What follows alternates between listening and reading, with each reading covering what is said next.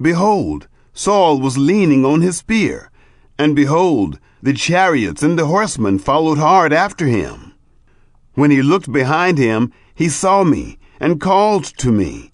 I answered, Here I am. He said to me, Who are you? I answered him, I am an Amalekite. He said to me, Please stand beside me and kill me, for anguish has taken hold of me, because my life is yet whole in me.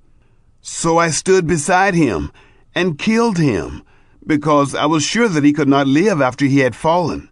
I took the crown that was on his head, and the bracelet that was on his arm, and have brought them here to my Lord. Then David took hold on his clothes, and tore them, and likewise all the men who were with him. They mourned and wept, and fasted until evening, for Saul, and for Jonathan his son, and for the people of Yahweh, and for the house of Israel, because they were fallen by the sword. David said to the young man who told him, Where are you from? He answered, I am the son of a foreigner, an Amalekite. David said to him, How were you not afraid to put forth your hand to destroy Yahweh's anointed? David called one of the young men and said, Go near and fall on him. He struck him so that he died.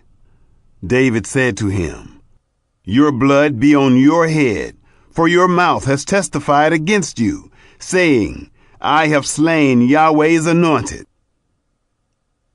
David's song for Saul and Jonathan. David lamented with this lamentation over Saul and over Jonathan his son. And he commanded them to teach the children of Judah the song of the bow. Behold, it is written in the book of Jasher. Your glory, Israel, is slain on your high places. How the mighty have fallen! Don't tell it in Gath. Don't publish it in the streets of Ashkelon, lest the daughters of the Philistines rejoice, lest the daughters of the uncircumcised triumph. You mountains of Gilboa, let there be no dew nor rain on you, neither fields of offerings. For there the shield of the mighty was vilely cast away. The shield of Saul was not anointed with oil. From the blood of the slain, from the fat of the mighty, Jonathan's bow didn't turn back. Saul's sword didn't return empty. Saul and Jonathan were lovely and pleasant in their lives. In their death they were not divided. They were swifter than eagles. They were stronger than lions. You, daughters of Israel, weep over Saul, who clothed you in scarlet delicately, who put ornaments of gold on your clothing. How are the mighty fallen in the midst of the battle! Jonathan is slain on your high places. I am distressed for you, my brother Jonathan. You have been very pleasant to me. Your love to me was wonderful, passing the love of women. How are the mighty fallen, and the weapons of war perished. Chapter 2. David anointed king of Judah. It happened after this, that David inquired of Yahweh, saying, Shall I go up into any of the cities of Judah? Yahweh said to him, Go up. David said, Where shall I go up? He said, To Hebron. So David went up there, and his 2 wives also, Ahinoam the Jezreelitess, and Abigail, the wife of Nabal the Carmelite. David brought up his men who were with him, every man with his household. They lived in the cities of Hebron. The men of Judah came, and there they anointed David king over the house of Judah. They told David, saying, The men of Jabesh-Gilead were those who buried Saul. David sent messengers to the men of Jabesh-Gilead, and said to them, Blessed are you by Yahweh, that you have shown this kindness to your Lord, even to Saul, and have buried him. Now may Yahweh show loving kindness and truth to you. I also will reward you for this kindness, because you have done this thing. Now therefore, let your hands be strong, and be valiant. For Saul your Lord is dead, and also the house of Judah have anointed me king over them. Ishbosheth made king of Israel. Now Abner, the son of Ner, captain of Saul's army, had taken Ishbosheth, the son of Saul, and brought him over to Mahanaim. And he made him king over Gilead, and over the Asherites, and over Jezreel, and over Ephraim, and over Benjamin, and over all Israel. Ishbosheth, Saul's son, was 40 years old when he began to reign over Israel, and he reigned 2 years. But the house of Judah followed David. The time that David was king in Hebron over the house of Judah was 7 years and 6 months. Civil war between Abner and Joab. Abner, the son of Ner, and the servants of Ishbosheth, the son of Saul, went out from Mahanaim to Gibeon. Joab, the son of Zeruiah, and the servants of David went out, and met them by the pool of Gibeon. And they sat down, the one on the one side of the pool, and the other on the other side of the pool. Abner said to Joab, "Please, let the young men arise and play before us."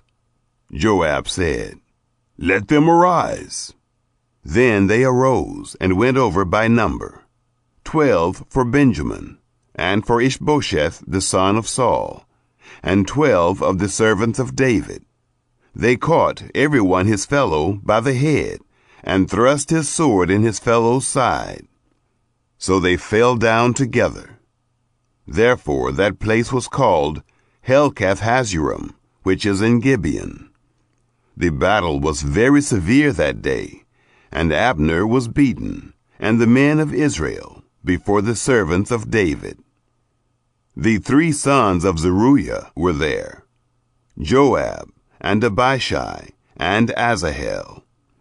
And Asahel was as light of foot as a wild gazelle. Asahel pursued after Abner, and in going he didn't turn to the right hand nor to the left from following Abner. Then Abner looked behind him and said, "Is it you, Asahel?" He answered, "It is I."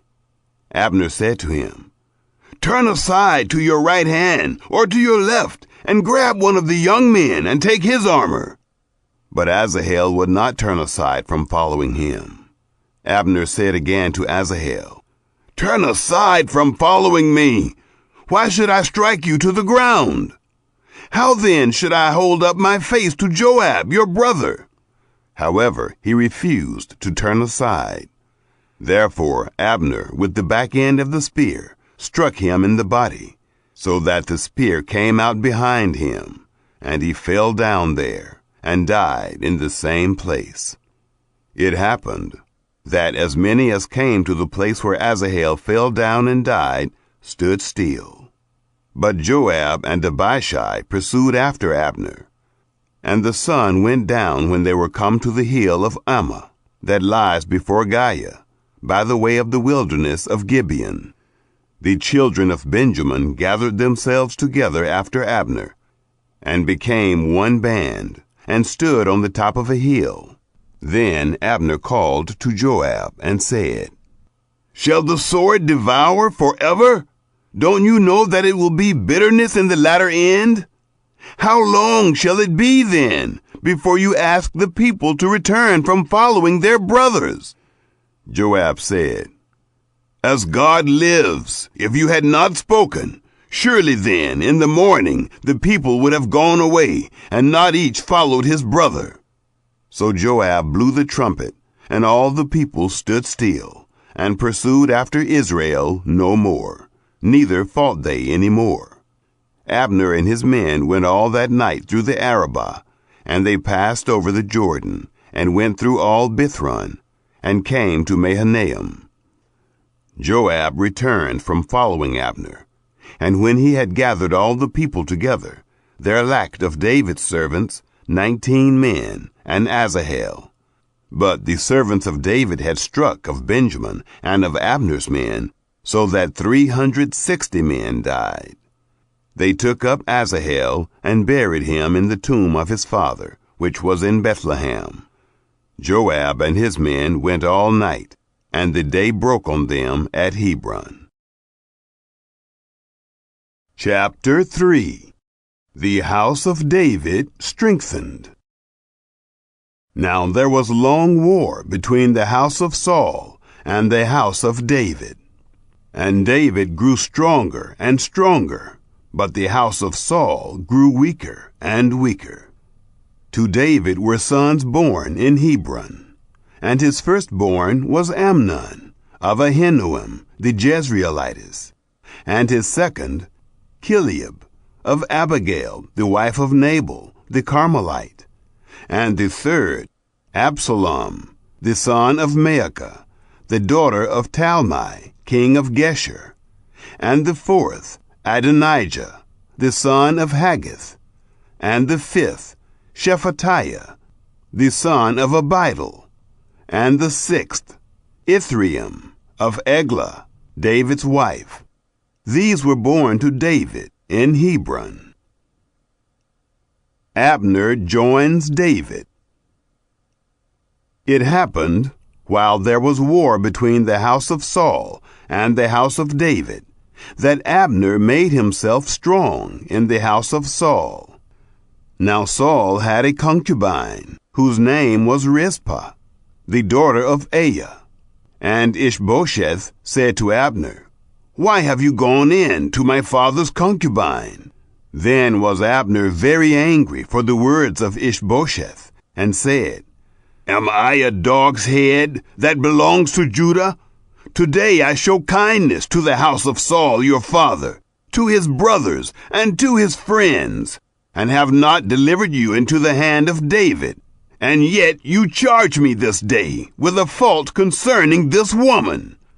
God do so to Abner, and more also, if, as Yahweh has sworn to David, I don't do even so to him, to transfer the kingdom from the house of Saul, and to set up the throne of David over Israel and over Judah, from Dan even to Beersheba."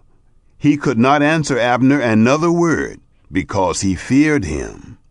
Abner sent messengers to David on his behalf, saying, "Whose is the land?" And saying, "Make your alliance with me, and behold, my hand shall be with you, to bring all Israel around to you." He said, "Good, I will make a treaty with you, but one thing I require of you.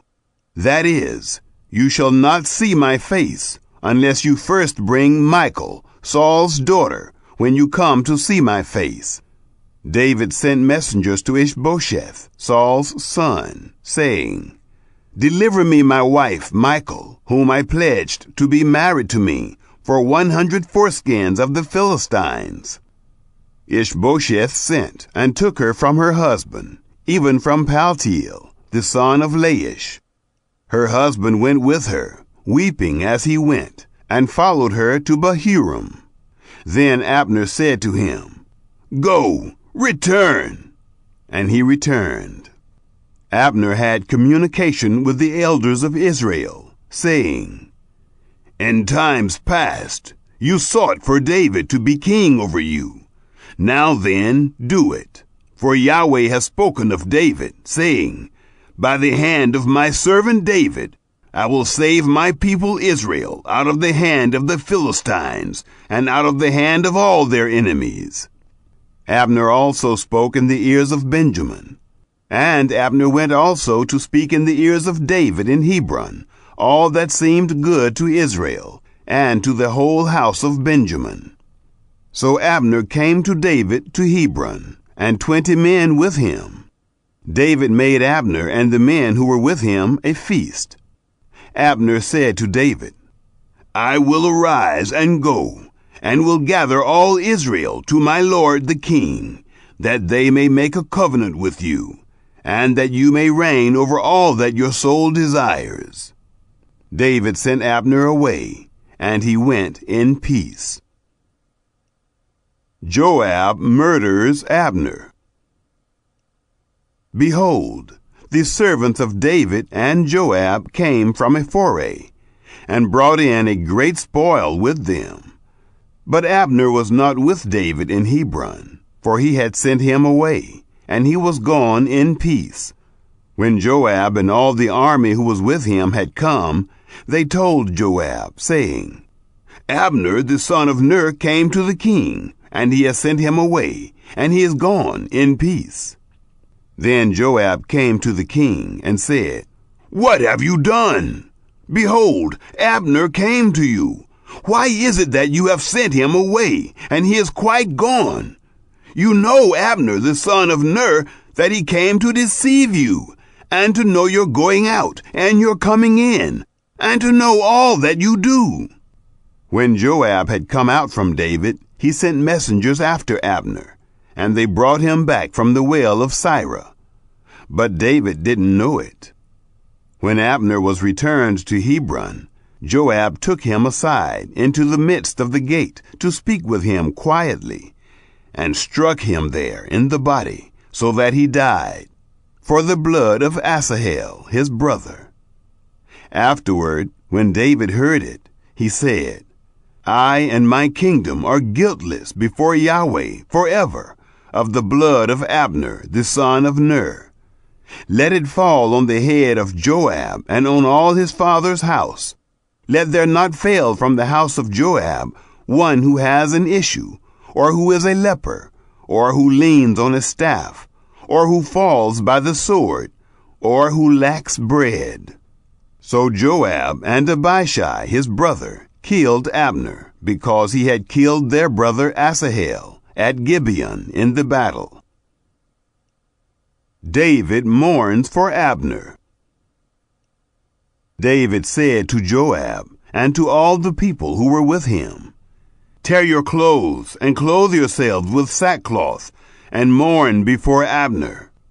King David followed the bier. They buried Abner in Hebron, and the king lifted up his voice and wept at the grave of Abner, and all the people wept. The king lamented for Abner and said, "Should Abner die as a fool dies? Your hands were not bound, nor your feet put into fetters.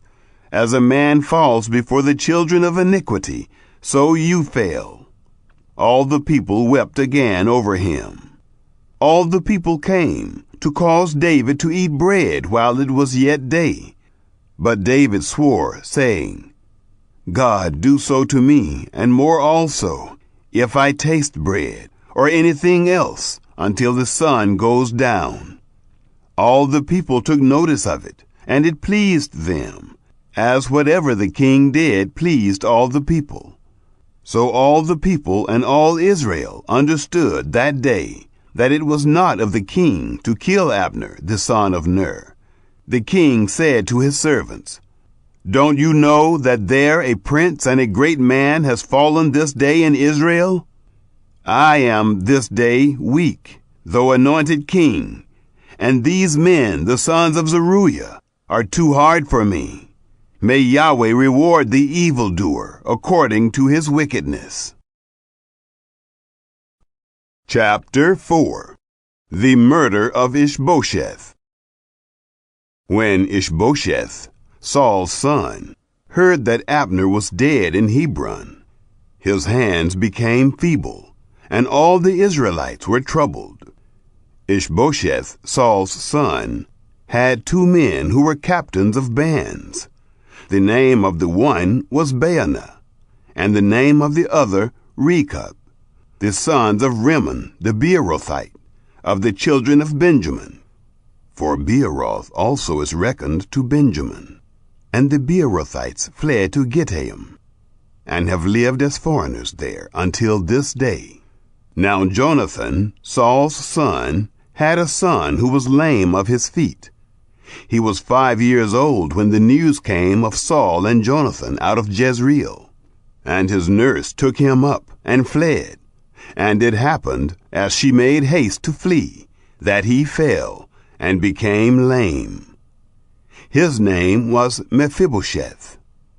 The sons of Rimmon the Beerothite, Rechab and Baanah, went and came about the heat of the day to the house of Ishbosheth, as he took his rest at noon. They came there into the midst of the house, as though they would have fetched wheat, and they struck him in the body. And Rechab and Baanah his brother escaped. Now when they came into the house, as he lay on his bed in his bedroom, they struck him, and killed him, and beheaded him, and took his head, and went by the way of the Arabah all night. They brought the head of Ishbosheth to David, to Hebron, and said to the king, Behold, the head of Ishbosheth, the son of Saul, your enemy, who sought your life. Yahweh has avenged my lord the king this day of Saul and of his seed. David kills the murderers. David answered Rechab and Baanah his brother, the sons of Rimmon the Beerothite, and said to them, As Yahweh lives, who has redeemed my soul out of all adversity, when someone told me, Behold, Saul is dead, thinking to have brought good news, I took hold of him and killed him in Ziklag, which was the reward I gave him for his news. How much more, when wicked men have slain a righteous person in his own house, on his bed, shall I not now require his blood of your hand, and take you away from the earth? David commanded his young men, and they killed them, and cut off their hands and their feet, and hanged them up beside the pool in Hebron. But they took the head of Ishbosheth, and buried it in the grave of Abner in Hebron. Chapter 5. David anointed king over Israel. Then came all the tribes of Israel to David to Hebron, and spoke, saying, Behold, we are your bone and your flesh. In times past, when Saul was king over us, it was you who led out and brought in Israel. Yahweh said to you, You shall be shepherd of my people Israel, and you shall be prince over Israel. So all the elders of Israel came to the king to Hebron, and King David made a covenant with them in Hebron before Yahweh, and they anointed David king over Israel. David was 30 years old when he began to reign, and he reigned 40 years. In Hebron he reigned over Judah 7 years and 6 months, and in Jerusalem he reigned 33 years over all Israel and Judah. David conquers Jerusalem. The king and his men went to Jerusalem against the Jebusites, the inhabitants of the land, who spoke to David, saying, Unless you take away the blind and the lame, you shall not come in here. Thinking, David can't come in here. Nevertheless, David took the stronghold of Zion. The same is the city of David. David said on that day, Whoever strikes the Jebusites, let him get up to the watercourse and strike the lame and the blind, who are hated by David's soul. Therefore they say, The blind and the lame can't come into the house. David lived in the stronghold and called it the city of David. David built around from Millo and inward.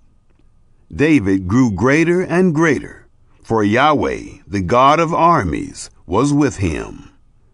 Hiram, king of Tyre, sent messengers to David, and cedar trees, and carpenters, and masons, and they built David a house. David's family grows. David perceived that Yahweh had established him king over Israel, and that he had exalted his kingdom for his people Israel's sake. David took him more concubines and wives out of Jerusalem, after he was come from Hebron. And there were yet sons and daughters born to David. These are the names of those who were born to him in Jerusalem: Shammua, and Shobab, and Nathan, and Solomon, and Ibhar, and Elishua, and Nepheg, and Japhiah, and Elishama, and Eliada, and Eliphalet. David defeats the Philistines. When the Philistines heard that they had anointed David king over Israel, all the Philistines went up to seek David, and David heard of it, and went down to the stronghold. Now the Philistines had come and spread themselves in the valley of Rephaim. David inquired of Yahweh, saying, "Shall I go up against the Philistines? Will you deliver them into my hand?" Yahweh said to David, "Go up, for I will certainly deliver the Philistines into your hand." David came to Baal Perazim, and David struck them there. And he said, "Yahweh has broken my enemies before me, like the breach of waters." Therefore he called the name of that place Baal Perazim. They left their images there, and David and his men took them away. The Philistines came up yet again, and spread themselves in the valley of Rephaim. When David inquired of Yahweh, he said, "You shall not go up. Circle around behind them, and attack them over against the mulberry trees. It shall be, when you hear the sound of marching in the tops of the mulberry trees, that then you shall stir yourself up, for then Yahweh has gone out before you to strike the army of the Philistines." David did so, as Yahweh commanded him, and struck the Philistines from Geba until you come to Gezer. Chapter 6. David fetches the ark. David again gathered together all the chosen men of Israel, 30,000. David arose and went with all the people who were with him from Baale-Judah to bring up from there the ark of God, which is called by the name, even the name of Yahweh of armies, who sits above the cherubim. They set the ark of God on a new cart, and brought it out of the house of Abinadab that was in the hill. And Uzzah and Ahio, the sons of Abinadab, drove the new cart. They brought it out of the house of Abinadab, which was in the hill, with the ark of God, and Ahio went before the ark. Uzzah and the ark. David and all the house of Israel played before Yahweh with all kinds of instruments made of fir wood, and with harps, and with stringed instruments, and with tambourines, and with castanets, and with cymbals.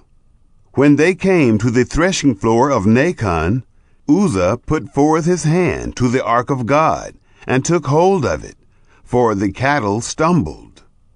The anger of Yahweh was kindled against Uzzah, and God struck him there for his error, and there he died by the ark of God. David was displeased, because Yahweh had broken forth on Uzzah, and he called that place Perez Uzzah to this day. David was afraid of Yahweh that day, and he said, "How shall the ark of Yahweh come to me?" So David would not move the ark of Yahweh to be with him in the city of David. But David carried it aside into the house of Obed-Edom the Gittite. The ark of Yahweh remained in the house of Obed-Edom the Gittite 3 months, and Yahweh blessed Obed-Edom and all his house. The ark brought to Jerusalem. It was told King David, saying, Yahweh has blessed the house of Obed-Edom and all that pertains to him, because of the ark of God. David went and brought up the ark of God from the house of Obed-Edom into the city of David with joy.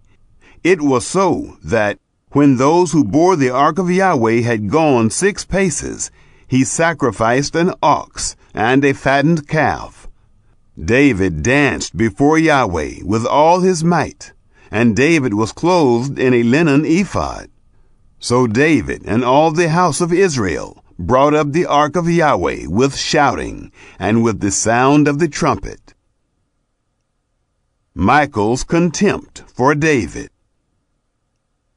It was so, as the ark of Yahweh came into the city of David, that Michal, the daughter of Saul, looked out at the window and saw King David leaping and dancing before Yahweh, and she despised him in her heart. They brought in the ark of Yahweh and set it in its place, in the midst of the tent that David had pitched for it. And David offered burnt offerings and peace offerings before Yahweh. When David had made an end of offering the burnt offering and the peace offerings, he blessed the people in the name of Yahweh of armies. He dealt among all the people, even among the whole multitude of Israel, both to men and women, to everyone, a cake of bread, and a portion of flesh, and a cake of raisins. So all the people departed, everyone to his house. Then David returned to bless his household.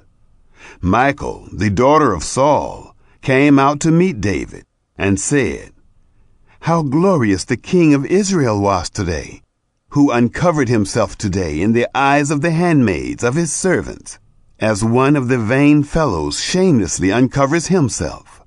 David said to Michal, "It was before Yahweh, who chose me above your father and above all his house, to appoint me prince over the people of Yahweh, over Israel. Therefore will I celebrate before Yahweh. I will be yet more vile than this, and will be base in my own sight. But of the handmaids of whom you have spoken, they shall honor me." Michal, the daughter of Saul, had no child to the day of her death. Chapter 7. David plans a temple. It happened, when the king lived in his house, and Yahweh had given him rest from all his enemies all around, that the king said to Nathan the prophet, "See now, I dwell in a house of cedar, but the ark of God dwells within curtains." Nathan said to the king, "Go, do all that is in your heart, for Yahweh is with you." God's covenant with David. It happened the same night that the word of Yahweh came to Nathan, saying, "Go, and tell my servant David, Thus says Yahweh, Shall you build me a house for me to dwell in? For I have not lived in a house since the day that I brought up the children of Israel out of Egypt, even to this day, but have moved around in a tent and in a tabernacle. In all places in which I have walked with all the children of Israel, did I say a word to any of the tribes of Israel, whom I commanded to be shepherd of my people Israel, saying, Why have you not built me a house of cedar? Now therefore, you shall tell my servant David this, Thus says Yahweh of armies, I took you from the sheep pen, from following the sheep, that you should be prince over my people, over Israel. I have been with you wherever you went, and have cut off all your enemies from before you. I will make you a great name, like the name of the great ones who are in the earth. I will appoint a place for my people Israel, and will plant them, that they may dwell in their own place, and be moved no more. Neither shall the children of wickedness afflict them any more, as at the first, and as from the day that I commanded judges to be over my people Israel. I will cause you to rest from all your enemies. Moreover, Yahweh tells you that Yahweh will make you a house. When your days are fulfilled, and you shall sleep with your fathers, I will set up your seed after you, who shall proceed out of your bowels, and I will establish his kingdom. He shall build a house for my name, and I will establish the throne of his kingdom forever. I will be his father, and he shall be my son.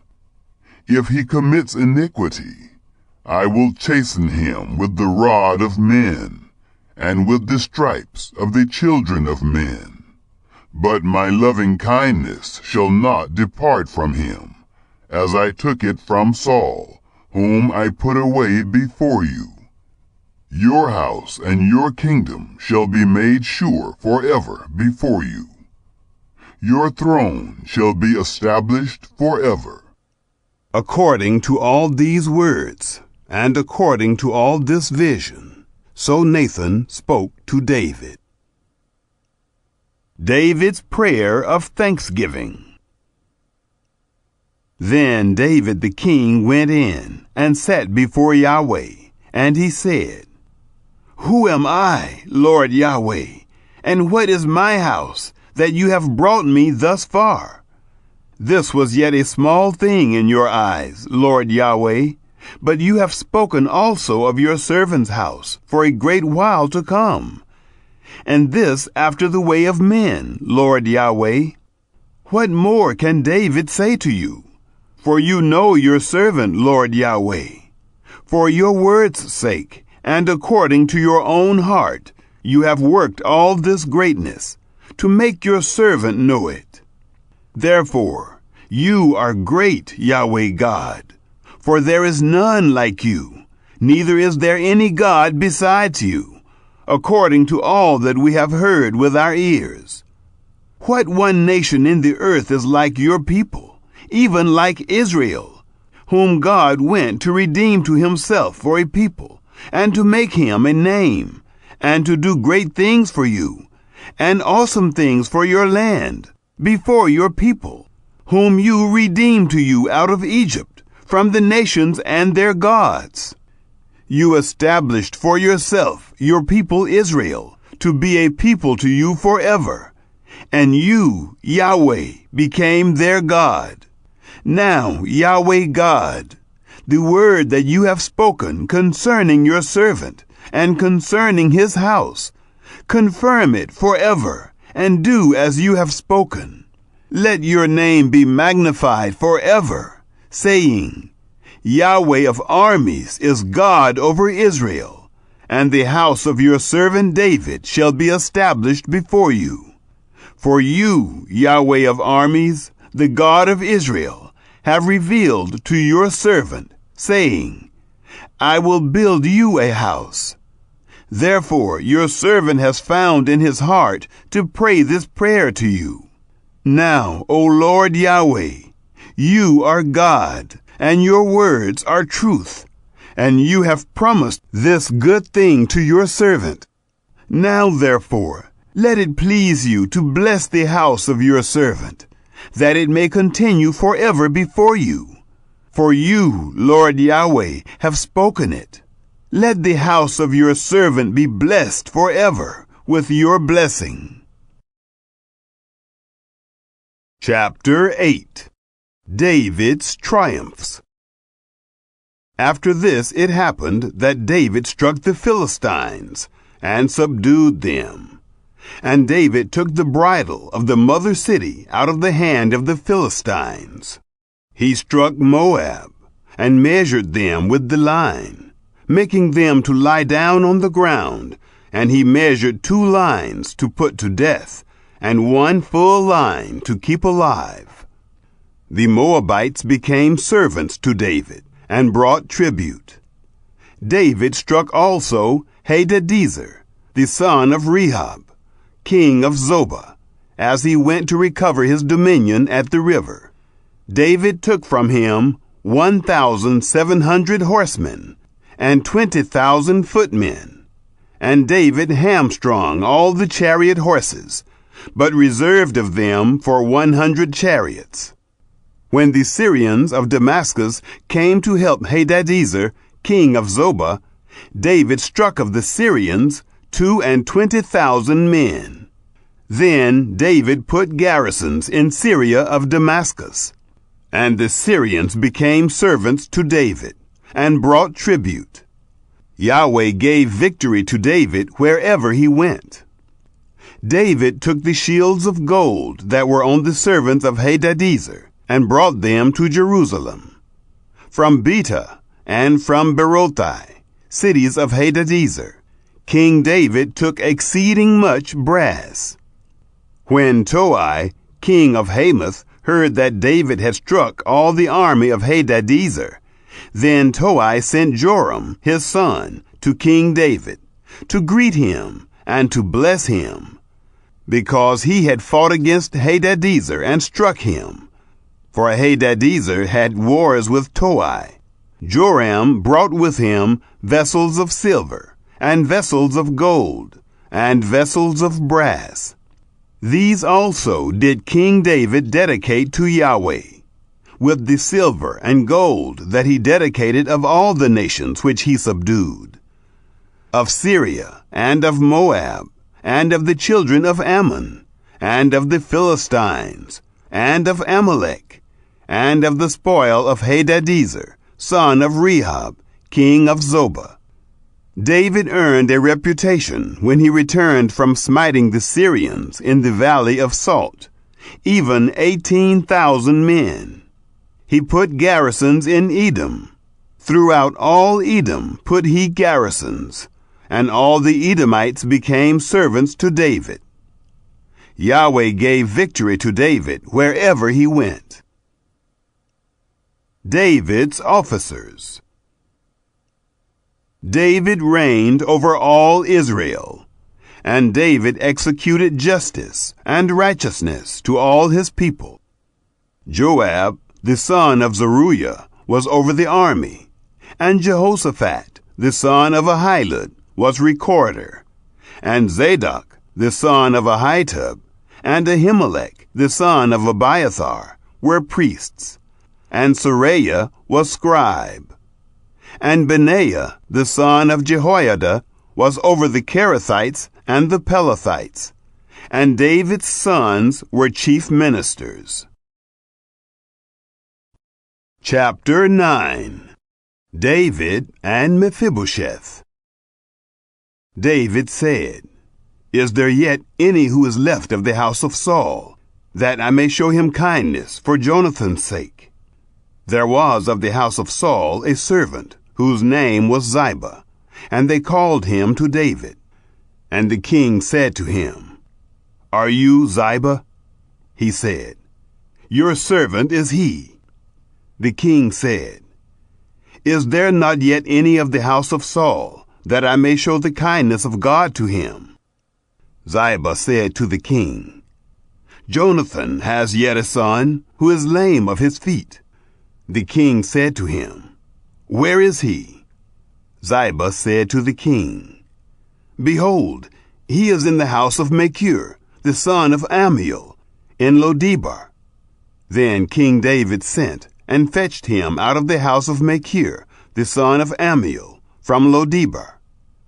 Mephibosheth, the son of Jonathan, the son of Saul, came to David and fell on his face and did obeisance.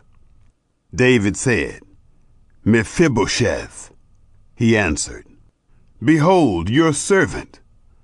David said to him, "Don't be afraid, for I will surely show you kindness for Jonathan, your father's sake, and I will restore to you all the land of Saul your father. You shall eat bread at my table continually." He did obeisance and said, "What is your servant, that you should look on such a dead dog as I am?" Then the king called to Ziba, Saul's servant, and said to him, All that pertained to Saul and to all his house have I given to your master's son. You shall till the land for him, you and your sons and your servants, and you shall bring in the fruits, that your master's son may have bread to eat. But Mephibosheth, your master's son, shall eat bread always at my table. Now Ziba had 15 sons and 20 servants. Then Ziba said to the king, According to all that my lord the king commands his servant, so your servant shall do. So Mephibosheth ate at the king's table, like one of the king's sons. Mephibosheth had a young son, whose name was Micah. All that lived in the house of Ziba were servants to Mephibosheth.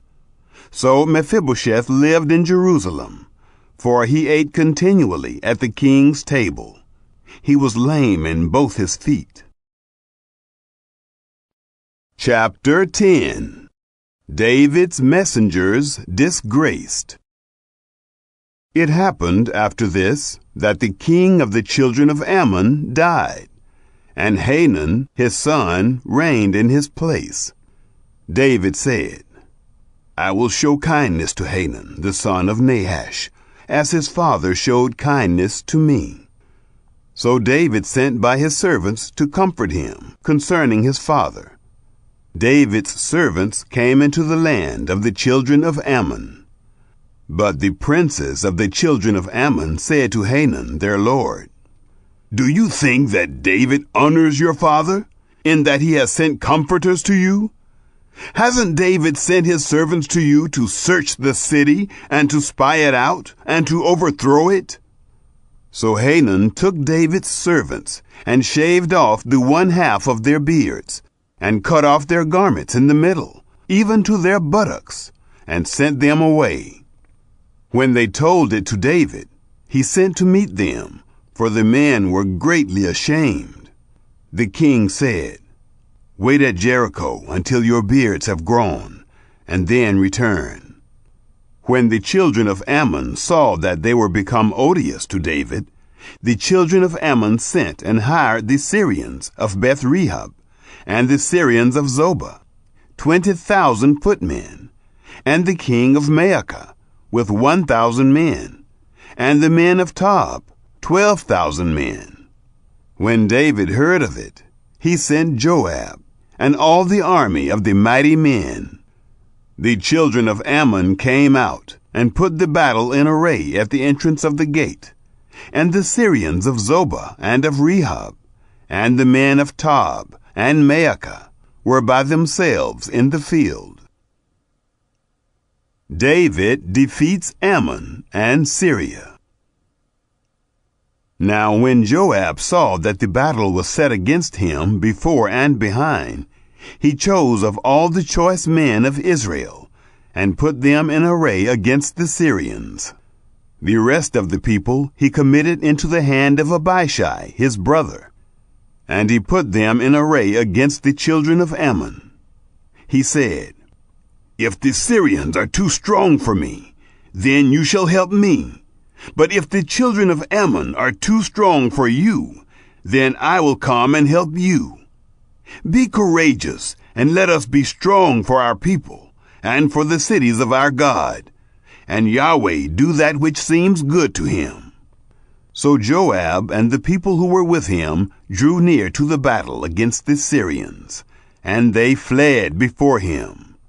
When the children of Ammon saw that the Syrians had fled, they likewise fled before Abishai, and entered into the city. Then Joab returned from the children of Ammon, and came to Jerusalem. When the Syrians saw that they were defeated by Israel, they gathered themselves together.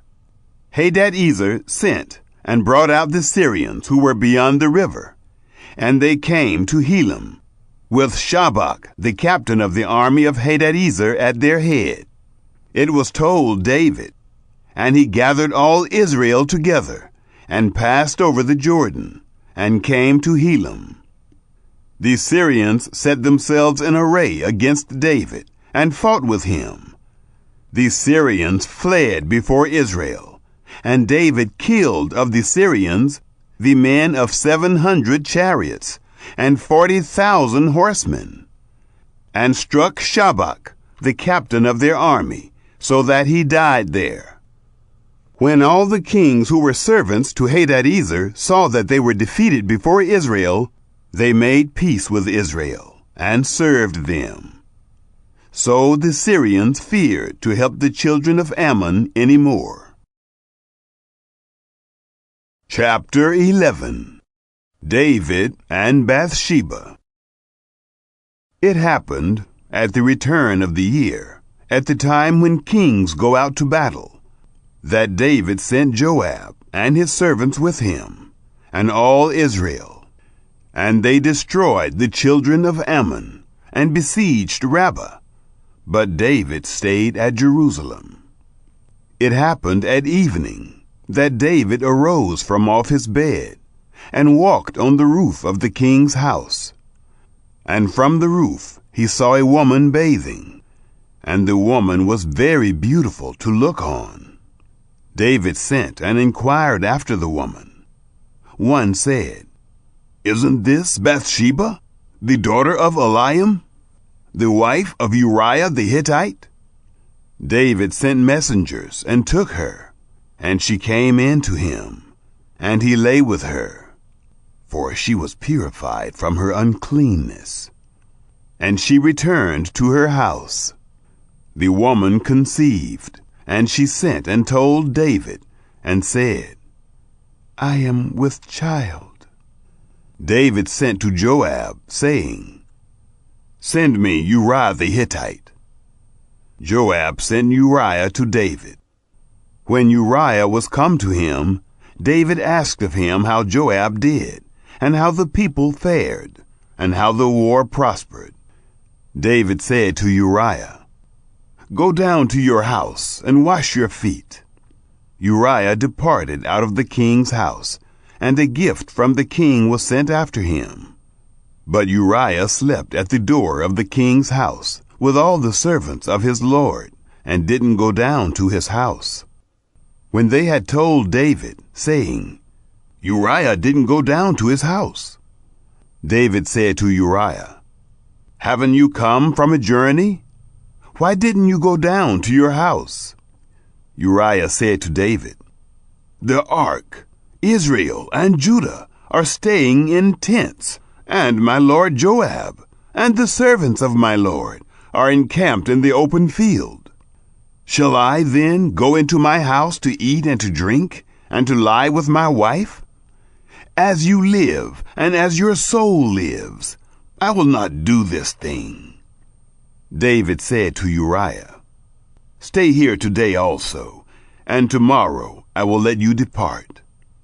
So Uriah stayed in Jerusalem that day, and the next day. When David had called him, he ate and drank before him, and he made him drunk. At evening he went out to lie on his bed with the servants of his lord, but didn't go down to his house. David arranges Uriah's death. It happened in the morning that David wrote a letter to Joab, and sent it by the hand of Uriah. He wrote in the letter, saying, "Send Uriah to the forefront of the hottest battle, and retreat from him, that he may be struck and die." It happened, when Joab kept watch on the city, that he assigned Uriah to the place where he knew that valiant men were. The men of the city went out and fought with Joab. Some of the people fell, even of the servants of David, and Uriah the Hittite died also. Then Joab sent and told David all the things concerning the war. And he commanded the messenger, saying, "When you have finished telling all the things concerning the war to the king, it shall be that, if the king's wrath arise, and he asks you, 'Why did you go so near to the city to fight? Didn't you know that they would shoot from the wall? Who struck Abimelech, the son of Jerubbesheth? Didn't a woman cast an upper millstone on him from the wall, so that he died at Thebez? Why did you go so near the wall? Then you shall say, Your servant Uriah the Hittite is dead also. So the messenger went and came and showed David all that Joab had sent him for.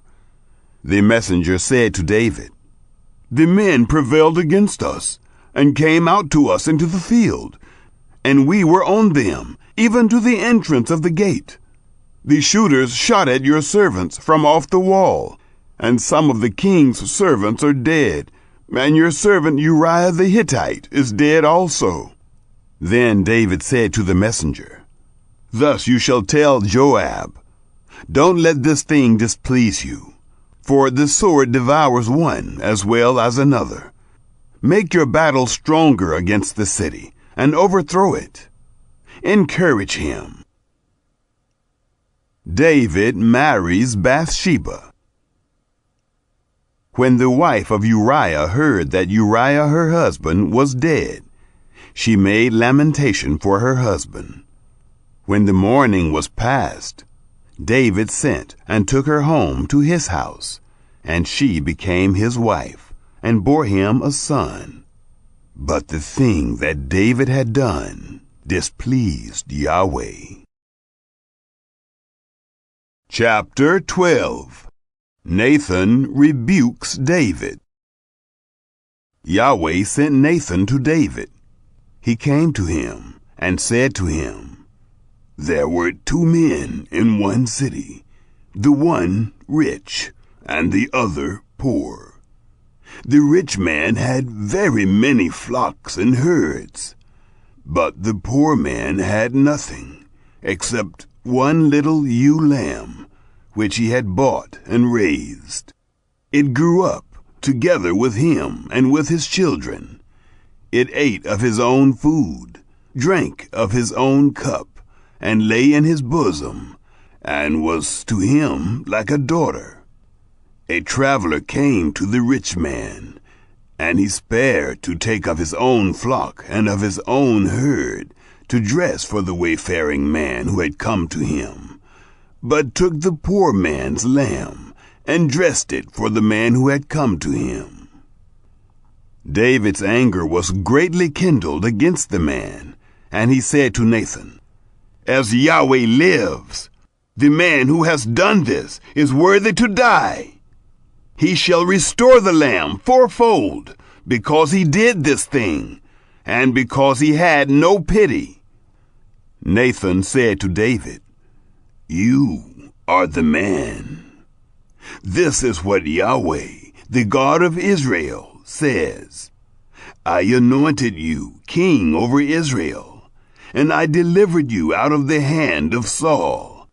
I gave you your master's house, and your master's wives into your bosom, and gave you the house of Israel and of Judah. And if that would have been too little, I would have added to you many more such things.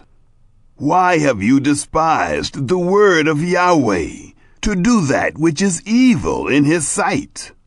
You have struck Uriah the Hittite with the sword, and have taken his wife to be your wife, and have slain him with the sword of the children of Ammon.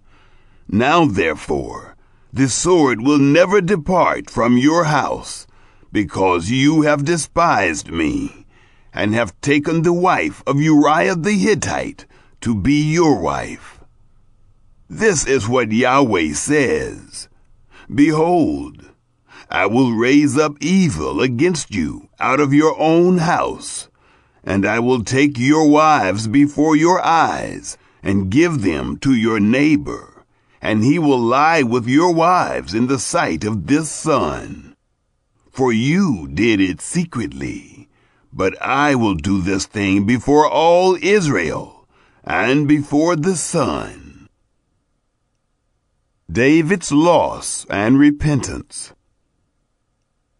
David said to Nathan, I have sinned against Yahweh. Nathan said to David, Yahweh also has put away your sin. You will not die. However, because by this deed you have given great occasion to Yahweh's enemies to blaspheme, The child also who is born to you shall surely die." Nathan departed to his house. Yahweh struck the child that Uriah's wife bore to David, and it was very sick. David therefore begged God for the child, and David fasted and went in and lay all night on the earth. The elders of his house arose and stood beside him to raise him up from the earth, but he would not, neither did he eat bread with them. It happened on the 7th day that the child died. The servants of David feared to tell him that the child was dead, for they said, "Behold, while the child was yet alive, we spoke to him, and he didn't listen to our voice. How will he then harm himself if we tell him that the child is dead?" But when David saw that his servants were whispering together, David perceived that the child was dead. And David said to his servants, "Is the child dead?" They said, "He is dead." Then David arose from the earth, and washed, and anointed himself, and changed his clothing. And he came into the house of Yahweh, and worshipped. Then he came to his own house, and when he required, they set bread before him, and he ate.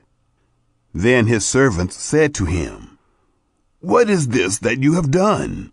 You fasted and wept for the child while he was alive, but when the child was dead, you rose up and ate bread." He said, "While the child was yet alive, I fasted and wept, for I said, 'Who knows whether Yahweh will not be gracious to me, that the child may live?' But now he is dead. Why should I fast? Can I bring him back again? I shall go to him, but he will not return to me." Solomon's birth. David comforted Bathsheba, his wife, and went in to her, and lay with her.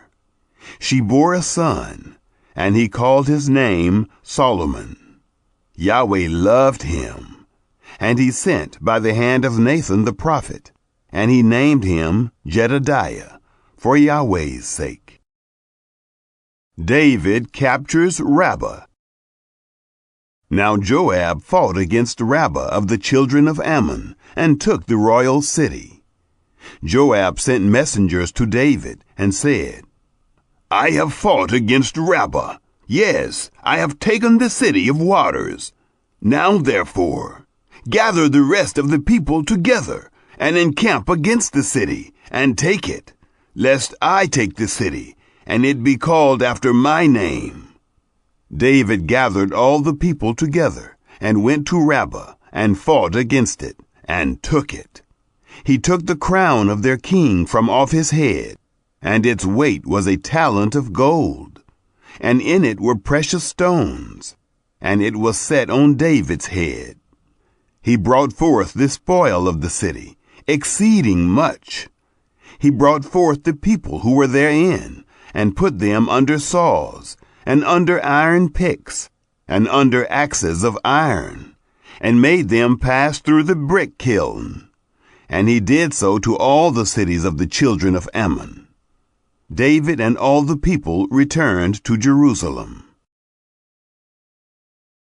Chapter 13. Amnon and Tamar. It happened after this that Absalom, the son of David, had a beautiful sister, whose name was Tamar, and Amnon, the son of David, loved her. Amnon was so troubled that he fell sick because of his sister Tamar, for she was a virgin, and it seemed hard to Amnon to do anything to her. But Amnon had a friend, whose name was Jonadab, the son of Shimeah, David's brother. And Jonadab was a very subtle man. He said to him, "Why, son of the king, are you so sad from day to day? Won't you tell me?" Amnon said to him, "I love Tamar, my brother Absalom's sister." Jonadab said to him, "Lay down on your bed and pretend to be sick. When your father comes to see you, tell him, 'Please let my sister Tamar come and give me bread to eat, and dress the food in my sight, that I may see it and eat it from her hand.'" So Amnon lay down and faked being sick. When the king came to see him, Amnon said to the king, "Please, let my sister Tamar come and make me a couple of cakes in my sight, that I may eat from her hand." Then David sent home to Tamar, saying, "Go now to your brother Amnon's house, and prepare food for him." So Tamar went to her brother Amnon's house, and he was laid down. She took dough and kneaded it, and made cakes in his sight, and baked the cakes. She took the pan, and poured them out before him, but he refused to eat. Amnon said, "Have all men leave me." Every man went out from him. Amnon said to Tamar, "Bring the food into the room, that I may eat from your hand." Tamar took the cakes which she had made, and brought them into the room to Amnon her brother. When she had brought them near to him to eat, he took hold of her, and said to her, "Come, lie with me, my sister." She answered him, "No, my brother, do not force me, for no such thing ought to be done in Israel. Don't you do this folly. Where would I carry my shame? As for you, you will be as one of the fools in Israel. Now therefore, please speak to the king, for he will not withhold me from you." However, he would not listen to her voice, but being stronger than she, he forced her, and lay with her. Then Amnon hated her, with exceeding great hatred, for the hatred with which he hated her was greater than the love with which he had loved her. Amnon said to her, "Arise, be gone." She said to him, "Not so, because this great wrong in sending me away is worse than the other that you did to me." But he would not listen to her. Then he called his servant who ministered to him, and said, "Put now this woman out from me, and bolt the door after her." She had a garment of various colors on her, for with such robes were the king's daughters who were virgins dressed. Then his servant brought her out, and bolted the door after her. Tamar put ashes on her head, and tore her garment of various colors that was on her. And she laid her hand on her head, and went her way, crying aloud as she went. Absalom, her brother, said to her, "Has Amnon your brother been with you? But now hold your peace, my sister. He is your brother. Don't take this thing to heart." So Tamar remained desolate in her brother Absalom's house. But when King David heard of all these things, he was very angry. Absalom spoke to Amnon neither good nor bad, for Absalom hated Amnon, because he had forced his sister Tamar. Absalom's revenge on Amnon. It happened after 2 full years that Absalom had sheep shearers in Baal-hazor, which is beside Ephraim.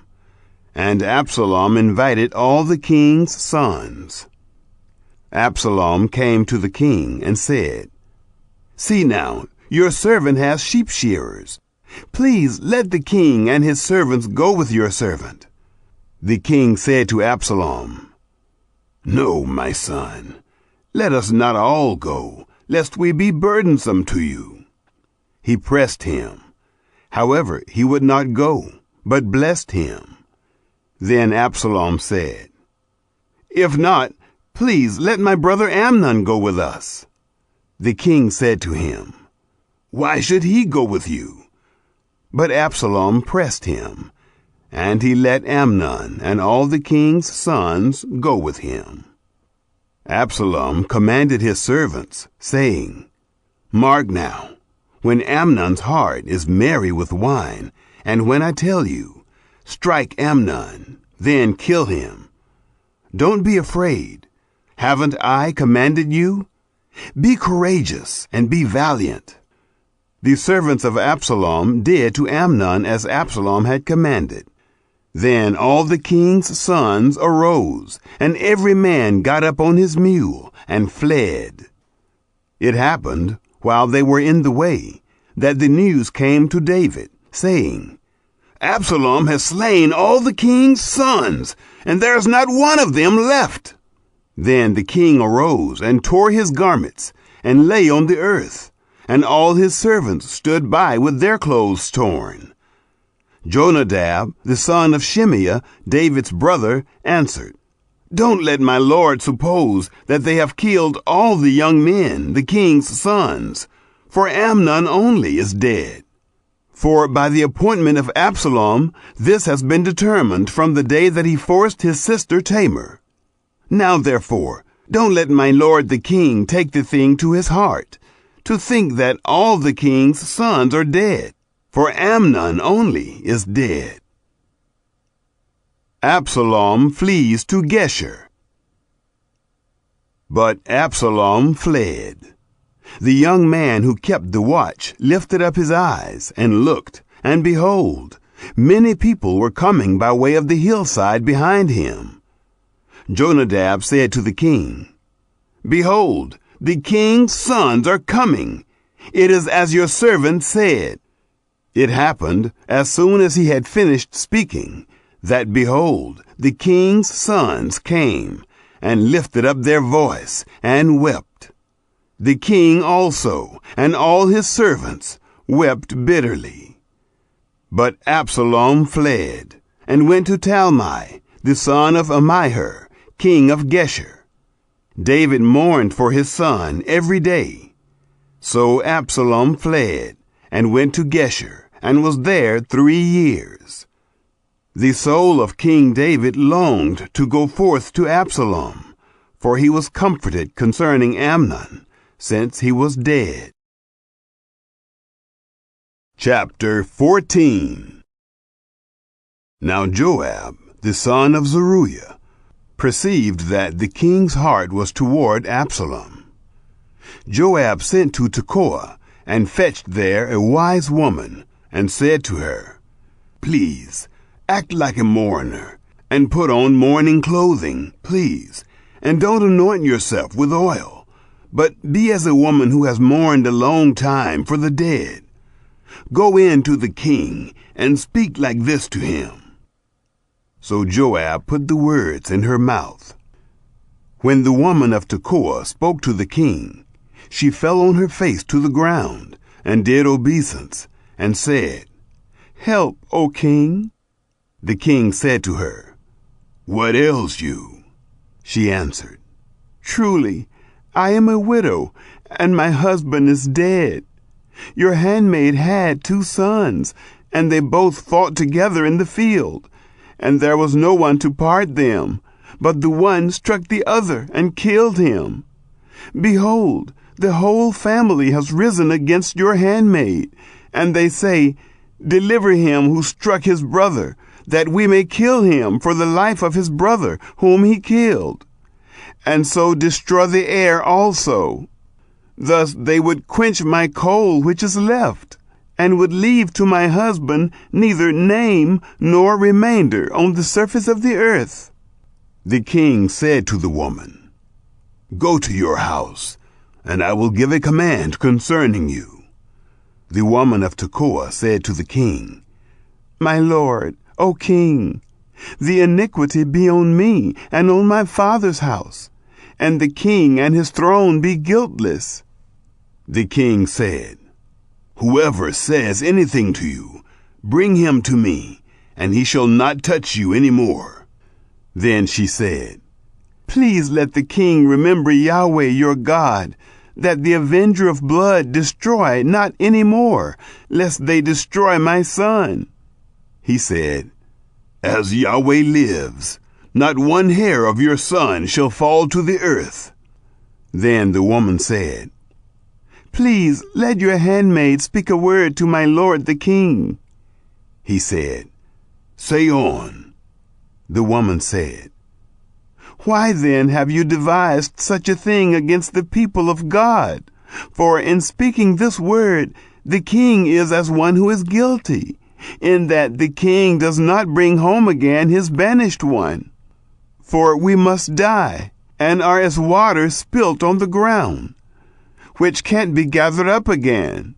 Neither does God take away life, but devises means, that he who is banished not be an outcast from him. Now therefore, seeing that I have come to speak this word to my lord the king, it is because the people have made me afraid. And your handmaid said, I will now speak to the king. It may be that the king will perform the request of his servant. For the king will hear, to deliver his servant out of the hand of the man who would destroy me and my son together out of the inheritance of God. Then your handmaid said, Please let the word of my lord the king bring rest. For as an angel of God, so is my lord the king to discern good and bad. May Yahweh your God be with you." Then the king answered the woman, "Please, don't hide anything from me that I ask you." The woman said, "Let my lord the king now speak." The king said, "Is the hand of Joab with you in all this?" The woman answered, "As your soul lives, my lord the king, no one can turn to the right hand or to the left from anything that my lord the king has spoken. For your servant Joab, he urged me, and he put all these words in the mouth of your handmaid. To change the face of the matter has your servant Joab done this thing. My lord is wise, according to the wisdom of an angel of God, to know all things that are in the earth." The king said to Joab, "Behold now, I have done this thing. Go therefore, bring the young man Absalom back." Joab fell to the ground on his face, and did obeisance, and blessed the king. Joab said, "Today your servant knows that I have found favor in your sight, my lord, king, in that the king has performed the request of his servant." So Joab arose and went to Geshur, and brought Absalom to Jerusalem. The king said, "Let him return to his own house, but let him not see my face." So Absalom returned to his own house, and didn't see the king's face. Now in all Israel there was none to be so much praised as Absalom for his beauty. From the sole of his foot even to the crown of his head there was no blemish in him. When he cut the hair of his head, now it was at every year's end that he cut it, because it was heavy on him. Therefore he cut it.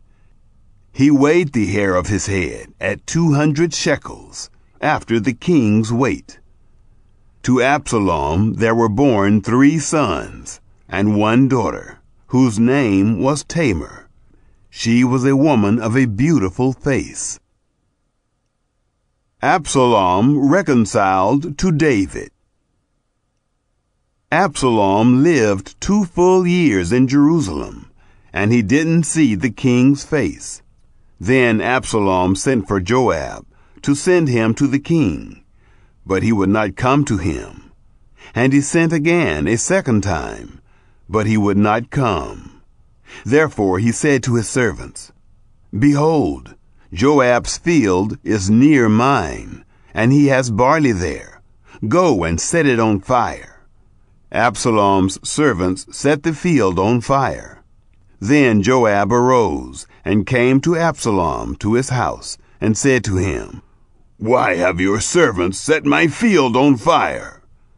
Absalom answered Joab, "Behold, I sent to you, saying, Come here, that I may send you to the king, to say, Why have I come from Geshur?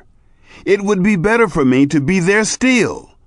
Now therefore, let me see the king's face, and if there is iniquity in me, let him kill me." So Joab came to the king and told him. And when he had called for Absalom, he came to the king, and bowed himself on his face to the ground before the king. And the king kissed Absalom. Chapter 15. Absalom's Conspiracy. It happened after this that Absalom prepared him a chariot and horses, and 50 men to run before him. Absalom rose up early and stood beside the way of the gate. It was so that when any man had a suit which should come to the king for judgment, then Absalom called to him and said, "What city are you from?" He said, "Your servant is of one of the tribes of Israel."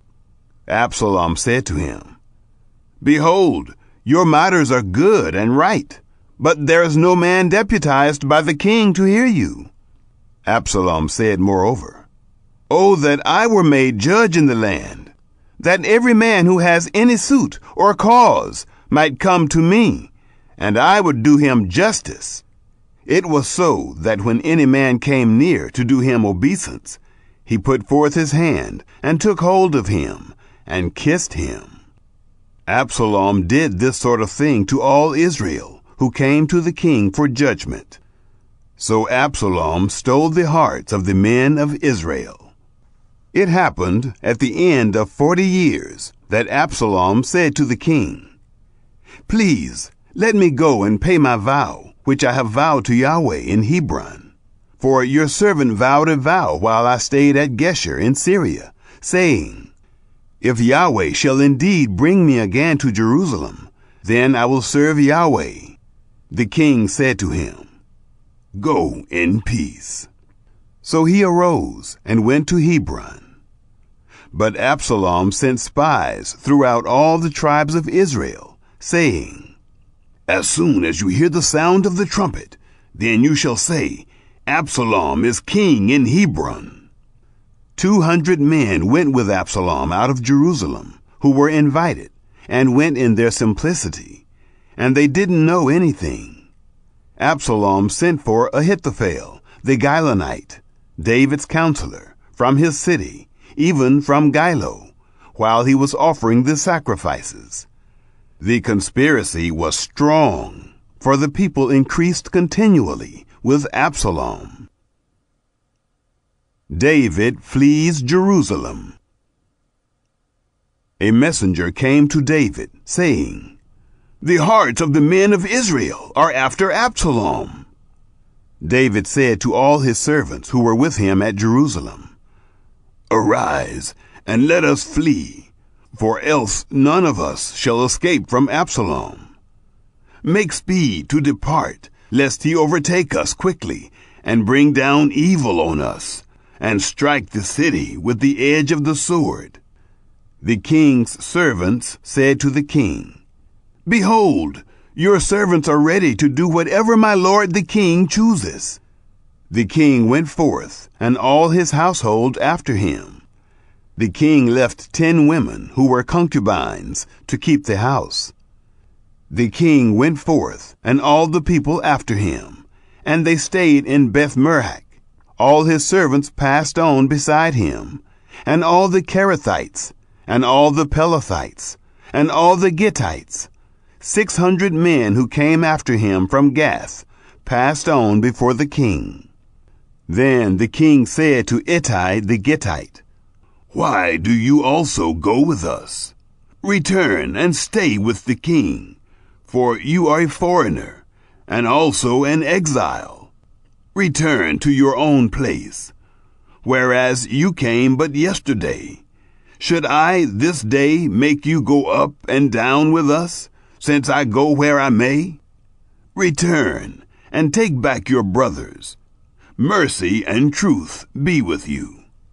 Ittai answered the king and said, "As Yahweh lives, and as my lord the king lives, surely in what place my lord the king shall be, whether for death or for life. Even there also will your servant be." David said to Ittai, "Go and pass over." Ittai the Gittite passed over, and all his men, and all the little ones who were with him. All the country wept with a loud voice, and all the people passed over.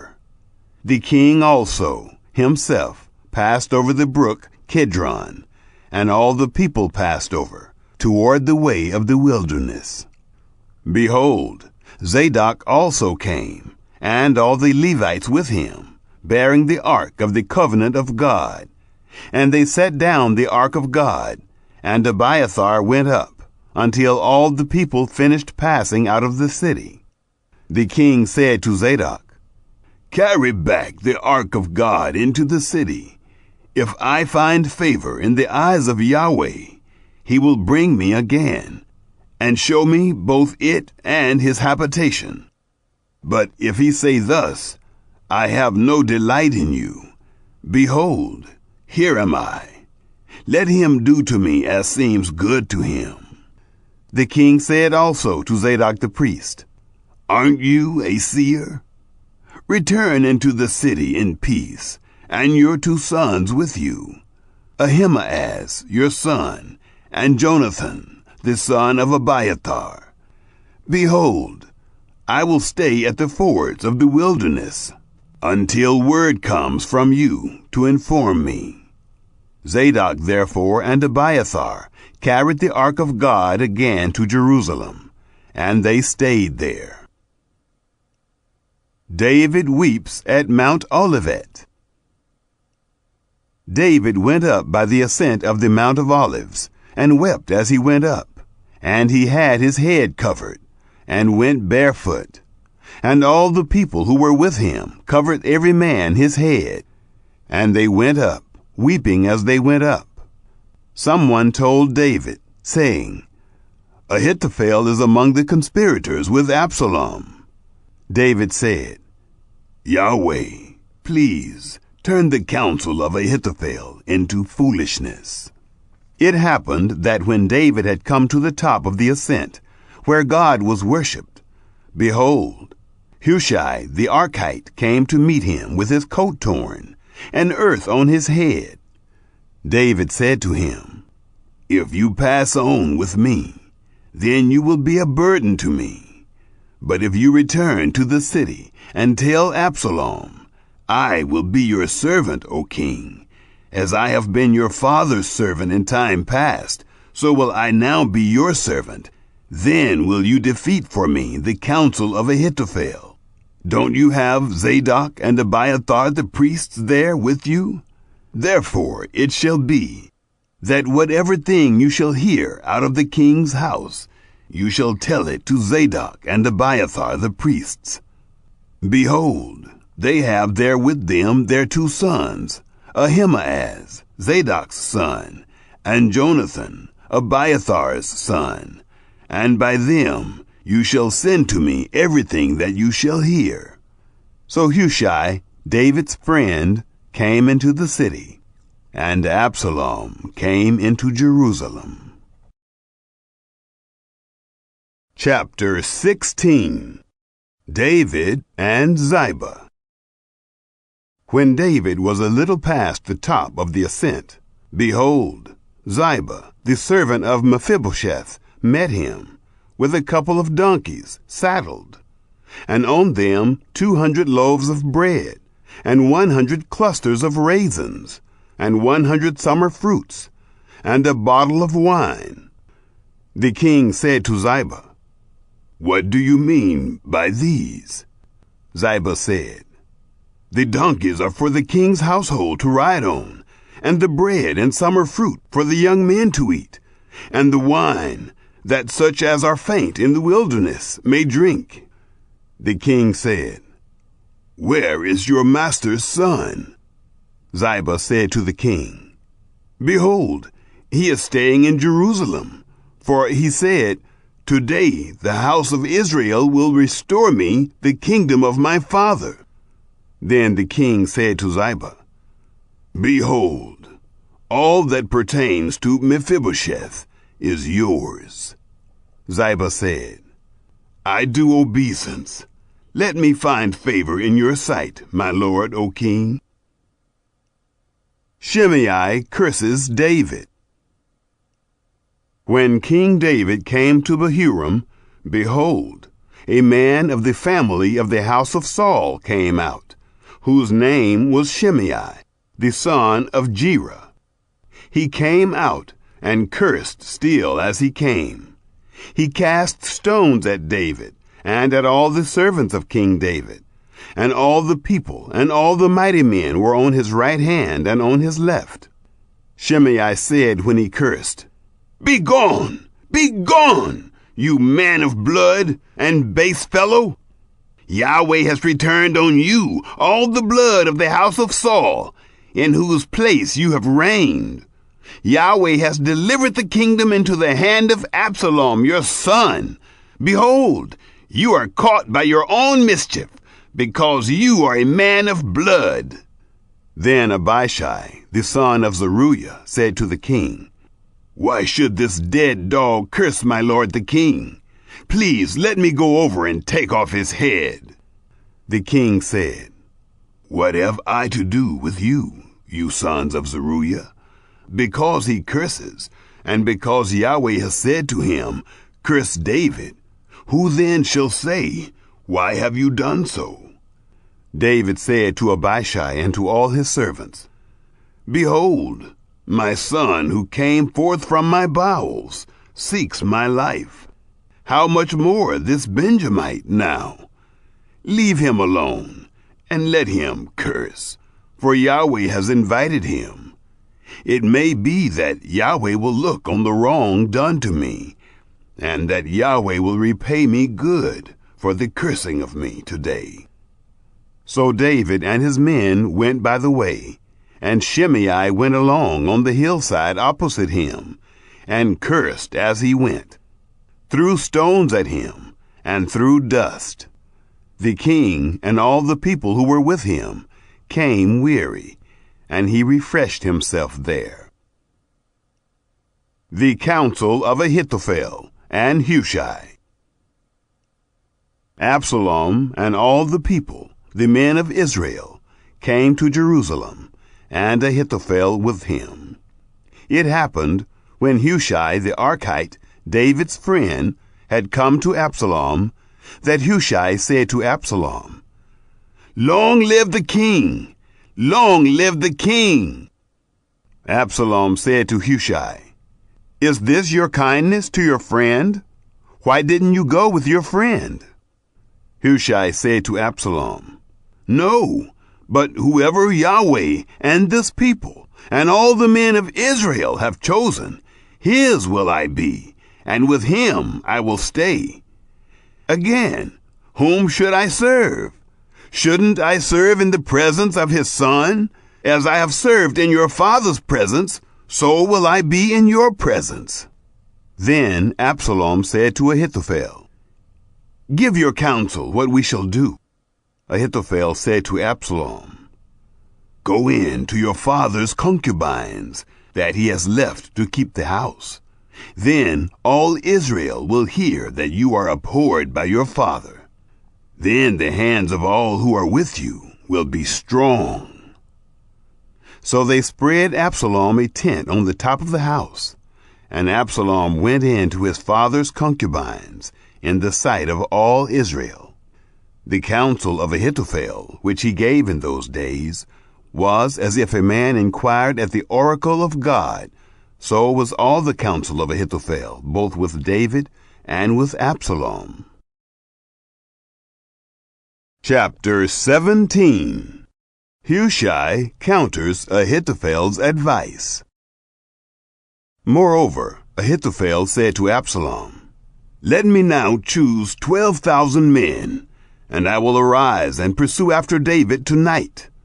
I will come on him while he is weary and exhausted, and will make him afraid. All the people who are with him shall flee. I will strike the king only, and I will bring back all the people to you. The man whom you seek is as if all returned." all the people shall be in peace. The saying pleased Absalom well, and all the elders of Israel.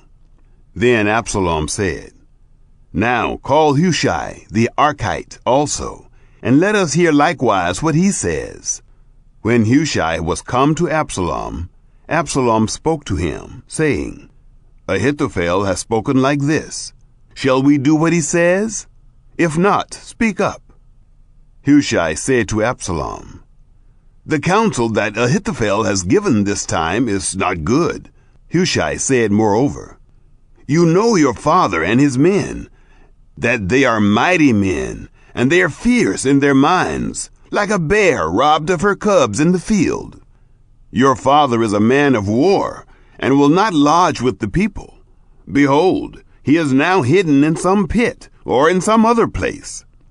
It will happen, when some of them have fallen at the first, that whoever hears it will say, There is a slaughter among the people who follow Absalom. Even he who is valiant, whose heart is as the heart of a lion, will utterly melt. For all Israel knows that your father is a mighty man, and those who are with him are valiant men. But I counsel that all Israel be gathered together to you, from Dan even to Beersheba, as the sand that is by the sea for multitude, and that you go to battle in your own person. So shall we come on him in some place where he shall be found, and we will light on him as the dew falls on the ground. And of him and of all the men who are with him, we will not leave so much as one. Moreover, if he be gone into a city, then shall all Israel bring ropes to that city, and we will draw it into the river, until there isn't one small stone found there. Absalom and all the men of Israel said, The counsel of Hushai the Archite is better than the counsel of Ahithophel. For Yahweh had ordained to defeat the good counsel of Ahithophel, to the intent that Yahweh might bring evil on Absalom. Hushai's warning saves David. Then Hushai said to Zadok and to Abiathar the priests, Ahithophel counseled Absalom and the elders of Israel that way, and I have counseled this way.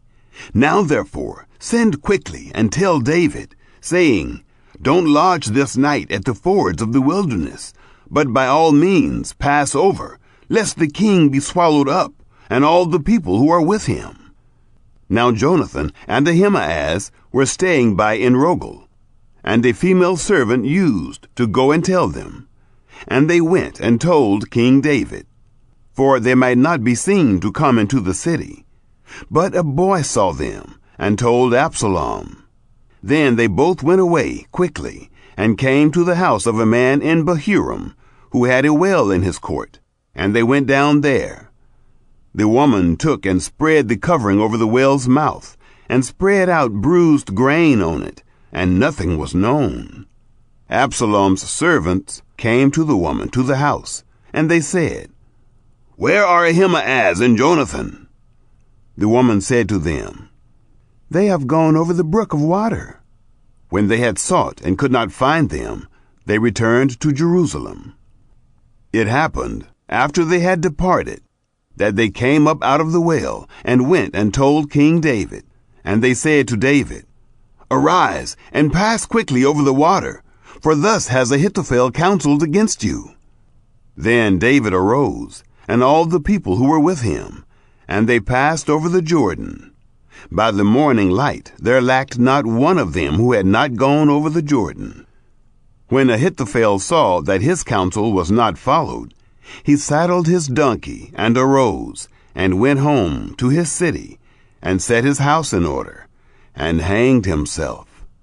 And he died, and was buried in the tomb of his father. Then David came to Mahanaim. Absalom passed over the Jordan, he and all the men of Israel with him. Absalom set Amasa over the army instead of Joab.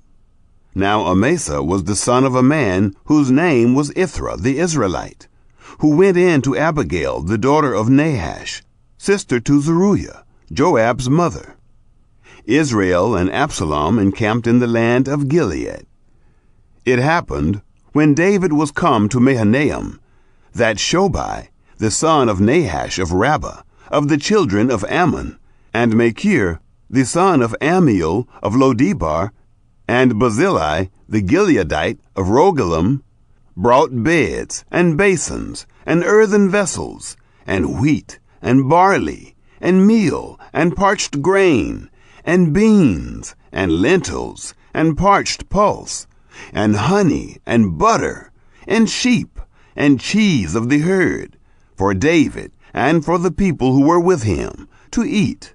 For they said, The people are hungry, and weary, and thirsty in the wilderness. Chapter 18. Absalom killed. David numbered the people who were with him, and set captains of thousands, and captains of hundreds over them. David sent forth the people, a third part under the hand of Joab, and a third part under the hand of Abishai, the son of Zeruiah, Joab's brother, and a third part under the hand of Ittai the Gittite. The king said to the people, I will surely go forth with you myself also. But the people said, You shall not go forth, for if we flee away, they will not care for us. Neither if half of us die will they care for us. But you are worth 10,000 of us. Therefore now, it is better that you are ready to help us out of the city. The king said to them, I will do what seems best to you. The king stood beside the gate, and all the people went out by hundreds and by thousands. The king commanded Joab and Abishai and Ittai, saying, Deal gently for my sake with the young man, even with Absalom. All the people heard when the king commanded all the captains concerning Absalom. So the people went out into the field against Israel, and the battle was in the forest of Ephraim. The people of Israel were struck there before the servants of David, and there was a great slaughter there that day of 20,000 men. For the battle was there spread over the surface of all the country, and the forest devoured more people that day than the sword devoured. Absalom happened to meet the servants of David. Absalom was riding on his mule, and the mule went under the thick boughs of a great oak, and his head caught hold of the oak, and he was taken up between the sky and the earth, and the mule that was under him went on. A certain man saw it, and told Joab, and said, Behold, I saw Absalom hanging in an oak. Joab said to the man who told him, Behold, you saw it? And why didn't you strike him there to the ground? I would have given you 10 pieces of silver and a sash. The man said to Joab, Though I should receive 1,000 pieces of silver in my hand, I still wouldn't put forth my hand against the king's son. For in our hearing the king commanded you and Abishai and Ittai, saying, Beware that none touch the young man Absalom. Otherwise, if I had dealt falsely against his life, and there is no matter hidden from the king, then you yourself would have set yourself against me. Then Joab said, I am not going to wait like this with you. He took 3 darts in his hand, and thrust them through the heart of Absalom, while he was yet alive, in the midst of the oak. 10 young men who bore Joab's armor surrounded and struck Absalom, and killed him. Joab blew the trumpet, and the people returned from pursuing after Israel, for Joab held back the people. They took Absalom, and cast him into the great pit in the forest, and raised over him a very great heap of stones. Then all Israel fled, everyone to his tent. Now Absalom, in his lifetime, had taken and reared up for himself the pillar, which is in the king's dale, for he said, I have no son to keep my name in memory. He called the pillar after his own name, and it is called Absalom's monument to this day. David mourns for Absalom. Then Ahimaaz, the son of Zadok, said, "Let me now run and bear the king news, how that Yahweh has avenged him of his enemies." Joab said to him, "You shall not be the bearer of news this day, but you shall bear news another day. But today you shall bear no news, because the king's son is dead." Then Joab said to the Cushite, "Go, tell the king what you have seen." The Cushite bowed himself to Joab and ran. Then Ahimaaz, the son of Zadok, said yet again to Joab, "But come what may, please let me also run after the Cushite." Joab said, "Why do you want to run, my son, since that you will have no reward for the news?" "But come what may," he said, "I will run."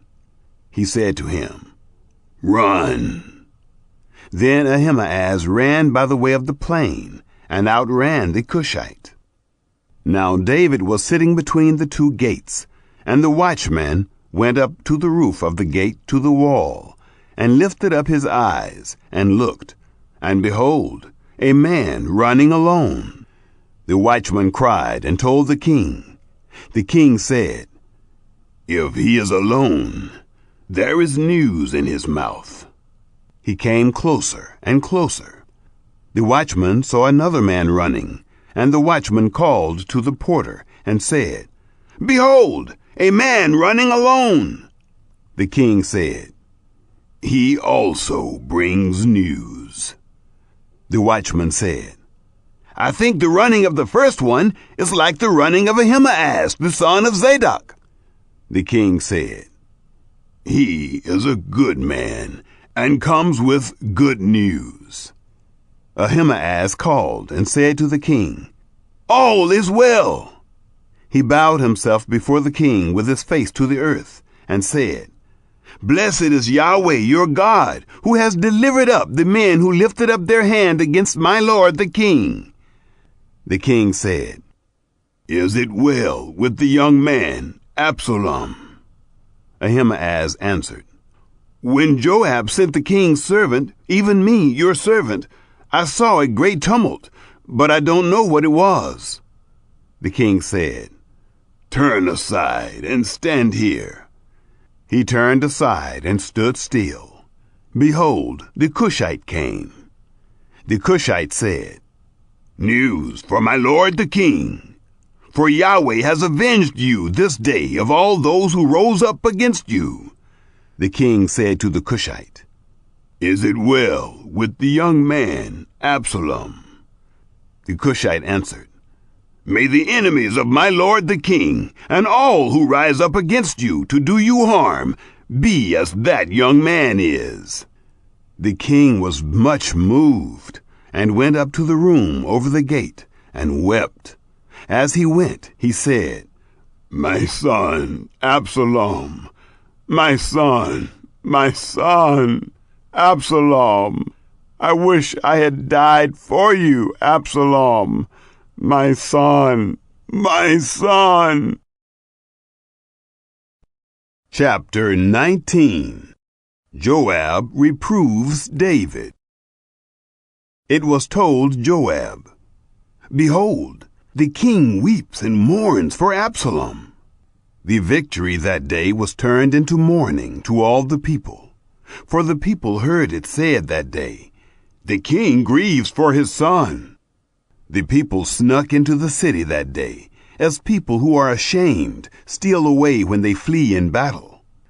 The king covered his face, and the king cried with a loud voice, "My son, Absalom!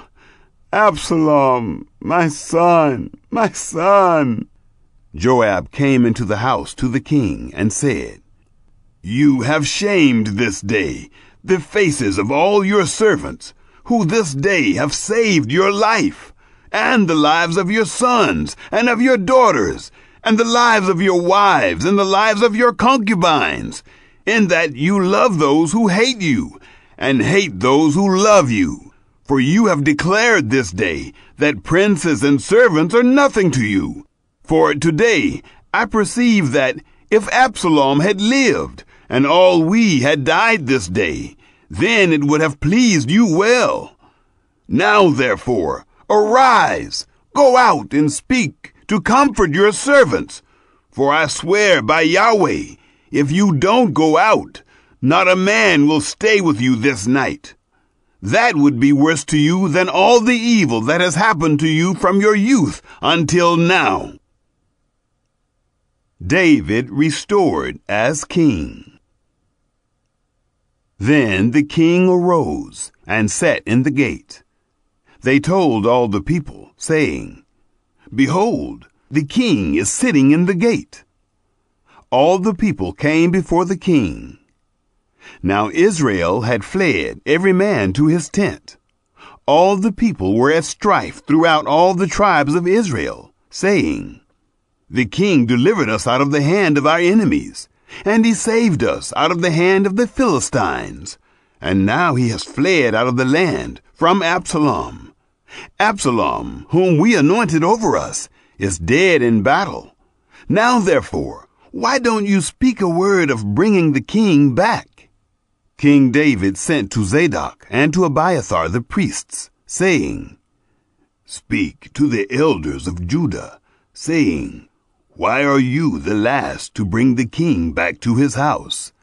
Since the speech of all Israel has come to the king to return him to his house. You are my brothers. You are my bone and my flesh. Why then are you the last to bring back the king? Say to Amasa, Aren't you my bone and my flesh? God, do so to me, and more also, if you aren't captain of the army before me continually in the room of Joab. He bowed the heart of all the men of Judah, even as the heart of one man, so that they sent to the king, saying, Return, you and all your servants. David returns to Jerusalem. So the king returned, and came to the Jordan. Judah came to Gilgal to go to meet the king, to bring the king over the Jordan. Shimei, the son of Gera, the Benjamite, who was of Bahurim, hurried and came down with the men of Judah to meet King David. There were 1,000 men of Benjamin with him, and Ziba, the servant of the house of Saul, and his 15 sons, and his 20 servants with him. And they went through the Jordan in the presence of the king. Shimei pardoned. A ferry boat went to bring over the king's household, and to do what he thought good. Shimei, the son of Gera, fell down before the king, when he was come over the Jordan. He said to the king, Don't let my lord impute iniquity to me, neither do you remember that which your servant did perversely, the day that my lord the king went out of Jerusalem, that the king should take it to his heart. For your servant knows that I have sinned. Therefore, behold, I have come this day, the first of all the house of Joseph, to go down to meet my lord the king. But Abishai, the son of Zeruiah, answered, Shall Shimei not be put to death for this, because he cursed Yahweh's anointed? David said, What have I to do with you, you sons of Zeruiah, that you should this day be adversaries to me? Shall there any man be put to death this day in Israel? For don't I know that I am this day king over Israel? The king said to Shimei, You shall not die. The king swore to him. Mephibosheth excused. Mephibosheth, the son of Saul, came down to meet the king. And he had neither groomed his feet, nor trimmed his beard, nor washed his clothes, from the day the king departed until the day he came home in peace. It happened, when he had come to Jerusalem to meet the king, that the king said to him, Why didn't you go with me, Mephibosheth? He answered, My lord, O king, my servant deceived me. For your servant said, I will saddle me a donkey, that I may ride thereon, and go with the king, because your servant is lame. He has slandered your servant to my lord the king, but my lord the king is as an angel of God. Do therefore what is good in your eyes. For all my father's house were but dead men before my lord the king, yet you set your servant among those who ate at your own table. What right, therefore, have I yet, that I should cry any more to the king? The king said to him, Why do you speak any more of your matters?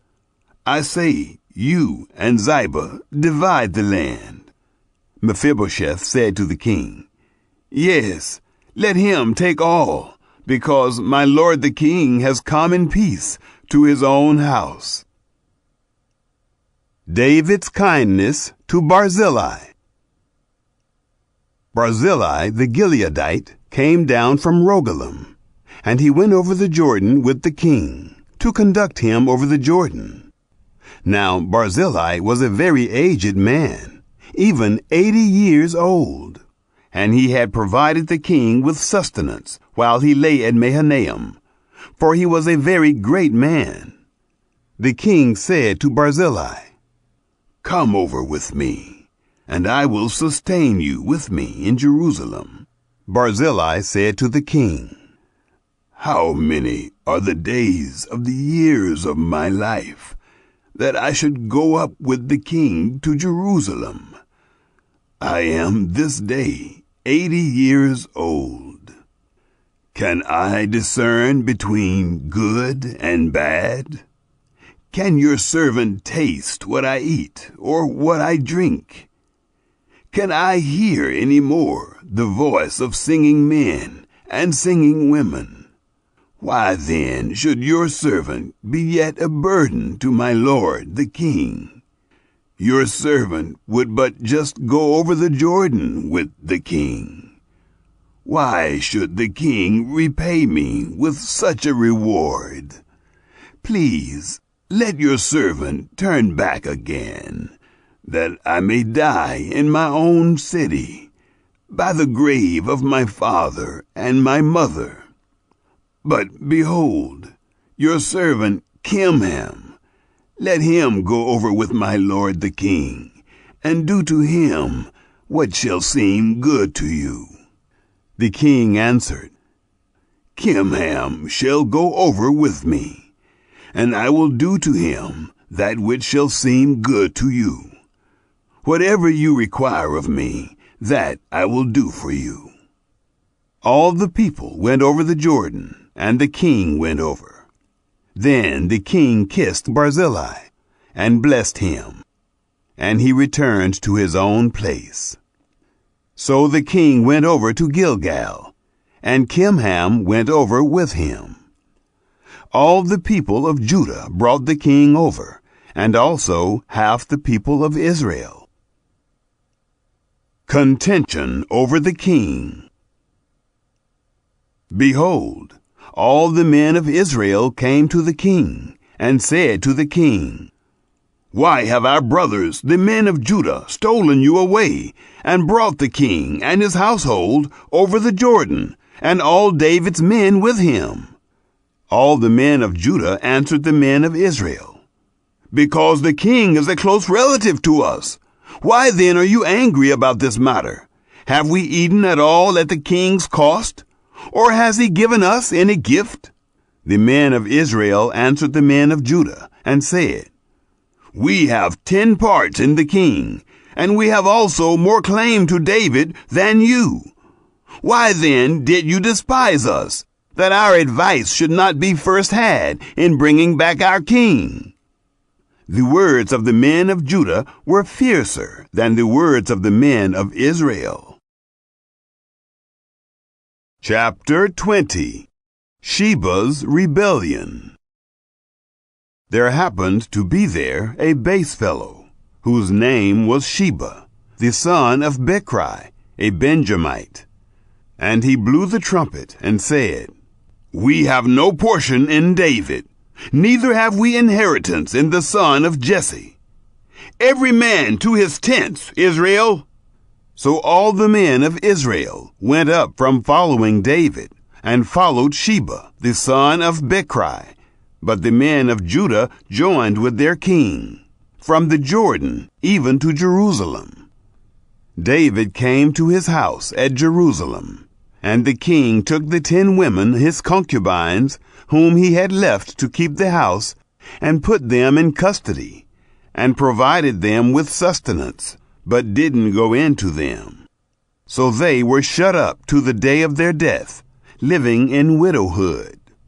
Then the king said to Amasa, "Call me the men of Judah together within 3 days, and be here present." So Amasa went to call the men of Judah together, but he stayed longer than the set time which he had appointed him. David said to Abishai, "Now Sheba, the son of Bichri, will do us more harm than did Absalom. Take your lord's servants, and pursue after him, lest he get himself fortified cities, and escape out of our sight." There went out after him Joab's men, and the Cherethites, and the Pelethites, and all the mighty men. And they went out of Jerusalem, to pursue after Sheba, the son of Bichri. When they were at the great stone which is in Gibeon, Amasa came to meet them.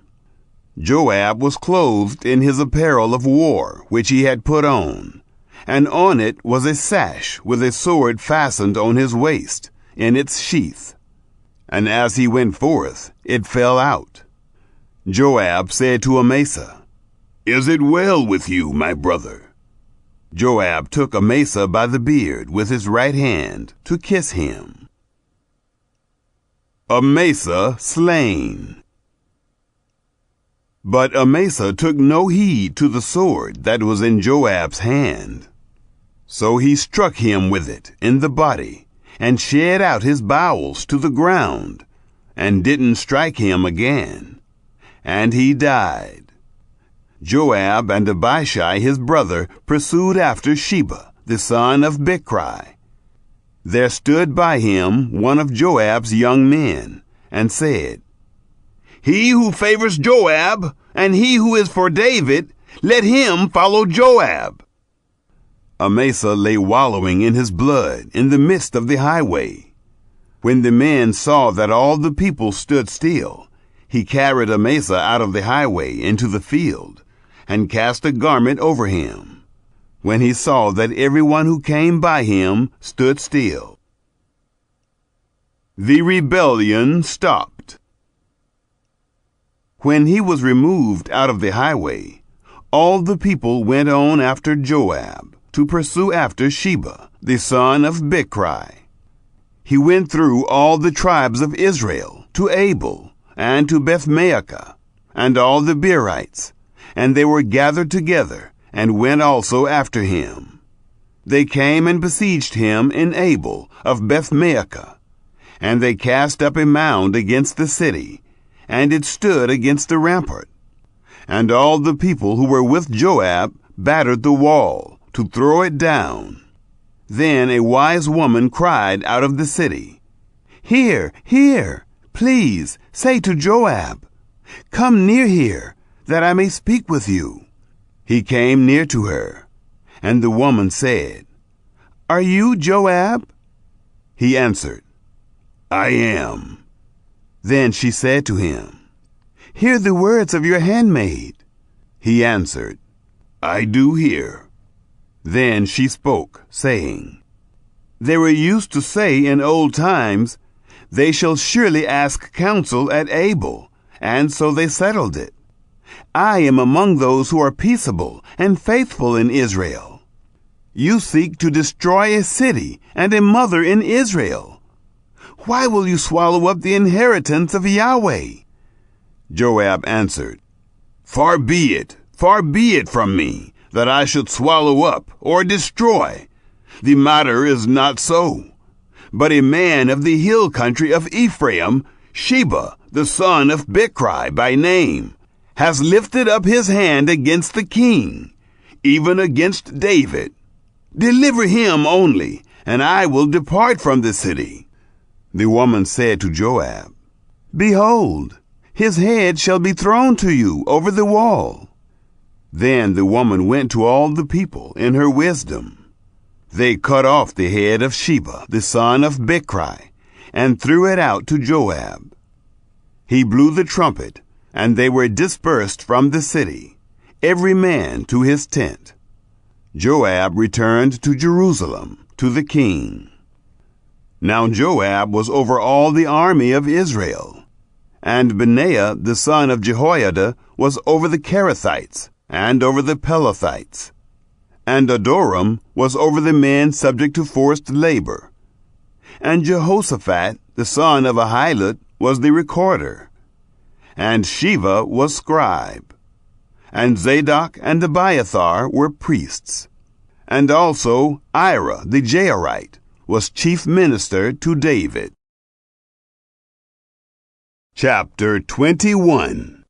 David avenges the Gibeonites. There was a famine in the days of David, 3 years, year after year. And David sought the face of Yahweh. Yahweh said, "It is for Saul, and for his bloody house, because he put to death the Gibeonites." The king called the Gibeonites, and said to them, Now the Gibeonites were not of the children of Israel, but of the remnant of the Amorites, and the children of Israel had sworn to them. And Saul sought to kill them in his zeal for the children of Israel and Judah. And David said to the Gibeonites, "What shall I do for you? And with what shall I make atonement, that you may bless the inheritance of Yahweh?" The Gibeonites said to him, "It is no matter of silver or gold between us and Saul, or his house. Neither is it for us to put any man to death in Israel." He said, "Whatever you say, that will I do for you."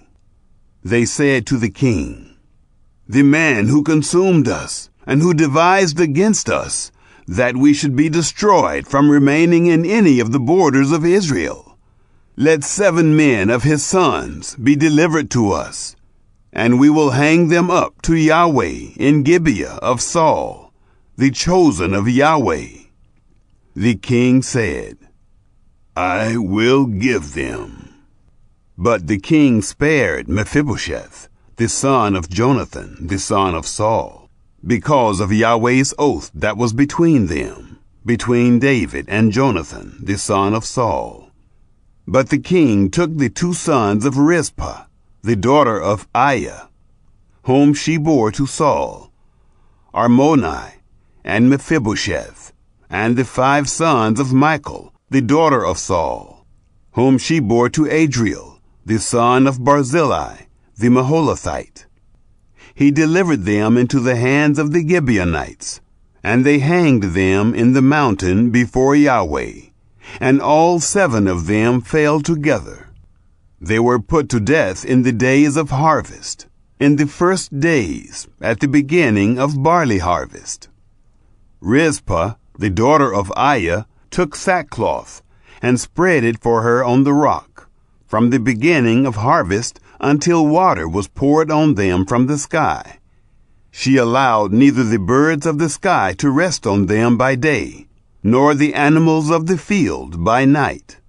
It was told David what Rizpah, the daughter of Aiah, the concubine of Saul, had done. David went and took the bones of Saul and the bones of Jonathan his son from the men of Jabesh Gilead, who had stolen them from the street of Bethshan, where the Philistines had hanged them, in the day that the Philistines killed Saul in Gilboa. And he brought up from there the bones of Saul and the bones of Jonathan his son, and they gathered the bones of those who were hanged. They buried the bones of Saul and Jonathan his son in the country of Benjamin, in Zelah, in the tomb of Kish his father. And they performed all that the king commanded. After that, God was entreated for the land. 4 battles against the Philistines. The Philistines had war again with Israel, and David went down, and his servants with him, and fought against the Philistines. David grew faint, and Ishbi-Benob, who was of the sons of the giant, the weight of whose spear was 300 shekels of brass in weight, he, being armed with a new sword, thought to have slain David. But Abishai, the son of Zeruiah, helped him, and struck the Philistine, and killed him. Then the men of David swore to him, saying, "You shall go no more out with us to battle, that you don't quench the lamp of Israel." It came to pass after this, that there was again war with the Philistines at Gob. Then Sibbecai the Hushathite killed Saph, who was of the sons of the giant. There was again war with the Philistines at Gob, and Elhanan, the son of Jaare-Oregim, the Bethlehemite, killed Goliath, the Gittite's brother, the staff of whose spear was like a weaver's beam. There was again war at Gath, where there was a man of great stature, who had on every hand 6 fingers, and on every foot 6 toes, 24 in number. And he also was born to the giant. When he defied Israel, Jonathan, the son of Shimei, David's brother, killed him. These 4 were born to the giant in Gath, and they fell by the hand of David and by the hand of his servants. Chapter 22. David's Song of Deliverance. David spoke to Yahweh the words of this song in the day that Yahweh delivered him out of the hand of all his enemies and out of the hand of Saul. And he said, Yahweh is my rock, my fortress, and my deliverer, even mine. God, my rock, in him I will take refuge, my shield and the horn of my salvation, my high tower and my refuge, my Savior, you save me from violence. I will call on Yahweh, who is worthy to be praised. So shall I be saved from my enemies. For the waves of death surround me. The floods of ungodliness made me afraid. The cords of Sheol were around me. The snares of death caught me. In my distress, I called on Yahweh. Yes, I called to my God. He heard my voice out of his temple. My cry came into his ears. Then the earth shook and trembled. The foundations of heaven quaked and were shaken, because he was angry. Smoke went up out of his nostrils. Fire out of his mouth devoured. Coals were kindled by it. He bowed the heavens also, and came down. Thick darkness was under his feet. He rode on a cherub, and flew. Yes, he was seen on the wings of the wind. He made darkness pavilions around himself, gathering of waters and thick clouds of the skies. At the brightness before him, coals of fire were kindled. Yahweh thundered from heaven. The Most High uttered his voice.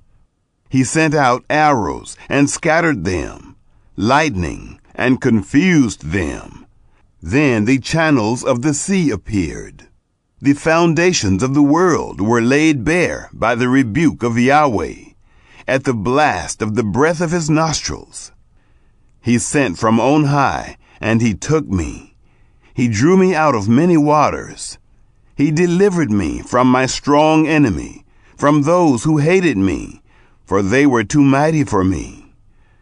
They came on me in the day of my calamity, but Yahweh was my support. He also brought me out into a large place. He delivered me, because he delighted in me. Yahweh rewarded me according to my righteousness. He rewarded me according to the cleanness of my hands. For I have kept the ways of Yahweh, and have not wickedly departed from my God. For all his ordinances were before me. As for his statutes, I did not depart from them. I was also perfect toward him. I kept myself from iniquity. Therefore Yahweh has rewarded me according to my righteousness, according to my cleanness in his eyesight. With the merciful you will show yourself merciful. With the perfect man you will show yourself perfect. With the pure you will show yourself pure. With the crooked you will show yourself shrewd. You will save the afflicted people, but your eyes are on the haughty, that you may bring them down. For you are my lamp, Yahweh. Yahweh will light up my darkness. For by you I run against a troop. By my God I leap over a wall. As for God, his way is perfect. The word of Yahweh is tested. He is a shield to all those who take refuge in him. For who is God besides Yahweh? Who is a rock besides our God? God is my strong fortress. He makes my way perfect. He makes his feet like hinds' feet and sets me on my high places. He teaches my hands to war, so that my arms bend a bow of brass. You have also given me the shield of your salvation. Your gentleness has made me great. You have enlarged my steps under me. My feet have not slipped. I have pursued my enemies and destroyed them. I didn't turn again until they were consumed. I have consumed them and struck them through, so that they can't arise. Yes, they have fallen under my feet. For you have armed me with strength for the battle. You have subdued under me those who rose up against me. You have also made my enemies turn their backs to me, that I might cut off those who hate me. They looked, but there was none to save, even to Yahweh, but he didn't answer them. Then I beat them as small as the dust of the earth. I crushed them as the mire of the streets, and spread them abroad. You also have delivered me from the strivings of my people. You have kept me to be the head of the nations. A people whom I have not known will serve me. The foreigners will submit themselves to me. As soon as they hear of me, they will obey me. The foreigners will fade away and will come trembling out of their close places. Yahweh lives. Blessed be my rock. Exalted be God, the rock of my salvation. Even the God who executes vengeance for me, who brings down peoples under me, who brings me away from my enemies. Yes, you lift me up above those who rise up against me. You deliver me from the violent man. Therefore I will give thanks to you, Yahweh, among the nations, will sing praises to your name. He gives great deliverance to his king, and shows loving kindness to his anointed, to David and to his seed forevermore. Chapter 23. David's last song. Now these are the last words of David. David, the son of Jesse, says, the man who was raised on high, says, the anointed of the God of Jacob, the sweet psalmist of Israel. The Spirit of Yahweh spoke by me. His word was on my tongue. The God of Israel said, the Rock of Israel spoke to me. One who rules over men righteously, who rules in the fear of God, shall be as the light of the morning, when the sun rises, a morning without clouds, when the tender grass springs out of the earth, through clear, shining after rain. Most certainly my house is not so with God, yet he has made with me an everlasting covenant, ordered in all things, and sure, for it is all my salvation, and all my desire, although he doesn't make it grow. But all of the ungodly shall be as thorns to be thrust away, because they can't be taken with the hand. But the man who touches them must be armed with iron and the staff of a spear. They shall be utterly burned with fire in their place. David's mighty men. These are the names of the mighty men whom David had. Josheb-Basshebeth, a Tekemonite, chief of the captains. The same was Adonai the Eznite, against 800 slain at one time. After him was Eleazar the son of Dodai, the son of an Ahohite, one of the 3 mighty men with David, when they defied the Philistines, who were there gathered together to battle, and the men of Israel were gone away. He arose and struck the Philistines until his hand was weary, and his hand froze to the sword. And Yahweh worked a great victory that day. And the people returned after him only to take spoil. After him was Shammah, the son of Agi, a Hararite. The Philistines were gathered together into a troop, where there was a plot of ground full of lentils, and the people fled from the Philistines. But he stood in the midst of the plot and defended it, and killed the Philistines. And Yahweh worked a great victory. 3 of the 30 chief men went down, and came to David in the harvest time, to the cave of Adullam. And the troop of the Philistines was encamped in the valley of Rephaim. David was then in the stronghold, and the garrison of the Philistines was then in Bethlehem. David longed and said, "Oh, that one would give me water to drink of the well of Bethlehem, which is by the gate." The 3 mighty men broke through the army of the Philistines, and drew water out of the well of Bethlehem, that was by the gate, and took it, and brought it to David. But he would not drink of it, but poured it out to Yahweh. He said, "Be it far from me, Yahweh, that I should do this. Isn't it the blood of the men who went in jeopardy of their lives?" Therefore he would not drink it. The 3 mighty men did these things. Abishai, the brother of Joab, the son of Zeruiah, was chief of the 3. He lifted up his spear against 300 and killed them, and had a name among the 3. Wasn't he most honorable of the 3? Therefore he was made their captain. However, he didn't attain to the first 3. Benaiah, the son of Jehoiada, the son of a valiant man of Kabzeel, who had done mighty deeds.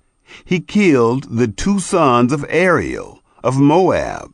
He went down also and killed a lion in the midst of a pit, in time of snow.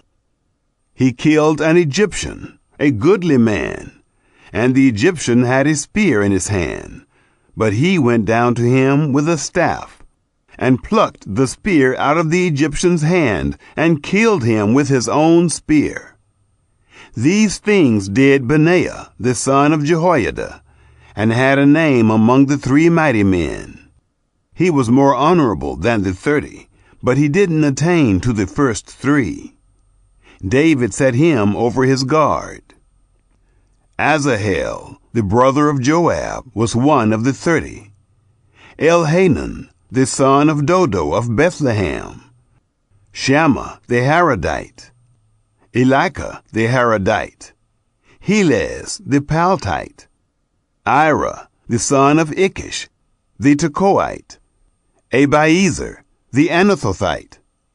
Mebunai, the Hushathite, Zalmon, the Ahohite, Maharai, the Netophathite, Heleb, the son of Baanah, the Netophathite, Ittai, the son of Ribai, of Gibeah, of the children of Benjamin, Benaiah, a Pirathonite, Hiddai, of the brooks of Gaash, Abialbon, the Arbathite, Asmaveth, the Barhumite, Eliabah, the Shaalbonite, the sons of Jashan, Jonathan, Shammah the Hararite, Ahiam, the son of Sherar, the Ararite, Eliphalet, the son of Ahasbai, the son of the Maacathite, Eliam, the son of Ahithophel, the Gilonite,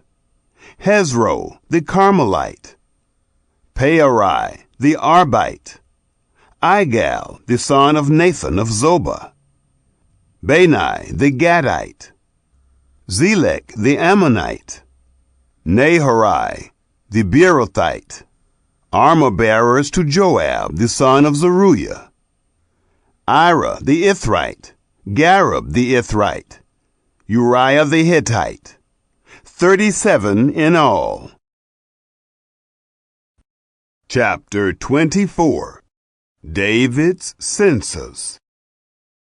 Again the anger of Yahweh was kindled against Israel, and he moved David against them, saying, Go, number Israel and Judah. The king said to Joab, the captain of the army who was with him, Now, go back and forth through all the tribes of Israel, from Dan even to Beersheba, and number the people, that I may know the sum of the people.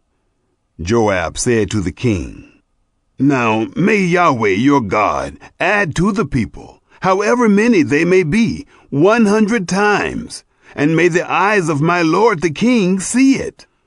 But why does my lord the king delight in this thing? Notwithstanding, the king's word prevailed against Joab, and against the captains of the army. Joab and the captains of the army went out from the presence of the king to number the people of Israel. They passed over the Jordan, and encamped in Aurora, on the right side of the city that is in the middle of the valley of Gad, and to Jazer. Then they came to Gilead, and to the land of Tahtim-Hodshai, and they came to Danjain, and around to Sidon, and came to the stronghold of Tyre, and to all the cities of the Hivites, and of the Canaanites. And they went out to the south of Judah at Beersheba. So when they had gone back and forth through all the land, they came to Jerusalem at the end of 9 months and 20 days. Joab gave up the sum of the numbering of the people to the king. And there were in Israel 800,000 valiant men who drew the sword, and the men of Judah were 500,000 men. Judgment for David's sin. David's heart struck him after that he had numbered the people. David said to Yahweh, I have sinned greatly in that which I have done. But now, Yahweh, put away, I beg you, the iniquity of your servant, for I have done very foolishly.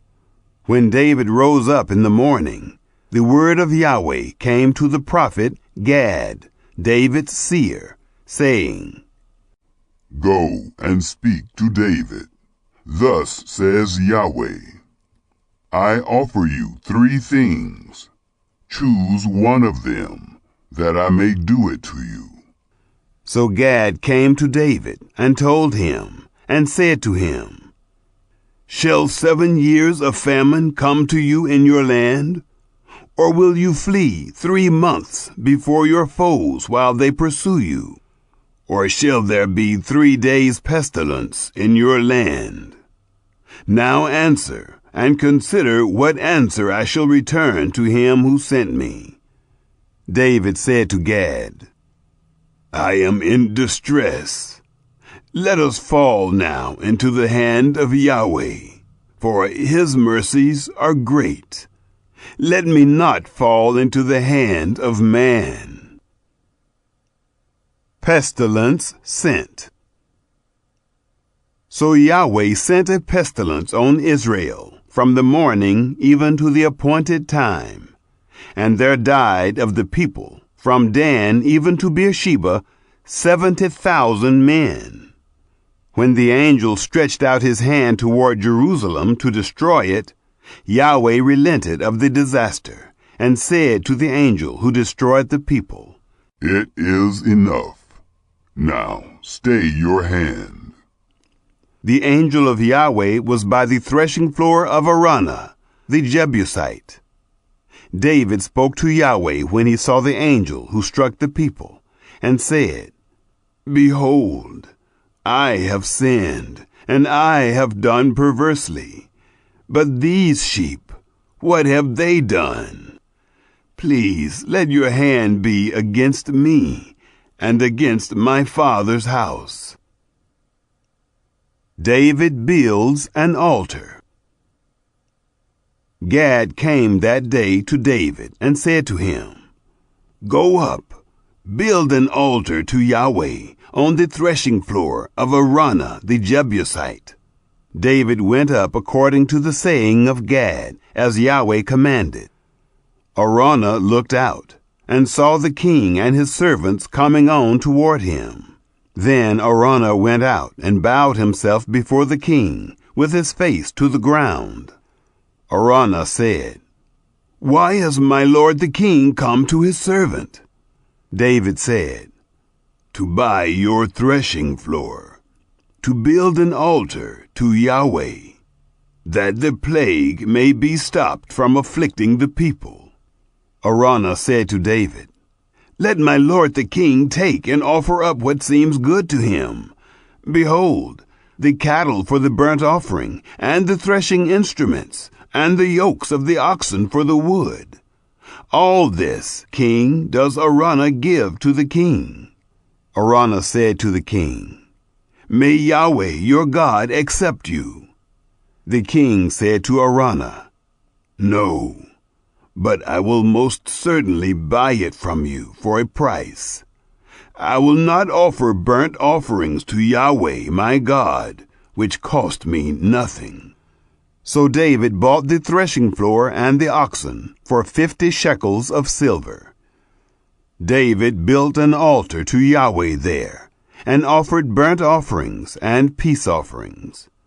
So Yahweh was entreated for the land, and the plague was stayed from Israel. Proverbs 1. The Proverbs of Solomon, son of David, king of Israel. To know wisdom and instruction, to understand words of insight, to receive instruction in wise dealing, in righteousness, justice, and equity, to give prudence to the simple, knowledge and discretion to the youth. Let the wise hear and increase in learning, and the one who understands obtain guidance. To understand a proverb and a saying, the words of the wise and their riddles. The fear of the Lord is the beginning of knowledge. Fools despise wisdom and instruction. Hear, my son, your father's instruction, and forsake not your mother's teaching, for they are a graceful garland for your head and pendants for your neck. My son, if sinners entice you, do not consent. If they say, Come with us, let us lie in wait for blood. Let us ambush the innocent without reason. Like Sheol, let us swallow them alive and whole. Like those who go down to the pit, we shall find all precious goods. We shall fill our houses with plunder. Throw in your lot among us. We will all have one purse. My son, do not walk in the way with them. Hold back your foot from their paths. For their feet run to evil, and they make haste to shed blood. For in vain is a net spread in the sight of any bird. But these men lie in wait for their own blood. They set an ambush for their own lives. Such are the ways of everyone who is greedy for unjust gain. It takes away the life of its possessors. Wisdom cries aloud in the street. In the markets she raises her voice. At the head of the noisy streets she cries out. At the entrance of the city gates she speaks. How long, O simple ones, will you love being simple? How long will scoffers delight in their scoffing, and fools hate knowledge? If you turn at my reproof, behold, I will pour out my spirit to you. I will make my words known to you. Because I have called and you refuse to listen, have stretched out my hand and no one has heeded.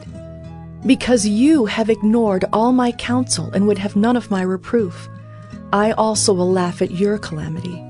I will mock when terror strikes you, when terror strikes you like a storm and your calamity comes like a whirlwind. When distress and anguish come upon you, then they will call upon me, but I will not answer. They will seek me diligently, but will not find me. Because they hated knowledge and did not choose the fear of the Lord, would have none of my counsel, and despised all my reproof. Therefore they shall eat the fruit of their way, and have their fill of their own devices. For the simple are killed by their turning away, and the complacency of fools destroys them. But whoever listens to me will dwell secure and will be at ease, without dread of disaster. Proverbs 2. My son, if you receive my words and treasure up my commandments with you, making your ear attentive to wisdom and inclining your heart to understanding. Yes, if you call out for insight and raise your voice for understanding, if you seek it like silver and search for it as for hidden treasures, then you will understand the fear of the Lord and find the knowledge of God. For the Lord gives wisdom. From his mouth come knowledge and understanding. He stores up sound wisdom for the upright. He is a shield to those who walk in integrity, guarding the paths of justice and watching over the way of his saints. Then you will understand righteousness and justice and equity, every good path. For wisdom will come into your heart, and knowledge will be pleasant to your soul. Discretion will watch over you. Understanding will guard you, delivering you from the way of evil. For men of perverted speech, who forsake the paths of uprightness to walk in the ways of darkness, who rejoice in doing evil and delight in the perverseness of evil, men whose paths are crooked and who are devious in their ways.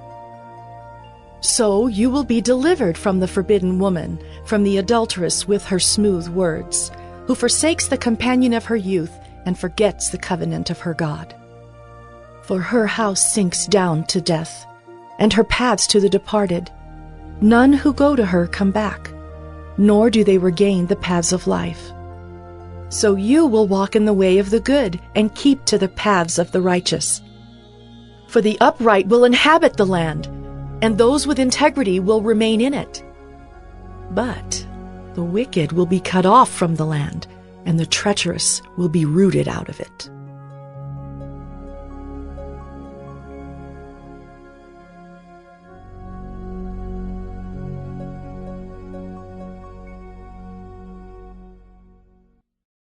Proverbs 3. My son, do not forget my teaching, but let your heart keep my commandments.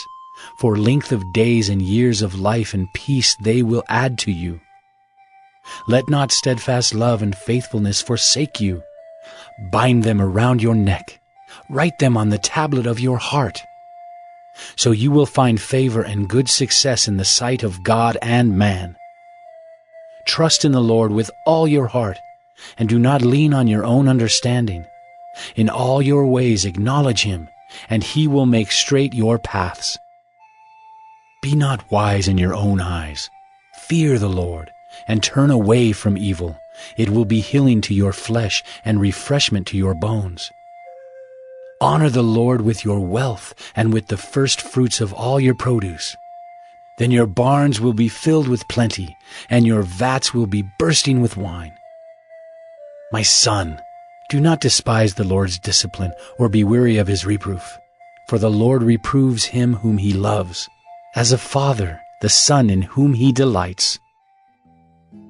Blessed is the one who finds wisdom, and the one who gets understanding. For the gain from her is better than gain from silver, and her profit better than gold. She is more precious than jewels, and nothing you desire can compare with her. Long life is in her right hand. In her left hand are riches and honor. Her ways are ways of pleasantness, and all her paths are peace. She is a tree of life to those who lay hold of her. Those who hold her fast are called blessed. The Lord by wisdom founded the earth. By understanding he established the heavens. By his knowledge the deeps broke open, and the clouds dropped down the dew. My son, do not lose sight of these. Keep sound wisdom and discretion, and they will be life for your soul and adornment for your neck. Then you will walk on your way securely, and your foot will not stumble. If you lie down, you will not be afraid. When you lie down, your sleep will be sweet. Do not be afraid of sudden terror or of the ruin of the wicked when it comes, for the Lord will be your confidence and will keep your foot from being caught. Do not withhold good from those to whom it is due when it is in your power to do it. Do not say to your neighbor, "Go and come again. Tomorrow I will give it," when you have it with you. Do not plan evil against your neighbor who dwells trustingly beside you. Do not contend with a man for no reason when he has done you no harm. Do not envy a man of violence, and do not choose any of his ways. For the devious person is an abomination to the Lord, but the upright are in his confidence. The Lord's curse is on the house of the wicked, but he blesses the dwelling of the righteous. Toward the scorners he is scornful, but to the humble he gives favor. The wise will inherit honor, but fools get disgrace.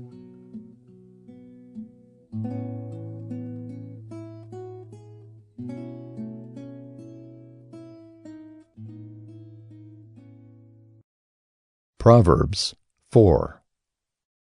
Hear, O sons, a father's instruction, and be attentive, that you may gain insight. For I give you good precepts. Do not forsake my teaching. When I was a son with my father, tender, the only one in the sight of my mother, he taught me and said to me, Let your heart hold fast my words. Keep my commandments and live. Get wisdom, get insight, do not forget, and do not turn away from the words of my mouth. Do not forsake her, and she will keep you. Love her, and she will guard you. The beginning of wisdom is this: get wisdom, and whatever you get insight. Prize her highly, and she will exalt you. She will honor you if you embrace her. She will place on your head a graceful garland. She will bestow on you a beautiful crown. Hear, my son, and accept my words, that the years of your life may be many. I have taught you the way of wisdom. I have led you in the paths of uprightness. When you walk, your step will not be hampered, and if you run, you will not stumble. Keep hold of instruction. Do not let go. Guard her, for she is your life. Do not enter the path of the wicked, and do not walk in the way of the evil. Avoid it. Do not go on it. Turn away from it and pass on. For they cannot sleep unless they have done wrong. They are robbed of sleep unless they have made someone stumble. For they eat the bread of wickedness and drink the wine of violence. But the path of the righteous is like the light of dawn, which shines brighter and brighter until full day. The way of the wicked is like deep darkness. They do not know over what they stumble. My son, be attentive to my words. Incline your ear to my sayings. Let them not escape from your sight. Keep them within your heart. For they are life to those who find them, and healing to all their flesh. Keep your heart with all vigilance, for from it flow the springs of life. Put away from you crooked speech, and put devious talk far from you. Let your eyes look directly forward, and your gaze be straight before you. Ponder the path of your feet, then all your ways will be sure. Do not swerve to the right or to the left. Turn your foot away from evil.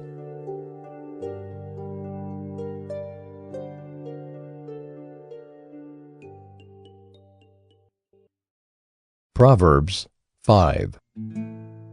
My son, be attentive to my wisdom. Incline your ear to my understanding, that you may keep discretion, and your lips may guard knowledge. For the lips of a forbidden woman drip honey, and her speech is smoother than oil. But in the end she is bitter as wormwood, sharp as a two-edged sword. Her feet go down to death. Her steps follow the path to Sheol. She does not ponder the path of life. Her ways wander, and she does not know it. And now, O sons, listen to me, and do not depart from the words of my mouth. Keep your way far from her, and do not go near the door of her house, lest you give your honor to others, and your years to the merciless, lest strangers take their fill of your strength, and your labors go to the house of a foreigner. And at the end of your life you groan, when your flesh and body are consumed, and you say, How I hated discipline, and my heart despised reproof. I did not listen to the voice of my teachers, or incline my ear to my instructors. I am at the brink of utter ruin in the assembled congregation. Drink water from your own cistern, flowing water from your own well. Should your springs be scattered abroad, streams of water in the streets? Let them be for yourself alone, and not for strangers with you. Let your fountain be blessed, and rejoice in the wife of your youth, a lovely deer, a graceful doe. Let her breasts fill you at all times with delight. Be intoxicated always in her love. Why should you be intoxicated, my son, with a forbidden woman, and embrace the bosom of an adulteress? For a man's ways are before the eyes of the Lord, and he ponders all his paths. The iniquities of the wicked ensnare him, and he is held fast in the cords of his sin. He dies for lack of discipline, and because of his great folly, he is led astray. Proverbs 6. My son, if you have put up security for your neighbor, have given your pledge for a stranger, if you are snared in the words of your mouth, caught in the words of your mouth, then do this, my son, and save yourself. For you have come into the hand of your neighbor. Go, hasten, and plead urgently with your neighbor. Give your eyes no sleep, and your eyelids no slumber. Save yourself like a gazelle from the hand of the hunter, like a bird from the hand of the fowler.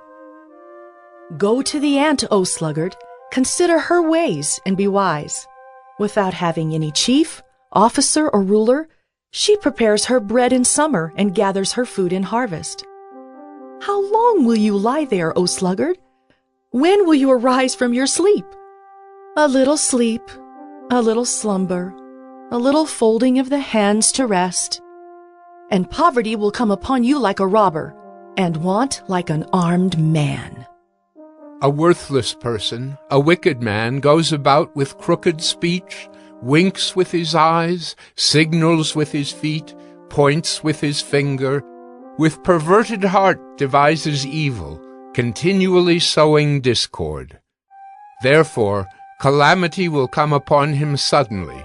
In a moment he will be broken beyond healing. There are 6 things that the Lord hates, 7 that are an abomination to him: haughty eyes, a lying tongue, and hands that shed innocent blood, a heart that devises wicked plans, feet that make haste to run to evil, a false witness who breathes out lies, and one who sows discord among brothers. My son, keep your father's commandment, and forsake not your mother's teaching. Bind them on your heart always. Tie them around your neck. When you walk, they will lead you.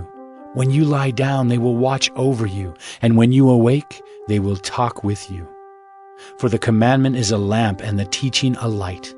And the reproofs of discipline are the way of life, to preserve you from the evil woman, from the smooth tongue of the adulteress.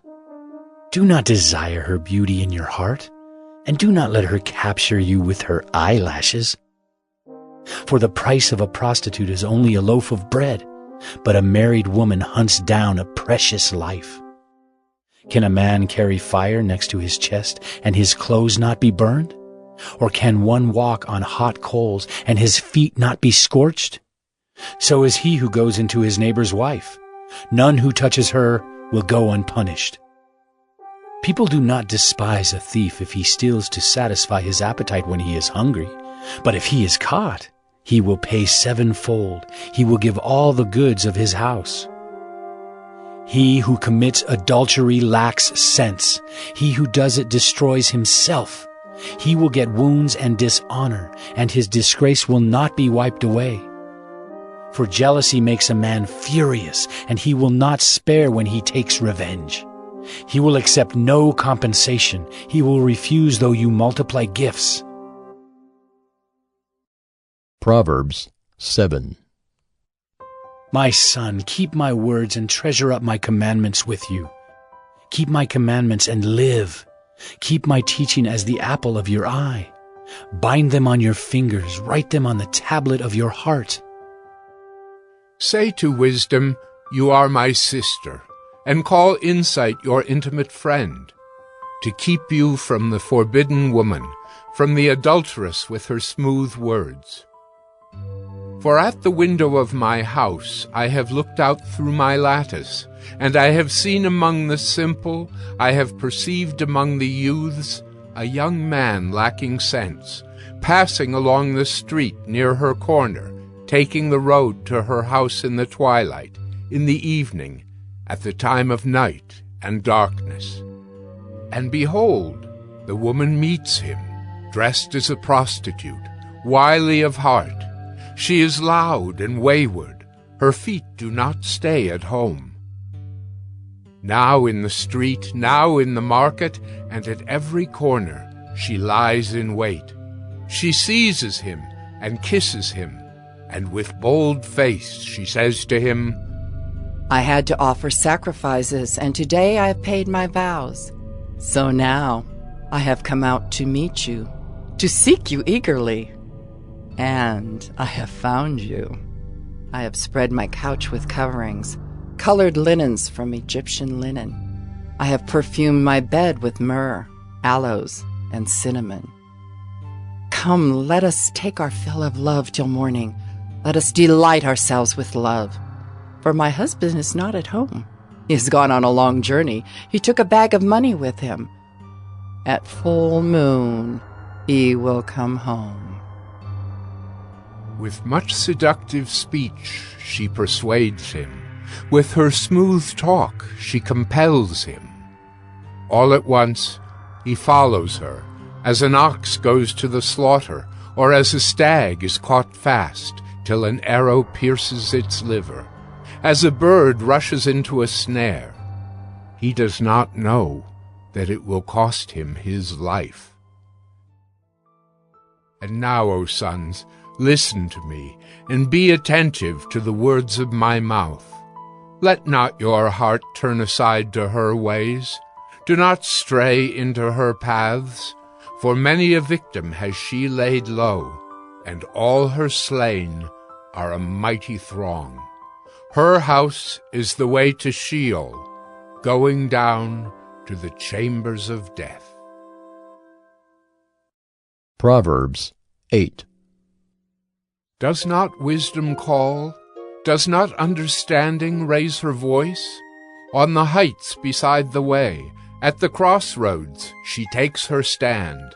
Beside the gates in front of the town, At the entrance of the portals, she cries aloud. To you, O men, I call, and my cry is to the children of man. O simple ones, learn prudence. O fools, learn sense. Hear, for I will speak noble things, and from my lips will come what is right. For my mouth will utter truth. Wickedness is an abomination to my lips. All the words of my mouth are righteous. There is nothing twisted or crooked in them. They are all straight to him who understands, and right to those who find knowledge. Take my instruction instead of silver, and knowledge rather than choice gold. For wisdom is better than jewels, and all that you may desire cannot compare with her.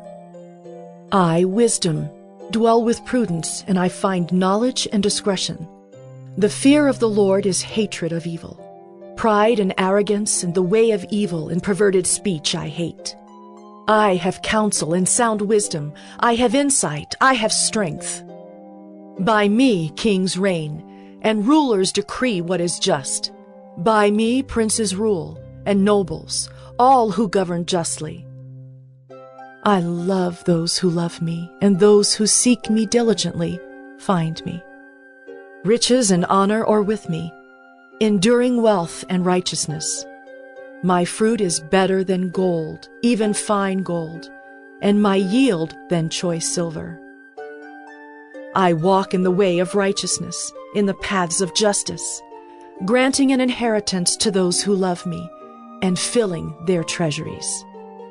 The Lord possessed me at the beginning of his work, the first of his acts of old. Ages ago I was set up, at the first, before the beginning of the earth. When there were no depths, I was brought forth, when there were no springs abounding with water. Before the mountains had been shaped, before the hills, I was brought forth. Before he had made the earth with its fields, or the first of the dust of the world. When he established the heavens, I was there. When he drew a circle on the face of the deep, when he made firm the skies above, when he established the fountains of the deep, when he assigned to the sea its limit, so that the waters might not transgress his command, when he marked out the foundations of the earth. Then I was beside him like a master workman, and I was daily his delight, rejoicing before him always, rejoicing in his inhabited world and delighting in the children of man. And now, O sons, listen to me. Blessed are those who keep my ways. Hear instruction and be wise, and do not neglect it. Blessed is the one who listens to me, watching daily at my gates, waiting beside my doors. For whoever finds me finds life, and obtains favor from the Lord. But he who fails to find me injures himself. All who hate me love death. Proverbs 9. Wisdom has built her house. She has hewn her 7 pillars. She has slaughtered her beasts. She has mixed her wine. She has also set her table. She has sent out her young women to call from the highest places in the town. Whoever is simple, let him turn in here. To him who lacks sense, she says, Come, eat of my bread and drink of the wine I have mixed. Leave your simple ways and live, and walk in the way of insight. Whoever corrects a scoffer gets himself abuse, and he who reproves a wicked man incurs injury. Do not reprove a scoffer, or he will hate you. Reprove a wise man, and he will love you. Give instruction to a wise man, and he will be still wiser. Teach a righteous man, and he will increase in learning. The fear of the Lord is the beginning of wisdom, and the knowledge of the Holy One is insight. For by me your days will be multiplied, and years will be added to your life. If you are wise for yourself. If you scoff, you alone will bear it. The woman folly is loud. She is seductive and knows nothing. She sits at the door of her house. She takes a seat on the highest places of the town, calling to those who pass by, who are going straight on their way. Whoever is simple, let him turn in here. And to him who lacks sense, she says, Stolen water is sweet, and bread eaten in secret is pleasant. But he does not know that the dead are there, that her guests are in the depths of Sheol.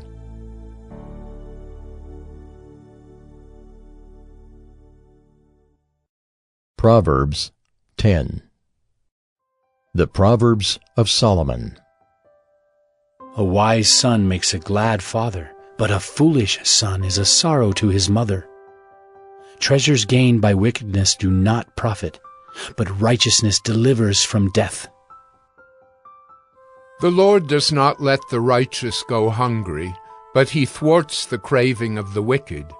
A slack hand causes poverty, but the hand of the diligent makes rich. He who gathers in summer is a prudent son, but he who sleeps in harvest is a son who brings shame. Blessings are on the head of the righteous, but the mouth of the wicked conceals violence. The memory of the righteous is a blessing, but the name of the wicked will rot. The wise of heart will receive commandments, but a babbling fool will come to ruin. Whoever walks in integrity walks securely, but he who makes his ways crooked will be found out. Whoever winks the eye causes trouble, but a babbling fool will come to ruin. The mouth of the righteous is a fountain of life, but the mouth of the wicked conceals violence. Hatred stirs up strife, but love covers all offenses. On the lips of him who has understanding, wisdom is found, but a rod is for the back of him who lacks sense. The wise lay up knowledge, but the mouth of a fool brings ruin near. A rich man's wealth is his strong city. The poverty of the poor is their ruin. The wage of the righteous leads to life, the gain of the wicked to sin. Whoever heeds instruction is on the path to life, but he who rejects reproof leads others astray. The one who conceals hatred has lying lips, and whoever utters slander is a fool. When words are many, transgression is not lacking, but whoever restrains his lips is prudent. The tongue of the righteous is choice silver. The heart of the wicked is of little worth.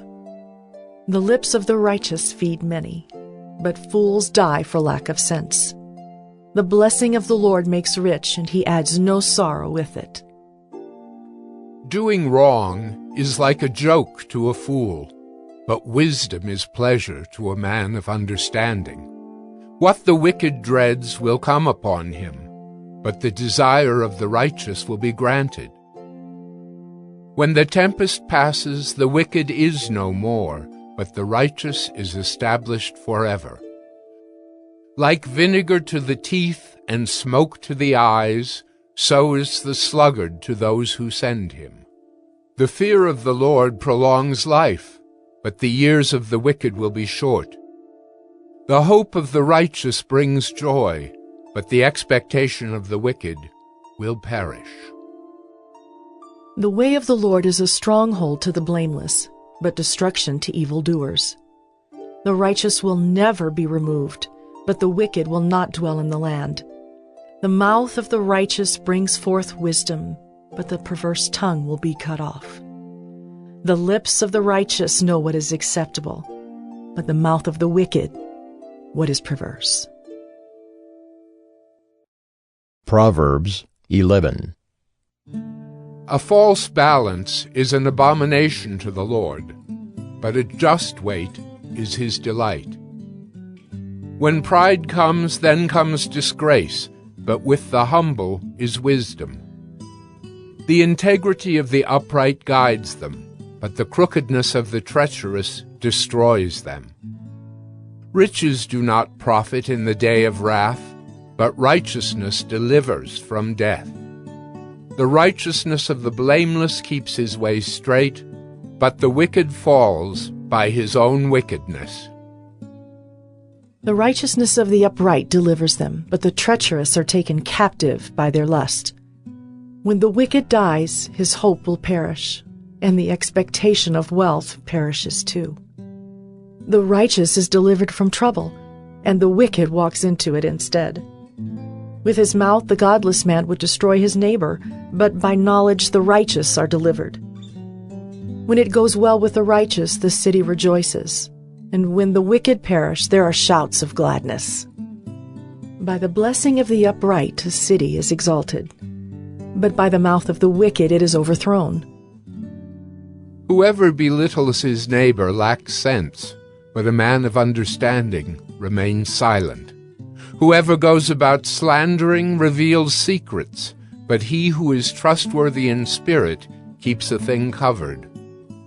Where there is no guidance, a people falls, but in an abundance of counselors there is safety. Whoever puts up security for a stranger will surely suffer harm, but he who hates striking hands in pledge is secure. A gracious woman gets honor, and violent men get riches. A man who is kind benefits himself, but a cruel man hurts himself. The wicked earns deceptive wages, but one who sows righteousness gets a sure reward. Whoever is steadfast in righteousness will live, but he who pursues evil will die. Those of crooked heart are an abomination to the Lord, but those of blameless ways are his delight. Be assured, an evil person will not go unpunished, but the offspring of the righteous will be delivered. Like a gold ring in a pig's snout is a beautiful woman without discretion. The desire of the righteous ends only in good, the expectation of the wicked in wrath. One gives freely, yet grows all the richer. Another withholds what he should give, and only suffers want. Whoever brings blessing will be enriched, and one who waters will himself be watered. The people curse him who holds back grain, but a blessing is on the head of him who sells it. Whoever diligently seeks good seeks favor, but evil comes to him who searches for it. Whoever trusts in his riches will fall, but the righteous will flourish like a green leaf. Whoever troubles his own household will inherit the wind, and the fool will be servant to the wise of heart. The fruit of the righteous is a tree of life, and whoever captures souls is wise. If the righteous is repaid on earth, how much more the wicked and the sinner?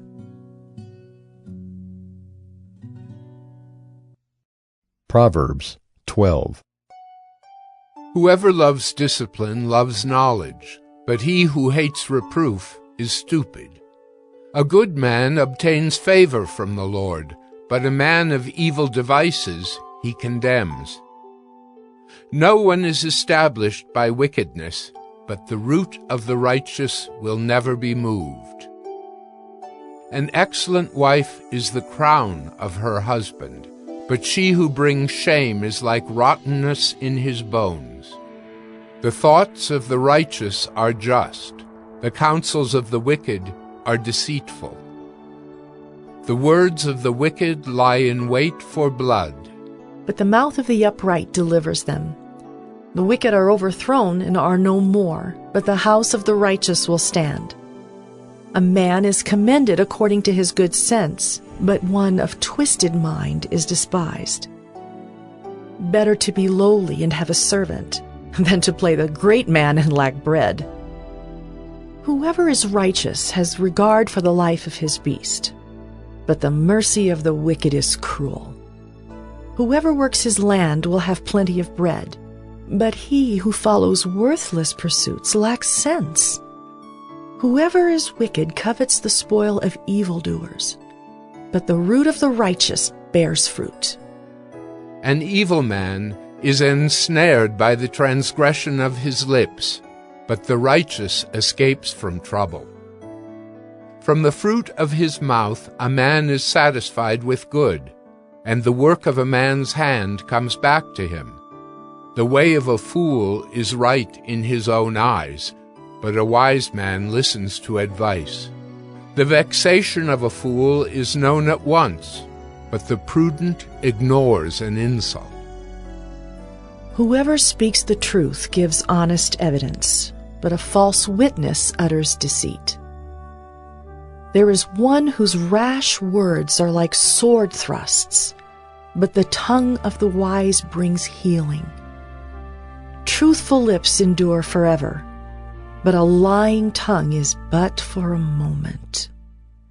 Deceit is in the heart of those who devise evil, but those who plan peace have joy.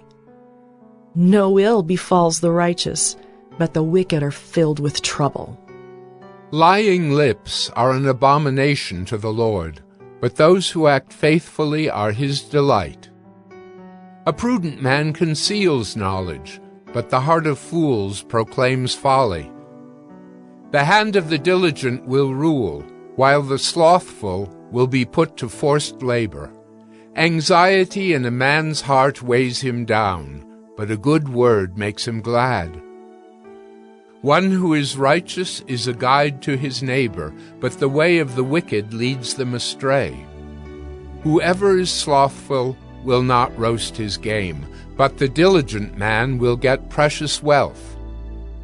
In the path of righteousness is life, and in its pathway there is no death.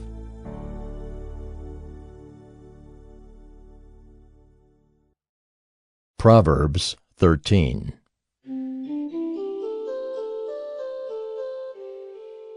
A wise son hears his father's instruction, but a scoffer does not listen to rebuke. From the fruit of his mouth a man eats what is good, but the desire of the treacherous is for violence. Whoever guards his mouth preserves his life. He who opens wide his lips comes to ruin. The soul of the sluggard craves and gets nothing, while the soul of the diligent is richly supplied. The righteous hates falsehood, but the wicked bring shame and disgrace. Righteousness guards him whose way is blameless, but sin overthrows the wicked. One pretends to be rich, yet has nothing. Another pretends to be poor, yet has great wealth. The ransom of a man's life is his wealth, but a poor man hears no threat. The light of the righteous rejoices, but the lamp of the wicked will be put out. By insolence comes nothing but strife, but with those who take advice is wisdom. Wealth gained hastily will dwindle, but whoever gathers little by little will increase it. Hope deferred makes the heart sick, but a desire fulfilled is a tree of life. Whoever despises the word brings destruction on himself, but he who reveres the commandment will be rewarded. The teaching of the wise is a fountain of life, that one may turn away from the snares of death. Good sense wins favor, but the way of the treacherous is their ruin. In everything the prudent acts with knowledge, but a fool flaunts his folly. A wicked messenger falls into trouble, but a faithful envoy brings healing. Poverty and disgrace come to him who ignores instruction, but whoever heeds reproof is honored. A desire fulfilled is sweet to the soul, but to turn away from evil is an abomination to fools. Whoever walks with the wise becomes wise, but the companion of fools will suffer harm. Disaster pursues sinners, but the righteous are rewarded with good. A good man leaves an inheritance to his children's children, but the sinner's wealth is laid up for the righteous. The fallow ground of the poor would yield much food, but it is swept away through injustice. Whoever spares the rod hates his son, but he who loves him is diligent to discipline him. The righteous has enough to satisfy his appetite, but the belly of the wicked suffers want. Proverbs 14. The wisest of women builds her house, but folly with her own hands tears it down. Whoever walks in uprightness fears the Lord, but he who is devious in his ways despises him. By the mouth of a fool comes a rod for his back, but the lips of the wise will preserve them. Where there are no oxen, the manger is clean, but abundant crops come by the strength of the ox. A faithful witness does not lie, but a false witness breathes out lies. A scoffer seeks wisdom in vain, but knowledge is easy for a man of understanding. Leave the presence of a fool, for there you do not meet words of knowledge. The wisdom of the prudent is to discern his way, but the folly of fools is deceiving. Fools mock at the guilt offering, but the upright enjoy acceptance. The heart knows its own bitterness, and no stranger shares its joy. The house of the wicked will be destroyed, but the tent of the upright will flourish. There is a way that seems right to a man, but its end is the way to death. Even in laughter, the heart may ache, and the end of joy may be grief. The backslider in heart will be filled with the fruit of his ways, and a good man will be filled with the fruit of his ways. The simple believes everything, but the prudent gives thought to his steps. One who is wise is cautious and turns away from evil, but a fool is reckless and careless. A man of quick temper acts foolishly, and a man of evil devices is hated. The simple inherit folly, but the prudent are crowned with knowledge. The evil bow down before the good, the wicked at the gates of the righteous. The poor is disliked even by his neighbor, but the rich has many friends. Whoever despises his neighbor is a sinner, but blessed is he who is generous to the poor. Do they not go astray who devise evil? Those who devise good meet steadfast love and faithfulness. In all toil there is profit, but mere talk tends only to poverty. The crown of the wise is their wealth, but the folly of fools brings folly.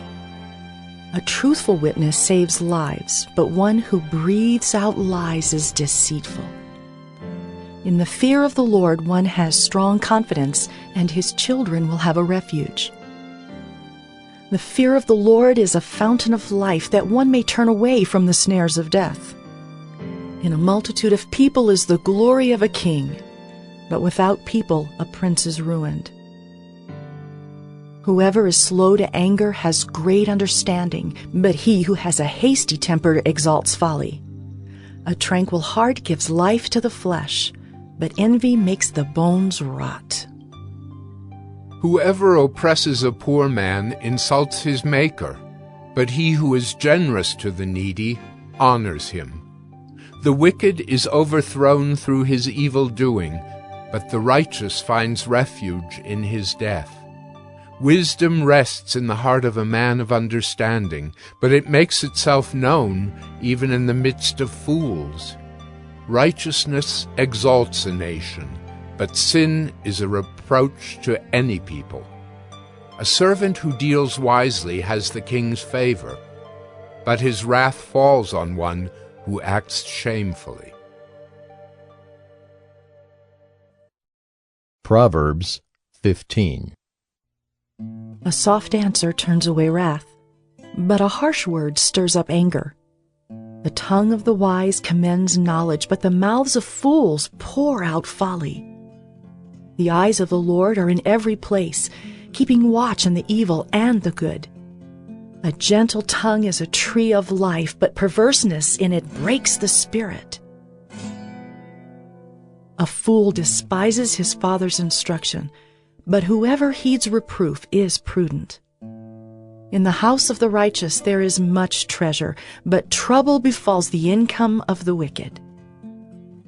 The lips of the wise spread knowledge, not so the hearts of fools. The sacrifice of the wicked is an abomination to the Lord, but the prayer of the upright is acceptable to him. The way of the wicked is an abomination to the Lord, but he loves him who pursues righteousness. There is severe discipline for him who forsakes the way.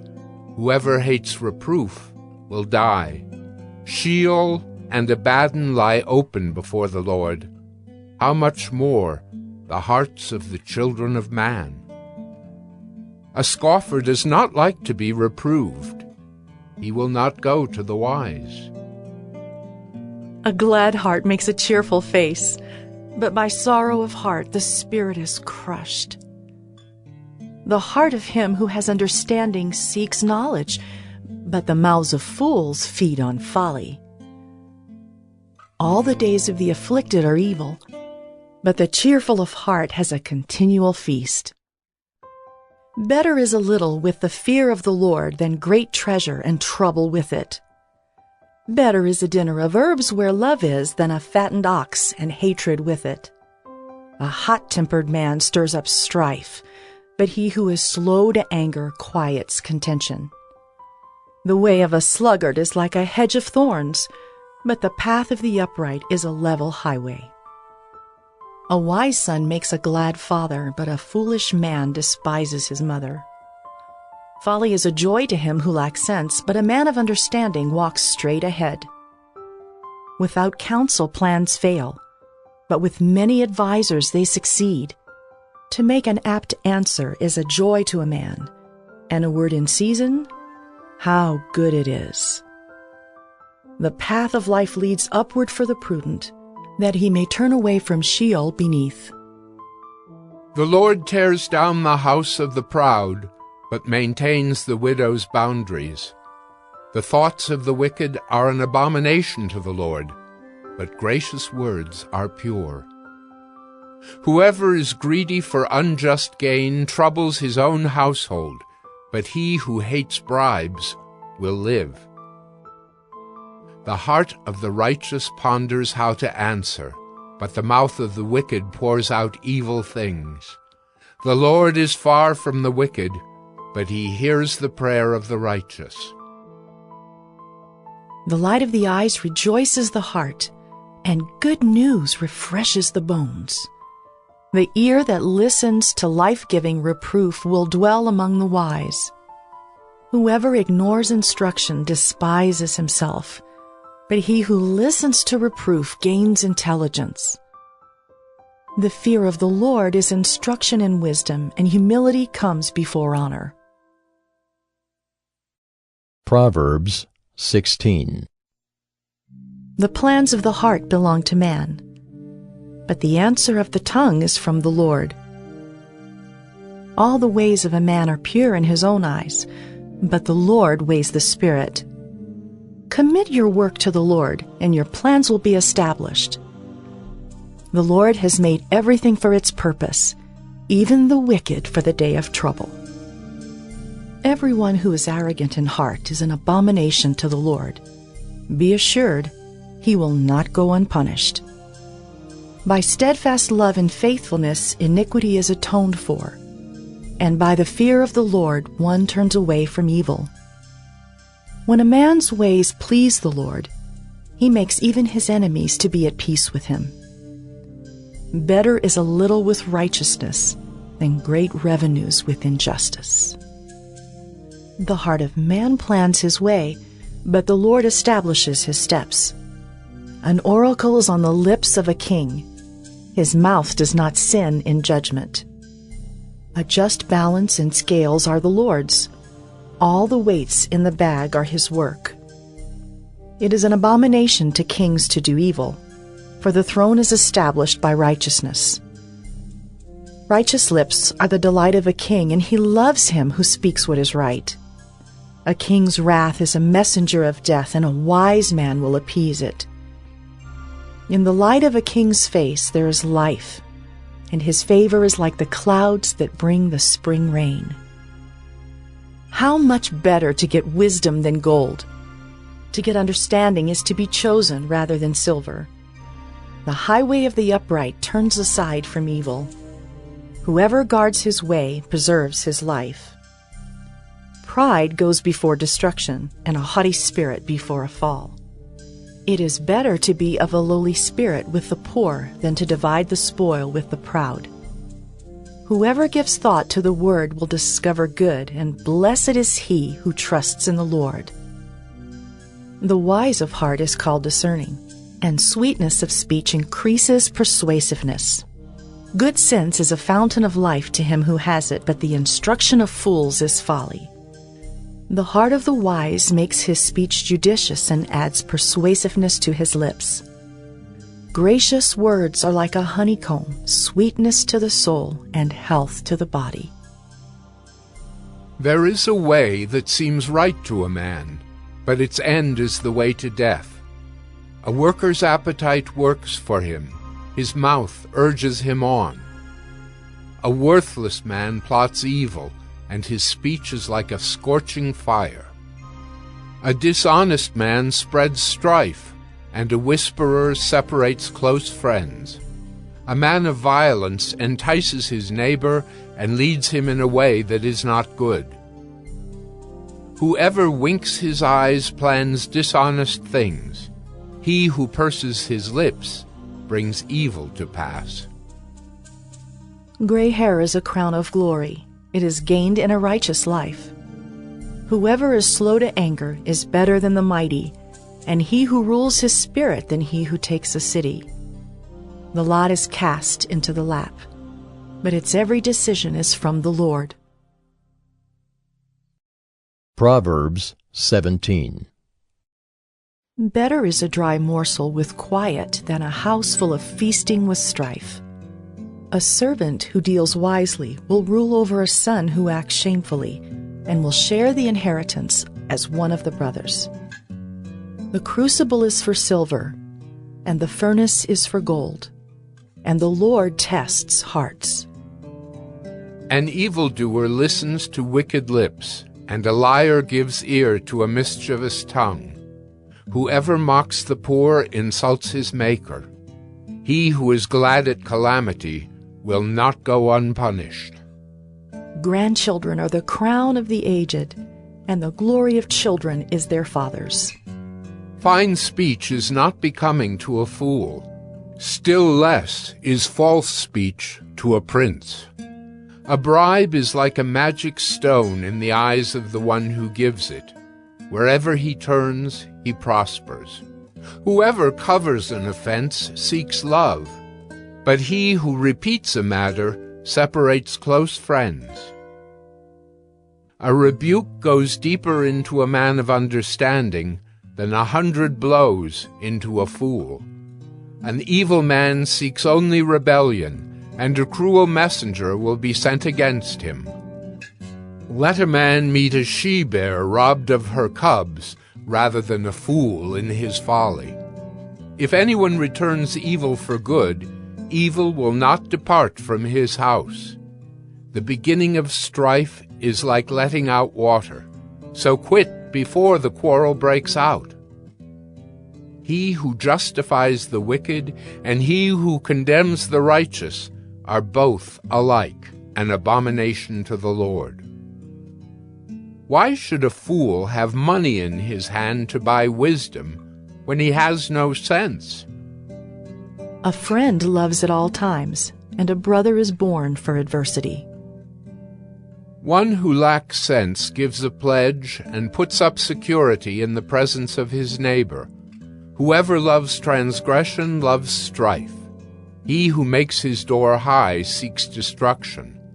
A man of crooked heart does not discover good, and one with a dishonest tongue falls into calamity. He who sires a fool gets himself sorrow, and the father of a fool has no joy. A joyful heart is good medicine, but a crushed spirit dries up the bones. The wicked accepts a bribe in secret to pervert the ways of justice. The discerning sets his face toward wisdom, but the eyes of a fool are on the ends of the earth. A foolish son is a grief to his father and bitterness to her who bore him.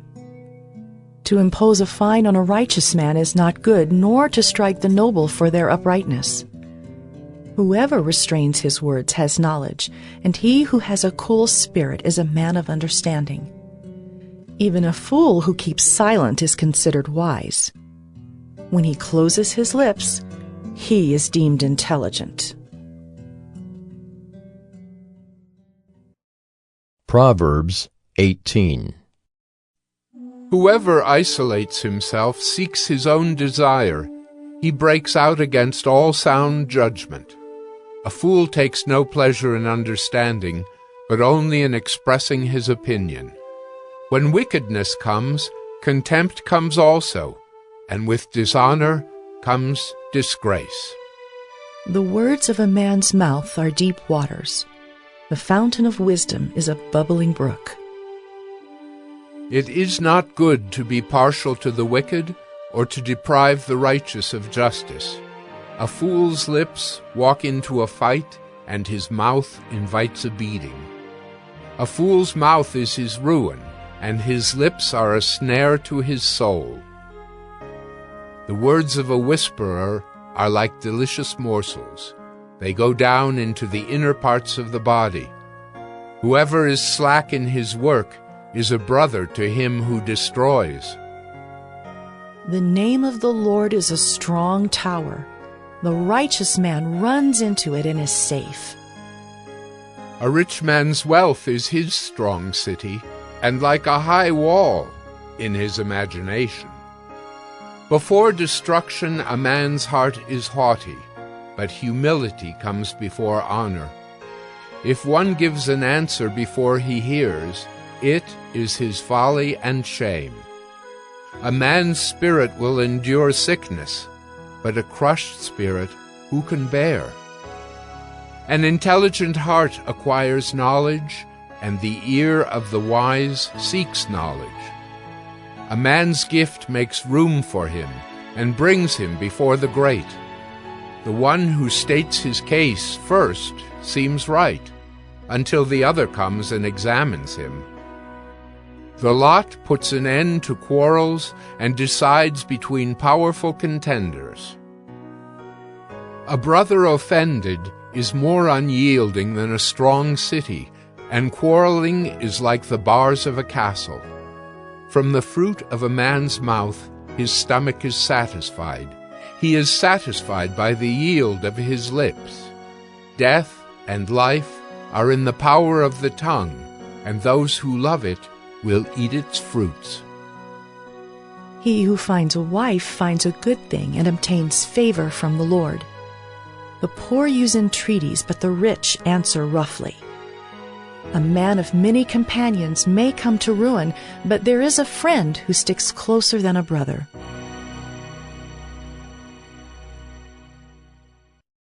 Proverbs 19.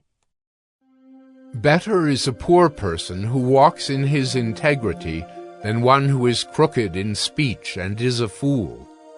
Desire without knowledge is not good, and whoever makes haste with his feet misses his way. When a man's folly brings his way to ruin, his heart rages against the Lord. Wealth brings many new friends, but a poor man is deserted by his friend. A false witness will not go unpunished, and he who breathes out lies will not escape. Many seek the favor of a generous man, and everyone is a friend to a man who gives gifts. All a poor man's brothers hate him. How much more do his friends go far from him? He pursues them with words, but does not have them. Whoever gets sense loves his own soul. He who keeps understanding will discover good. A false witness will not go unpunished, and he who breathes out lies will perish.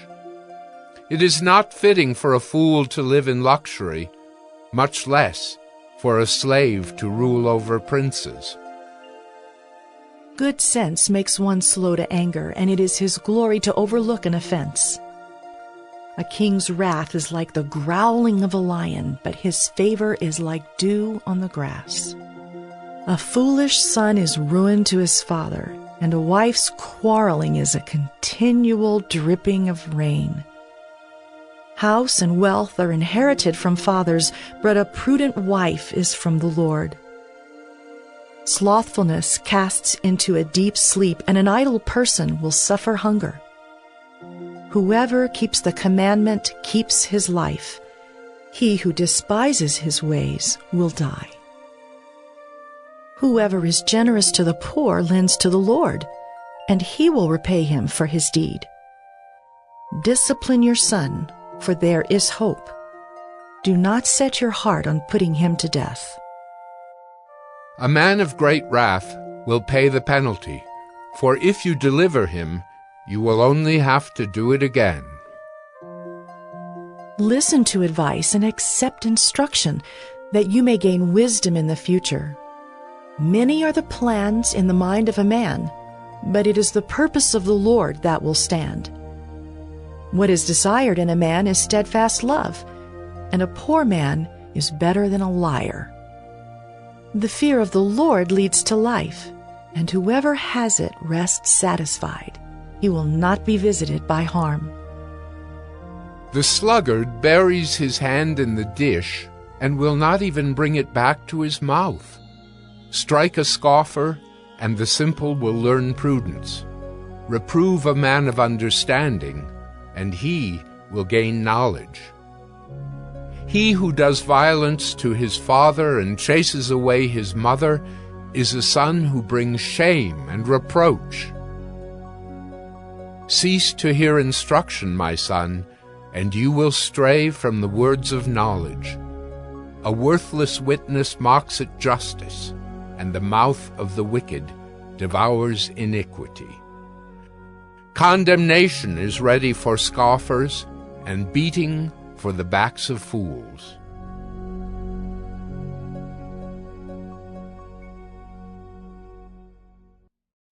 Proverbs 20. Wine is a mocker, strong drink a brawler, and whoever is led astray by it is not wise. The terror of a king is like the growling of a lion.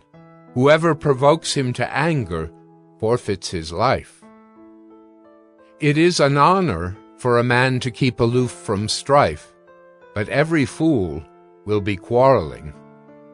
The sluggard does not plow in the autumn. He will seek at harvest and have nothing. The purpose in a man's heart is like deep water, but a man of understanding will draw it out. Many a man proclaims his own steadfast love, but a faithful man who can find? The righteous who walks in his integrity, blessed are his children after him. A king who sits on the throne of judgment winnows all evil with his eyes. Who can say, I have made my heart pure, I am clean from my sin? Unequal weights and unequal measures are both alike an abomination to the Lord. Even a child makes himself known by his acts, by whether his conduct is pure and upright. The hearing ear and the seeing eye, the Lord has made them both. Love not sleep, lest you come to poverty. Open your eyes, and you will have plenty of bread. Bad, bad, says the buyer, but when he goes away, then he boasts.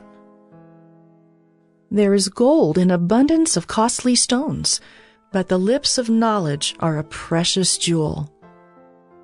Take a man's garment when he has put up security for a stranger, and hold it in pledge when he puts up security for foreigners. Bread gained by deceit is sweet to a man, but afterward his mouth will be full of gravel. Plans are established by counsel. By wise guidance, wage war. Whoever goes about slandering reveals secrets. Therefore, do not associate with the simple babbler. If one curses his father or his mother, His lamp will be put out in utter darkness. An inheritance gained hastily in the beginning will not be blessed in the end. Do not say, "I will repay evil." Wait for the Lord, and he will deliver you. Unequal weights are an abomination to the Lord, and false scales are not good. A man's steps are from the Lord. How then can man understand his way? It is a snare to say rashly, "It is holy," and to reflect only after making vows. A wise king winnows the wicked and drives the wheel over them. The spirit of man is the lamp of the Lord, searching all his innermost parts. Steadfast love and faithfulness preserve the king, and by steadfast love his throne is upheld. The glory of young men is their strength, but the splendor of old men is their gray hair. Blows that wound cleanse away evil. Strokes make clean the innermost parts. Proverbs 21. The king's heart is a stream of water in the hand of the Lord. He turns it wherever he will.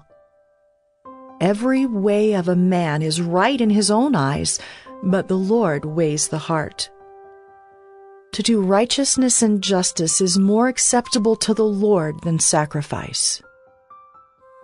Haughty eyes and a proud heart, the lamp of the wicked, are sin. The plans of the diligent lead surely to abundance, but everyone who is hasty comes only to poverty.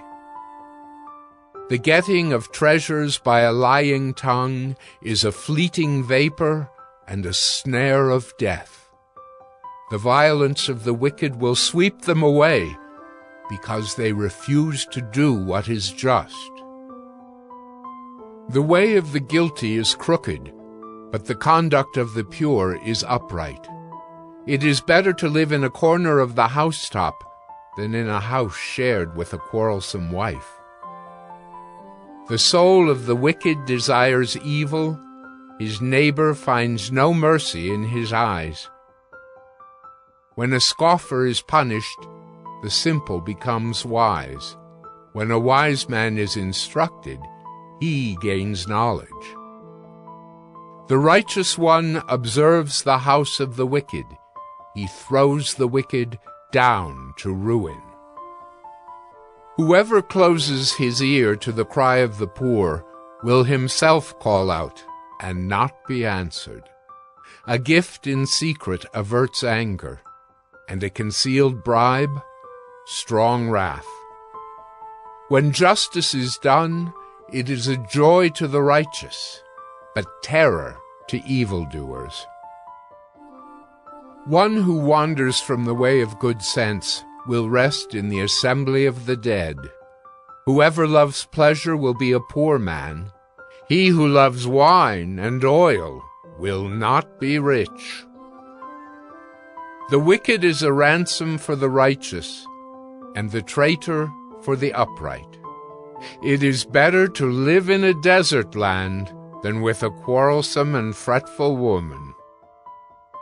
Precious treasure and oil are in a wise man's dwelling, but a foolish man devours it. Whoever pursues righteousness and kindness will find life, righteousness, and honor. A wise man scales the city of the mighty and brings down the stronghold in which they trust. Whoever keeps his mouth and his tongue keeps himself out of trouble. Scoffer is the name of the arrogant, haughty man who acts with arrogant pride. The desire of the sluggard kills him, for his hands refuse to labor. All day long he craves and craves, but the righteous gives and does not hold back. The sacrifice of the wicked is an abomination. How much more when he brings it with evil intent? A false witness will perish, but the word of a man who hears will endure. A wicked man puts on a bold face, but the upright gives thought to his ways. No wisdom, no understanding, no counsel can avail against the Lord. The horse is made ready for the day of battle, but the victory belongs to the Lord. Proverbs 22. A good name is to be chosen rather than great riches, and favor is better than silver or gold. The rich and the poor meet together. The Lord is the maker of them all. The prudent sees danger and hides himself, but the simple go on and suffer for it. The reward for humility and fear of the Lord is riches and honor and life. Thorns and snares are in the way of the crooked. Whoever guards his soul will keep far from them. Train up a child in the way he should go. Even when he is old, he will not depart from it. The rich rules over the poor, and the borrower is the slave of the lender. Whoever sows injustice will reap calamity, and the rod of his fury will fail. Whoever has a bountiful eye will be blessed, for he shares his bread with the poor. Drive out a scoffer, and strife will go out, and quarreling and abuse will cease. He who loves purity of heart, and whose speech is gracious, will have the king as his friend. The eyes of the Lord keep watch over knowledge, but he overthrows the words of the traitor. The sluggard says, "There is a lion outside. I shall be killed in the streets." The mouth of forbidden women is a deep pit. He with whom the Lord is angry will fall into it. Folly is bound up in the heart of a child, but the rod of discipline drives it far from him. Whoever oppresses the poor to increase his own wealth or gives to the rich will only come to poverty. Incline your ear and hear the words of the wise, and apply your heart to my knowledge. For it will be pleasant if you keep them within you, if all of them are ready on your lips, that your trust may be in the Lord. I have made them known to you today, even to you.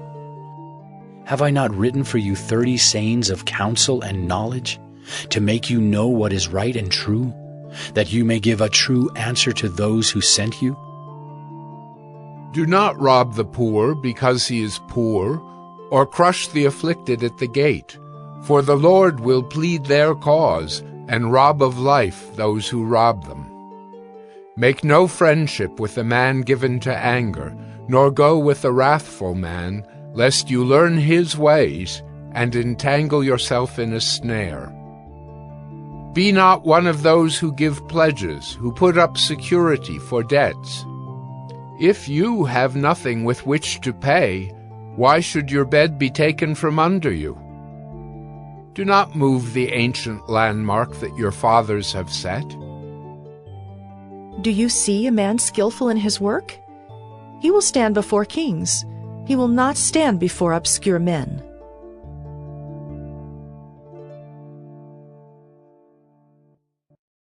Proverbs 23. When you sit down to eat with the ruler, observe carefully what is before you, and put a knife to your throat if you are given to appetite.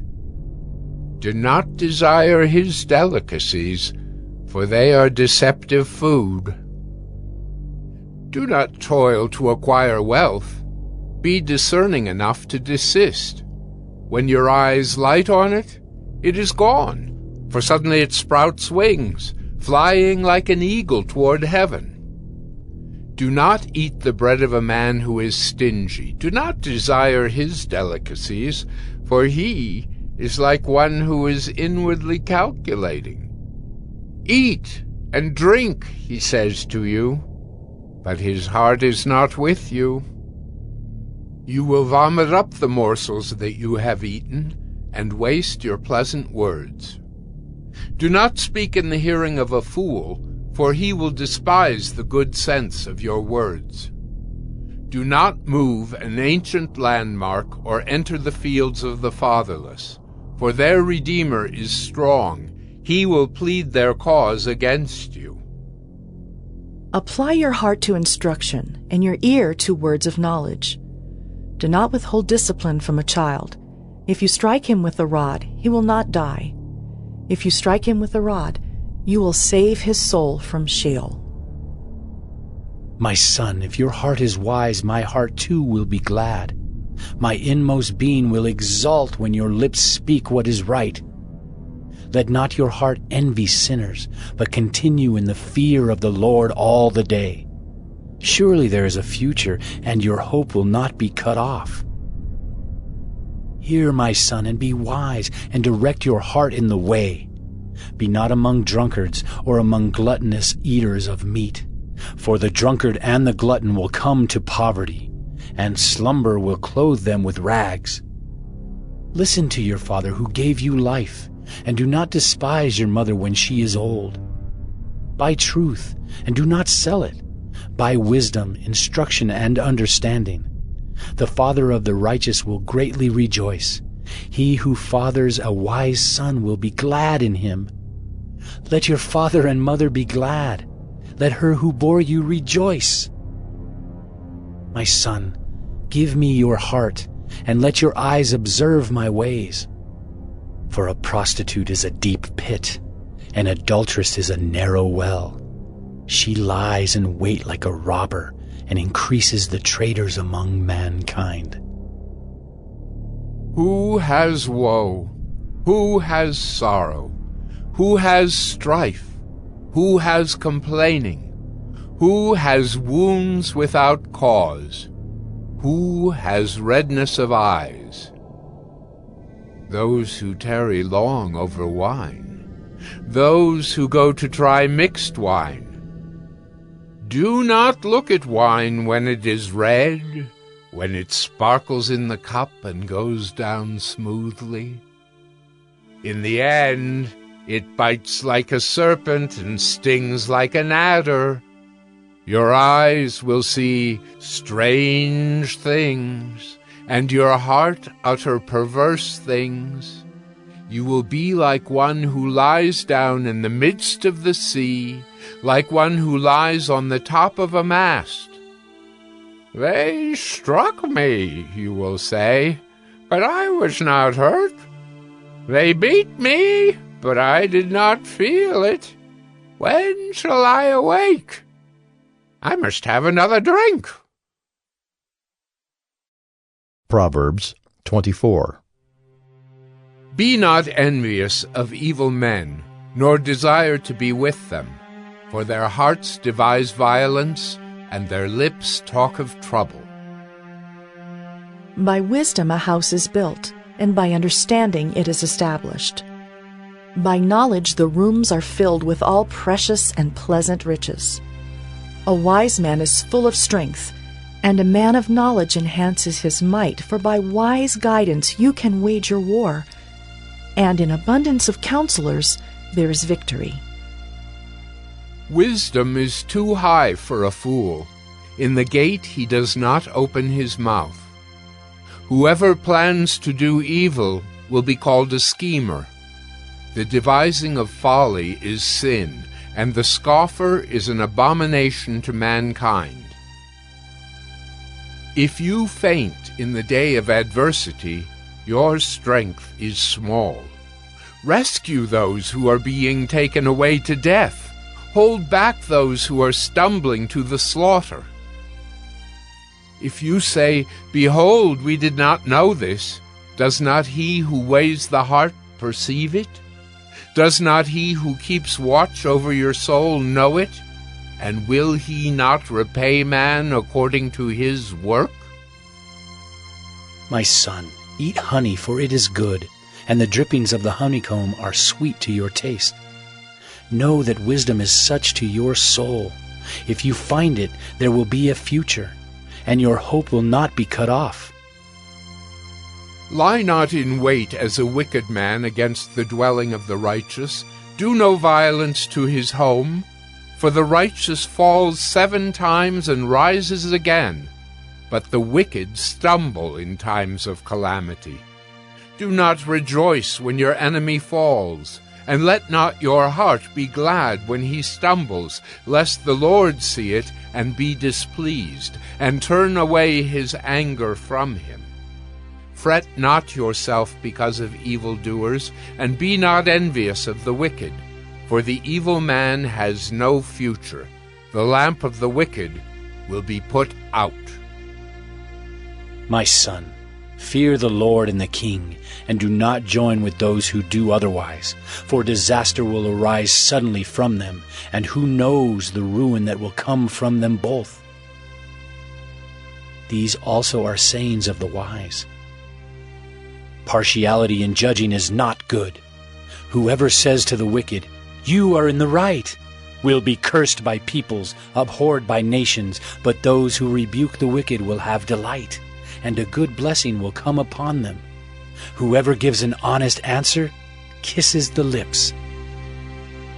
Prepare your work outside.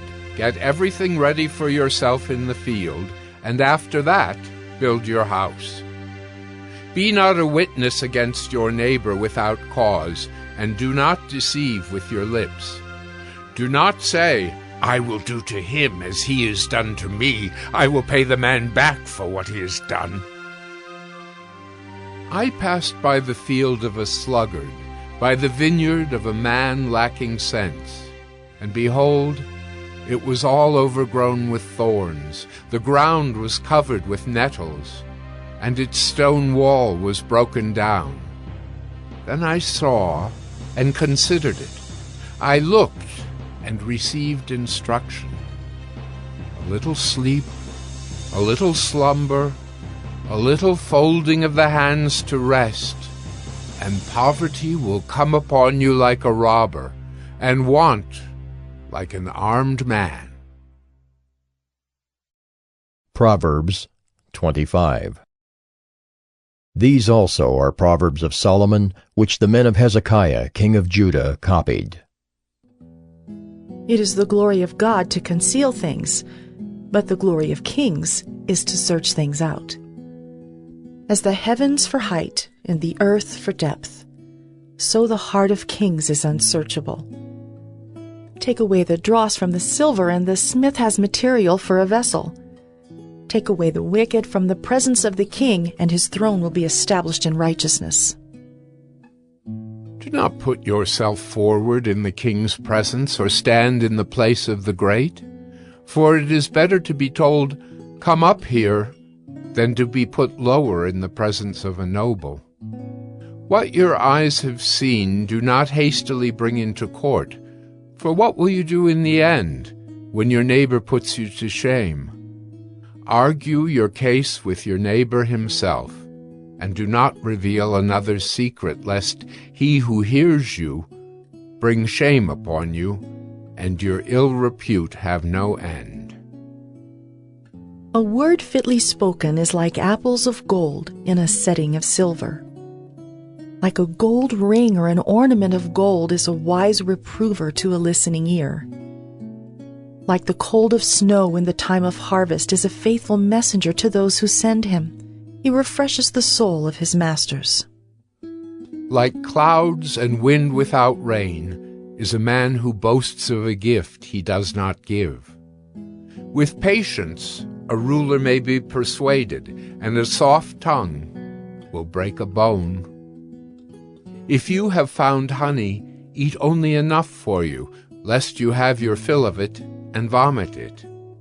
Let your foot be seldom in your neighbor's house, lest he have his fill of you and hate you. A man who bears false witness against his neighbor is like a war club or a sword or a sharp arrow. Trusting in a treacherous man in time of trouble is like a bad tooth or a foot that slips. Whoever sings songs to a heavy heart is like one who takes off a garment on a cold day, and like vinegar on soda. If your enemy is hungry, give him bread to eat. And if he is thirsty, give him water to drink. For you will heap burning coals on his head. and the Lord will reward you. The north wind brings forth rain, and a backbiting tongue, angry looks. It is better to live in a corner of the housetop than in a house shared with a quarrelsome wife. Like cold water to a thirsty soul, so is good news from a far country. Like a muddied spring or a polluted fountain is a righteous man who gives way before the wicked. It is not good to eat much honey, nor is it glorious to seek one's own glory. A man without self-control is like a city broken into and left without walls. Proverbs 26. Like snow in summer or rain in harvest, so honor is not fitting for a fool. Like a sparrow in its flitting, like a swallow in its flying, a curse that is causeless does not alight. A whip for the horse, a bridle for the donkey, and a rod for the back of fools. Answer not a fool according to his folly, lest you be like him yourself. Answer a fool according to his folly, lest he be wise in his own eyes. Whoever sends a message by the hand of a fool cuts off his own feet and drinks violence. Like a lame man's legs, which hang useless, is a proverb in the mouth of fools. Like one who binds the stone in the sling is one who gives honor to a fool. Like a thorn that goes up into the hand of a drunkard is a proverb in the mouth of fools.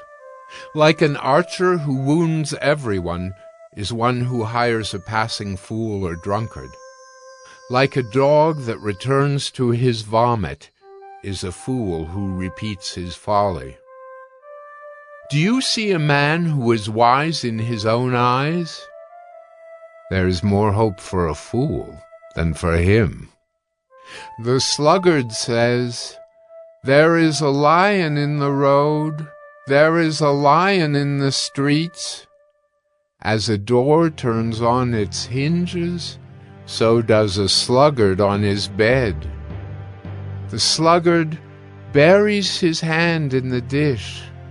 It wears him out to bring it back to his mouth. The sluggard is wiser in his own eyes than 7 men who can answer sensibly. Whoever meddles in a quarrel not his own is like one who takes a passing dog by the ears. Like a madman who throws firebrands, arrows, and death is the man who deceives his neighbor and says, "I am only joking." For lack of wood the fire goes out, and where there is no whisperer, quarreling ceases.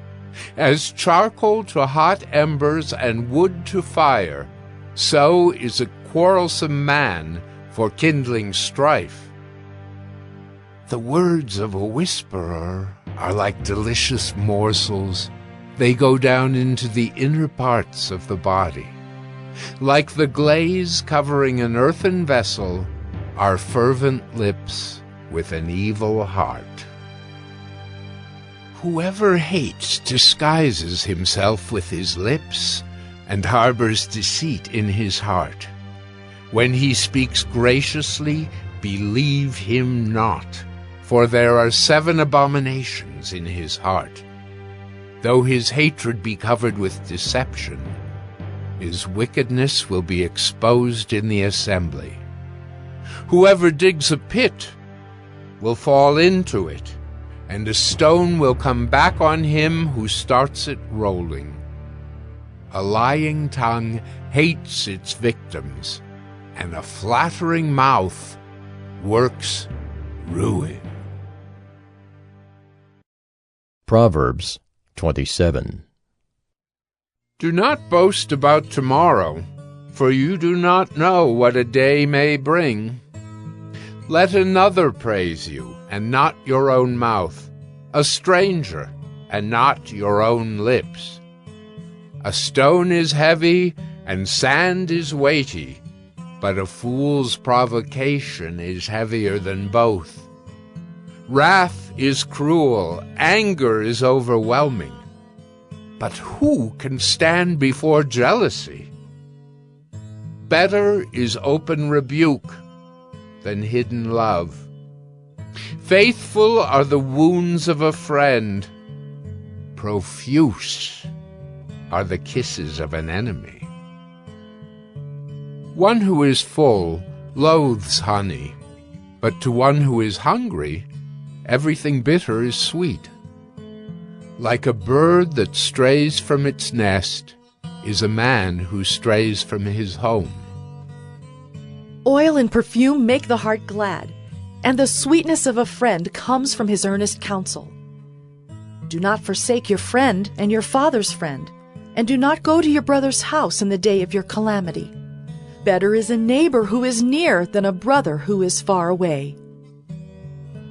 Be wise, my son, and make my heart glad, that I may answer him who reproaches me. The prudent sees danger and hides himself, but the simple go on and suffer for it. Take a man's garment when he has put up security for a stranger, and hold it in pledge when he puts up security for an adulteress.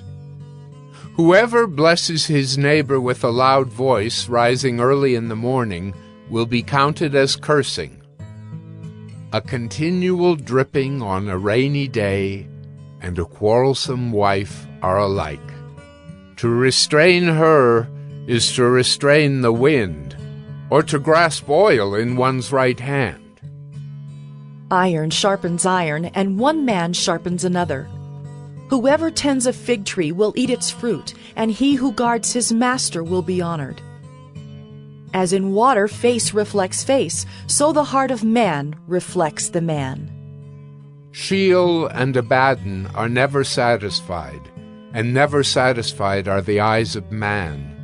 The crucible is for silver, and the furnace is for gold, and a man is tested by his praise.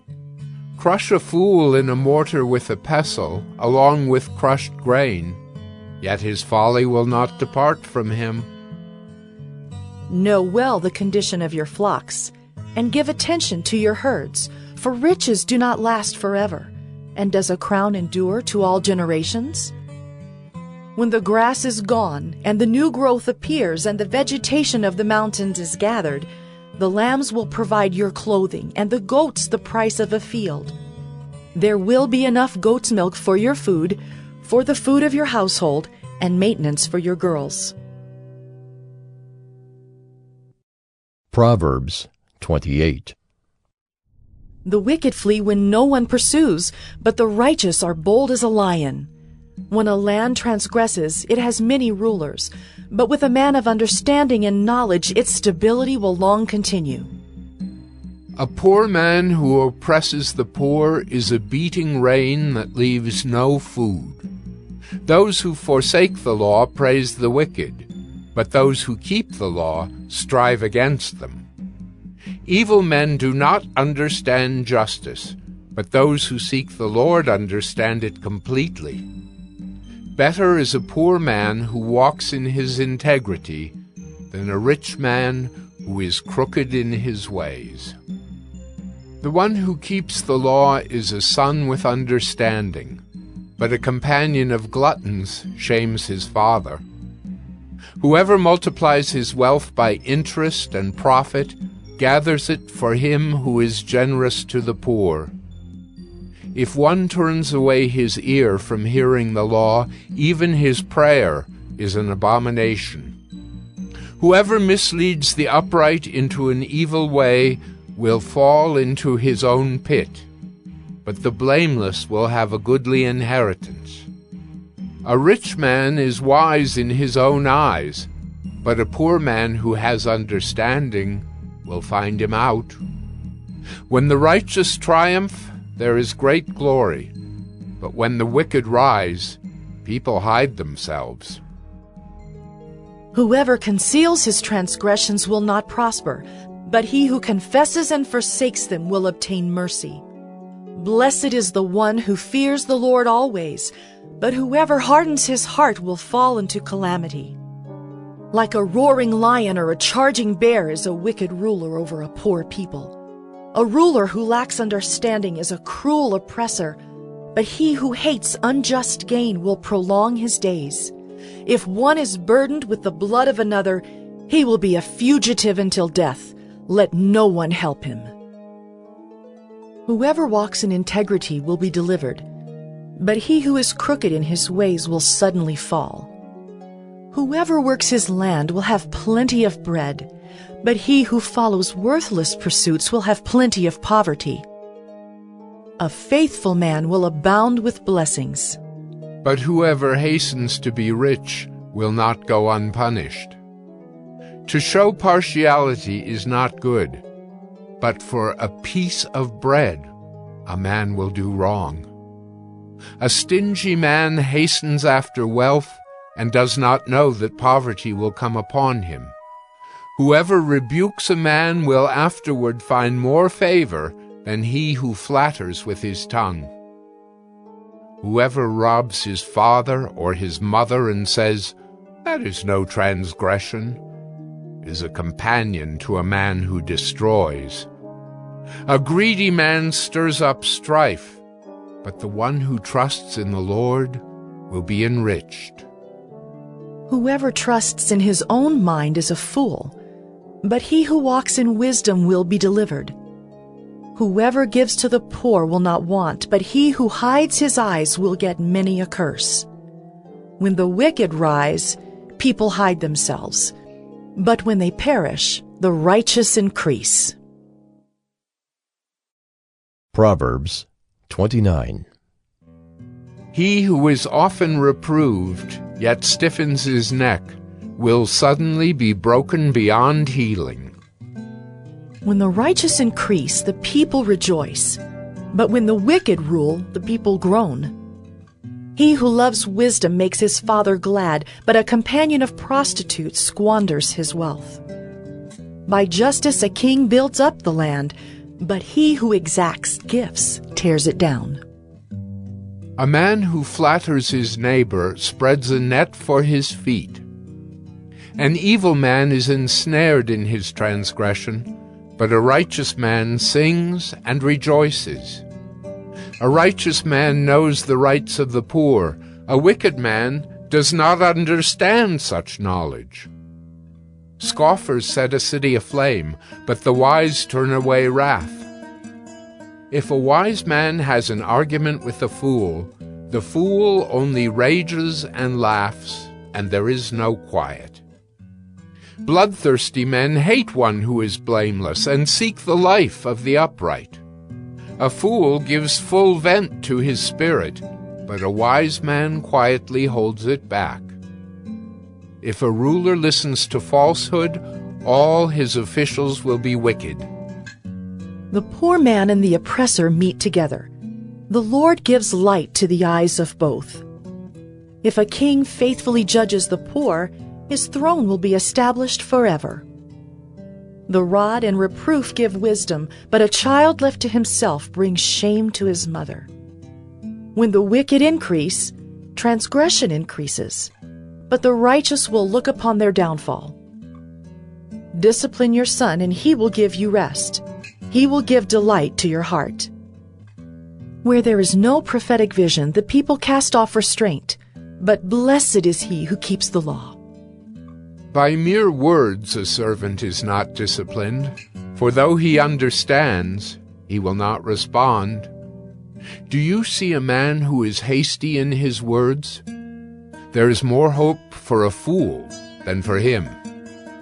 Whoever pampers his servant from childhood will in the end find him his heir.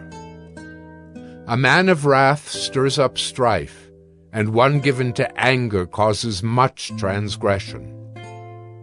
One's pride will bring him low, but he who is lowly in spirit will obtain honor. The partner of a thief hates his own life. He hears the curse, but discloses nothing. The fear of man lays a snare, but whoever trusts in the Lord is safe. Many seek the face of a ruler, but it is from the Lord that a man gets justice. An unjust man is an abomination to the righteous, but one whose way is straight is an abomination to the wicked. Proverbs 30. The words of Agur, son of Jacob, the oracle. The man declares, I am weary, O God. I am weary, O God, and worn out. Surely I am too stupid to be a man. I have not the understanding of a man. I have not learned wisdom, nor have I knowledge of the Holy One. Who has ascended to heaven and come down? Who has gathered the wind in his fists? Who has wrapped up the waters in a garment? Who has established all the ends of the earth? What is his name, and what is his son's name? Surely you know. Every word of God proves true. He is a shield to those who take refuge in him. Do not add to his words, lest he rebuke you, and you be found a liar. 2 things I ask of you. Deny them not to me before I die. Remove far from me falsehood and lying. Give me neither poverty nor riches. Feed me with the food that is needful for me, lest I be full and deny you and say, Who is the Lord? Or lest I be poor and steal and profane the name of my God.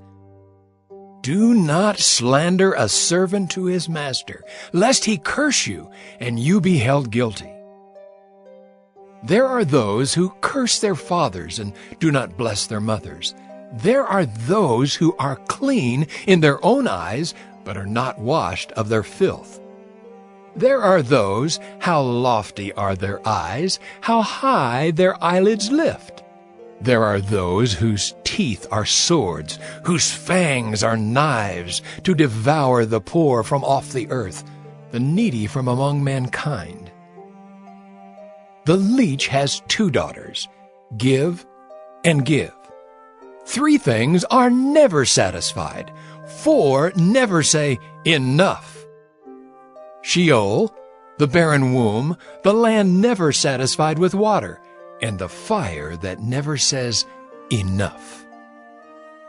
The eye that mocks a father and scorns to obey a mother will be picked out by the ravens of the valley and eaten by the vultures.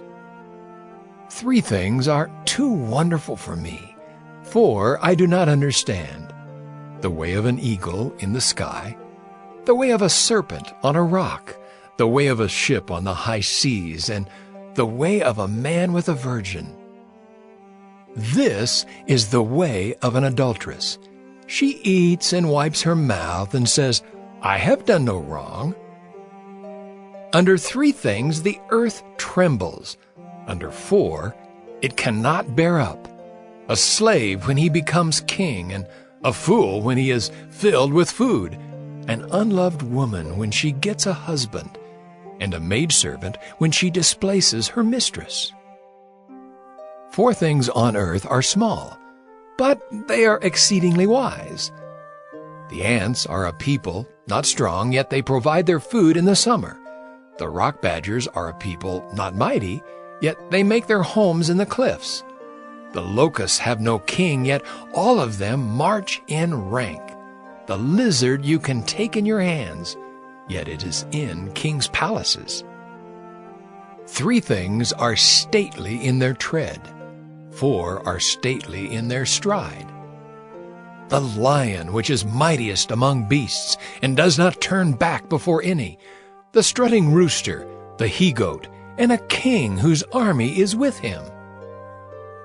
If you have been foolish, exalting yourself, or if you have been devising evil, put your hand on your mouth.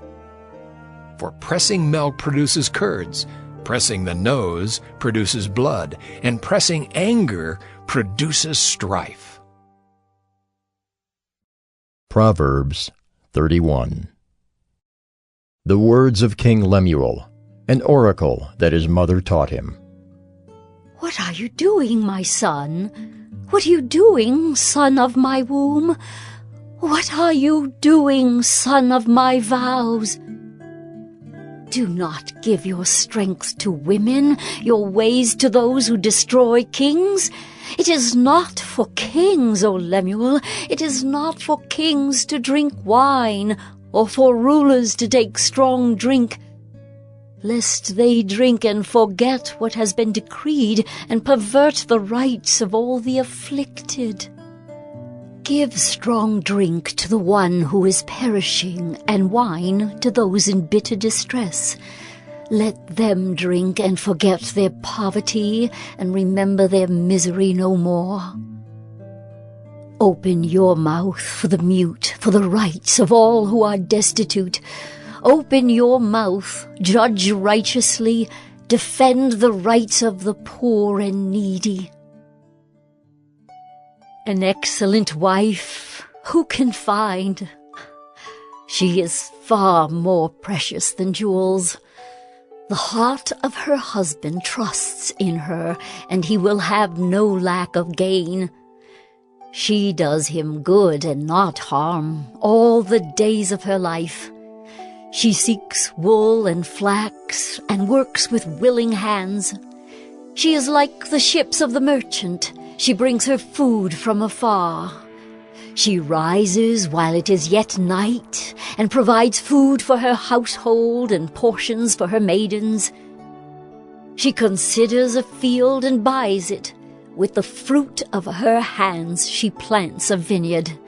She dresses herself with strength and makes her arms strong. She perceives that her merchandise is profitable. Her lamp does not go out at night. She puts her hands to the distaff, and her hands hold the spindle. She opens her hand to the poor, and reaches out her hands to the needy. She is not afraid of snow for her household, for all her household are clothed in scarlet. She makes bed coverings for herself. Her clothing is fine linen and purple. Her husband is known in the gates when he sits among the elders of the land. She makes linen garments and sells them. She delivers sashes to the merchant. Strength and dignity are her clothing, and she laughs at the time to come. She opens her mouth with wisdom, and the teaching of kindness is on her tongue. She looks well to the ways of her household, and does not eat the bread of idleness. Her children rise up and call her blessed. Her husband also, and he praises her. Many women have done excellently, but you surpass them all. Charm is deceitful, and beauty is vain, but a woman who fears the Lord is to be praised. Give her of the fruit of her hands, and let her works praise her in the gates.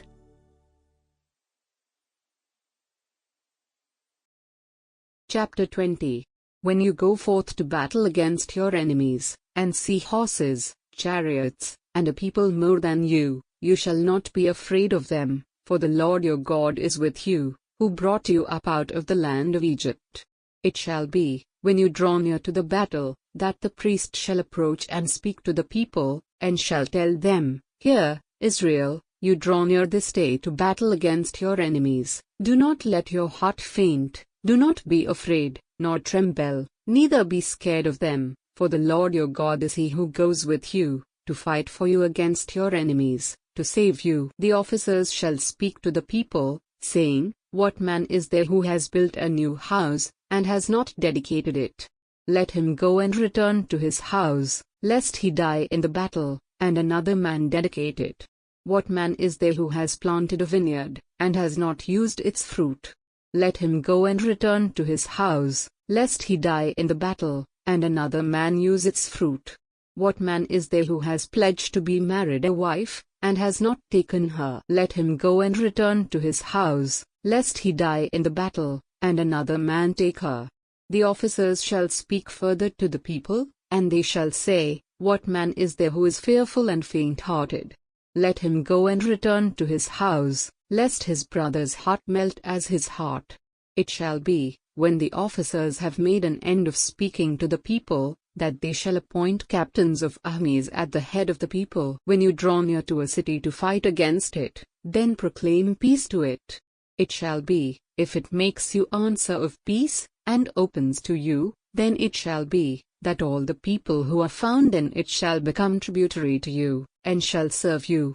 If it will make no peace with you, but will make war against you, then you shall besiege it, and when the Lord your God delivers it into your hand, you shall strike every male of it with the edge of the sword, but the women, and the little ones, and the livestock, and all that is in the city, even all its spoil, you shall take for a prey to yourself, and you shall eat the spoil of your enemies, which the Lord your God has given you. Thus you shall do to all the cities which are very far off from you, which are not of the cities of these nations, but of the cities of these peoples, that the Lord your God gives you for an inheritance. You shall save alive nothing that breathes, but you shall utterly destroy them, the Hittite, and the Amorite, the Canaanite, and the Perizzite, and the Hivite, and the Jebusite, as the Lord your God has commanded you, that they not teach you to do after all their abominations, which they have done to their gods. So would you sin against the Lord your God. When you shall besiege a city a long time, in making war against it to take it,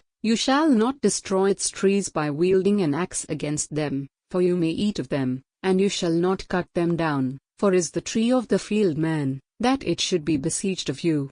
Only the trees of which you know that they are not trees for food, you shall destroy and cut them down, and you shall build siege works against the city that makes war with you. Chapter 124. A Song of Ascents. By David. If it had not been the Lord who was on our side, let Israel now say, if it had not been the Lord who was on our side, when men rose up against us, then they would have swallowed us up alive. When their wrath was kindled against us, then the waters would have overwhelmed us, the stream would have gone over our soul, then the proud waters would have gone over our soul. Blessed be the Lord, who has not given us as a prey to their teeth. Our soul has escaped like a bird out of the fowler's snare. The snare is broken, and we have escaped. Our help is in the name of the Lord, who made heaven. Now this is the history of the generations of the sons of Noah, and of Shem, Ham, and Japheth. Sons were born to them after the flood. The sons of Japheth: Gomer, Magog, Madai, Javan, Tubal, Meshech, and Tiras. The sons of Gomer: Ashkenaz, Riphath, and Togarmah. The sons of Javan: Elisha, Tarshish, Kittim, and Dodanim. Of these were the isles of the nations divided in their lands, every one after his language, after their families in their nations. The sons of Ham: Cush, Mizraim, Put, and Canaan. The sons of Cush: Seba, Havilah, Sabta, Rama, and Sabtika. The sons of Rama: Sheba and Dedan.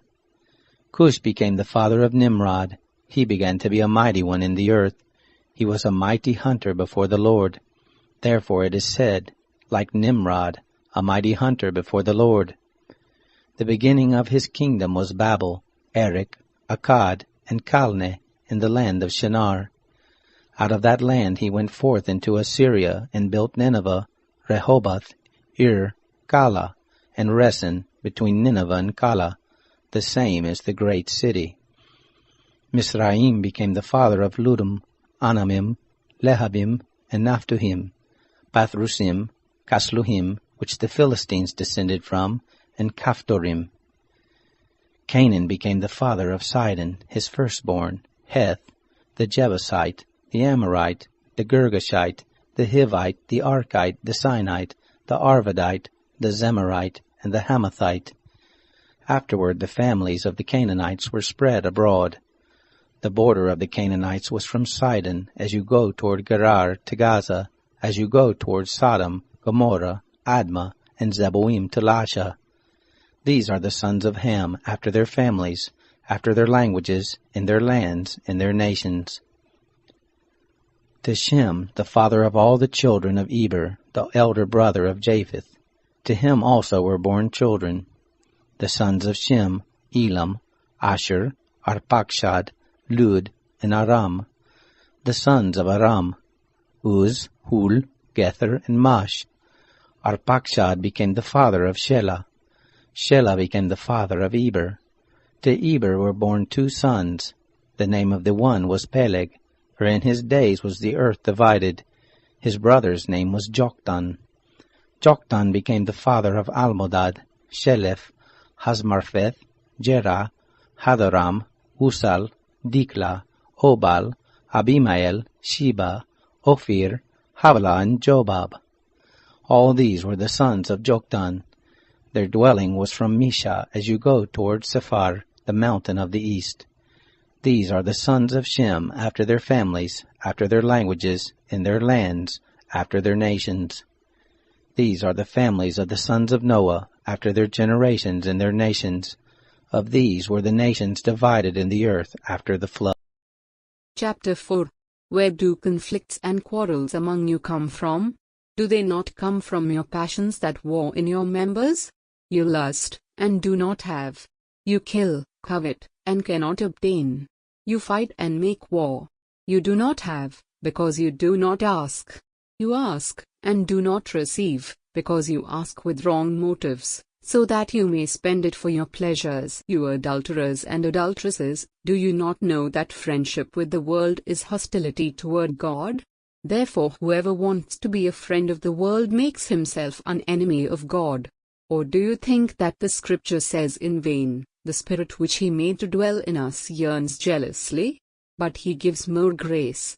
Therefore it says, God resists the proud, but gives grace to the humble. Be subject therefore to God.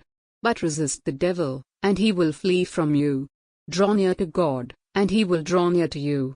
Cleanse your hands, you sinners, and purify your hearts, you double-minded. Lament, mourn, and weep. Let your laughter be turned to mourning, and your joy to gloom. Humble yourselves in the sight of the Lord, and He will exalt you. Do not speak against one another, brothers. He who speaks against a brother or judges his brother, speaks against the law and judges the law. But if you judge the law, you are not a doer of the law, but a judge. Only one is the lawgiver and judge, who is able to save and to destroy. But who are you to judge your neighbor?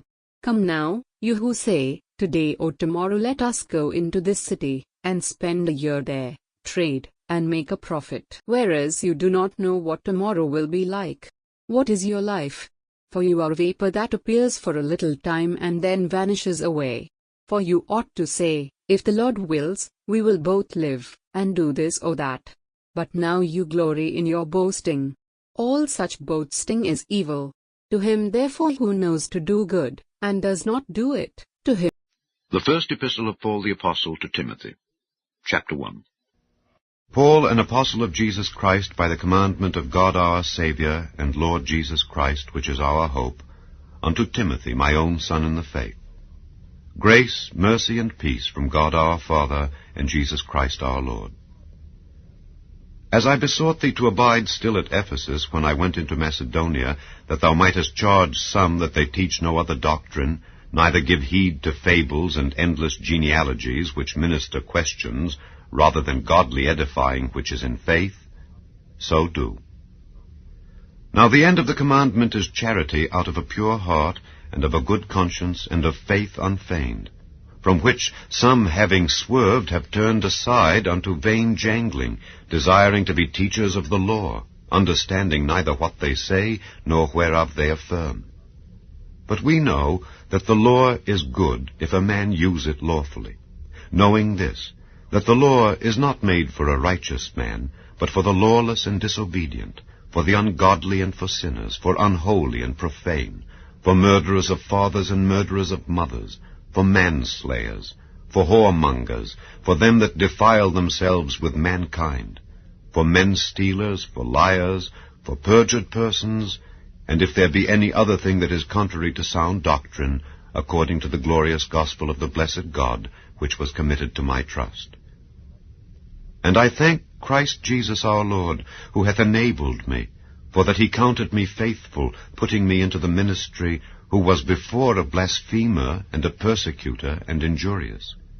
But I obtained mercy, because I did it ignorantly in unbelief. And the grace of our Lord was exceeding abundant with faith and love which is in Christ Jesus.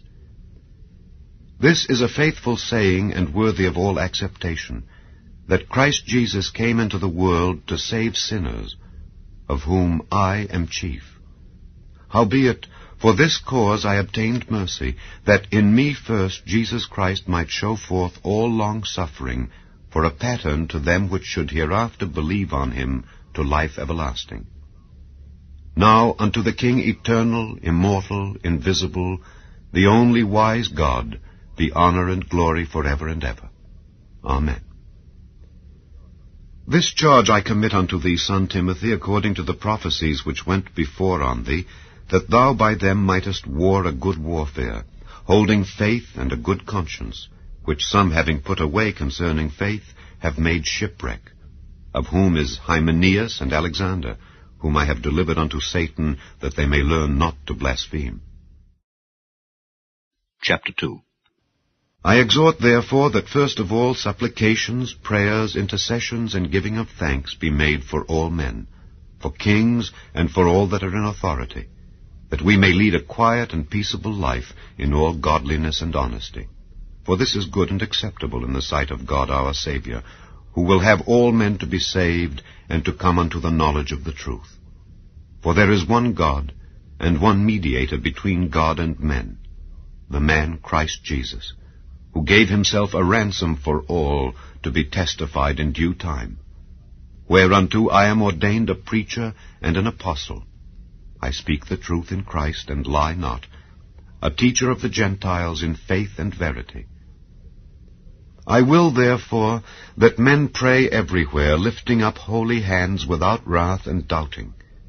In like manner also, that women adorn themselves in modest apparel, with shamefacedness and sobriety, not with broidered hair, or gold, or pearls, or costly array, but, which becometh women professing godliness, with good works. Let the woman learn in silence with all subjection. But I suffer not a woman to teach, nor to usurp authority over the man, but to be in silence. For Adam was first formed, then Eve. And Adam was not deceived, but the woman being deceived was in the transgression. Notwithstanding, she shall be saved in childbearing, if they continue in faith and charity and holiness with sobriety. Chapter 3. This is a true saying. If a man desire the office of a bishop, he desireth a good work.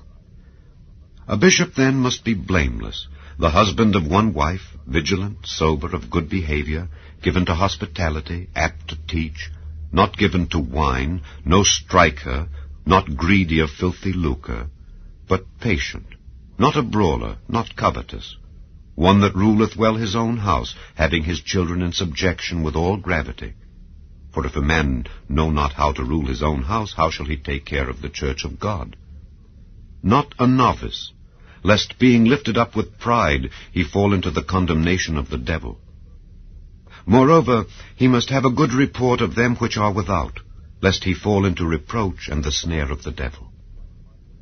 Likewise must the deacons be grave, not double-tongued, not given to much wine, not greedy of filthy lucre, holding the mystery of the faith in a pure conscience. And let these also first be proved, then let them use the office of a deacon, being found blameless. Even so must their wives be grave, not slanderers, sober, faithful in all things.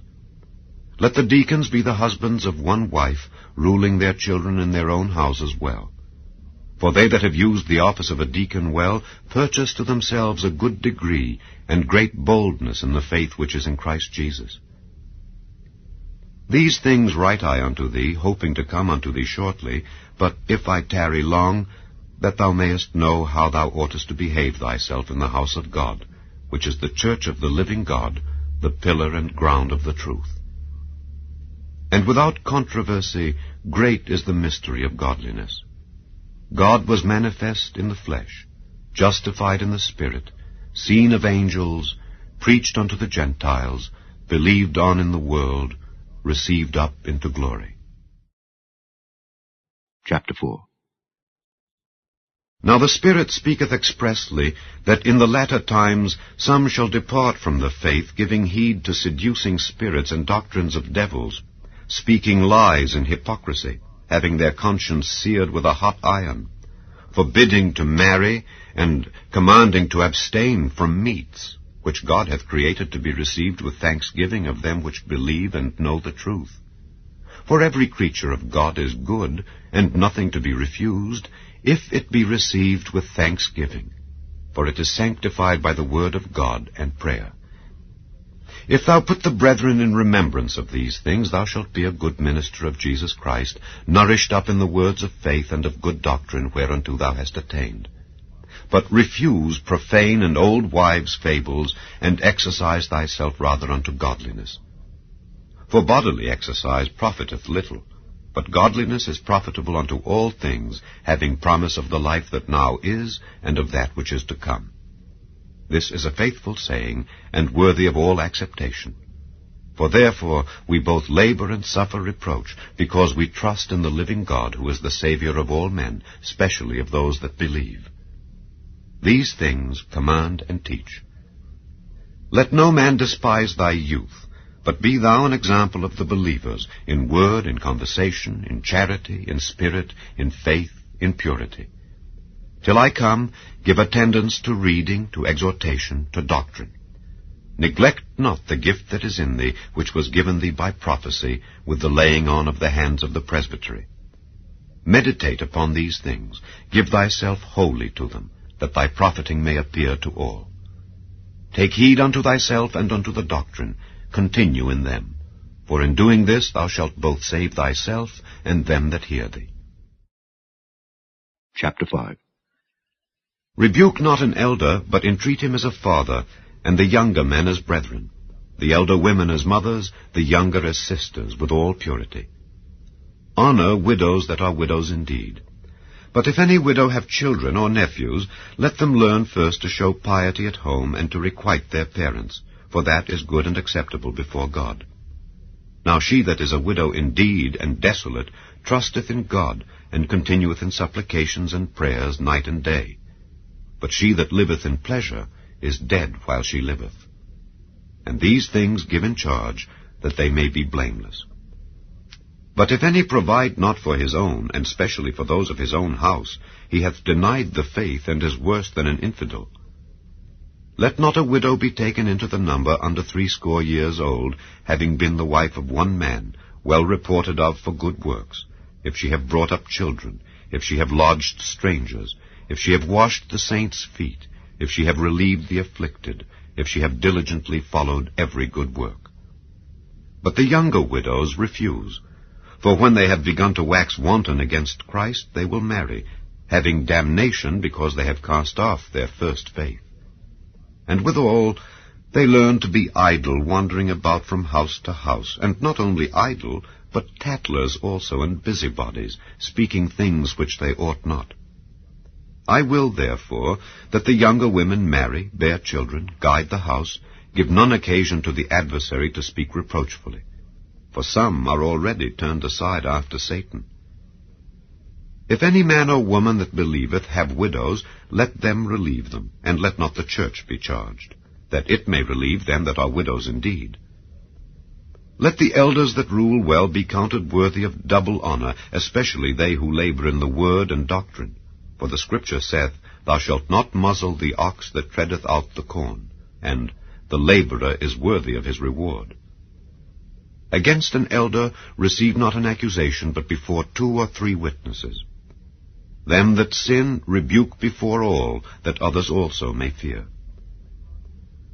I charge thee before God and the Lord Jesus Christ and the elect angels, that thou observe these things without preferring one before another, doing nothing by partiality. Lay hand suddenly on no man, neither be partaker of other men's sins. Keep thyself pure.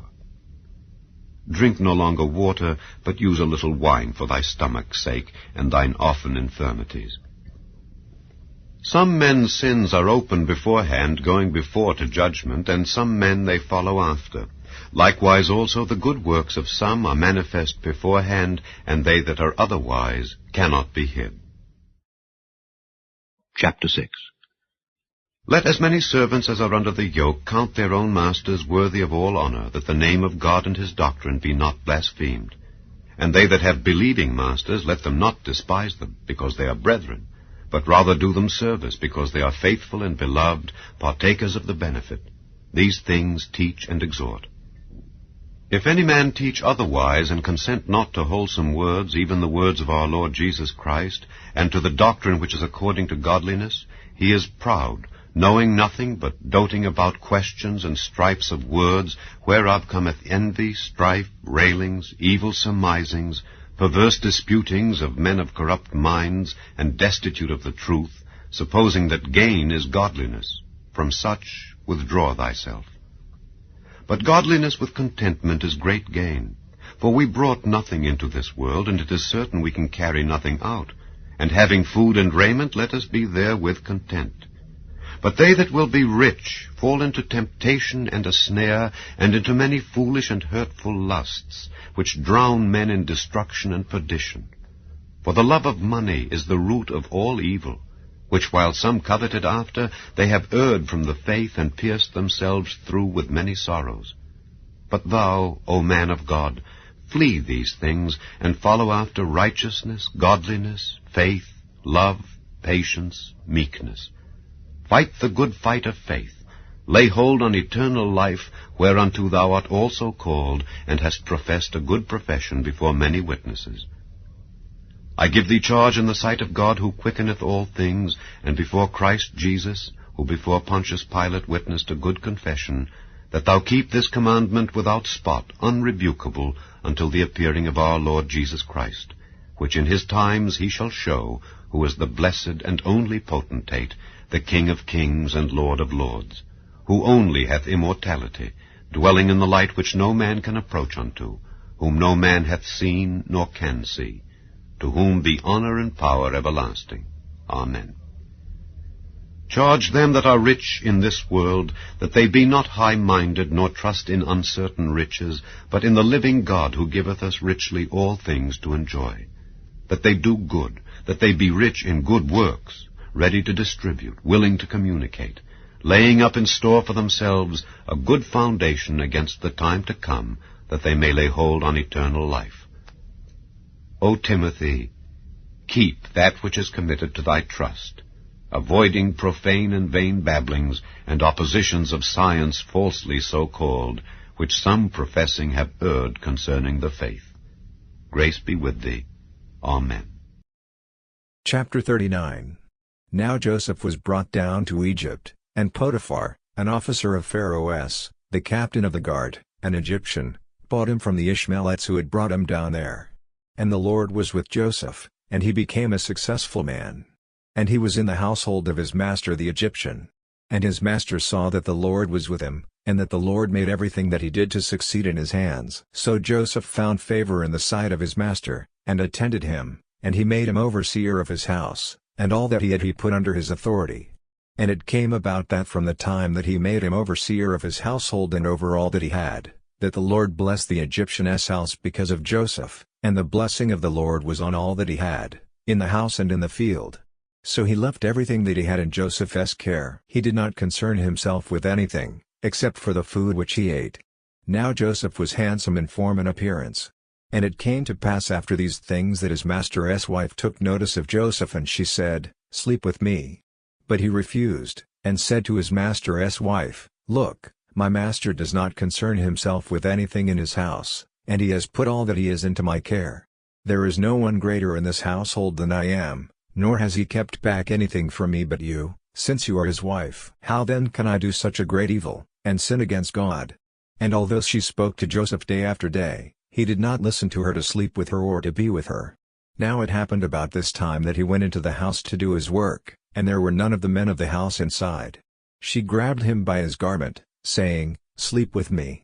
And he left his garment in her hand and ran outside. When she saw that he had left his garment in her hand and had run outside, she called to the men of her house, and spoke to them, saying, Look, he has brought in a Hebrew to us to mock us. He came in to me to sleep with me, and I cried with a loud voice. It happened, when he heard that I raised my voice and cried out, that he left his garment by me and ran outside. She left his garment by her, until his master came home. And she told him the same story, saying, The Hebrew servant, whom you have brought to us, came in to me to mock me, and said to me, Let me sleep with you. But when I raised my voice and cried out, he left his garment beside me and ran outside. And it happened when his master heard the words that his wife spoke to him, saying, This is what your servant did to me, that he became furious. Then Joseph's master took him and put him into the prison, the place where the king's prisoners were bound, and he was there in prison. But the Lord was with Joseph and showed him kindness and gave him favor in the sight of the keeper of the prison. The keeper of the prison put Joseph in charge of all the prisoners who were in the prison. He was made responsible for everything that was done there. The keeper of the prison paid no attention to anything that was under his supervision, because the Lord was with him, and whatever he did the Lord. Now the Lord said to Abram, Get out of your country, and from your relatives, and from your father's house, to the land that I will show you. I will make of you a great nation. I will bless you, and make your name great. You will be a blessing. I will bless those who bless you, and I will curse him who curses you. In you will all the families of the earth be blessed. So Abram went as the Lord had spoken to him. Lot went with him. Abram was 75 years old when he departed out of Haran. Abram took Sarai his wife, Lot his brother's son, all their substance that they had gathered, and the souls who they had gotten in Haran. And they went forth to go into the land of Canaan, and into the land of Canaan they came. Abram passed through the land to the place of Shechem, to the oak of Moreh. The Canaanite was then in the land. The Lord appeared to Abram and said, I will give this land to your seed. He built an altar there to the Lord who appeared to him. He left from there to the mountain on the east of Bethel, and pitched his tent, having Bethel on the west, and Ai on the east. There he built an altar to the Lord, and called on the name of the Lord. Abram traveled, going on still toward the south. There was a famine in the land.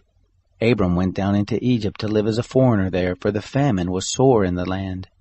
It happened, when he was come near to enter into Egypt, that he said to Sarai his wife, See now, I know that you are a beautiful woman to look on.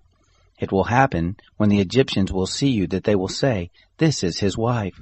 They will kill me, but they will save you alive. Please say that you are my sister, that it may be well with me for your sake, and that my soul may live because of you. It happened that when Abram had come into Egypt, the Egyptians saw that the woman was very beautiful. The princes of Pharaoh saw her and praised her to Pharaoh, and the woman was taken into Pharaoh's house. He dealt well with Abram for her sake. He had sheep and oxen and male donkeys, and men servants and maid servants and female donkeys and camels. The Lord plagued Pharaoh and his house with great plagues because of Sarai, Abram's wife. Pharaoh called Abram and said, What is this that you have done to me? Why didn't you tell me that she was your wife? Why did you say, She is my sister, so that I took her to be my wife? Now therefore, see your wife, take her and go your way. Pharaoh gave men charge concerning him, and they brought him on the way and his wife and all that he had. Chapter 34. Dinah, the daughter whom Leah had borne to Jacob, went out to visit the women of the region. When Shechem the son of Hamor the Hivite, the ruler of the land, saw her, he grabbed her, and raped her, and humiliated her. Then he became very attached to Dinah, the daughter of Jacob, and he loved the young woman, and spoke kindly to the young woman. Shechem spoke to his father, Hamor, saying, Get me this young woman as my wife. Now Jacob heard that he had defiled Dinah, his daughter, and his sons were with his livestock in the field. Jacob remained silent until they came. Hamor the father of Shechem went out to Jacob to speak with him. The sons of Jacob came in from the field when they heard it. The men were grieved, and they were very angry, because he had disgraced Israel by sexually assaulting Jacob's daughter, a thing that should not be done. Hamor talked with them, saying, The heart of my son Shechem is set on your daughter. Please give her to him as a wife. Arrange marriages with us. Give your daughters to us, and take our daughters for yourselves. You may settle among us, and the land will be open to you. Live and trade in it, and acquire property in it." Shechem said to her father and to her brothers, "Let me find favor in your sight, and whatever you ask of me I will give. Ask me for a very expensive bride price, and I will pay whatever you ask of me, but give me the young woman as a wife." The sons of Jacob replied deceitfully to Shechem and his father Hamor, because he had defiled their sister Dinah. And they said to them, "We can do this thing, to give our sister to one who is uncircumcised, for that would be a disgrace to us. Only on this condition will we agree with you, that you become like us by circumcising all your males, then will we give our daughters to you, and we will take your daughters to ourselves, and we will live among you and become one people. But if you will not listen to us and be circumcised, then we will take our daughter and go away." Their words pleased Hamor and Shechem, Hamor's son. The young man did not delay to do this thing, because he was delighted with Jacob's daughter. Now he was the most important of anyone in his father's house. Hamor and his son Shechem came to the gate of their city, and spoke to the men of their city, saying, "These men are at peace with us. Therefore let them live in the land and travel in it. For look, the land is large enough for them. Let us take their daughters as wives for ourselves, and let us give them our daughters. Only on this condition will the men agree to live with us as one people, that every male among us be circumcised, as they are circumcised. Their livestock and their possessions and all their animals be ours? Only let us agree with them, so they will settle among us." All who went out of the gate of his city agreed with Hamor and his son Shechem, and every male was circumcised, all who went out of the gate of his city. It happened on the third day, when they were still in pain, that two of Jacob's sons, Simeon and Levi, Dinah's brothers, each took his sword and came into the unsuspecting city and killed all the males. They killed Hamor and his son Shechem with their swords and took Dinah out of Shechem's house and left. Jacob's sons entered over the dead and plundered the city, because they had defiled their sister. They took their flocks, their herds, their donkeys, and whatever was in the city and was in the field, and all their wealth. They took captive all their little ones and their wives, and took as plunder everything that was in the houses. Jacob said to Simeon and Levi, "You have brought trouble on me, to make me odious to the inhabitants of the land, among the Canaanites and the Perizzites. I am few in number. They will gather themselves together against me and attack me, and I and my household will be destroyed." But they said, "Should he treat our sister like?" Job chapter 1. There was a man in the land of Uz, whose name was Job. And that man was perfect and upright, and one that feared God, and eschewed evil. And there were born unto him 7 sons and 3 daughters. His substance also was 7,000 sheep, and 3,000 camels, and 500 yoke of oxen, and 500 she-asses, and a very great household, so that this man was the greatest of all the men of the east. And his sons went and feasted in their houses, every one his day, and sent and called for their 3 sisters to eat and to drink with them. And it was so, when the days of their feasting were gone about, that Job sent and sanctified them, and rose up early in the morning, and offered burnt offerings according to the number of them all. For Job said, "It may be that my sons have sinned, and cursed God in their hearts." Thus did Job continually. Now there was a day when the sons of God came to present themselves before the Lord. And Satan came also among them. And the Lord said unto Satan, "Whence comest thou?" Then Satan answered the Lord and said, "From going to and fro in the earth, and from walking up and down in it." And the Lord said unto Satan, "Hast thou considered my servant Job, that there is none like him in the earth, a perfect and an upright man, one that feareth God and escheweth evil?" Then Satan answered the Lord and said, "Doth Job fear God for naught? Hast not thou made an hedge about him, and about his house, and about all that he hath on every side? Thou hast blessed the work of his hands, and his substance is increased in the land. But put forth thine hand now, and touch all that he hath, and he will curse thee to thy face." And the Lord said unto Satan, "Behold, all that he hath is in thy power, only upon himself put not forth thine hand." So Satan went forth from the presence of the Lord. And there was a day when his sons and daughters were eating and drinking wine in their eldest brother's house. And there came a messenger unto Job, and said, The oxen were plowing, and the asses feeding beside them, and the Sabaeans fell upon them, and took them away. Yea, they have slain the servants with the edge of the sword, and I only am escaped alone to tell thee. While he was yet speaking, there came also another, and said, The fire of God is fallen from heaven, and hath burned up the sheep and the servants, and consumed them. And I only am escaped alone to tell thee. While he was yet speaking, there came also another, and said, The Chaldeans made out 3 bands, and fell upon the camels, and have carried them away, yea, and slain the servants with the edge of the sword. And I only am escaped alone to tell thee. While he was yet speaking, there came also another, and said, Thy sons and thy daughters were eating and drinking wine in their eldest brother's house. And behold, there came a great wind from the wilderness, and smote the 4 corners of the house, and it fell upon the young men, and they are dead. And I only am escaped alone to tell thee. Then Job arose and rent his mantle, and shaved his head, and fell down upon the ground, and worshipped, and said, Naked came I out of my mother's womb, and naked shall I return thither. The Lord gave, and the Lord hath taken away. Blessed be the name of the Lord.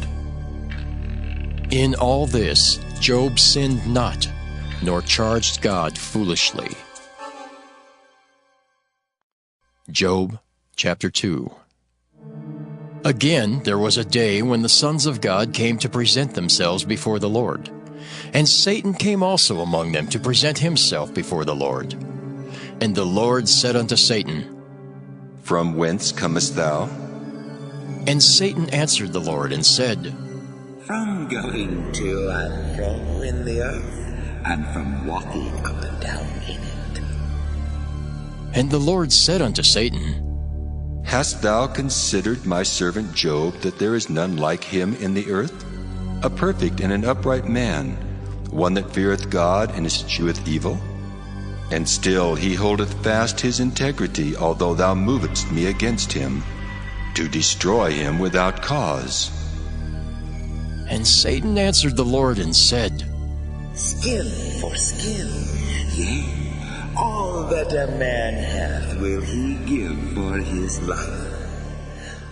But put forth thine hand now, and touch his bone and his flesh, and he will curse thee to thy face.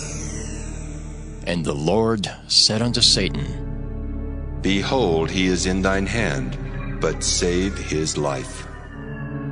So went Satan forth from the presence of the Lord, and smote Job with sore boils from the sole of his foot unto his crown.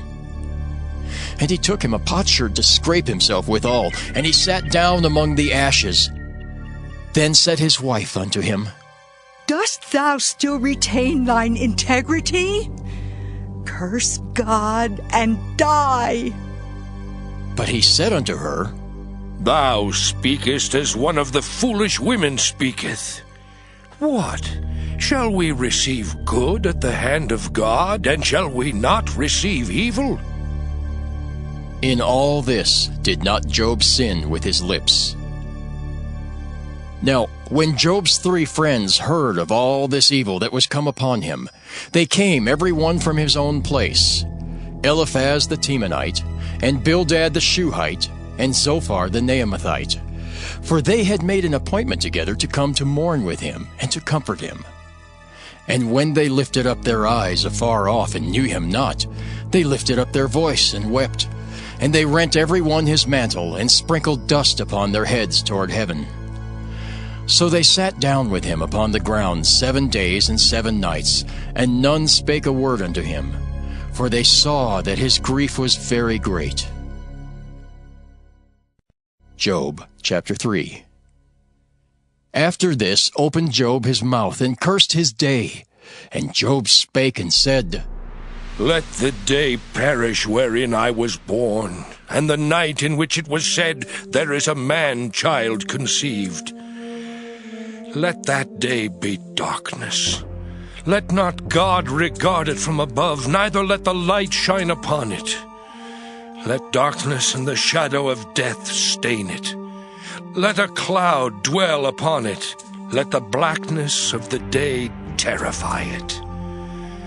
As for that night, let darkness seize upon it. Let it not be joined unto the days of the year. Let it not come into the number of the months. Lo, let that night be solitary. Let no joyful voice come therein. Let them curse it that curse the day, who are ready to raise up their mourning.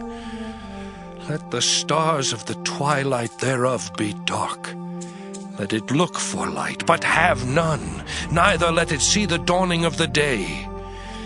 Because it shut not up the doors of my mother's womb, nor hid sorrow from mine eyes. Why died I not from the womb? Why did I not give up the ghost when I came out of the belly? Why did the knees prevent me, or why the breasts that I should suck? For now should I have lain still and been quiet, I should have slept. Then had I been at rest with kings and counselors of the earth, which built desolate places for themselves, or with princes that had gold, who filled their houses with silver, or as an hidden untimely birth I had not been, as infants which never saw light. There the wicked cease from troubling, and there the weary be at rest. There the prisoners rest together. They hear not the voice of the oppressor. The small and great are there, and the servant is free from his master. Wherefore is light given to him that is in misery, and life unto the bitter in soul, which long for death, but it cometh not, and dig for it more than for hid treasures, which rejoice exceedingly and are glad when they can find the grave. Why is light given to a man whose way is hid, and whom God hath hedged in? For my sighing cometh before I eat, and my roarings are poured out like the waters. For the thing which I greatly feared is come upon me, and that which I was afraid of is come unto me. I was not in safety, neither had I rest, neither was I quiet, yet trouble came. Job chapter 4. Then Eliphaz the Temanite answered and said, If we essay to commune with thee, wilt thou be grieved? But who can withhold himself from speaking? Behold, thou hast instructed many, and thou hast strengthened the weak hands. Thy words have upholden him that was falling, and thou hast strengthened the feeble knees. But now it is come upon thee, and thou faintest. It toucheth thee, and thou art troubled. Is not this thy fear, thy confidence, thy hope, and the uprightness of thy ways? Remember, I pray thee, who ever perished being innocent, or where were the righteous cut off? Even as I have seen, they that plough iniquity, and sow wickedness reap the same. By the blast of God they perish, and by the breath of his nostrils are they consumed.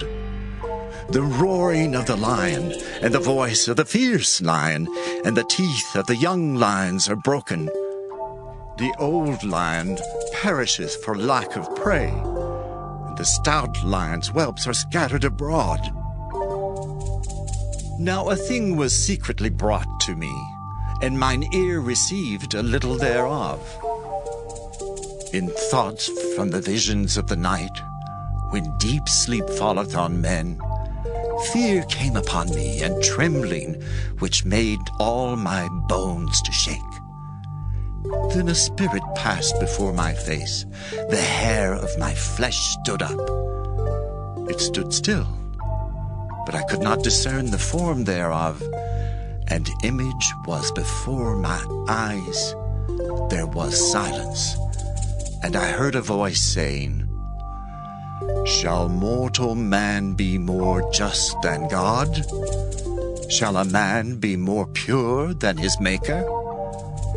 Behold, he put no trust in his servants, and his angels he charged with folly. How much less in them that dwell in houses of clay, whose foundation is in the dust, which are crushed before the moth.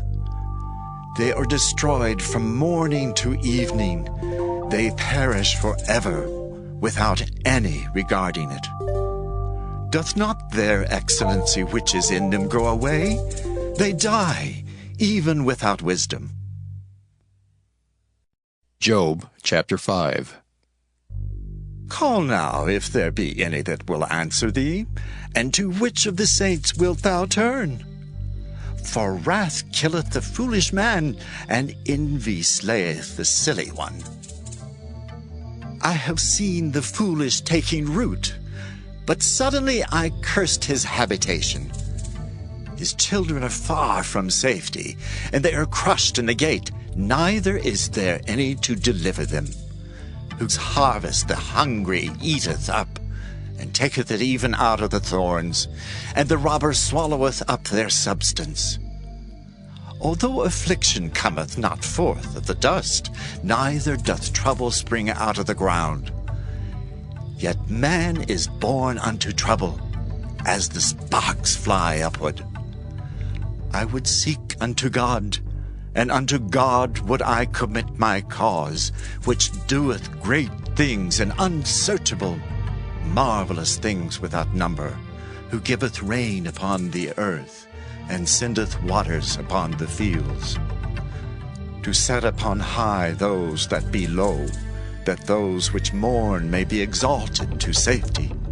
He disappointeth the devices of the crafty, so that their hands cannot perform their enterprise. He taketh the wise in their own craftiness, and the counsel of the froward is carried headlong. They meet with darkness in the daytime, and grope in the noonday as in the night. But he saveth the poor from the sword, from their mouth, and from the hand of the mighty. So the poor hath hope, and iniquity stoppeth her mouth. Behold, happy is the man whom God correcteth. Therefore despise not thou the chastening of the Almighty. For he maketh sore and bindeth up, he woundeth, and his hands make whole. He shall deliver thee in 6 troubles. Yea, in 7 there shall no evil touch thee. In famine he shall redeem thee from death, and in war from the power of the sword. Thou shalt be hid from the scourge of the tongue, neither shalt thou be afraid of destruction when it cometh. At destruction and famine thou shalt laugh, neither shalt thou be afraid of the beasts of the earth. For thou shalt be in league with the stones of the field, and the beasts of the field shall be at peace with thee. And thou shalt know that thy tabernacle shall be in peace, and thou shalt visit thy habitation, and shalt not sin. Thou shalt know also that thy seed shall be great, and thine offspring as the grass of the earth. Thou shalt come to thy grave in a full age, like as a shock of corn cometh in his season. Lo this, we have searched it, so it is. Hear it, and know thou it for thy good. Job chapter 6. But Job answered and said, Oh, that my grief were thoroughly weighed, and my calamity laid in the balances together! For now it would be heavier than the sand of the sea. Therefore my words are swallowed up. For the arrows of the Almighty are within me, the poison whereof drinketh up my spirit. The terrors of God do set themselves in array against me. Doth the wild ass bray when he hath grass? Or loweth the ox over his fodder? Can that which is unsavory be eaten without salt?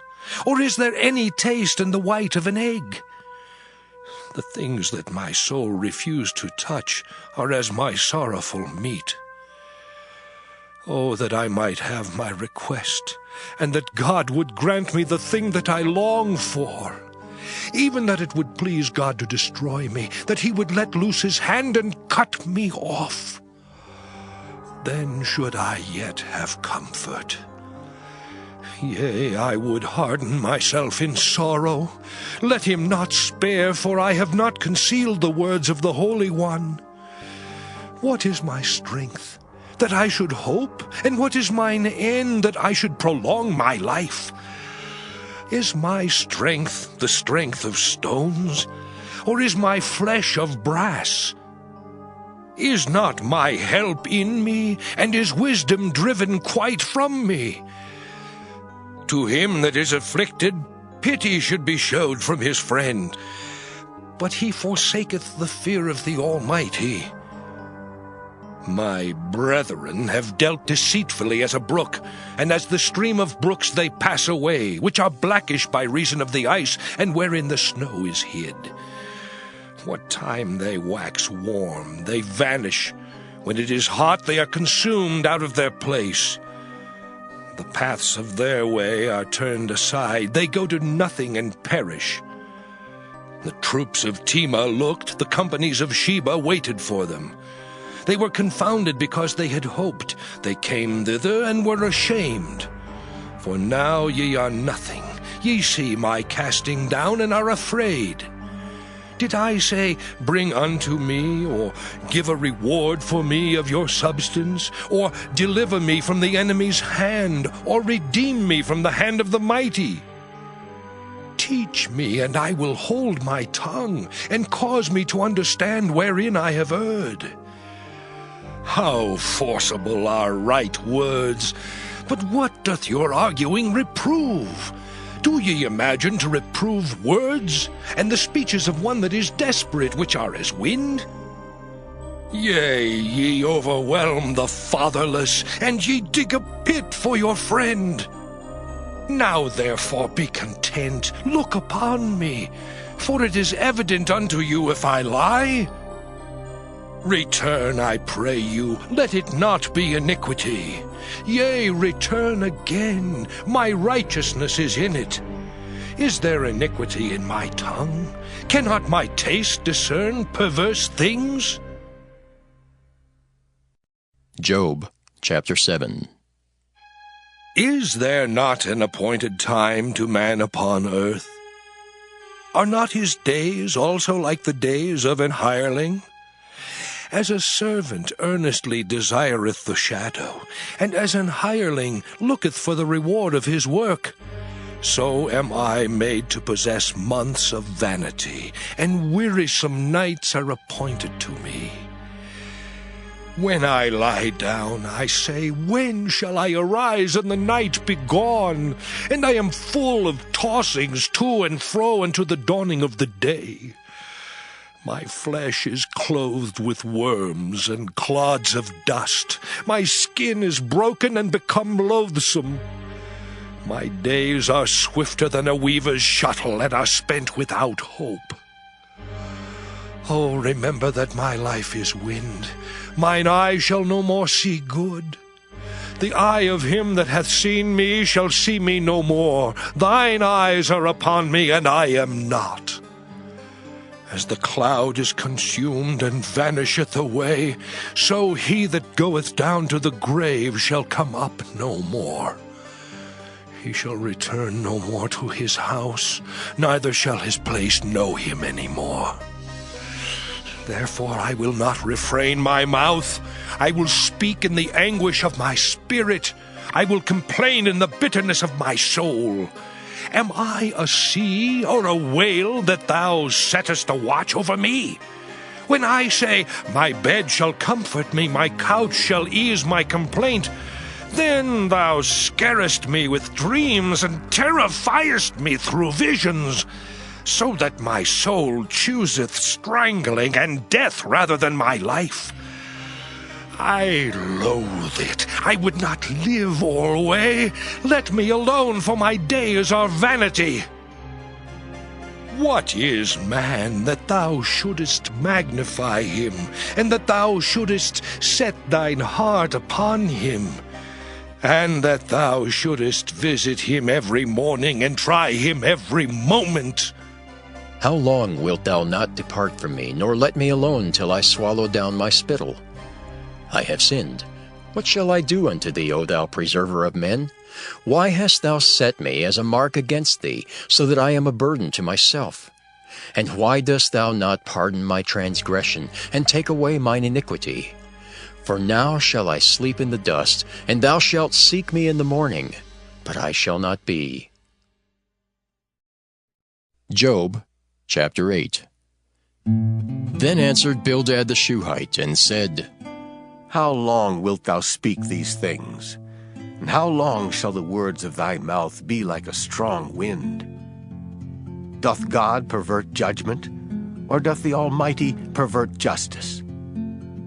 If thy children have sinned against him, and he have cast them away for their transgression, if thou wouldest seek unto God betimes, and make thy supplication to the Almighty, if thou wert pure and upright, surely now he would awake for thee, and make the habitation of thy righteousness prosperous. Though thy beginning was small, yet thy latter end should greatly increase. For inquire, I pray thee, of the former age, and prepare thyself to the search of their fathers. For we are but of yesterday, and know nothing, because our days upon earth are a shadow. Shall not they teach thee, and tell thee, and utter words out of their heart? Can the rush grow up without mire? Can the flag grow without water? Whilst it is yet in his greenness, and not cut down, it withereth before any other herb. So are the paths of all that forget God, and the hypocrite's hope shall perish, whose hope shall be cut off, and whose trust shall be a spider's web. He shall lean upon his house, but it shall not stand. He shall hold it fast, but it shall not endure. He is green before the sun, and his branch shooteth forth in his garden. His roots are wrapped about the heap, and seeth the place of stones. If he destroy him from his place, then it shall deny him, saying, I have not seen thee. Behold, this is the joy of his way, and out of the earth shall others grow. Behold, God will not cast away a perfect man, neither will he help the evildoers, till he fill thy mouth with laughing and thy lips with rejoicing. They that hate thee shall be clothed with shame, and the dwelling place of the wicked shall come to naught. Job chapter 9. Then Job answered and said, I know it is so of a truth, but how should man be just with God? If he will contend with him, he cannot answer him 1 of 1,000. He is wise in heart and mighty in strength. Who hath hardened himself against him, and hath prospered?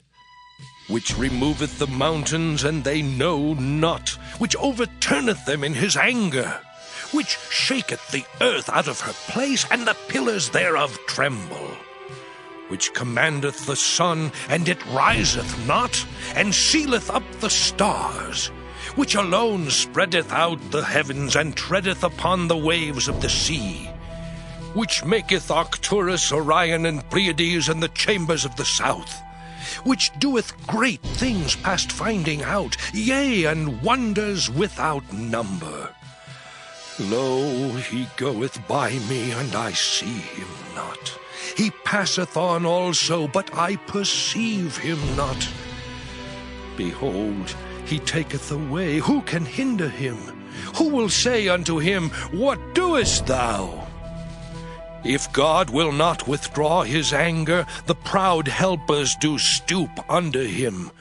How much less shall I answer him, and choose out my words to reason with him? Whom, though I were righteous, yet would I not answer, but I would make supplication to my judge.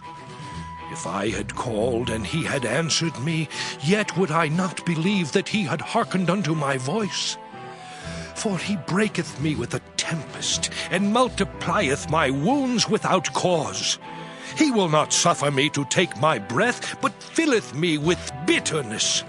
If I speak of strength, lo, he is strong, and if of judgment, who shall set me a time to plead? If I justify myself, mine own mouth shall condemn me. If I say, I am perfect, it shall also prove me perverse. Though I were perfect, yet would I not know my soul. I would despise my life. This is one thing, therefore I said it. He destroyeth the perfect and the wicked. If the scourge slay suddenly, he will laugh at the trial of the innocent. The earth is given into the hand of the wicked. He covereth the faces of the judges thereof. If not, where and who is he? Now my days are swifter than a post. They flee away, they see no good. They are passed away as the swift ships, as the eagle that hasteth to the prey. If I say, I will forget my complaint, I will leave off my heaviness and comfort myself, I am afraid of all my sorrows. I know that thou wilt not hold me innocent. If I be wicked, why then labor I in vain? If I wash myself with snow water, and make my hands never so clean, yet shalt thou plunge me in the ditch, and mine own clothes shall abhor me. For he is not a man as I am, that I should answer him, and we should come together in judgment. Neither is there any day's man betwixt us, that might lay his hand upon us both. Let him take his rod away from me, and let not his fear terrify me. Then would I speak and not fear him. But it is not so with me. Job chapter 10. My soul is weary of my life. I will leave my complaint upon myself. I will speak in the bitterness of my soul. I will say unto God, do not condemn me. Show me wherefore thou contendest with me. Is it good unto thee that thou shouldest oppress, that thou shouldest despise the work of thine hands, and shine upon the counsel of the wicked? Hast thou eyes of flesh, or seest thou as man seeth? Are thy days as the days of man? Are thy years as man's days? That thou inquirest after mine iniquity, and searchest after my sin? Thou knowest that I am not wicked, and there is none that can deliver out of thine hand. Thine hands have made me, and fashioned me together round about, yet thou dost destroy me. Remember, I beseech thee, that thou hast made me as the clay, and wilt thou bring me into dust again? Hast thou not poured me out as milk, and curdled me like cheese? Thou hast clothed me with skin and flesh, and hast fenced me with bones and sinews. Thou hast granted me life and favor, and thy visitation hath preserved my spirit. And these things hast thou hid in thine heart. I know that this is with thee. If I sin, then thou markest me, and thou wilt not acquit me from mine iniquity. If I be wicked, woe unto me! And if I be righteous, yet will I not lift up my head. I am full of confusion. Therefore see thou mine affliction, for it increaseth. Thou huntest me as a fierce lion, and again thou showest thyself marvelous upon me. Thou renewest thy witnesses against me, and increasest thine indignation upon me. Changes and war are against me. Wherefore then hast thou brought me forth out of the womb? Oh, that I had given up the ghost, and no eye had seen me. I should have been as though I had not been. I should have been carried from the womb to the grave. Are not my days few?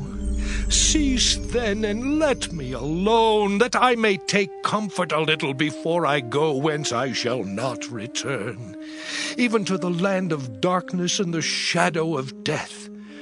A land of darkness as darkness itself, and of the shadow of death without any order, and where the light is as darkness. Job chapter 11. Then answered Zophar the Naamathite, and said, Should not the multitude of words be answered, and should a man full of talk be justified? Should thy lies make men hold their peace, and when thou mockest, shall no man make thee ashamed? For thou hast said, My doctrine is pure, and I am clean in thine eyes. But oh, that God would speak, and open his lips against thee, and that he would show thee the secrets of wisdom, that they are double to that which is. Know therefore that God exacteth of thee less than thine iniquity deserveth. Canst thou by searching find out God? Canst thou find out the Almighty unto perfection? It is as high as heaven. What canst thou do? Deeper than hell. What canst thou know? The measure thereof is longer than the earth and broader than the sea. If he cut off and shut up or gather together, then who can hinder him? For he knoweth vain men. He seeth wickedness also. Will he not then consider it? For vain man would be wise, though man be born like a wild ass's colt. If thou prepare thine heart, and stretch out thine hands toward him, if iniquity be in thine hand, put it far away, and let not wickedness dwell in thy tabernacles. For then shalt thou lift up thy face with us. Thou shalt forget thy misery, and remember it as waters that pass away. And thine age shall be clearer than the noonday. Thou shalt shine forth, thou shalt be as the morning, and thou shalt be secure, because there is hope. Yea, thou shalt dig about thee, and thou shalt take thy rest in safety. Also thou shalt lie down, and none shall make thee afraid. Yea, many shall make suit unto thee. But the eyes of the wicked shall fail, and they shall not escape, and their hope shall be as the giving up of the ghost. Job chapter 12. And Job answered and said, No doubt, but ye are the people, and wisdom shall die with you. But I have understanding as well as you. I am not inferior to you, yea, who knoweth not such things as these. I am as one mocked of his neighbor, who calleth upon God, and he answereth him. The just, upright man is laughed to scorn. He that is ready to slip with his feet is as a lamp despised in the thought of him that is at ease. The tabernacles of robbers prosper, and they that provoke God are secure, into whose hand God bringeth abundantly. But ask now the beasts, and they shall teach thee, and the fowls of the air, and they shall tell thee. Or speak to the earth, and it shall teach thee. And the fishes of the sea shall declare unto thee. Who knoweth not in all these that the hand of the Lord hath wrought this? In whose hand is the soul of every living thing, and the breath of all mankind? Doth not the ear try words, and the mouth taste his meat? With the ancient is wisdom, and in length of days understanding. With him is wisdom and strength. He hath counsel and understanding. Behold, he breaketh down, and it cannot be built again. He shutteth up a man, and there can be no opening. Behold, he withholdeth the waters, and they dry up. Also he sendeth them out, and they overturn the earth. With him is strength and wisdom. The deceived and the deceiver are his. He leadeth counselors away spoiled, and maketh the judges fools. He looseth the bond of kings, and girdeth their loins with a girdle. He leadeth princes away spoiled, and overthroweth the mighty. He removeth away the speech of the trusty, and taketh away the understanding of the aged. He poureth contempt upon princes, and weakeneth the strength of the mighty.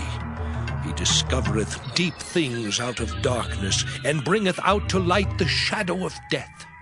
He increaseth the nations, and destroyeth them. He enlargeth the nations, and straighteneth them again. He taketh away the heart of the chief of the people of the earth, and causeth them to wander in a wilderness where there is no way. They grope in the dark without light, and he maketh them to stagger like a drunken man. Job chapter 13. Lo, mine eye hath seen all this, mine ear hath heard and understood it. What ye know, the same do I know also. I am not inferior unto you. Surely I would speak to the Almighty, and I desire to reason with God. But ye are forgers of lies, ye are all physicians of no value. Oh, that ye would altogether hold your peace, and it should be your wisdom. Hear now my reasoning, and hearken to the pleadings of my lips. Will ye speak wickedly for God, and talk deceitfully for him? Will ye accept his person? Will ye contend for God? Is it good that he should search you out? Or as one man mocketh another, do ye so mock him? He will surely reprove you, if ye do secretly accept persons. Shall not his excellency make you afraid, and his dread fall upon you? Your remembrances are like unto ashes, your bodies to bodies of clay. Hold your peace, let me alone that I may speak, and let come on me what will. Wherefore do I take my flesh in my teeth, and put my life in mine hand? Though he slay me, yet will I trust in him. But I will maintain mine own ways before him. He also shall be my salvation, for an hypocrite shall not come before him. Hear diligently my speech and my declaration with your ears. Behold now, I have ordered my cause. I know that I shall be justified. Who is he that will plead with me? For now if I hold my tongue, I shall give up the ghost. Only do not two things unto me, then will I not hide myself from thee. Withdraw thine hand far from me, and let not thy dread make me afraid. Then call thou, and I will answer, or let me speak, and answer thou me. How many are mine iniquities and sins? Make me to know my transgression and my sin. Wherefore hidest thou thy face, and holdest me for thine enemy? Wilt thou break a leaf driven to and fro, and wilt thou pursue the dry stubble? For thou writest bitter things against me, and makest me to possess the iniquities of my youth. Thou puttest my feet also in the stocks, and lookest narrowly unto all my paths. Thou settest a print upon the heels of my feet, and he as a rotten thing consumeth, as a garment that is moth-eaten. Job chapter 14. Man that is born of a woman is of few days, and full of trouble. He cometh forth like a flower, and is cut down. He fleeth also as a shadow, and continueth not. And dost thou open thine eyes upon such an one, and bringest me into judgment with thee? Who can bring a clean thing out of an unclean? Not one. Seeing his days are determined, the number of his months are with thee. Thou hast appointed his bounds that he cannot pass. turn from him that he may rest, till he shall accomplish as an hireling his day. For there is hope of a tree, if it be cut down, that it will sprout again, and that the tender branch thereof will not cease. Though the root thereof wax old in the earth, and the stalk thereof die in the ground, yet through the scent of water it will bud, and bring forth boughs like a plant. But man dieth, and wasteth away. Yea, man giveth up the ghost, and where is he? As the waters fail from the sea, and the flood decayeth and drieth up, so man lieth down and riseth not. Till the heavens be no more, they shall not awake, nor be raised out of their sleep. Oh, that thou wouldest hide me in the grave, that thou wouldest keep me secret until thy wrath be past, that thou wouldest appoint me a set time, and remember me.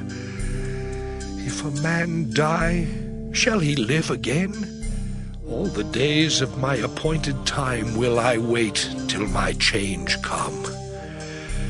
Thou shalt call, and I will answer thee. Thou wilt have a desire to the work of thine hands. For now thou numberest my steps. Dost thou not watch over my sin? My transgression is sealed up in a bag, and thou sewest up mine iniquity. And surely the mountain falling cometh to naught, and the rock is removed out of his place. The waters wear the stones. Thou washest away the things which grow out of the dust of the earth, and thou destroyest the hope of man. Thou prevailest forever against him, and he passeth. Thou changest his countenance, and sendest him away. His sons come to honor, and he knoweth it not, and they are brought low, but he perceiveth it not of them. But his flesh upon him shall have pain, and his soul within him shall mourn. Job chapter 15. Then answered Eliphaz the Temanite, and said, Should a wise man utter vain knowledge, and fill his belly with the east wind? Should he reason with unprofitable talk, or with speeches wherewith he can do no good? Yea, thou castest off fear, and restrainest prayer before God. For thy mouth uttereth thine iniquity, and thou choosest the tongue of the crafty. Thine own mouth condemneth thee, and not I. Yea, thine own lips testify against thee. Art thou the first man that was born, or wast thou made before the hills? Hast thou heard the secret of God, and dost thou restrain wisdom to thyself? What knowest thou that we know not? What understandest thou which is not in us? With us are both the gray-headed and very aged men, much elder than thy father. Are the consolations of God small with thee? Is there any secret thing with thee? Why doth thine heart carry thee away? And what do thy eyes wink at, that thou turnest thy spirit against God, and lettest such words go out of thy mouth?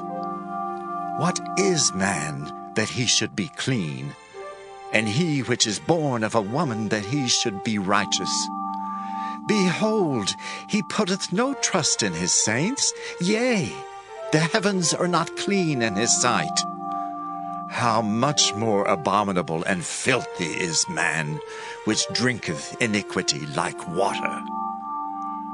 I will show thee, hear me, and that which I have seen I will declare, which wise men have told from their fathers, and have not hid it, unto whom alone the earth was given, and no stranger passed among them. The wicked man travaileth with pain all his days, and the number of years is hidden to the oppressor. A dreadful sound is in his ears. In prosperity the destroyer shall come upon him. He believeth not that he shall return out of darkness, and he is waited for of the sword. He wandereth abroad for bread, saying, Where is it? He knoweth that the day of darkness is ready at his hand. Trouble and anguish shall make him afraid. They shall prevail against him, as a king ready to the battle. For he stretcheth out his hand against God, and strengtheneth himself against the Almighty. He runneth upon him, even on his neck, upon the thick bosses of his bucklers, because he covereth his face with his fatness, and maketh collops of fat on his flanks. And he dwelleth in desolate cities, and in houses which no man inhabiteth, which are ready to become heaps. He shall not be rich, neither shall his substance continue, neither shall he prolong the perfection thereof upon the earth. He shall not depart out of darkness. The flame shall dry up his branches, and by the breath of his mouth shall he go away. Let not him that is deceived trust in vanity, for vanity shall be his recompense. It shall be accomplished before his time, and his branch shall not be green. He shall shake off his unripe grape as the vine, and shall cast off his flower as the olive. For the congregation of hypocrites shall be desolate, and fire shall consume the tabernacles of bribery. They conceive mischief, and bring forth vanity, and their belly prepareth deceit. Job chapter 16. Then Job answered and said, I have heard many such things. Miserable comforters are ye all. Shall vain words have an end? Or what emboldeneth thee that thou answerest? I also could speak as ye do. If your soul were in my soul's stead, I could heap up words against you, and shake mine head at you. But I would strengthen you with my mouth, and the moving of my lips should assuage your grief. Though I speak, my grief is not assuaged, and though I forbear, what am I eased? But now he hath made me weary, thou hast made desolate all my company, and thou hast filled me with wrinkles, which is a witness against me, and my leanness rising up in me beareth witness to my face. He teareth me in his wrath who hateth me. He gnasheth upon me with his teeth. Mine enemy sharpeneth his eyes upon me. They have gaped upon me with their mouth. They have smitten me upon the cheek reproachfully. They have gathered themselves together against me. God hath delivered me to the ungodly, and turned me over into the hands of the wicked. I was at ease, but he hath broken me asunder. He hath also taken me by my neck, and shaken me to pieces, and set me up for his mark. His archers compass me round about. He cleaveth my reins asunder, and doth not spare. He poureth out my gall upon the ground. He breaketh me with breach upon breach. He runneth upon me like a giant. I have sewed sackcloth upon my skin, and defiled my horn in the dust. My face is foul with weeping, and on my eyelids is the shadow of death. Not for any injustice in mine hands, also my prayer is pure.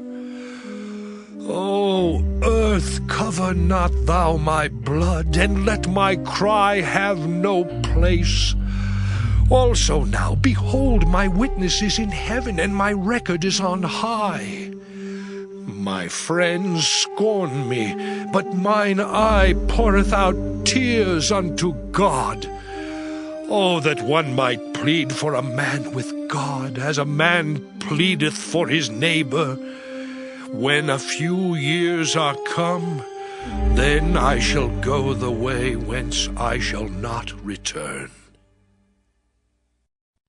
Job chapter 17. My breath is corrupt, my days are extinct, the graves are ready for me. Are there not mockers with me? And doth not mine eye continue in their provocation? Lay down now, put me in a surety with thee. Who is he that will strike hands with me? For thou hast hid their heart from understanding, therefore shalt thou not exalt them. He that speaketh flattery to his friends, even the eyes of his children shall fail. He hath made me also a byword of the people, and aforetime I was as a tabret. Mine eye also is dim by reason of sorrow, and all my members are as a shadow. Upright men shall be astonished at this, and the innocent shall stir up himself against the hypocrite. The righteous also shall hold on his way, and he that hath clean hands shall be stronger and stronger. But as for you all, do ye return and come now, for I cannot find one wise man among you. My days are past, my purposes are broken off, even the thoughts of my heart. They change the night into day, the light is short because of darkness. If I wait, the grave is mine house, I have made my bed in the darkness. I have said to corruption, Thou art my father, to the worm, Thou art my mother and my sister. And where is now my hope? As for my hope, who shall see it? They shall go down to the bars of the pit when our rest together is in the dust. Job chapter 18. Then answered Bildad the Shuhite, and said, How long will it be ere ye make an end of words? Mark, and afterwards we will speak.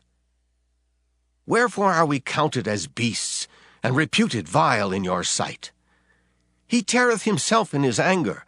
Shall the earth be forsaken for thee? And shall the rock be removed out of his place? Yea, the light of the wicked shall be put out, and the spark of his fire shall not shine. The light shall be dark in his tabernacle, and his candle shall be put out with him. The steps of his strength shall be straitened, and his own counsel shall cast him down.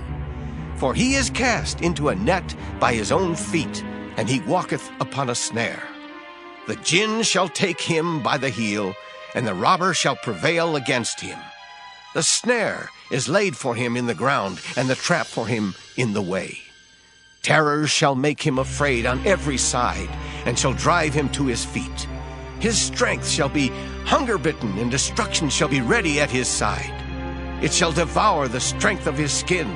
Even the firstborn of death shall devour his strength. His confidence shall be rooted out of his tabernacle, and it shall bring him to the king of terrors.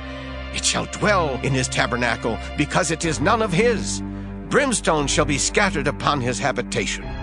His roots shall be dried up beneath, and above shall his branch be cut off.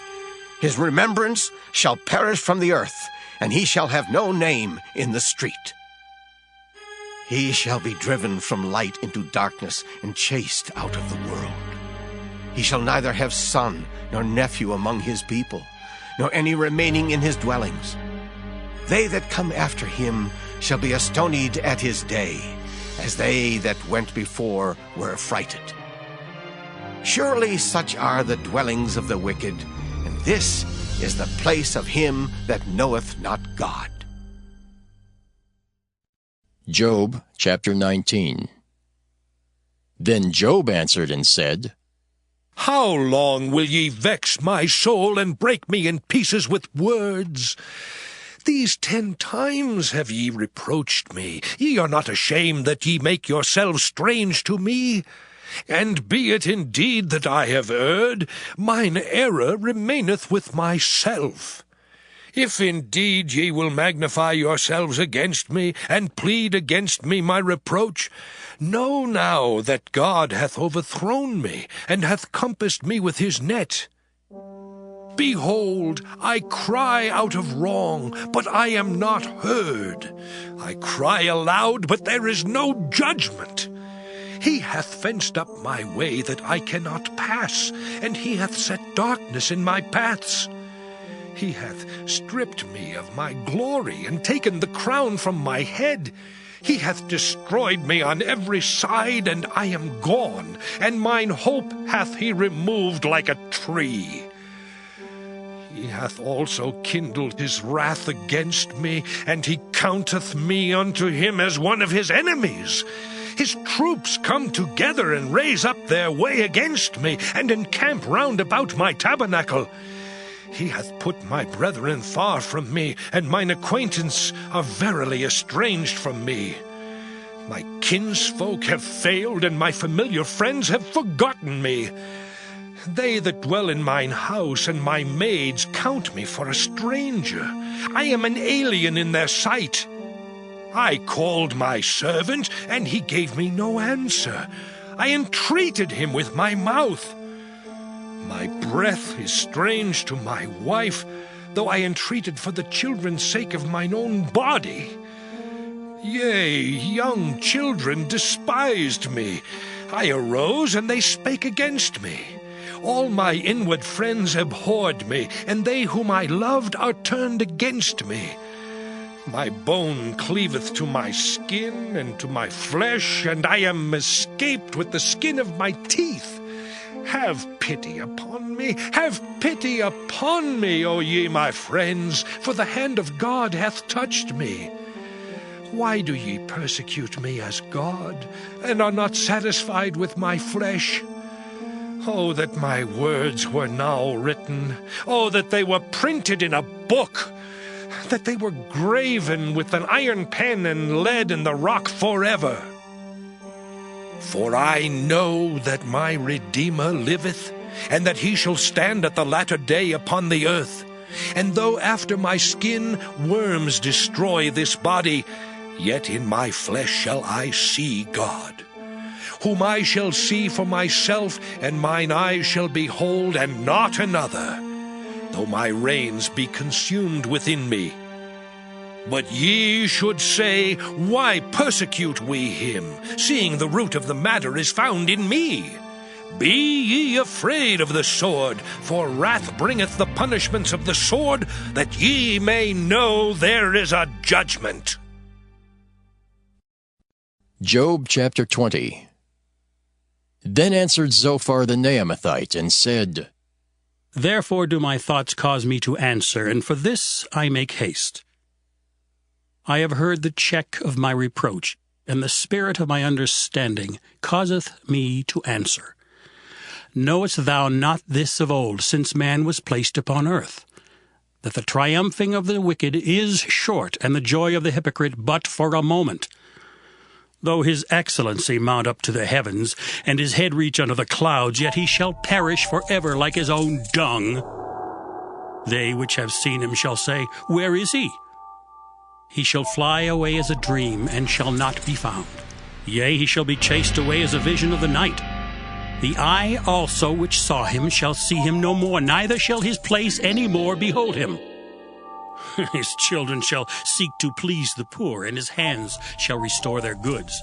His bones are full of the sin of his youth, which shall lie down with him in the dust. Though wickedness be sweet in his mouth, though he hide it under his tongue, although he spare it and forsake it not, but keep it still within his mouth, yet his meat in his bowels is turned, it is the gall of asps within him. He hath swallowed down riches, and he shall vomit them up again. God shall cast them out of his belly. He shall suck the poison of asps. The viper's tongue shall slay him. He shall not see the rivers, the floods, the brooks of honey and butter. That which he labored for shall he restore, and shall not swallow it down. According to his substance shall the restitution be, and he shall not rejoice therein. Because he hath oppressed and hath forsaken the poor, because he hath violently taken away an house which he builded not. Surely he shall not feel quietness in his belly. He shall not savour that which he desired. There shall none of his meat be left. Therefore shall no man look for his goods. In the fullness of his sufficiency he shall be in straits. Every hand of the wicked shall come upon him. Oh, when he is about to fill his belly, God shall cast the fury of his wrath upon him, and shall rain it upon him while he is eating. He shall flee from the iron weapon, and the bow of steel shall strike him through. It is drawn and cometh out of the body, yea, the glittering sword cometh out of his gall. Terrors are upon him. All darkness shall be hid in his secret places. A fire not blown shall consume him. It shall go ill with him that is left in his tabernacle. The heaven shall reveal his iniquity, and the earth shall rise up against him. The increase of his house shall depart, and his goods shall flow away in the day of his wrath. This is the portion of a wicked man from God, and the heritage appointed unto him by God. Job chapter 21. But Job answered and said, Hear diligently my speech, and let this be your consolations. Suffer me that I may speak, and after that I have spoken, mock on. As for me, is my complaint to man? And if it were so, why should not my spirit be troubled? Mark me, and be astonished, and lay your hand upon your mouth. Even when I remember, I am afraid, and trembling taketh hold on my flesh. Wherefore do the wicked live, become old, yea, are mighty in power? Their seed is established in their sight with them, and their offspring before their eyes. Their houses are safe from fear, neither is the rod of God upon them. Their bull gendereth and faileth not. Their cow calveth, and casteth not her calf. They send forth their little ones like a flock, and their children dance. They take the timbrel and harp, and rejoice at the sound of the organ. They spend their days in wealth, and in a moment go down to the grave. Therefore they say unto God, Depart from us, for we desire not the knowledge of thy ways. What is the Almighty that we should serve him? And what profit should we have if we pray unto him? Lo, their good is not in their hand, the counsel of the wicked is far from me. How oft is the candle of the wicked put out, and how oft cometh their destruction upon them? God distributeth sorrows in his anger. They are as stubble before the wind, and as chaff that the storm carrieth away. God layeth up his iniquity for his children. He rewardeth him, and he shall know it. His eyes shall see his destruction, and he shall drink of the wrath of the Almighty. For what pleasure hath he in his house after him, when the number of his months is cut off in the midst? Shall any teach God knowledge, seeing he judgeth those that are high? One dieth in his full strength, being wholly at ease and quiet. His breasts are full of milk, and his bones are moistened with marrow. And another dieth in the bitterness of his soul, and never eateth with pleasure. They shall lie down alike in the dust, and the worms shall cover them. Behold, I know your thoughts, and the devices which ye wrongfully imagine against me. For ye say, Where is the house of the prince, and where are the dwelling places of the wicked? Have ye not asked them that go by the way? And do ye not know their tokens?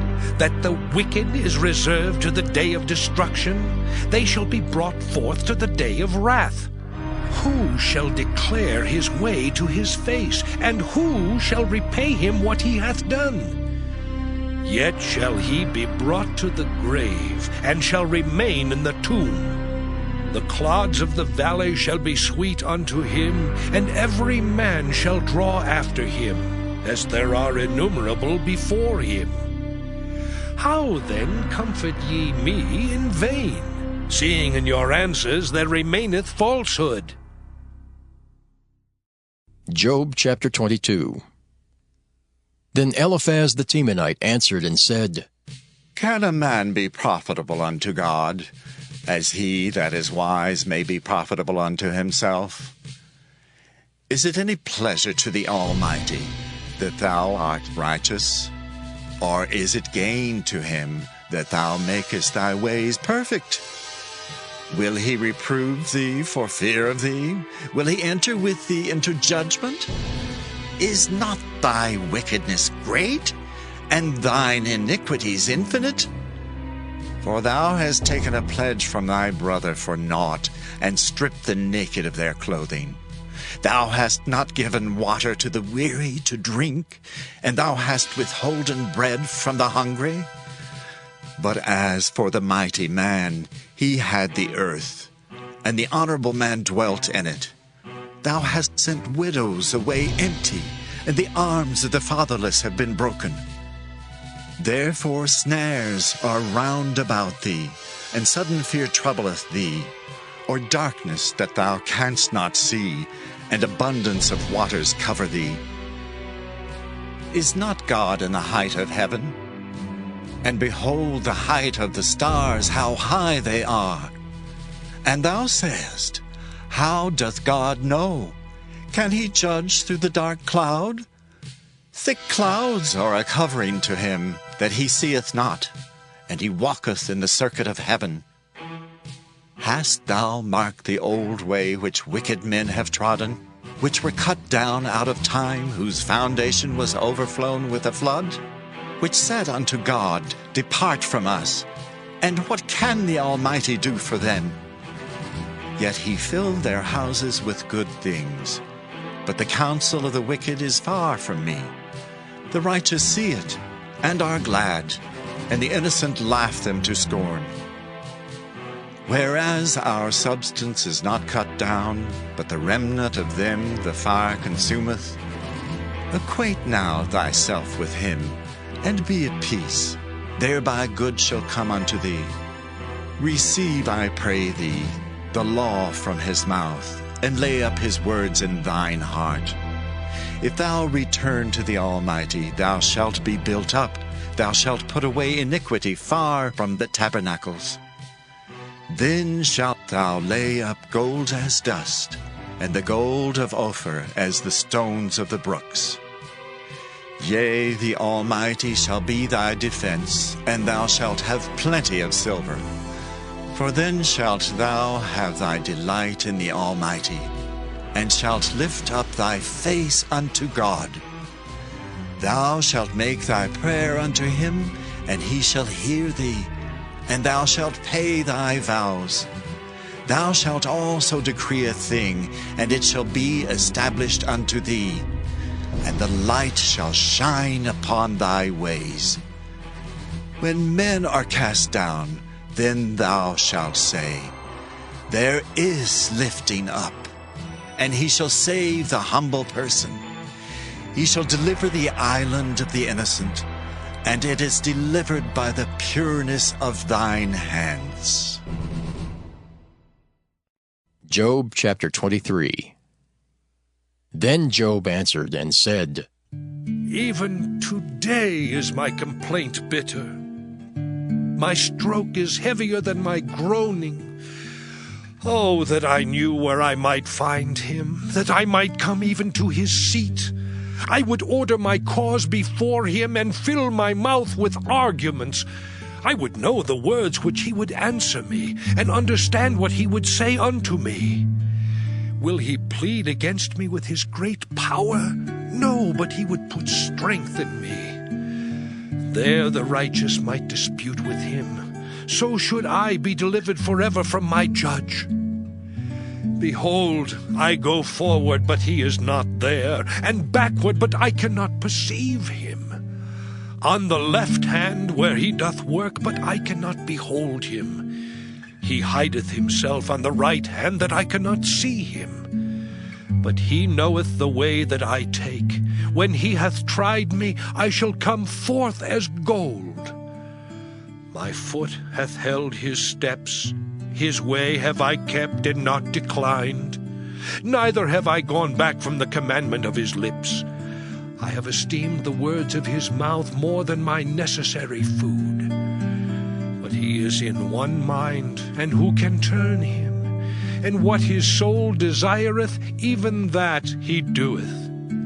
For he performeth the thing that is appointed for me, and many such things are with him. Therefore am I troubled at his presence.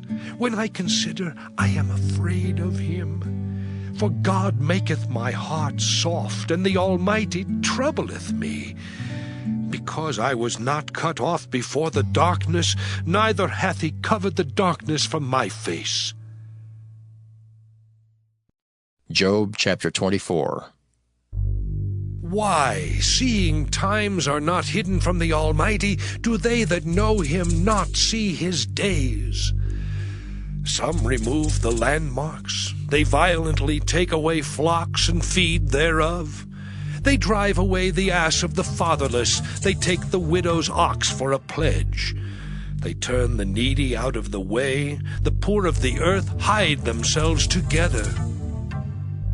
Behold, as wild asses in the desert, go they forth to their work, rising betimes for a prey. The wilderness yieldeth food for them and for their children. They reap every one his corn in the field, and they gather the vintage of the wicked. They cause the naked to lodge without clothing, that they have no covering in the cold. They are wet with the showers of the mountains, and embrace the rock for want of a shelter. They pluck the fatherless from the breast, and take a pledge of the poor. They cause him to go naked without clothing, and they take away the sheaf from the hungry, which make oil within their walls, and tread their winepresses, and suffer thirst. Men groan from out of the city, and the soul of the wounded crieth out. Yet God layeth not folly to them. They are of those that rebel against the light. They know not the ways thereof, nor abide in the paths thereof. The murderer, rising with the light, killeth the poor and needy, and in the night is as a thief. The eye also of the adulterer waiteth for the twilight, saying, No eye shall see me, and disguiseth his face. In the dark they dig through houses which they had marked for themselves in the daytime. They know not the light, for the morning is to them even as the shadow of death. If one know them, they are in the terrors of the shadow of death. He is swift as the waters, their portion is cursed in the earth. He beholdeth not the way of the vineyards. Drought and heat consume the snow waters. So doth the grave those which have sinned. The womb shall forget him. The worm shall feed sweetly on him. He shall be no more remembered, and wickedness shall be broken as a tree. He evil entreateth the barren that beareth not, and doeth not good to the widow. He draweth also the mighty with his power. He riseth up, and no man is sure of life. Though it be given him to be in safety, whereon he resteth, yet his eyes are upon their ways. They are exalted for a little while, but are gone and brought low. They are taken out of the way as all other, and cut off as the tops of the ears of corn. And if it be not so now, who will make me a liar, and make my speech nothing worth? Job chapter 25. Then answered Bildad the Shuhite, and said, Dominion and fear are with him. He maketh peace in his high places. Is there any number of his armies? And upon whom doth not his light arise? How then can man be justified with God? Or how can he be clean that is born of a woman? Behold, even to the moon, and it shineth not. Yea, the stars are not pure in his sight. How much less man that is a worm? And the Son of Man, which is a worm. Job chapter 26. But Job answered and said, How hast thou helped him that is without power? How savest thou the arm that hath no strength? How hast thou counselled him that hath no wisdom?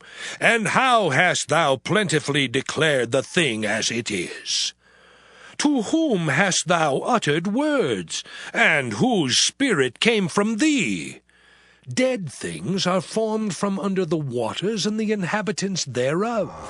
Hell is naked before him, and destruction hath no covering. He stretcheth out the north over the empty place, and hangeth the earth upon nothing. He bindeth up the waters in his thick clouds, and the cloud is not rent under them. He holdeth back the face of his throne, and spreadeth his cloud upon it. He hath compassed the waters with bounds, until the day and night come to an end. The pillars of heaven tremble, and are astonished at his reproof.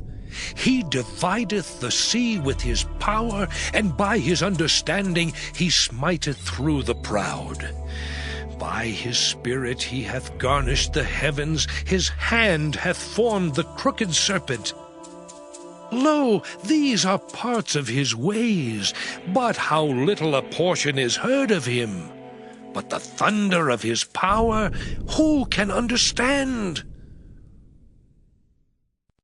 Job chapter 27. Moreover, Job continued his parable and said, As God liveth, who hath taken away my judgment, and the Almighty, who hath vexed my soul. All the while my breath is in me, and the Spirit of God is in my nostrils, my lips shall not speak wickedness, nor my tongue utter deceit. God forbid that I should justify you. Till I die I will not remove mine integrity from me. My righteousness I hold fast, and will not let it go. My heart shall not reproach me so long as I live. Let mine enemy be as the wicked, and he that riseth up against me as the unrighteous. For what is the hope of the hypocrite, though he hath gained, when God taketh away his soul? Will God hear his cry when trouble cometh upon him? Will he delight himself in the Almighty? Will he always call upon God? I will teach you by the hand of God. That which is with the Almighty will I not conceal. Behold, all ye yourselves have seen it. Why then are ye thus altogether vain? This is the portion of a wicked man with God, and the heritage of oppressors, which they shall receive of the Almighty. If his children be multiplied, it is for the sword, and his offspring shall not be satisfied with bread. Those that remain of him shall be buried in death, and his widows shall not weep. Though he heap up silver as the dust, and prepare raiment as the clay, he may prepare it, but the just shall put it on, and the innocent shall divide the silver. He buildeth his house as a moth, and as a booth that the keeper maketh. The rich man shall lie down, but he shall not be gathered. He openeth his eyes, and he is not. Terrors take hold on him as waters. A tempest stealeth him away in the night. The east wind carrieth him away, and he departeth, and as a storm hurleth him out of his place. For God shall cast upon him, and not spare. He would fain flee out of his hand. Men shall clap their hands at him, and shall hiss him out of his place. Job chapter 28.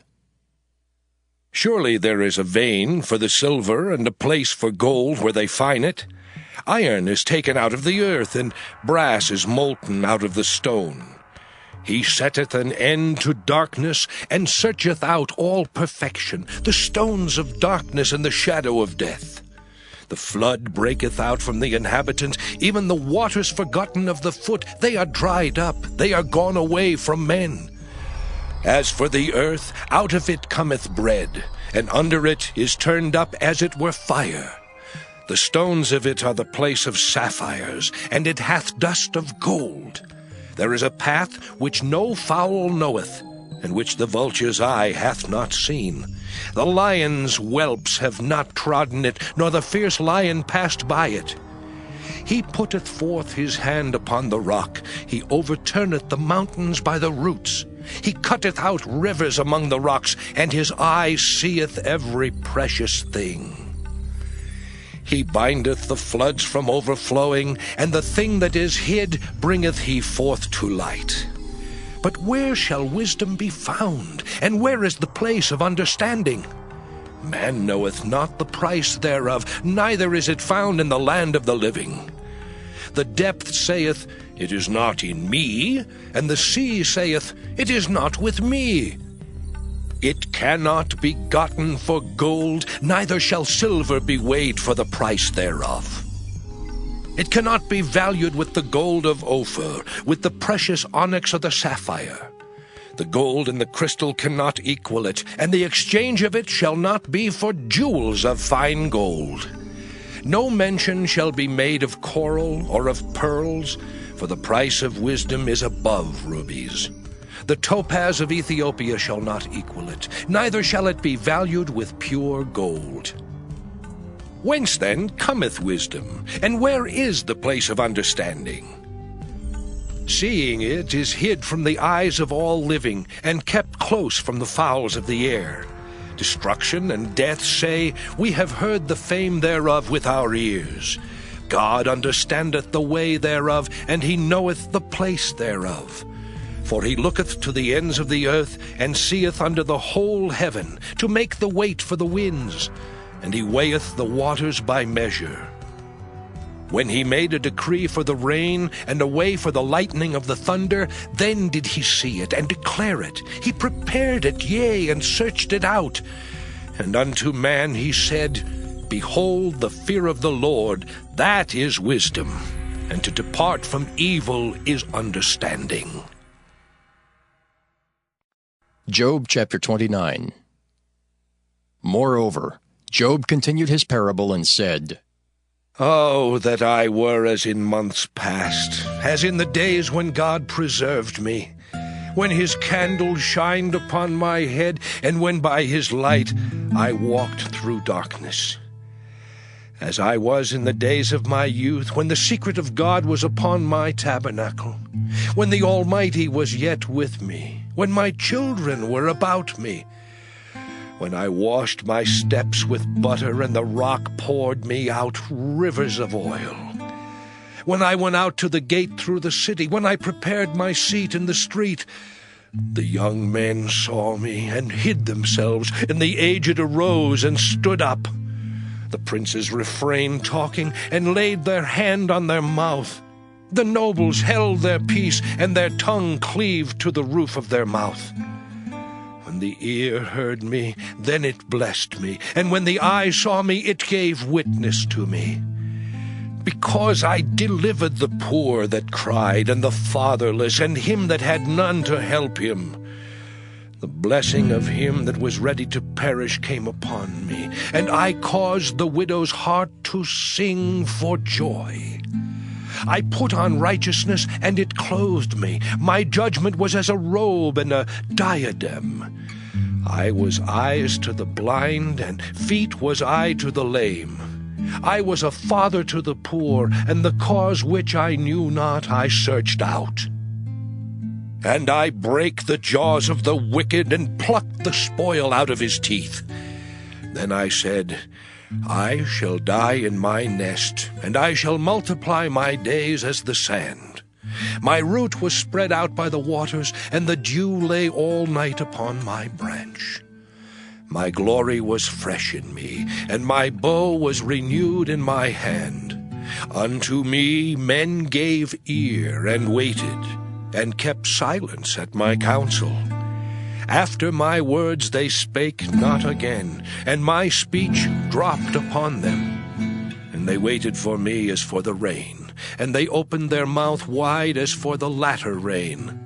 If I laughed on them, they believed it not, and the light of my countenance they cast not down. I chose out their way, and sat chief, and dwelt as a king in the army, as one that comforteth the mourners. Job chapter 30. But now they that are younger than I have me in derision, whose fathers I would have disdained to have set with the dogs of my flock. Yea, whereto might the strength of their hands profit me, in whom old age was perished? For want and famine they were solitary, fleeing into the wilderness in former time desolate and waste, who cut up mallows by the bushes and juniper roots for their meat. They were driven forth from among men. They cried after them as after a thief, to dwell in the cliffs of the valleys, in caves of the earth, and in the rocks. Among the bushes they brayed, under the nettles they were gathered together. They were children of fools, yea, children of base men. They were viler than the earth. And now am I their song, yea, I am their byword. They abhor me, they flee far from me, and spare not to spit in my face. Because he hath loosed my cord and afflicted me, they have also let loose the bridle before me. Upon my right hand rise the youth. They push away my feet, and they raise up against me the ways of their destruction. They mar my path, they set forward my calamity, they have no helper. They came upon me as a wide breaking in of waters. In the desolation they rolled themselves upon me.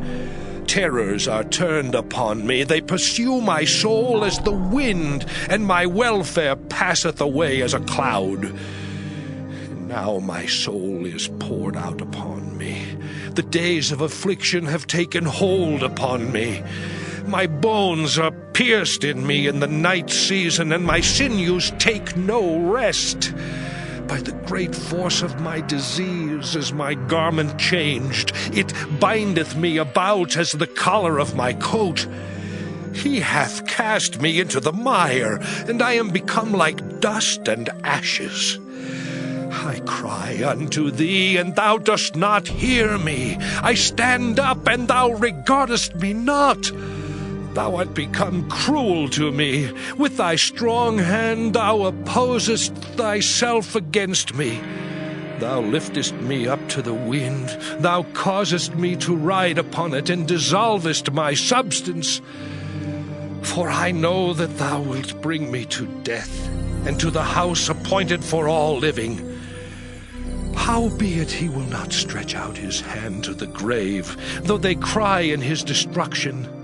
Did not I weep for him that was in trouble? Was not my soul grieved for the poor? When I looked for good, then evil came unto me, and when I waited for light, there came darkness. My bowels boiled and rested not. The days of affliction prevented me. I went mourning without the sun. I stood up and I cried in the congregation. I am a brother to dragons and a companion to owls. My skin is black upon me, and my bones are burned with heat. My harp also is turned to mourning, and my organ into the voice of them that weep. Job chapter 31. I made a covenant with mine eyes. Why then should I think upon a maid? For what portion of God is there from above, and what inheritance of the Almighty from on high? Is not destruction to the wicked, and a strange punishment to the workers of iniquity? Doth not he see my ways, and count all my steps? If I have walked with vanity, or if my foot hath hasted to deceit, let me be weighed in an even balance, that God may know mine integrity. If my step hath turned out of the way, and mine heart walked after mine eyes, and if any blot hath cleaved to mine hands, then let me sow, and let another eat. Yea, let my offspring be rooted out. If mine heart have been deceived by a woman, or if I have laid wait at my neighbor's door, then let my wife grind unto another, and let others bow down upon her. For this is an heinous crime. Yea, it is an iniquity to be punished by the judges. For it is a fire that consumeth to destruction, and would root out all mine increase. If I did despise the cause of my manservant or of my maidservant when they contended with me, what then shall I do when God riseth up, and when he visiteth? What shall I answer him? Did not he that made me in the womb make him? And did not one fashion us in the womb? If I have withheld the poor from their desire, or have caused the eyes of the widow to fail, or have eaten my morsel myself alone, and the fatherless hath not eaten thereof. For from my youth he was brought up with me as with a father, and I have guided her from my mother's womb. If I have seen any perish for want of clothing, or any poor without covering, if his loins have not blessed me, and if he were not warmed with the fleece of my sheep, if I have lifted up my hand against the fatherless, when I saw my help in the gate, then let mine arm fall from my shoulder blade, and mine arm be broken from the bone. For destruction from God was a terror to me, and by reason of his highness I could not endure.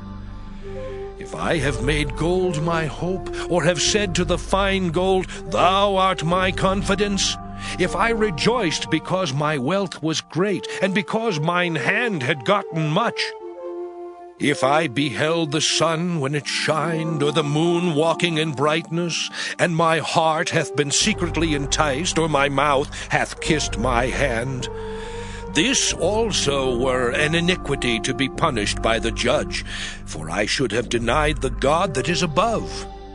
If I rejoiced at the destruction of him that hated me, or lifted up myself when evil found him, neither have I suffered my mouth to sin by wishing a curse to his soul. If the men of my tabernacle said not, Oh, that we had of his flesh, we cannot be satisfied. The stranger did not lodge in the street, but I opened my doors to the traveler. If I covered my transgressions as Adam, by hiding mine iniquity in my bosom, did I fear a great multitude, or did the contempt of families terrify me that I kept silence, and went not out of the door? Oh, that one would hear me! Behold, my desire is that the Almighty would answer me, and that mine adversary had written a book. Surely I would take it upon my shoulder, and bind it as a crown to me. I would declare unto him the number of my steps. As a prince would I go near unto him. If my land cry against me, or that the furrows likewise thereof complain, if I have eaten the fruits thereof without money, or have caused the owners thereof to lose their life, let thistles grow instead of wheat, and cockle instead of barley. The words of Job are ended. Job chapter 32. So these three men ceased to answer Job, because he was righteous in his own eyes. Then was kindled the wrath of Elihu the son of Barachel the Buzite, of the kindred of Ram. Against Job was his wrath kindled, because he justified himself rather than God. Also against his three friends was his wrath kindled, because they had found no answer, and yet had condemned Job. Now Elihu had waited till Job had spoken, because they were elder than he.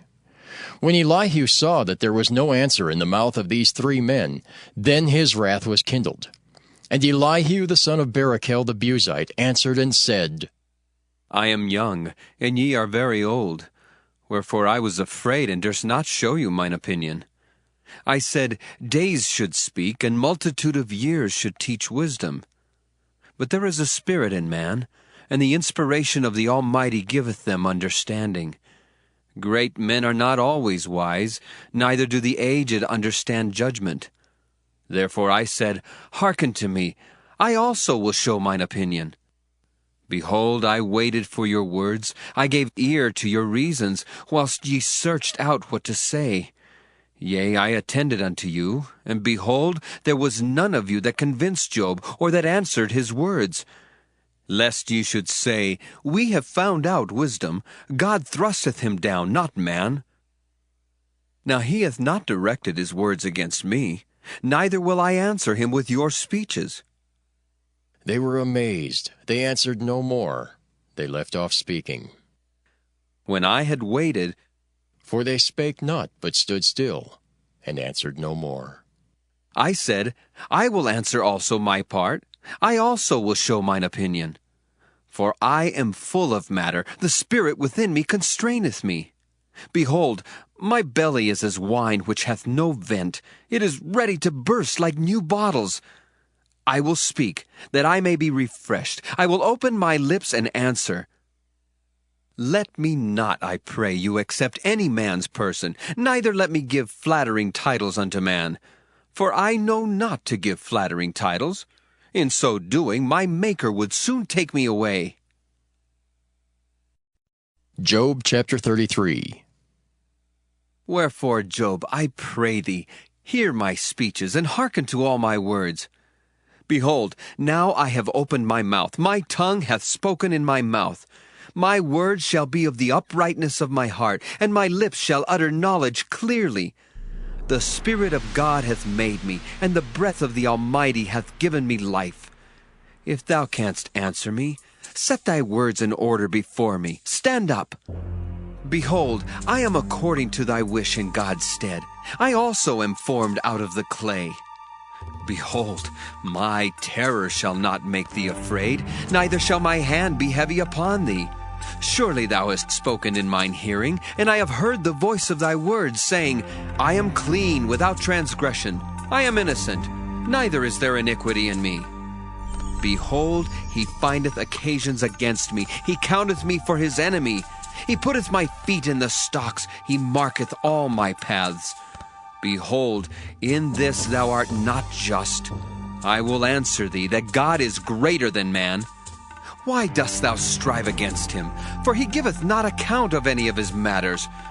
For God speaketh once, yea, twice, yet man perceiveth it not. In a dream, in a vision of the night, when deep sleep falleth upon men, in slumberings upon the bed, then he openeth the ears of men, and sealeth their instruction, that he may withdraw man from his purpose, and hide pride from man. He keepeth back his soul from the pit, and his life from perishing by the sword. He is chastened also with pain upon his bed, and the multitude of his bones with strong pain, so that his life abhorreth bread, and his soul dainty meat. His flesh is consumed away, that it cannot be seen, and his bones that were not seen stick out. Yea, his soul draweth near unto the grave, and his life to the destroyers. If there be a messenger with him, an interpreter, one among 1,000, to show unto man his uprightness, then he is gracious unto him, and saith, Deliver him from going down to the pit. I have found a ransom. His flesh shall be fresher than a child's. He shall return to the days of his youth. He shall pray unto God, and he will be favorable unto him. And he shall see his face with joy, for he will render unto man his righteousness. He looketh upon men, and if any say, I have sinned, and perverted that which was right, and it profited me not, he will deliver his soul from going into the pit, and his life shall see the light. Lo, all these things worketh God oftentimes with man, to bring back his soul from the pit, to be enlightened with the light of the living. Mark well, O Job, hearken unto me. Hold thy peace, and I will speak. If thou hast anything to say, answer me. Speak, for I desire to justify thee. If not, hearken unto me. Hold thy peace, and I shall teach thee wisdom. Job chapter 34. Furthermore, Elihu answered and said, Hear my words, O ye wise men, and give ear unto me, ye that have knowledge. For the ear trieth words, as the mouth tasteth meat. Let us choose to us judgment. Let us know among ourselves what is good. For Job hath said, I am righteous, and God hath taken away my judgment. Should I lie against my right? My wound is incurable without transgression. What man is like Job, who drinketh up scorning like water, which goeth in company with the workers of iniquity, and walketh with wicked men? For he hath said, It profiteth a man nothing that he should delight himself with God. Therefore hearken unto me, ye men of understanding. Far be it from God that he should do wickedness, and from the Almighty that he should commit iniquity. For the work of a man shall he render unto him, and cause every man to find according to his ways. Yea, surely God will not do wickedly, neither will the Almighty pervert judgment. Who hath given him a charge over the earth, or who hath disposed the whole world? If he set his heart upon man, if he gather unto himself his spirit and his breath, all flesh shall perish together, and man shall turn again unto dust. If now thou hast understanding, hear this, hearken to the voice of my words. Shall even he that hateth right govern? And wilt thou condemn him that is most just? Is it fit to say to a king, Thou art wicked, and to princes, Ye are ungodly? How much less to him that accepteth not the persons of princes, nor regardeth the rich more than the poor? For they all are the work of his hands. In a moment shall they die, and the people shall be troubled at midnight and pass away, and the mighty shall be taken away without hand. For his eyes are upon the ways of man, and he seeth all his goings. There is no darkness, nor shadow of death where the workers of iniquity may hide themselves. For he will not lay upon man more than right, that he should enter into judgment with God. He shall break in pieces mighty men without number, and set others in their stead. Therefore he knoweth their works, and he overturneth them in the night, so that they are destroyed. He striketh them as wicked men in the open sight of others, because they turned back from him, and would not consider any of his ways, so that they cause the cry of the poor to come unto him, and he heareth the cry of the afflicted. When he giveth quietness, who then can make trouble? And when he hideth his face, who then can behold him, whether it be done against a nation or against a man only? That the hypocrite reign not, lest the people be ensnared. Surely it is meet to be said unto God, I have borne chastisement, I will not offend any more. That which I see not, teach thou me. If I have done iniquity, I will do no more. Should it be according to thy mind, he will recompense it, whether thou refuse or whether thou choose, and not I. Therefore speak what thou knowest. Let men of understanding tell me, and let a wise man hearken unto me. Job hath spoken without knowledge, and his words were without wisdom. My desire is that Job may be tried unto the end because of his answers for wicked men. For he addeth rebellion unto his sin. He clappeth his hands among us, and multiplieth his words against God. Job chapter 35. Elihu spake moreover, and said, Thinkest thou this to be right, that thou saidst, My righteousness is more than God's? For thou saidst, What advantage will it be unto thee? And, What profit shall I have, if I be cleansed from my sin? I will answer thee, and thy companions with thee. Look unto the heavens, and see, and behold the clouds which are higher than thou. If thou sinnest, what doest thou against him? Or if thy transgressions be multiplied, what doest thou unto him? If thou be righteous, what givest thou him? Or what receiveth he of thine hand? Thy wickedness may hurt a man as thou art, and thy righteousness may profit the Son of Man. By reason of the multitude of oppressions they make the oppressed to cry. They cry out by reason of the arm of the mighty. But none saith, Where is God my Maker, who giveth songs in the night, who teacheth us more than the beasts of the earth, and maketh us wiser than the fowls of heaven? There they cry, but none giveth answer, because of the pride of evil men. Surely God will not hear vanity, neither will the Almighty regard it. Although thou sayest thou shalt not see him, yet judgment is before him. Therefore trust thou in him. But now Because it is not so, he hath visited in his anger, yet he knoweth it not in great extremity. Therefore doth Job open his mouth in vain. He multiplieth words without knowledge. Job chapter 36. Elihu also proceeded and said, Suffer me a little, and I will show thee that I have yet to speak on God's behalf. I will fetch my knowledge from afar, and will ascribe righteousness to my Maker. For truly my word shall not be false. He that is perfect in knowledge is with thee. Behold, God is mighty, and despiseth not any. He is mighty in strength and wisdom. He preserveth not the life of the wicked, but giveth right to the poor. He withdraweth not his eyes from the righteous, but with kings are they on the throne. Yea, he doth establish them forever, and they are exalted. And if they be bound in fetters, and beholden in cords of affliction, then he showeth them their work, and their transgressions that they have exceeded. He openeth also their ear to discipline, and commandeth that they return from iniquity. If they obey and serve him, they shall spend their days in prosperity, and their years in pleasures. But if they obey not, they shall perish by the sword, and they shall die without knowledge. But the hypocrites in heart heap up wrath. They cry not when he bindeth them. They die in youth, and their life is among the unclean. He delivereth the poor in his affliction, and openeth their ears in oppression.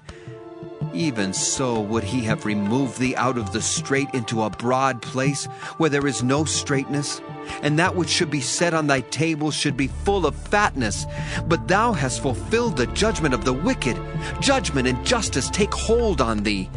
Because there is wrath, beware lest he take thee away with his stroke. Then a great ransom cannot deliver thee. Will he esteem thy riches? No, not gold, nor all the forces of strength.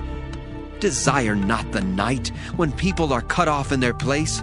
Take heed, regard not iniquity, for this hast thou chosen rather than affliction. Behold, God exalteth by his power. Who teacheth like him? Who hath enjoined him his way? Or who can say, Thou hast wrought iniquity? Remember that thou magnify his work, which men behold. Every man may see it, man may behold it afar off. Behold, God is great, and we know him not, neither can the number of his years be searched out. For he maketh small the drops of water. They pour down rain according to the vapor thereof, which the clouds do drop and distill upon man abundantly. Also can any understand the spreadings of the clouds, or the noise of his tabernacle? Behold, he spreadeth his light upon it, and covereth the bottom of the sea. For by them judgeth he the people. He giveth meat in abundance. With clouds he covereth the light, and commandeth it not to shine by the cloud that cometh betwixt. The noise thereof showeth concerning it, the cattle also concerning the vapor. Job chapter 37. At this also my heart trembleth, and is moved out of his place. Hear attentively the noise of his voice, and the sound that goeth out of his mouth.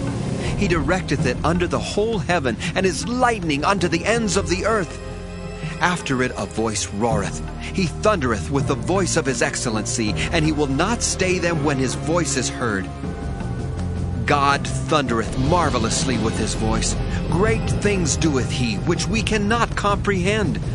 For he saith to the snow, Be thou on the earth. Likewise to the small rain, and to the great rain of his strength.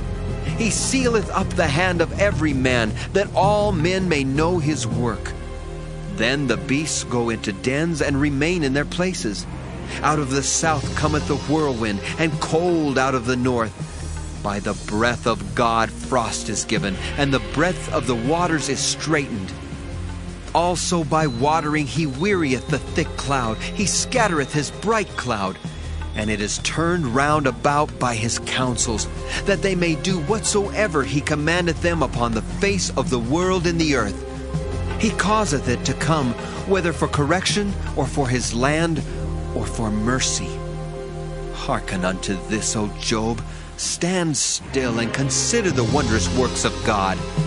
Dost thou know when God disposed them, and caused the light of his cloud to shine?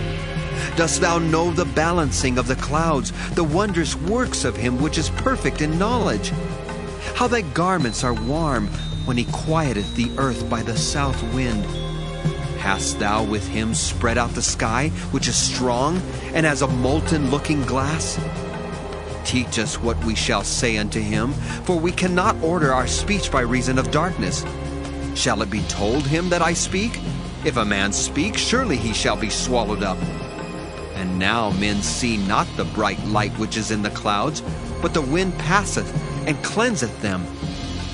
Fair weather cometh out of the north. With God is terrible majesty. Touching the Almighty, we cannot find him out. He is excellent in power and in judgment and in plenty of justice. He will not afflict. Men do therefore fear him. He respecteth not any that are wise of heart. Job chapter 38. Then the Lord answered Job out of the whirlwind, and said, Who is this that darkeneth counsel by words without knowledge? Gird up now thy loins like a man, for I will demand of thee, and answer thou me. Where wast thou when I laid the foundations of the earth? Declare if thou hast understanding. Who hath laid the measures thereof, if thou knowest? Or who hath stretched the line upon it? Whereupon are the foundations thereof fastened? Or who laid the cornerstone thereof, when the morning stars sang together, and all the sons of God shouted for joy? Or who shut up the sea with doors when it brake forth, as if it had issued out of the womb? When I made the cloud the garment thereof, and thick darkness a swaddling band for it, and brake up for it my decreed place, and set bars and doors, and said, Hitherto shalt thou come, but no further. And here shall thy proud waves be stayed. Hast thou commanded the morning since thy days, and caused the dayspring to know his place, that it might take hold of the ends of the earth, that the wicked might be shaken out of it? It is turned as clay to the seal, and they stand as a garment. And from the wicked their light is withholden, and the high arm shall be broken. Hast thou entered into the springs of the sea? Or hast thou walked in the search of the depth? Have the gates of death been opened unto thee? Or hast thou seen the doors of the shadow of death? Hast thou perceived the breadth of the earth? Declare if thou knowest it all. Where is the way where light dwelleth? And as for darkness, where is the place thereof, that thou shouldest take it to the bound thereof, and that thou shouldest know the paths to the house thereof? Knowest thou it because thou wast then born, or because the number of thy days is great? Hast thou entered into the treasures of the snow? Or hast thou seen the treasures of the hail, which I have reserved against the time of trouble, against the day of battle and war? By what way is the light parted, which scattereth the east wind upon the earth? Who hath divided a watercourse for the overflowing of waters? Or a way for the lightning of thunder to cause it to rain on the earth where no man is, on the wilderness wherein there is no man, to satisfy the desolate and waste ground, and to cause the bud of the tender herb to spring forth? Hath the rain a father? Or who hath begotten the drops of dew? Out of whose womb came the ice? And the hoary frost of heaven, who hath gendered it? The waters are hid as with a stone, and the face of the deep is frozen. Canst thou bind the sweet influences of Pleiades, or loose the bands of Orion? Canst thou bring forth Mazzaroth in his season? Or canst thou guide Arcturus with his sons? Knowest thou the ordinance of heaven? Canst thou set the dominion thereof in the earth? Canst thou lift up thy voice to the clouds, that abundance of waters may cover thee? Canst thou send lightnings, that they may go and say unto thee, Here we are? Who hath put wisdom in the inward parts?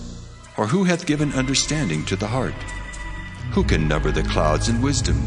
Or who can stay the bottles of heaven, when the dust groweth into hardness, and the clods cleave fast together? Wilt thou hunt the prey for the lion, or fill the appetite of the young lions when they couch in their dens and abide in the covert to lie in wait? Who provideth for the raven his food when his young ones cry unto God? They wander for lack of meat. Job chapter 39. Knowest thou the time when the wild goats of the rock bring forth? Or canst thou mark when the hinds do calf? Canst thou number the months that they fulfill? Or knowest thou the time when they bring forth? They bow themselves. They bring forth their young ones. They cast out their sorrows. Their young ones are in good liking.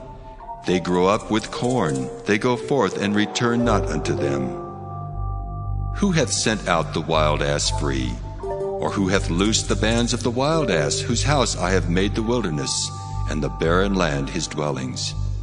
He scorneth the multitude of the city, neither regardeth he the crying of the driver. The range of the mountains is his pasture, and he searcheth after every green thing. Will the unicorn be willing to serve thee, or abide by thy crib? Canst thou bind the unicorn with his band in the furrow? Or will he herald the valleys after thee? Wilt thou trust him because his strength is great? Or wilt thou leave thy labor to him? Wilt thou believe him, that he will bring home thy seed and gather it into thy barn? Gavest thou the goodly wings unto the peacocks? Or wings and feathers unto the ostrich, which leaveth her eggs in the earth, and warmeth them in dust, and forgetteth that the foot may crush them, or that the wild beast may break them? She is hardened against her young ones, as though they were not hers. Her labor is in vain without fear, because God hath deprived her of wisdom, neither hath he imparted to her understanding. What time she lifteth up herself on high, she scorneth the horse and his rider. Hast thou given the horse strength? Hast thou clothed his neck with thunder? Canst thou make him afraid as a grasshopper? The glory of his nostrils is terrible. He paweth in the valley, and rejoiceth in his strength. He goeth on to meet the armed men. He mocketh at fear, and is not affrighted, neither turneth he back from the sword. The quiver rattleth against him, the glittering spear and the shield. He swalloweth the ground with fierceness and rage, neither believeth he that it is the sound of the trumpet. He saith among the trumpets, Ha ha! And he smelleth the battle afar off, the thunder of the captains and the shouting. Doth the hawk fly by thy wisdom, and stretch out her wings toward the south? Doth the eagle mount up at thy command, and make her nest on high? She dwelleth and abideth on the rock, upon the crag of the rock and the strong place. From thence she seeketh the prey, and her eyes behold afar off. Her young ones also suck up blood, and where the slain are, there is she. Job chapter 40. Moreover, the Lord answered Job and said, Shall he that contendeth with the Almighty instruct him? He that reproveth God, let him answer it. Then Job answered the Lord and said, Behold, I am vile. What shall I answer thee? I will lay mine hand upon my mouth. Once have I spoken, but I will not answer. Yea, twice, but I will proceed no further. Then answered the Lord unto Job out of the whirlwind, and said, Gird up thy loins now like a man. I will demand of thee, and declare thou unto me. Wilt thou also disannul my judgment? Wilt thou condemn me, that thou mayest be righteous? Hast thou an arm like God, or canst thou thunder with a voice like him? Deck thyself now with majesty and excellency, and array thyself with glory and beauty. Cast abroad the rage of thy wrath, and behold every one that is proud, and abase him. Look on every one that is proud, and bring him low, and tread down the wicked in their place. Hide them in the dust together, and bind their faces in secret. Then will I also confess unto thee that thine own right hand can save thee. Behold now Behemoth, which I made with thee. He eateth grass as an ox. Lo, Now his strength is in his loins, and his force is in the navel of his belly. He moveth his tail like a cedar. The sinews of his stones are wrapped together. His bones are as strong as pieces of brass. His bones are like bars of iron. He is the chief of the ways of God. He that made him can make his sword to approach unto him. Surely the mountains bring him forth food, where all the beasts of the field play. He lieth under the shady trees in the covert of the reed and fens. The shady trees cover him with their shadow. The willows of the brook compass him about. Behold, he drinketh up a river, and hasteth not. He trusteth that he can draw up Jordan into his mouth. He taketh it with his eyes. His nose pierceth through snares. Job chapter 41. Canst thou draw out Leviathan with an hook, or his tongue with a cord which thou lettest down? Canst thou put a hook into his nose, or bore his jaw through with a thorn? Will he make many supplications unto thee? Will he speak soft words unto thee? Will he make a covenant with thee? Wilt thou take him for a servant forever? Wilt thou play with him as with a bird? Or wilt thou bind him for thy maidens? Shall the companions make a banquet of him? Shall they part him among the merchants? Canst thou fill his skin with barbed irons, or his head with fish spears? Lay thine hand upon him, remember the battle, do no more. Behold, the hope of him is in vain. Shall not one be cast down even at the sight of him? None is so fierce that dare stir him up. Who then is able to stand before me? Who hath prevented me that I should repay him? Whatsoever is under the whole heaven is mine. I will not conceal his parts, nor his power, nor his comely proportion. Who can discover the face of his garment, or who can come to him with his double bridle? Who can open the doors of his face? His teeth are terrible round about. His scales are his pride, shut up together as with a close seal. One is so near to another that no air can come between them. They are joined one to another. They stick together that they cannot be sundered. By his neesings a light doth shine, and his eyes are like the eyelids of the morning. Out of his mouth go burning lamps, and sparks of fire leap out. Out of his nostrils goeth smoke, as out of a seething pot or cauldron. His breath kindleth coals, and a flame goeth out of his mouth. In his neck remaineth strength, and sorrow is turned into joy before him. The flakes of his flesh are joined together. They are firm in themselves, they cannot be moved. His heart is as firm as a stone, yea, as hard as a piece of the nether millstone. When he raiseth up himself, the mighty are afraid. By reason of breakings they purify themselves. The sword of him that layeth at him cannot hold, the spear, the dart, nor the habergeon. He esteemeth iron as straw, and brass as rotten wood. The arrow cannot make him flee. Sling stones are turned with him into stubble. Darts are counted as stubble. He laugheth at the shaking of a spear. Sharp stones are under him. He spreadeth sharp-pointed things upon the mire. He maketh the deep to boil like a pot. He maketh the sea like a pot of ointment. He maketh a path to shine after him. One would think the deep to be hoary. Upon earth there is not his like, who is made without fear. He beholdeth all high things. He is a king over all the children of pride. Job chapter 42. Then Job answered the Lord and said, I know that thou canst do everything, and that no thought can be withholden from thee. Who is he that hideth counsel without knowledge? Therefore have I uttered that I understood not, things too wonderful for me which I knew not. Hear, I beseech thee, and I will speak. I will demand of thee, and declare thou unto me. I have heard of thee by the hearing of the ear, but now mine eye seeth thee. Wherefore I abhor myself, and repent in dust and ashes. And it was so, that after the Lord had spoken these words unto Job, the Lord said to Eliphaz the Temanite, My wrath is kindled against thee and against thy 2 friends. For ye have not spoken of me the thing that is right, as my servant Job hath. Therefore take unto you now 7 bullocks and 7 rams, and go to my servant Job, and offer up for yourselves a burnt offering. And my servant Job shall pray for you. For him will I accept, lest I deal with you after your folly, in that ye have not spoken of me the thing which is right, like my servant Job. So Eliphaz the Temanite, and Bildad the Shuhite, and Zophar the Naamathite went and did according as the Lord commanded them. The Lord also accepted Job, and the Lord turned the captivity of Job when he prayed for his friends.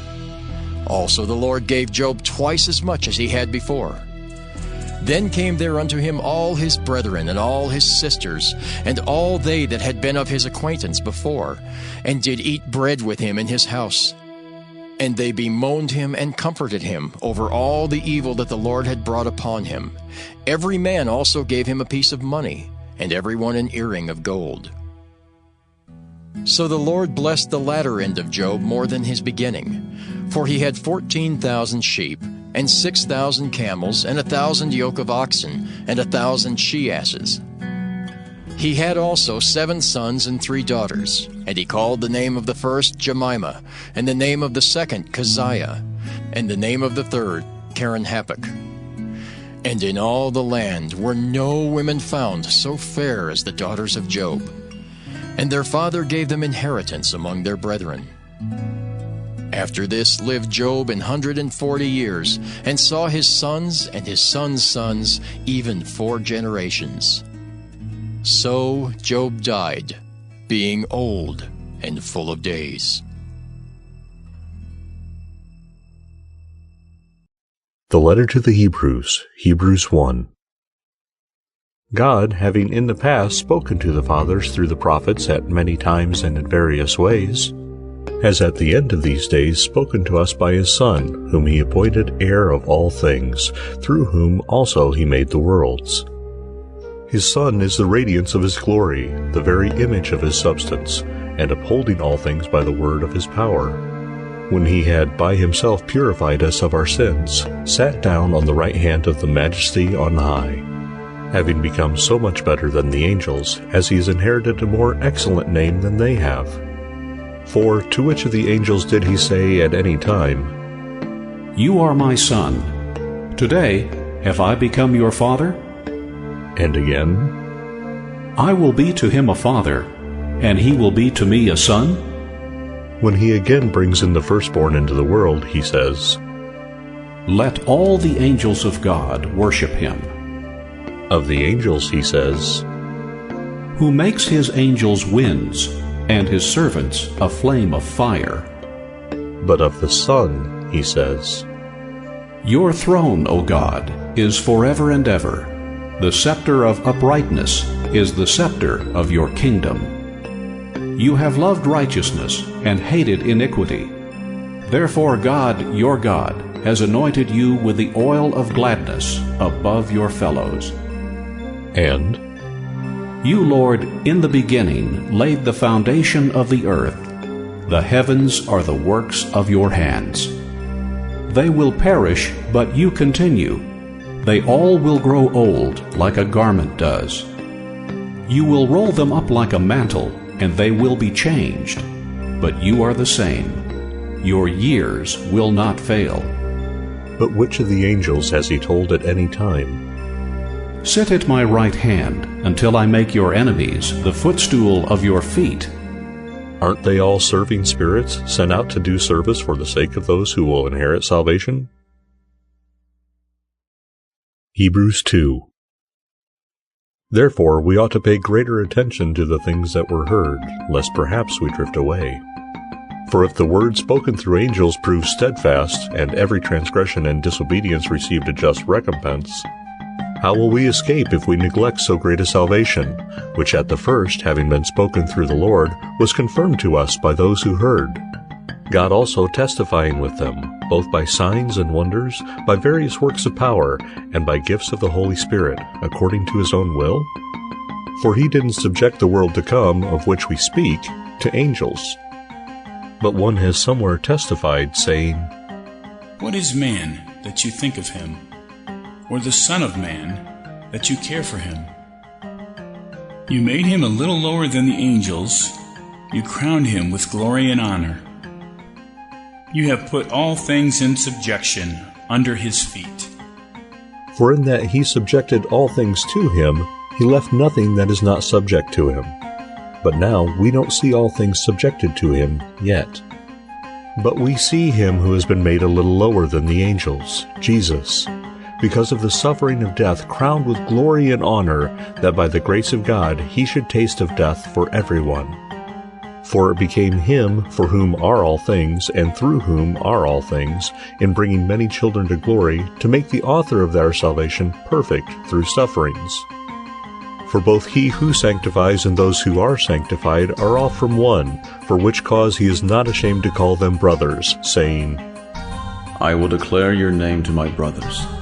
Among of the congregation I will sing your praise. Again, I will put my trust in him. Again, behold, here I am with the children whom God has given me. Since then the children have shared in flesh and blood, he also himself in the same way partook of the same, that through death he might bring to nothing him who had the power of death, that is, the devil, and might deliver all of them who through fear of death were all their lifetime subject to bondage. For most certainly he doesn't give help to angels, but he gives help to the offspring of Abraham. Therefore he was obligated in all things to be made like his brothers, that he might become a merciful and faithful high priest in things pertaining to God, to make atonement for the sins of the people. For in that he himself has suffered being tempted, he is able to help those who are tempted. Hebrews 3. Therefore, holy brothers, partakers of a heavenly calling, consider the apostle and high priest of our confession, Jesus, who was faithful to him who appointed him, as also was Moses in all his house. For he has been counted worthy of more glory than Moses, because he who built the house has more honor than the house. For every house is built by someone, but he who built all things is God. Moses indeed was faithful in all his house as a servant, for a testimony of those things which were afterward to be spoken. But Christ is faithful as a son over his house, whose house we are, if we hold fast our confidence and the glorying of our hope firm to the end. Therefore, even as the Holy Spirit says, Today, if you will hear his voice, don't harden your hearts, as in the rebellion, like as in the day of the trial in the wilderness, where your fathers tested me by proving me, and saw my deeds for 40 years. Therefore I was displeased with that generation, and said, They always err in their heart, but they didn't know my ways. As I swore in my wrath, they will not enter into my rest. Beware, brothers, lest perhaps there be in any one of you an evil heart of unbelief, in falling away from the living God. But exhort one another day by day, so long as it is called today, lest any one of you be hardened by the deceitfulness of sin. For we have become partakers of Christ, if we hold fast the beginning of our confidence firm to the end. While it is said, Today, if you will hear his voice, don't harden your hearts as in the rebellion. For who, when they heard, rebelled? No, didn't all those who came out of Egypt by Moses? With whom was he displeased 40 years? Wasn't it with those who sinned, whose bodies fell in the wilderness? To whom did he swear that they wouldn't enter into his rest, but to those who were disobedient? We see that they were not able to enter in because of unbelief. Hebrews 4. Let us fear, therefore, lest perhaps any one of you should seem to have come short of a promise of entering into his rest. For indeed we have had good news preached to us, even as they also did. But the word they heard didn't profit them, because it wasn't mixed with faith by those who heard. For we who have believed do enter into that rest, even as he has said, As I swore in my wrath, they will not enter into my rest. Although the works were finished from the foundation of the world. For he has said this somewhere about the seventh day. God rested on the seventh day from all his works. And in this place again, They will not enter into my rest. Seeing therefore it remains that some should enter therein, and they to whom the good news was before preached failed to enter in because of disobedience, he again defines a certain day, today, saying through David so long a time afterward, just as has been said, Today if you will hear his voice, don't harden your hearts. For if Joshua had given them rest, he would not have spoken afterward of another day. There remains therefore a Sabbath rest for the people of God. For he who has entered into his rest has himself also rested from his works, as God did from his. Let us therefore give diligence to enter into that rest, lest anyone fall after the same example of disobedience. For the word of God is living and active, and sharper than any two-edged sword, piercing even to the dividing of soul and spirit, of both joints and marrow, and is able to discern the thoughts and intentions of the heart. There is no creature that is hidden from his sight, but all things are naked and laid open before the eyes of him to whom we must give an account. Having then a great high priest who has passed through the heavens, Jesus, the Son of God, let us hold tightly to our confession. For we don't have a high priest who can't be touched with the feeling of our infirmities, but one who has been in all points tempted like we are, yet without sin. Let us therefore draw near with boldness to the throne of grace, that we may receive mercy, and may find grace for help in time of need. Hebrews 5. For every high priest, being taken from among men, is appointed for men in things pertaining to God, that he may offer both gifts and sacrifices for sins. The high priest can deal gently with those who are ignorant and going astray, because he himself is also surrounded with weakness. Because of this, he must offer sacrifices for sins for the people as well as for himself. Nobody takes this honor on himself, but he is called by God, just like Aaron was. So also Christ didn't glorify himself to be made a high priest, but it was he who said to him, You are my son. Today I have become your father. As he says also in another place, You are a priest forever, after the order of Melchizedek. He, in the days of his flesh, having offered up prayers and petitions with strong crying and tears to him who was able to save him from death, and having been heard for his godly fear, though he was a son, yet learned obedience by the things which he suffered. Having been made perfect, he became to all of those who obey him the author of eternal salvation, named by God a high priest after the order of Melchizedek. About him we have many words to say, and hard to interpret, seeing you have become dull of hearing. For although by this time you should be teachers, you again need to have someone teach you the rudiments of the first principles of the oracles of God. You have come to need milk, and not solid food. For everyone who lives on milk is not experienced in the word of righteousness, for he is a baby. But solid food is for those who are full grown, who by reason of use have their senses exercised to discern good and evil. Hebrews 6. Therefore, leaving the teachings of the first principles of Christ, let us press on to perfection, not laying again a foundation of repentance from dead works, of faith toward God, of the teaching of baptisms, of laying on of hands, of resurrection of the dead, and of eternal judgment. This we will do, if God permits. For concerning those who were once enlightened and tasted of the heavenly gift, and were made partakers of the Holy Spirit, and tasted the good word of God and the powers of the age to come, and then fell away, it is impossible to renew them again to repentance, seeing they crucify the Son of God for themselves again, and put him to open shame. For the land which has drunk the rain that comes often on it, and produces a crop suitable for them for whose sake it is also tilled, receives blessing from God. But if it bears thorns and thistles, it is rejected and near being cursed, whose end is to be burned. But, beloved, we are persuaded of better things for you, and things that accompany salvation, even though we speak like this.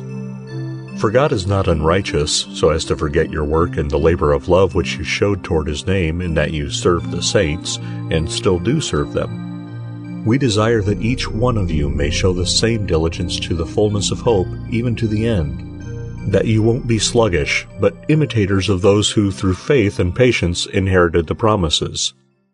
For when God made a promise to Abraham, since he could swear by no one greater, he swore by himself, saying, Surely blessing I will bless you, and multiplying I will multiply you. Thus, having patiently endured, he obtained the promise. For men indeed swear by a greater one, and in every dispute of theirs the oath is final for confirmation. In this way, God, being determined to show more abundantly to the heirs of the promise the immutability of his counsel, interposed with an oath, that by two immutable things, in which it is impossible for God to lie, we may have a strong encouragement, who have fled for refuge, to take hold of the hope set before us.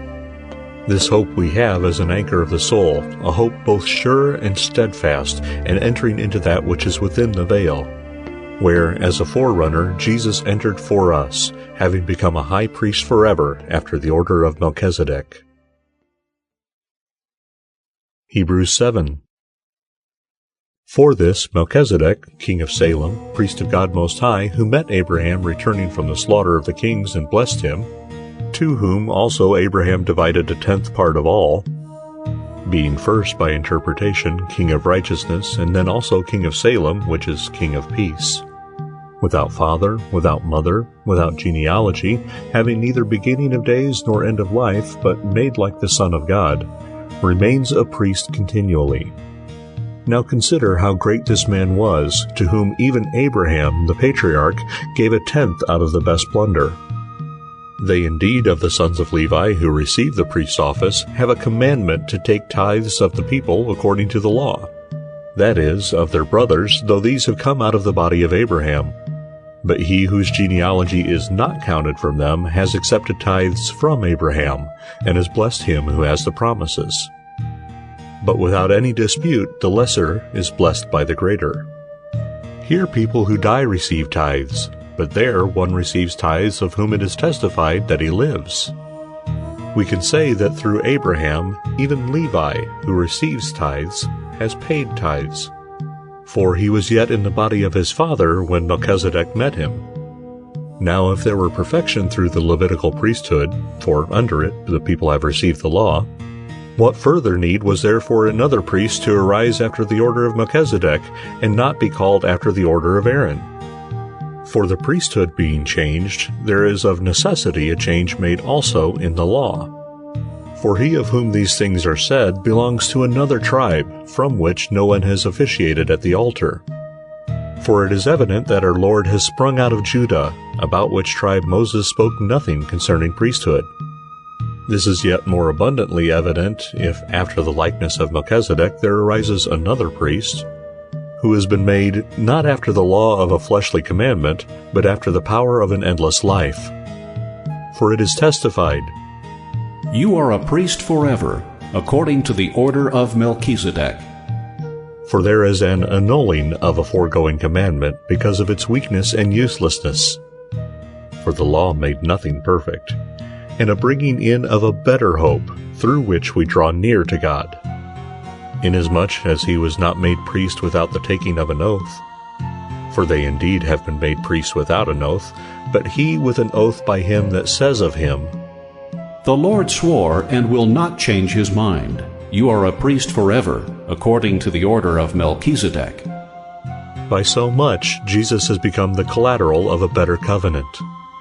Many indeed have been made priests, because they are hindered from continuing by death. But he, because he lives forever, has his priesthood unchangeable. Therefore he is also able to save to the uttermost those who draw near to God through him, seeing that he lives forever to make intercession for them. For such a high priest was fitting for us, holy, guiltless, undefiled, separated from sinners, and made higher than the heavens, who doesn't need, like those high priests, to offer up sacrifices daily, first for his own sins, and then for the sins of the people. For he did this once for all when he offered up himself. For the law appoints men as high priests who have weakness. But the word of the oath which came after the law appoints a son forever who has been perfected. Hebrews 8. Now in the things which we are saying, the main point is this: we have such a high priest who sat down on the right hand of the throne of the majesty in the heavens, a servant of the sanctuary and of the true tabernacle, which the Lord pitched, not man. For every high priest is appointed to offer both gifts and sacrifices. Therefore it is necessary that this high priest also have something to offer.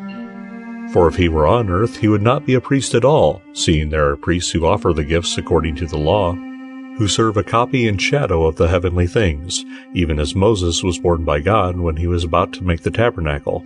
For he said, "See, you shall make everything according to the pattern that was shown to you on the mountain." But now he has obtained a more excellent ministry, by so much as he is also the mediator of a better covenant, which on better promises has been given as law. For if that first covenant had been faultless, then no place would have been sought for a second. For finding fault with them, he said, "Behold, the days come, says the Lord, that I will make a new covenant with the house of Israel and with the house of Judah. Not according to the covenant that I made with their fathers in the day that I took them by the hand to lead them out of the land of Egypt. For they didn't continue in my covenant, and I disregarded them, says the Lord. For this is the covenant that I will make with the house of Israel.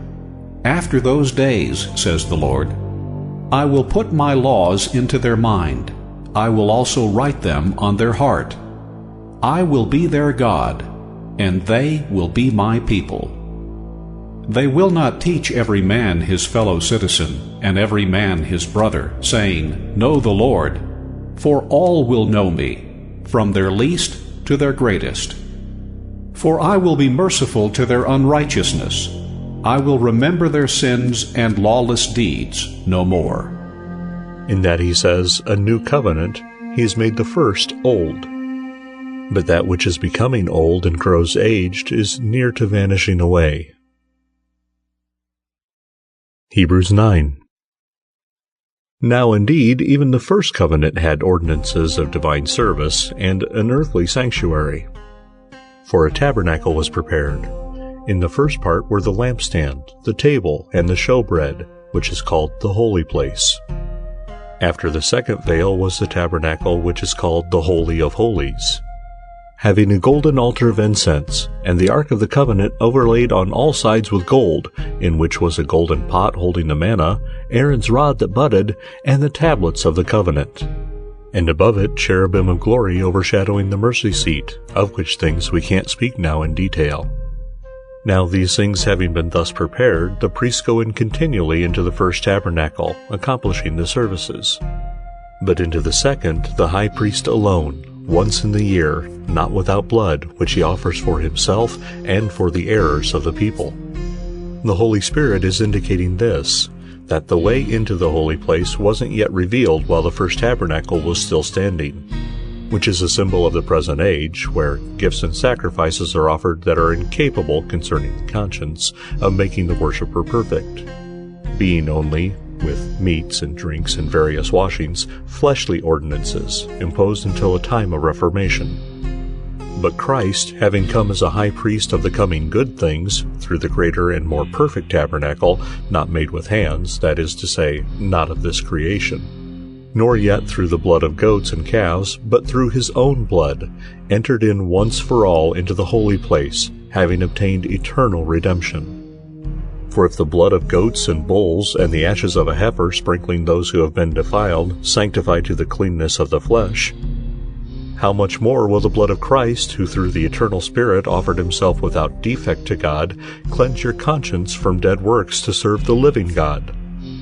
For this reason he is the mediator of a new covenant, since a death has occurred for the redemption of the transgressions that were under the first covenant, that those who have been called may receive the promise of the eternal inheritance. For where a last will and testament is, there must of necessity be the death of him who made it. For a will is in force where there has been death, for it is never in force while he who made it lives.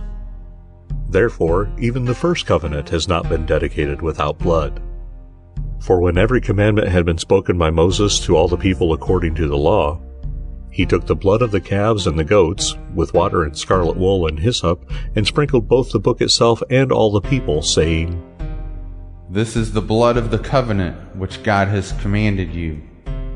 Moreover, he sprinkled the tabernacle and all the vessels of the ministry in the same way with the blood. According to the law, nearly everything is cleansed with blood, and apart from shedding of blood, there is no remission. It was necessary, therefore, that the copies of the things in the heavens should be cleansed with these, but the heavenly things themselves with better sacrifices than these. For Christ hasn't entered into holy places made with hands, which are representations of the true, but into heaven itself, now to appear in the presence of God for us. Nor yet that he should offer himself often, as the high priest enters into the holy place year by year with blood not his own, or else he must have suffered often since the foundation of the world. But now, once at the end of the ages, he has been revealed to put away sin by the sacrifice of himself.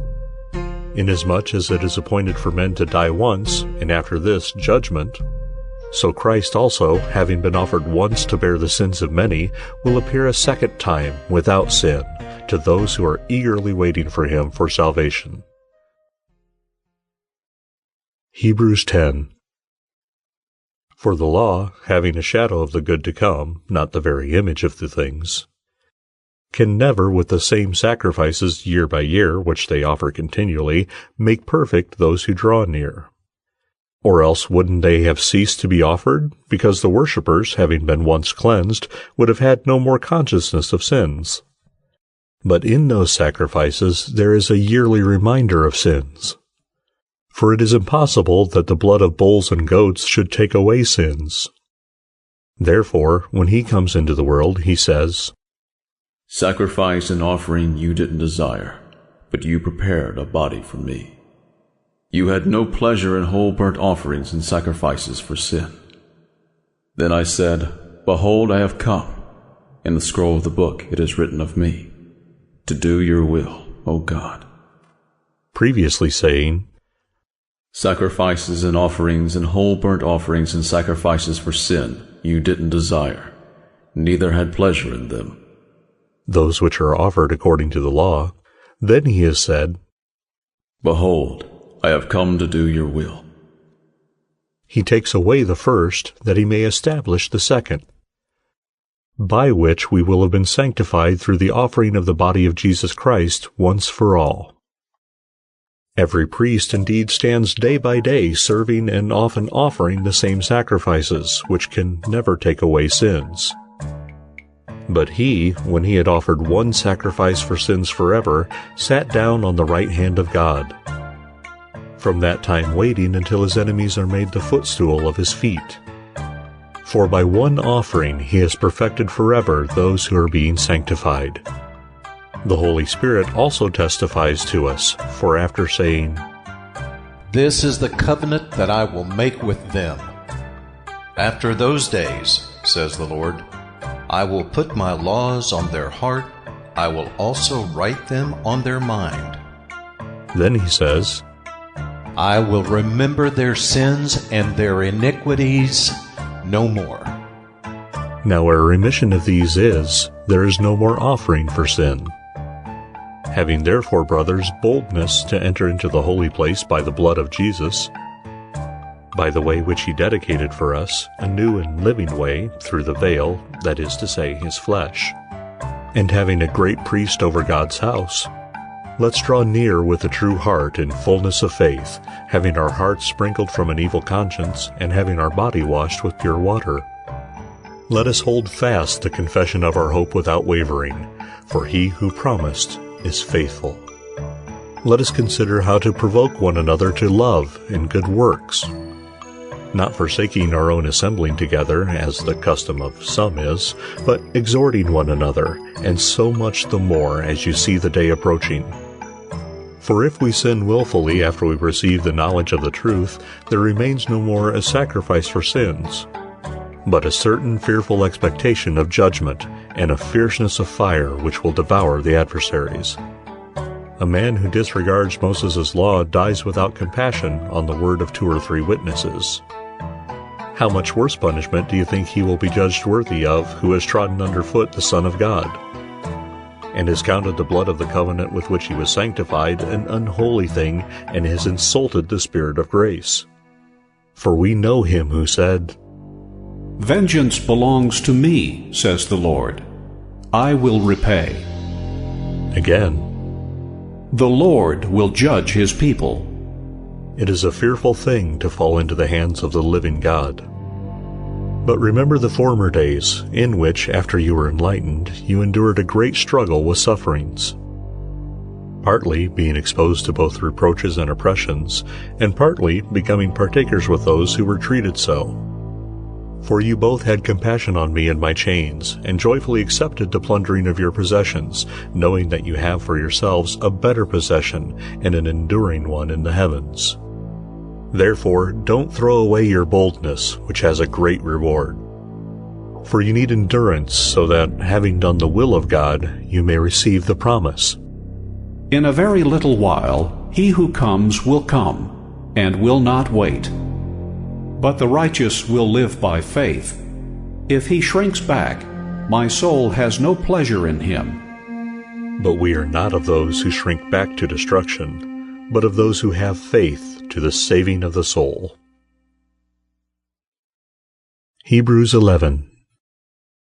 Now faith is assurance of things hoped for, proof of things not seen. For by this the elders obtained testimony. By faith we understand that the universe has been framed by the word of God, so that what is seen has not been made out of things which are visible. By faith Abel offered to God a more excellent sacrifice than Cain, through which he had testimony given to him that he was righteous, God testifying with respect to his gifts, and through it he, being dead, still speaks. By faith Enoch was taken away so that he wouldn't see death, and he was not found because God translated him. For he has had testimony given to him that before his translation he had been well-pleasing to God. Without faith it is impossible to be well-pleasing to him, for he who comes to God must believe that he exists, and that he is a rewarder of those who seek him. By faith Noah, being warned about things not yet seen, moved with godly fear, prepared a ship for the saving of his house, through which he condemned the world, and became heir of the righteousness which is according to faith. By faith Abraham, when he was called, obeyed to go out to the place which he was to receive for an inheritance. He went out, not knowing where he went. By faith he lived as an alien in the land of promise, as in a land not his own, dwelling in tents with Isaac and Jacob, the heirs with him of the same promise. For he looked for the city which has the foundations, whose builder and maker is God. By faith even Sarah herself received power to conceive, and she bore a child when she was past age, since she counted him faithful who had promised. Therefore, as many as the stars of the sky in multitude, and as innumerable as the sand which is by the seashore, were fathered by one man, and him as good as dead. These all died in faith, not having received the promises, but having seen them and embraced them from afar, and having confessed that they were strangers and pilgrims on the earth. For those who say such things make it clear that they are seeking a country of their own. If indeed they had been thinking of that country from which they went out, they would have had enough time to return. But now they desire a better country, that is, a heavenly one. Therefore God is not ashamed of them, to be called their God, for he has prepared a city for them. By faith Abraham, being tested, offered up Isaac.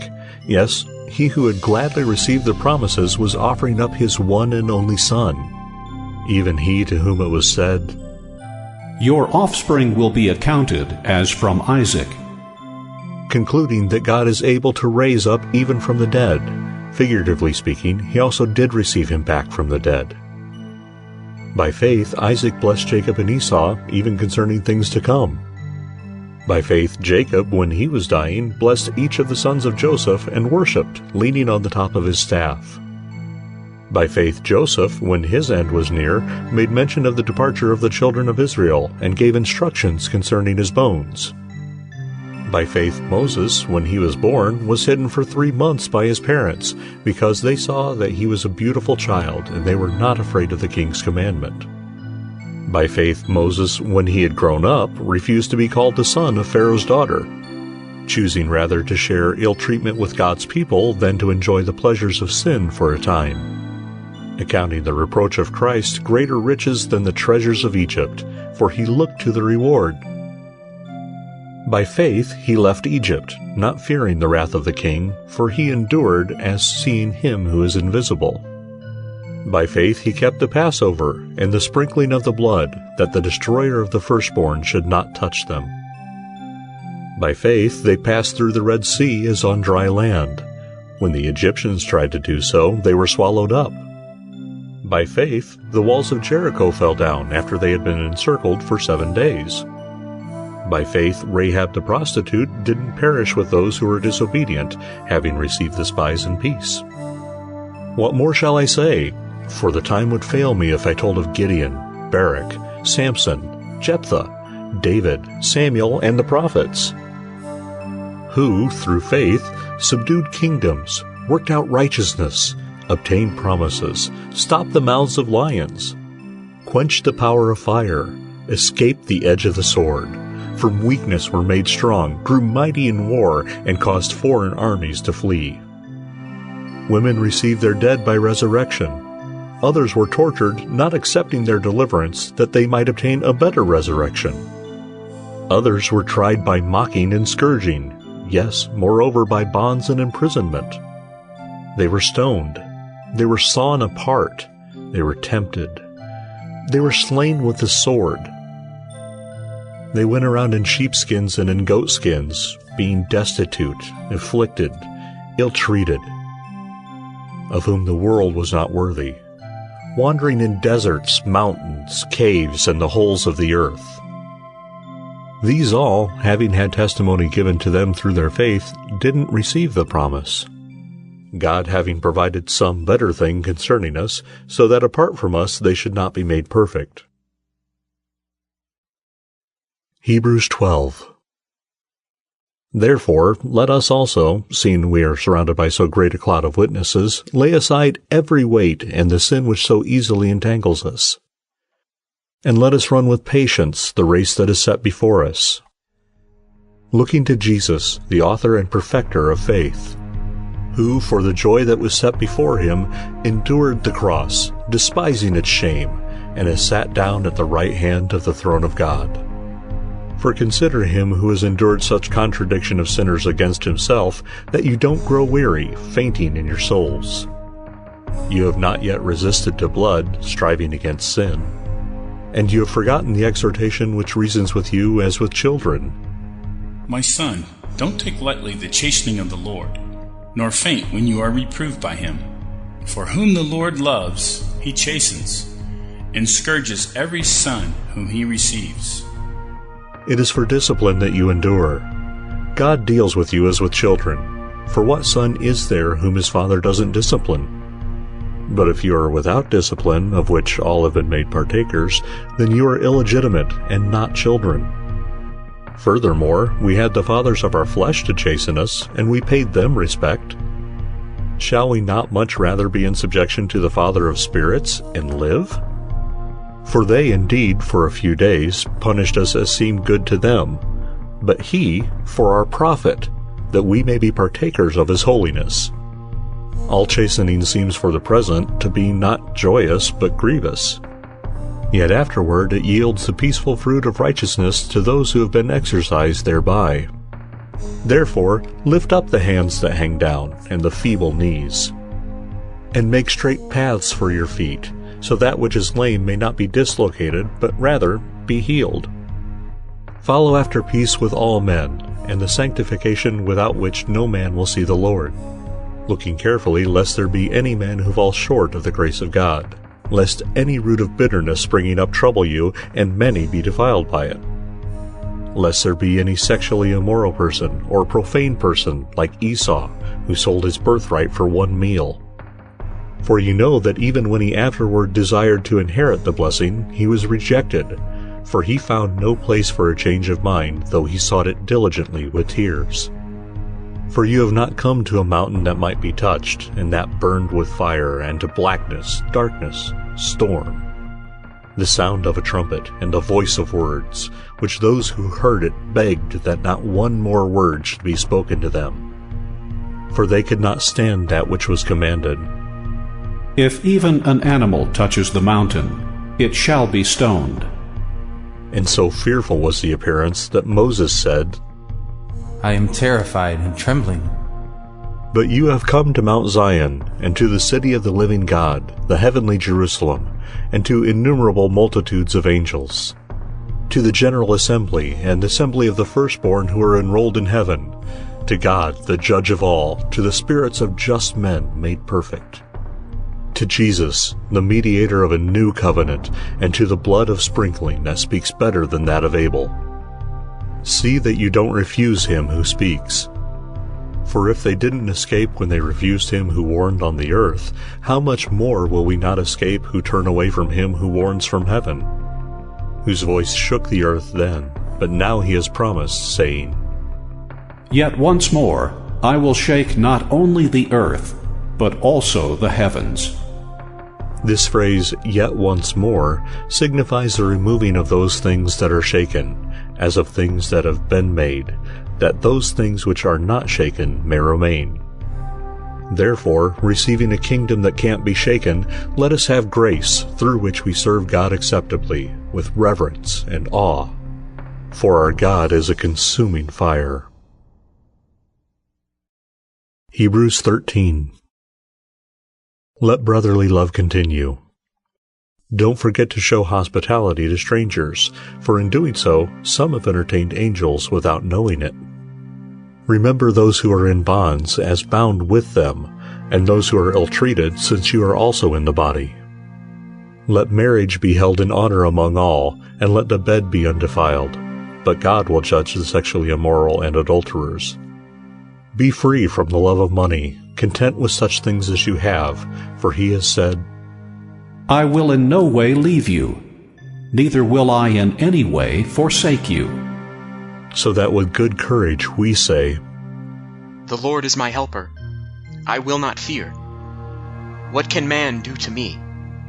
Remember your leaders, men who spoke to you the word of God, and considering the results of their conduct, imitate their faith. Jesus Christ is the same yesterday, today, and forever. Don't be carried away by various and strange teachings, for it is good that the heart be established by grace, not by food, through which those who were so occupied were not benefited. We have an altar from which those who serve the holy tabernacle have no right to eat. For the bodies of those animals, whose blood is brought into the holy place by the high priest as an offering for sin, are burned outside of the camp. Therefore Jesus also, that he might sanctify the people through his own blood, suffered outside of the gate. Let us therefore go out to him outside of the camp, bearing his reproach. For we don't have here an enduring city, but we seek that which is to come. Through him, then, let us offer up a sacrifice of praise to God continually, that is, the fruit of lips which proclaim allegiance to his name. But don't forget to be doing good and sharing, for with such sacrifices God is well pleased. Obey your leaders and submit to them, for they watch on behalf of your souls, as those who will give account, that they may do this with joy and not with groaning, for that would be unprofitable for you. Pray for us, for we are persuaded that we have a good conscience, desiring to live honorably in all things. I strongly urge you to do this, that I may be restored to you sooner. Now may the God of peace, who brought again from the dead the great shepherd of the sheep with the blood of an eternal covenant, our Lord Jesus, make you complete in every good work to do his will, working in you that which is well-pleasing in his sight. Through Jesus Christ, to whom be the glory forever and ever. Amen. But I exhort you, brothers, endure the word of exhortation, for I have written to you in few words. Know that our brother Timothy has been freed, with whom, if he comes shortly, I will see you. Greet all of your leaders and all the saints. The Italians greet you. Grace be with you all. Amen.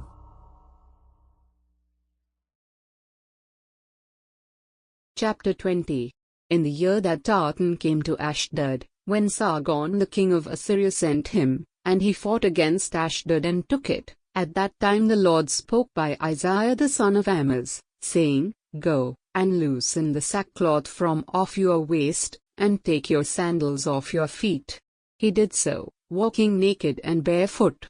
The Lord said, As my servant Isaiah has walked naked and barefoot 3 years for a sign and a wonder concerning Egypt and concerning Ethiopia, so the king of Assyria will lead away the captives of Egypt and the exiles of Ethiopia, young and old, naked and barefoot, and with buttocks uncovered, to the shame of Egypt. They will be dismayed and confounded, because of Ethiopia their expectation, and of Egypt their glory. The inhabitants of this coastland will say in that day, Look, this is our expectation, where we fled for help to be delivered from the king of Assyria. And we, how? The General Epistle of James, Chapter 1. James, a servant of God and of the Lord Jesus Christ, to the 12 tribes which are scattered abroad, greeting. My brethren, count it all joy when ye fall into diverse temptations, knowing this, that the trying of your faith worketh patience. But let patience have her perfect work, that ye may be perfect and entire, wanting nothing. If any of you lack wisdom, let him ask of God, that giveth to all men liberally, and upbraideth not, and it shall be given him. But let him ask in faith, nothing wavering. For he that wavereth is like a wave of the sea driven with the wind and tossed. For let not that man think that he shall receive anything of the Lord. A double-minded man is unstable in all his ways. Let the brother of low degree rejoice in that he is exalted, but the rich in that he is made low, because as the flower of the grass he shall pass away. For the sun is no sooner risen with a burning heat, but it withereth the grass, and the flower thereof falleth, and the grace of the fashion of it perisheth. So also shall the rich man fade away in his ways. Blessed is the man that endureth temptation, for when he is tried he shall receive the crown of life, which the Lord hath promised to them that love him. Let no man say when he is tempted, I am tempted of God. For God cannot be tempted with evil, neither tempteth he any man. But every man is tempted when he is drawn away of his own lust, and enticed. Then when lust hath conceived, it bringeth forth sin, and sin, when it is finished, bringeth forth death. Do not err, my beloved brethren. Every good gift and every perfect gift is from above, and cometh down from the Father of lights, with whom is no variableness, neither shadow of turning. Of his own will begat he us with the word of truth, that we should be a kind of first fruits of his creatures. Wherefore, my beloved brethren, let every man be swift to hear, slow to speak, slow to wrath. For the wrath of man worketh not the righteousness of God. Wherefore lay apart all filthiness and superfluity of naughtiness, and receive with meekness the engrafted word, which is able to save your souls. But be ye doers of the word, and not hearers only, deceiving your own selves.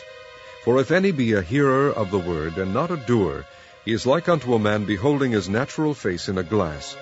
For he beholdeth himself, and goeth his way, and straightway forgetteth what manner of man he was. But whoso looketh into the perfect law of liberty, and continueth therein, he being not a forgetful hearer, but a doer of the work, this man shall be blessed in his deed. If any man among you seem to be religious, and bridleth not his tongue, but deceiveth his own heart, this man's religion is vain. Pure religion and undefiled before God and the Father is this, to visit the fatherless and widows in their affliction, and to keep himself unspotted from the world. Chapter 2. My brethren, have not the faith of our Lord Jesus Christ, the Lord of glory, with respect of persons. For if there come unto your assembly a man with a gold ring, in goodly apparel, and there come in also a poor man in vile raiment, and ye have respect to him that weareth the gay clothing, and say unto him, Sit thou here in a good place, and say to the poor, Stand thou there, or sit here under my footstool, are ye not then partial in yourselves, and are become judges of evil thoughts? Hearken, my beloved brethren, hath not God chosen the poor of this world rich in faith, and heirs of the kingdom which he hath promised to them that love him? But ye have despised the poor.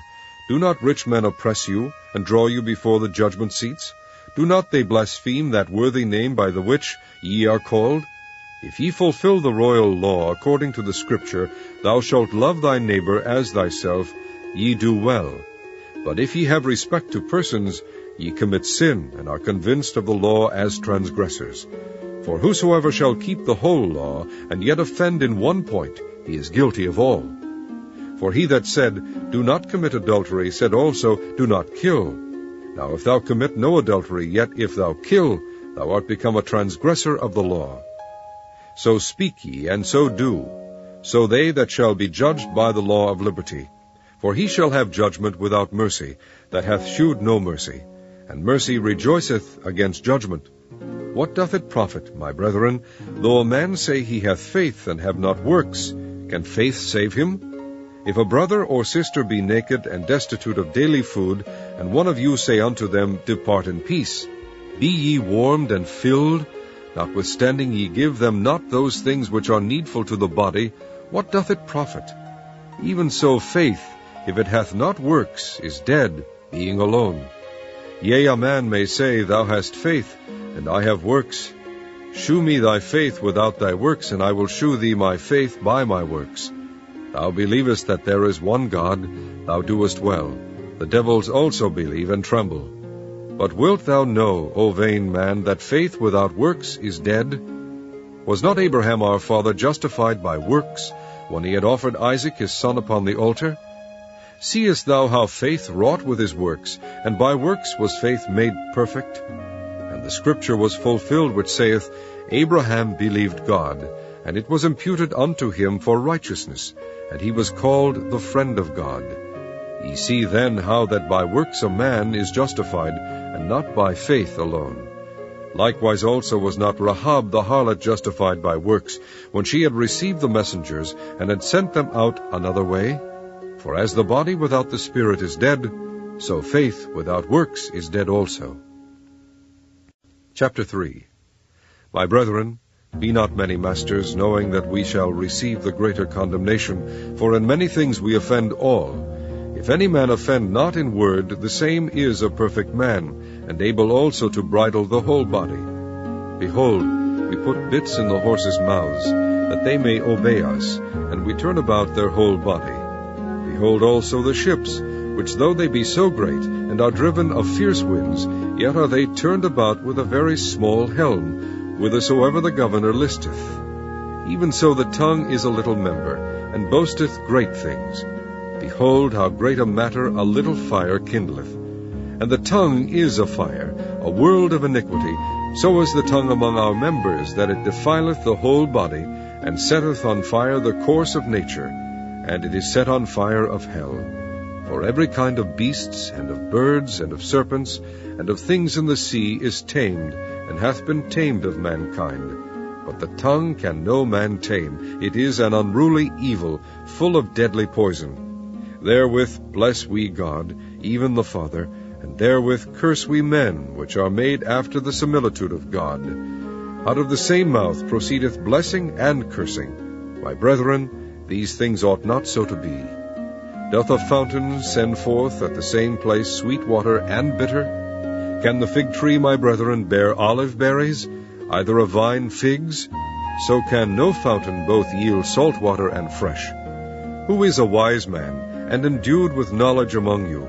Let him shew out of a good conversation his works with meekness of wisdom. But if ye have bitter envying and strife in your hearts, glory not, and lie not against the truth. This wisdom descendeth not from above, but is earthly, sensual, devilish. For where envying and strife is, there is confusion and every evil work.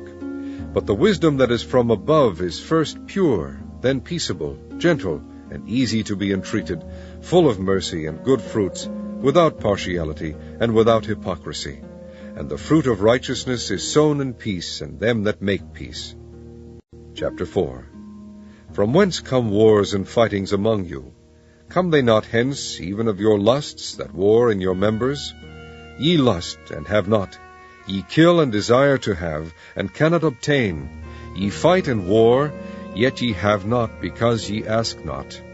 Ye ask and receive not, because ye ask amiss, that ye may consume it upon your lusts. Ye adulterers and adulteresses, know ye not that the friendship of the world is enmity with God?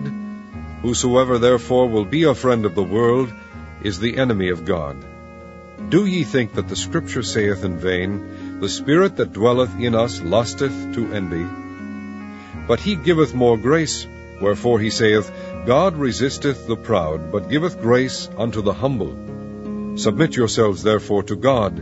Resist the devil, and he will flee from you. Draw nigh to God, and he will draw nigh to you. Cleanse your hands, ye sinners, and purify your hearts, ye double-minded. Be afflicted, and mourn, and weep.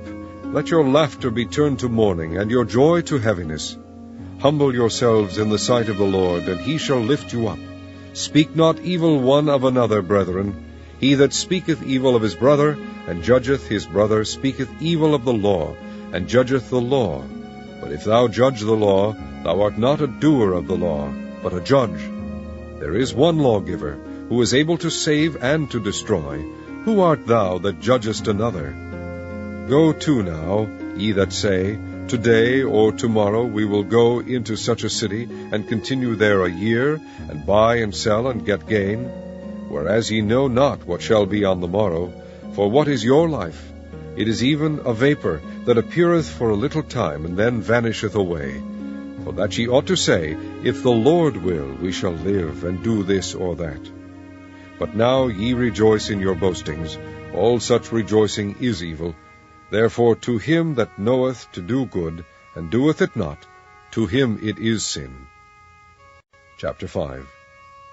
Go to now, ye rich man, weep and howl for your miseries that shall come upon you. Your riches are corrupted, and your garments are moth-eaten. Your gold and silver is cankered, and the rust of them shall be a witness against you, and shall eat your flesh as it were fire. Ye have heaped treasure together for the last days. Behold, the hire of the laborers who have reaped down your fields, which is of you kept back by fraud, crieth, and the cries of them which have reaped are entered into the ears of the Lord of Sabaoth. Ye have lived in pleasure on the earth, and been wanton. Ye have nourished your hearts, as in a day of slaughter. Ye have condemned and killed the just, and he doth not resist you. Be patient therefore, brethren, unto the coming of the Lord. Behold, the husbandman waiteth for the precious fruit of the earth, and hath long patience for it, until he receive the early and latter rain. Be ye also patient, stablish your hearts, for the coming of the Lord draweth nigh. Grudge not one against another, brethren, lest ye be condemned. Behold, the judge standeth before the door. Take, my brethren, the prophets, who have spoken in the name of the Lord, for an example of suffering affliction and of patience. Behold, we count them happy which endure. Ye have heard of the patience of Job, and have seen the end of the Lord, that the Lord is very pitiful, and of tender mercy. But above all things, my brethren, swear not, neither by heaven, neither by the earth, neither by any other oath. But let your yea be yea, and your nay, nay, lest ye fall into condemnation. Is any among you afflicted? Let him pray. Is any merry? Let him sing psalms. Is any sick among you? Let him call for the elders of the church, and let them pray over him, anointing him with oil in the name of the Lord. And the prayer of faith shall save the sick, and the Lord shall raise him up. And if he have committed sins, they shall be forgiven him. Confess your faults one to another, and pray one for another, that ye may be healed. The effectual fervent prayer of a righteous man availeth much. Elias was a man subject to like passions as we are, and he prayed earnestly that it might not rain. And it rained not on the earth by the space of 3 years and 6 months. And he prayed again, and the heaven gave rain, and the earth brought forth her fruit. Brethren, if any of you do err from the truth, and one convert him, let him know that he which converteth the sinner from the error of his ways shall save a soul from death, and shall hide a multitude of sins.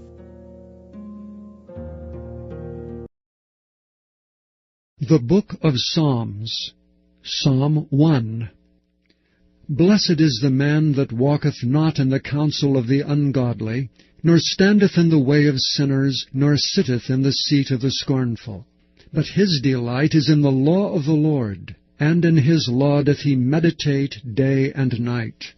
And he shall be like a tree planted by the rivers of water, that bringeth forth his fruit in his season. His leaf also shall not wither, and whatsoever he doeth shall prosper. The ungodly are not so, but are like the chaff which the wind driveth away. Therefore the ungodly shall not stand in the judgment, nor sinners in the congregation of the righteous. For the Lord knoweth the way of the righteous, but the way of the ungodly shall perish. Psalm 2. Why do the heathen rage, and the people imagine a vain thing? The kings of the earth set themselves, and the rulers take counsel together against the Lord and against his anointed, saying, Let us break their bands asunder, and cast away their cords from us.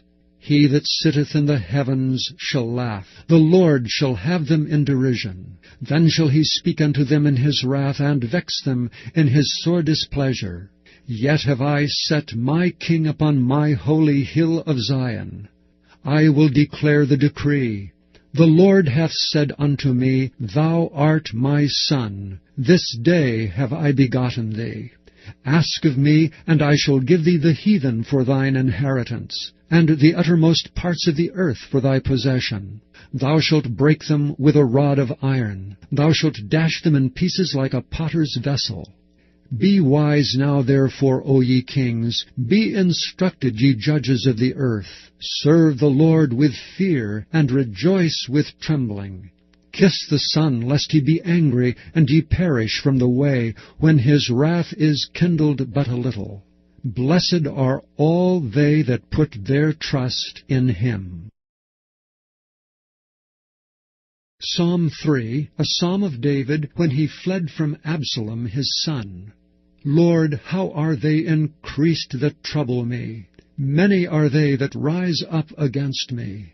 Many there be which say of my soul, There is no help for him in God. Selah. But thou, O Lord, art a shield for me, my glory, and the lifter up of mine head. I cried unto the Lord with my voice, and he heard me out of his holy hill. Selah. I laid me down and slept. I awaked, for the Lord sustained me. I will not be afraid of 10,000s of people that have set themselves against me round about. Arise, O Lord, save me, O my God. For thou hast smitten all mine enemies upon the cheekbone. Thou hast broken the teeth of the ungodly. Salvation belongeth unto the Lord. Thy blessing is upon thy people. Selah.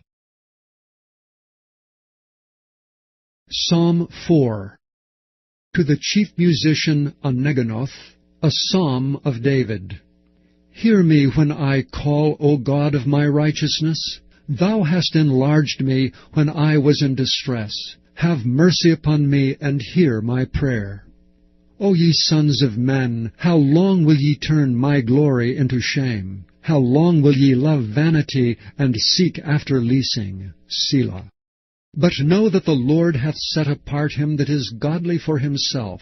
The Lord will hear when I call unto him. Stand in awe, and sin not. Commune with your own heart upon your bed, and be still. Selah. Offer the sacrifices of righteousness, and put your trust in the Lord. There be many that say, Who will show us any good? Lord, lift thou up the light of thy countenance upon us. Thou hast put gladness in my heart, more than in the time that their corn and their wine increased. I will both lay me down in peace and sleep, For thou, Lord, only makest me dwell in safety. Psalm 5. To the chief musician upon Nihiloth, a psalm of David. Give ear to my words, O Lord, consider my meditation. Hearken unto the voice of my cry, my King and my God, for unto thee will I pray. My voice shalt thou hear in the morning, O Lord. In the morning will I direct my prayer unto thee, and will look up. For thou art not a God that hath pleasure in wickedness, neither shall evil dwell with thee. The foolish shall not stand in thy sight. Thou hatest all workers of iniquity. Thou shalt destroy them that speak leasing. The Lord will abhor the bloody and deceitful man. But as for me, I will come into thy house in the multitude of thy mercy, and in thy fear will I worship toward thy holy temple. Lead me, O Lord, in thy righteousness, because of mine enemies. Make thy way straight before my face. For there is no faithfulness in their mouth. Their inward part is very wickedness. Their throat is an open sepulchre. They flatter with their tongue. Destroy thou them, O God. Let them fall by their own counsels. Cast them out in the multitude of their transgressions, for they have rebelled against thee. But let all those that put their trust in thee rejoice. Let them ever shout for joy, because thou defendest them. Let them also that love thy name be joyful in thee. For thou, Lord, wilt bless the righteous. With favor wilt thou compass him as with a shield. Psalm 6. To the chief musician on Neginoth, upon Sheminith, a psalm of David. O Lord, rebuke me not in thine anger, neither chasten me in thy hot displeasure. Have mercy upon me, O Lord, for I am weak. O Lord, heal me, for my bones are vexed. My soul is also sore vexed, but thou, O Lord, how long? Return, O Lord, deliver my soul, O save me for thy mercy's sake. For in death there is no remembrance of thee. In the grave who shall give thee thanks? I am weary with my groaning. All the night make I my bed to swim. I water my couch with my tears. Mine eye is consumed because of grief. It waxeth old because of all my enemies. Depart from me, all ye workers of iniquity. For the Lord hath heard the voice of my weeping. The Lord hath heard my supplication. The Lord will receive my prayer. Let all mine enemies be ashamed and sore vexed. Let them return and be ashamed suddenly. Psalm 7. Shiggaion of David, which he sang unto the Lord concerning the words of Cush the Benjamite. O Lord my God, in thee do I put my trust. Save me from all them that persecute me, and deliver me. Lest he tear my soul like a lion, rending it in pieces, while there is none to deliver. O Lord my God, if I have done this, if there be iniquity in my hands, if I have rewarded evil unto him that was at peace with me, yea, I have delivered him that without cause is mine enemy, let the enemy persecute my soul, and take it. Yea, let him tread down my life upon the earth, and lay mine honor in the dust. Selah. Arise, O Lord, in thine anger. Lift up thyself because of the rage of mine enemies, and awake for me to the judgment that thou hast commanded. So shall the congregation of the people compass thee about. For their sakes therefore return thou on high. The Lord shall judge the people. Judge me, O Lord, according to my righteousness, and according to mine integrity that is in me. O let the wickedness of the wicked come to an end, but establish the just. For the righteous God trieth the hearts and reins. My defense is of God, which saveth the upright in heart. God judgeth the righteous, and God is angry with the wicked every day. If he turn not, he will whet his sword. He hath bent his bow, and made it ready. He hath also prepared for him the instruments of death. He ordaineth his arrows against the persecutors. Behold, he travaileth with iniquity, and hath conceived mischief, and brought forth falsehood.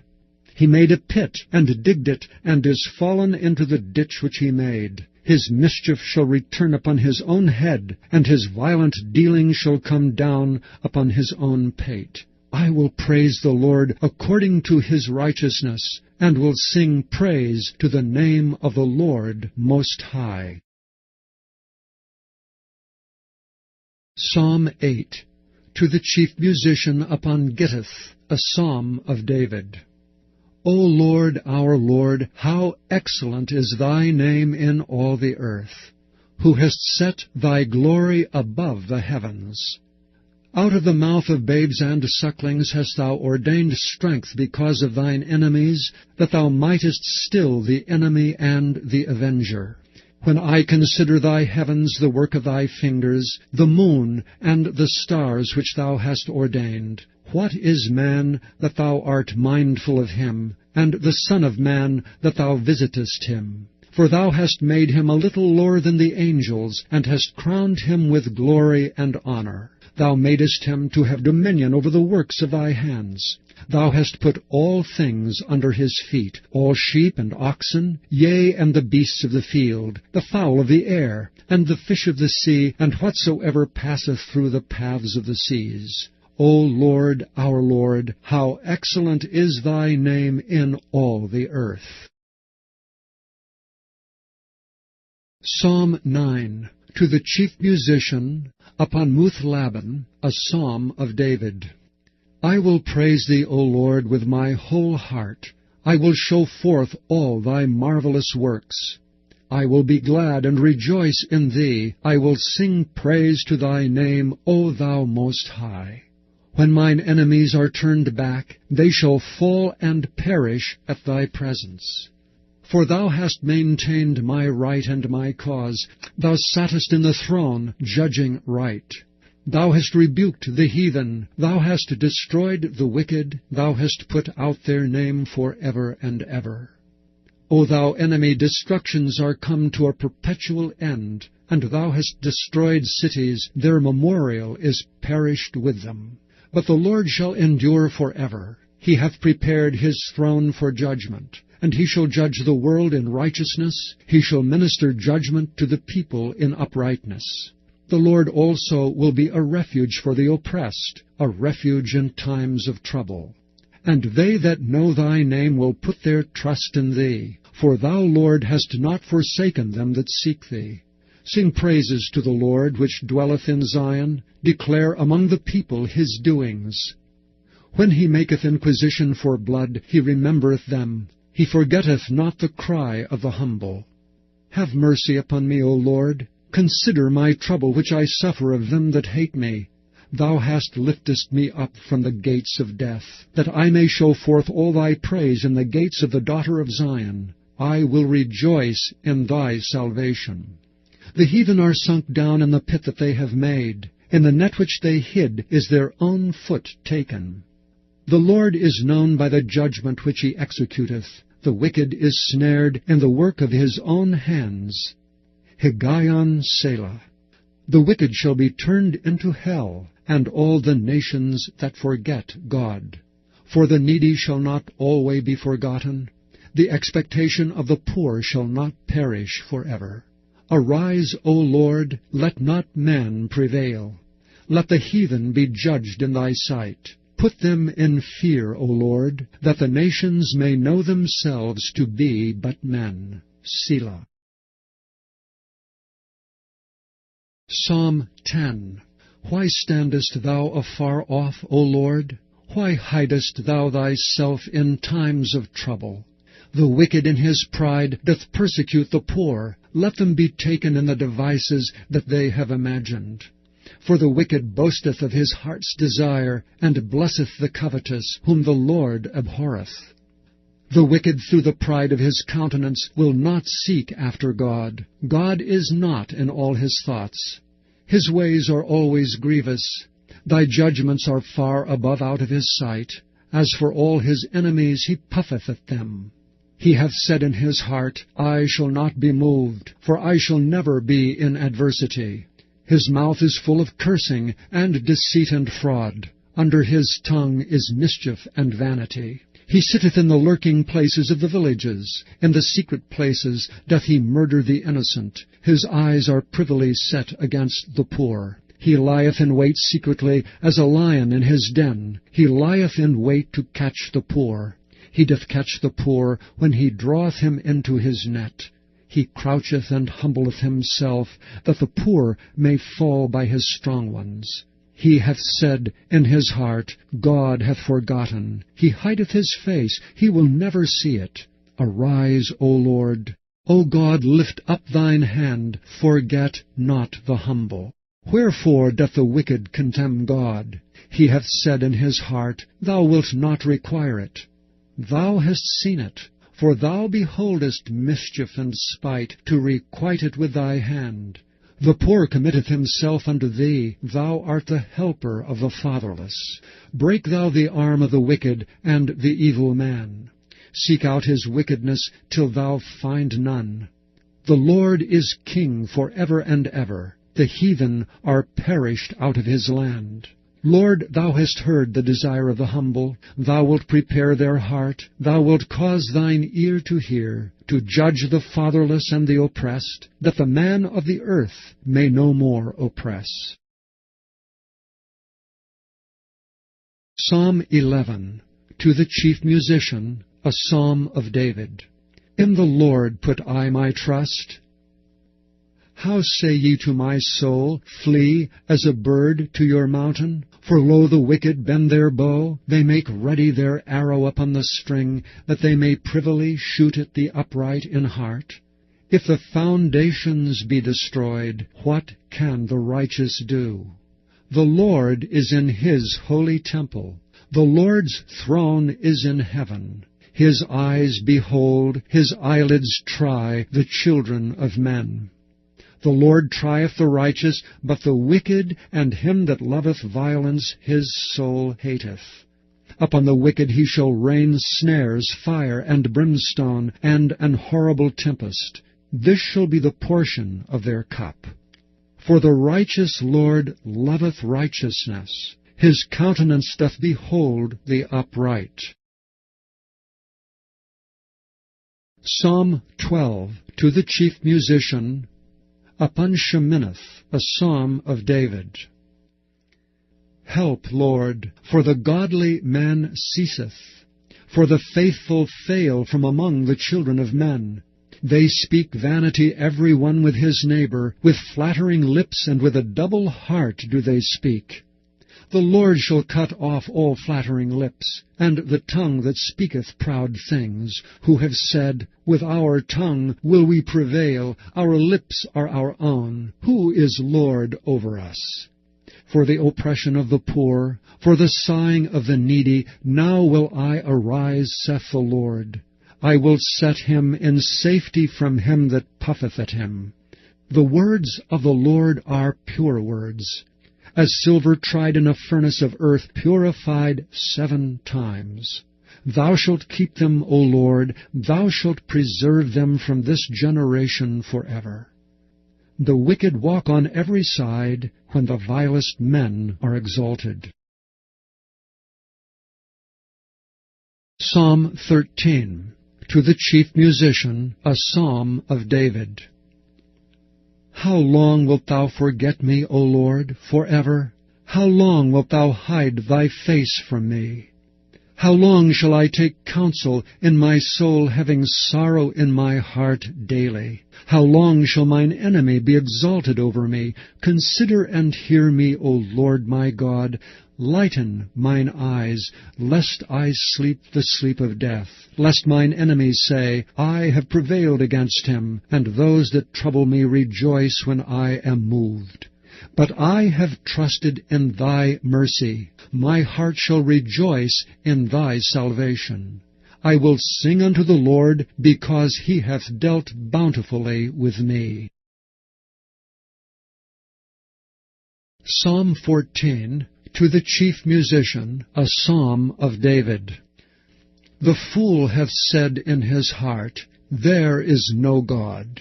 They are corrupt. They have done abominable works. There is none that doeth good. The Lord looketh down from heaven upon the children of men, to see if there were any that did understand and seek God. They are all gone aside. They are altogether become filthy. There is none that doeth good, no, not one. Have all the workers of iniquity no knowledge, who eat up my people as they eat bread, and call not upon the Lord? There were they in great fear, for God is in the generation of the righteous. Ye have shamed the counsel of the poor, because the Lord is his refuge. O that the salvation of Israel were come out of Zion! When the Lord bringeth back the captivity of his people, Jacob shall rejoice, and Israel shall be glad. Psalm 15, a Psalm of David. Lord, who shall abide in thy tabernacle? Who shall dwell in thy holy hill? He that walketh uprightly, and worketh righteousness, and speaketh the truth in his heart. He that backbiteth not with his tongue, nor doeth evil to his neighbor, nor taketh up a reproach against his neighbor. In whose eyes a vile person is condemned, but he honoureth them that fear the Lord. He that sweareth to his own hurt, and changeth not. He that putteth not out his money to usury, nor taketh reward against the innocent. He that doeth these things shall never be moved. Psalm 16, Michtam of David. Preserve me, O God, for in thee do I put my trust. O my soul, thou hast said unto the Lord, Thou art my Lord. My goodness extendeth not to thee, but to the saints that are in the earth, and to the excellent, in whom is all my delight. Their sorrows shall be multiplied that hasten after another God. Their drink offerings of blood will I not offer, nor take up their names into my lips. The Lord is the portion of mine inheritance and of my cup. Thou maintainest my lot. The lines are fallen unto me in pleasant places. Yea, I have a goodly heritage. I will bless the Lord, who hath given me counsel. My reins also instruct me in the night seasons. I have set the Lord always before me. Because he is at my right hand, I shall not be moved. Therefore my heart is glad, and my glory rejoiceth. My flesh also shall rest in hope. For thou wilt not leave my soul in hell, neither wilt thou suffer thine Holy One to see corruption. Thou wilt show me the path of life. In thy presence is fullness of joy. At thy right hand there are pleasures for evermore.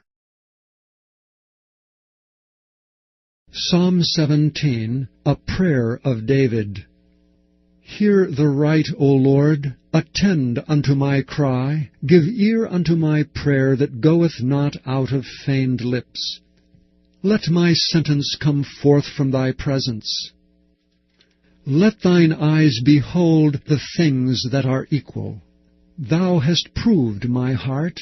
Thou hast visited me in the night. Thou hast tried me, and shalt find nothing. I am purposed that my mouth shall not transgress. Concerning the works of men, by the word of thy lips I have kept me from the paths of the destroyer. Hold up my goings in thy paths, that my footsteps slip not. I have called upon thee, for thou wilt hear me, O God. Incline thine ear unto me, and hear my speech. Show thy marvelous loving kindness, O thou that savest by thy right hand them which put their trust in thee from those that rise up against them. Keep me as the apple of the eye. Hide me under the shadow of thy wings, from the wicked that oppress me, from my deadly enemies who compass me about. They are enclosed in their own fat. With their mouth they speak proudly. They have now compassed us in our steps. They have set their eyes, bowing down to the earth, like a lion that is greedy of his prey, and as it were a young lion lurking in secret places.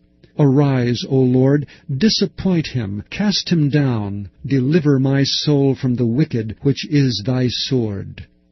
From men which are thy hand, O Lord, from men of all the world which have their portion in this life, and whose belly thou fillest with the hid treasure.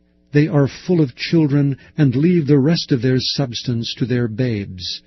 As for me, I will behold thy face in righteousness. I shall be satisfied when I awake with thy likeness. Psalm 18.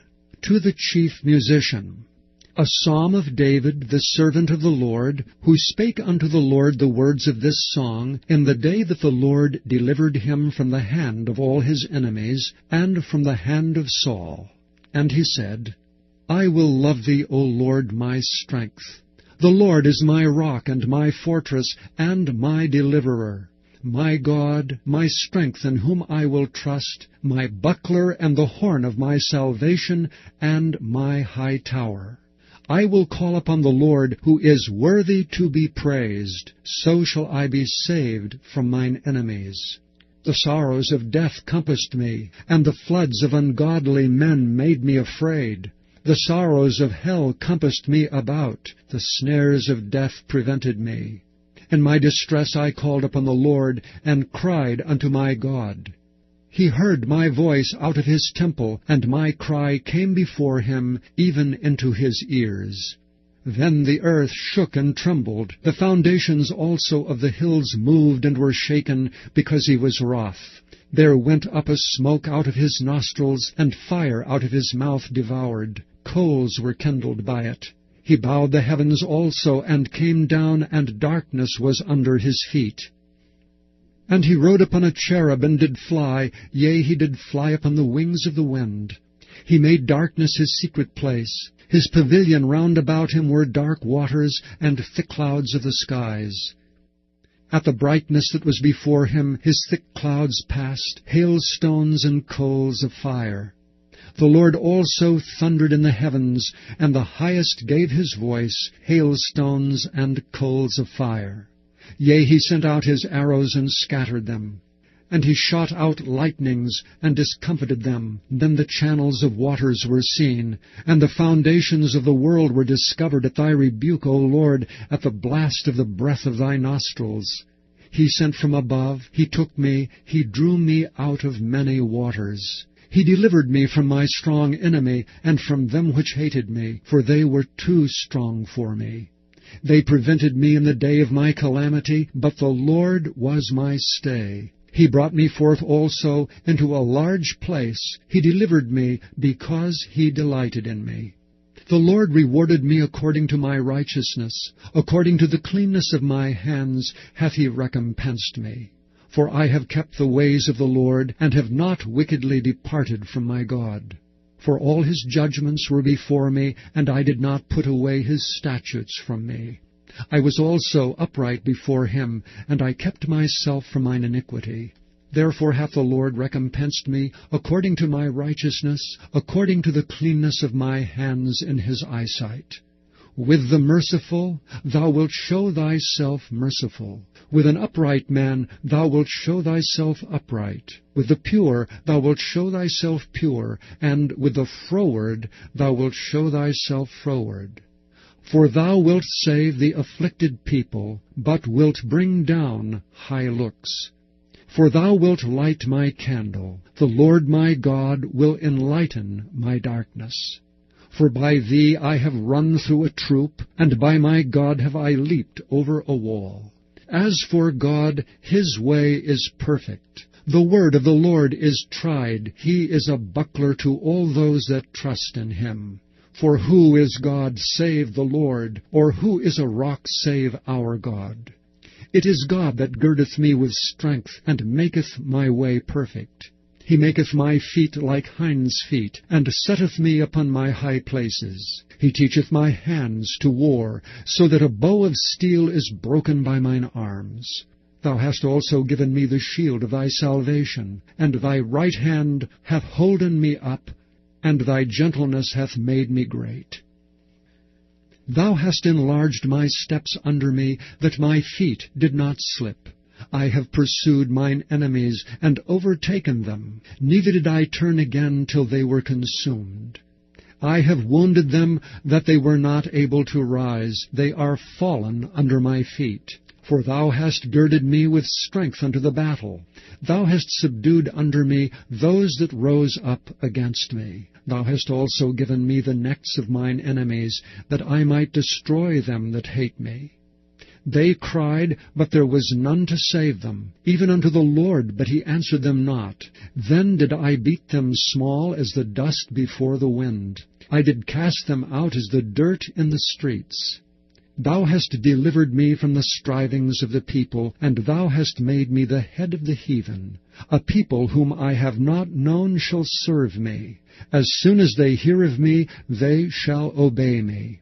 The strangers shall submit themselves unto me. The strangers shall fade away, and be afraid out of their close places. The Lord liveth. And blessed be my rock, and let the God of my salvation be exalted. It is God that avengeth me, and subdueth the people under me. He delivereth me from mine enemies, yea, thou liftest me up above those that rise up against me. Thou hast delivered me from the violent man. Therefore will I give thanks unto thee, O Lord, among the heathen, and sing praises unto thy name. Great deliverance giveth he to his king, and showeth mercy to his anointed, to David, and to his seed for evermore. Psalm 19. To the chief musician, a psalm of David. The heavens declare the glory of God, and the firmament showeth his handiwork. Day unto day uttereth speech, and night unto night showeth knowledge. There is no speech nor language where their voice is not heard. Their line is gone out through all the earth, and their words to the end of the world. In them hath he set a tabernacle for the sun, which is as a bridegroom coming out of his chamber, and rejoiceth as a strong man to run a race. His going forth is from the end of the heaven, and his circuit unto the ends of it. And there is nothing hid from the heat thereof. The law of the Lord is perfect, converting the soul. The testimony of the Lord is sure, making wise the simple. The statutes of the Lord are right, rejoicing the heart. The commandment of the Lord is pure, enlightening the eyes. The fear of the Lord is clean, enduring forever. The judgments of the Lord are true and righteous altogether. More to be desired are they than gold, yea, than much fine gold. Sweeter also than honey and the honeycomb. Moreover by them is thy servant warned, and in keeping of them there is great reward. Who can understand his errors? Cleanse thou me from secret faults. Keep back thy servant also from presumptuous sins. Let them not have dominion over me. Then shall I be upright, and I shall be innocent from the great transgression. Let the words of my mouth and the meditation of my heart be acceptable in thy sight, O Lord, my strength and my Redeemer. Psalm 20. To the chief musician, a psalm of David. The Lord hear thee in the day of trouble. The name of the God of Jacob defend thee. Send thee help from the sanctuary, and strengthen thee out of Zion. Remember all thy offerings, and accept thy burnt sacrifice. Selah. Grant thee according to thine own heart, and fulfill all thy counsel. We will rejoice in thy salvation, and in the name of our God will we set up our banners. The Lord fulfill all thy petitions. Now know I that the Lord saveth his anointed. He will hear him from his holy heaven with the saving strength of his right hand. Some trust in chariots, and some in horses, but we will remember the name of the Lord our God. They are brought down and fallen, but we are risen and stand upright. Save, Lord, let the King hear us when we call. Psalm 21, to the chief musician, a psalm of David. The king shall joy in thy strength, O Lord, and in thy salvation how greatly shall he rejoice. Thou hast given him his heart's desire, and hast not withholden the request of his lips. Selah. For thou preventest him with the blessings of goodness. Thou settest a crown of pure gold on his head. He asked life of thee, and thou gavest it him, even length of days for ever and ever. His glory is great in thy salvation. Honor and majesty hast thou laid upon him. For thou hast made him most blessed forever. Thou hast made him exceeding glad with thy countenance. For the king trusteth in the Lord, and through the mercy of the Most High he shall not be moved. Thine hand shall find out all thine enemies. Thy right hand shall find out those that hate thee. Thou shalt make them as a fiery oven in the time of thine anger. The Lord shall swallow them up in his wrath, and the fire shall devour them. Their fruit shalt thou destroy from the earth, and their seed from among the children of men.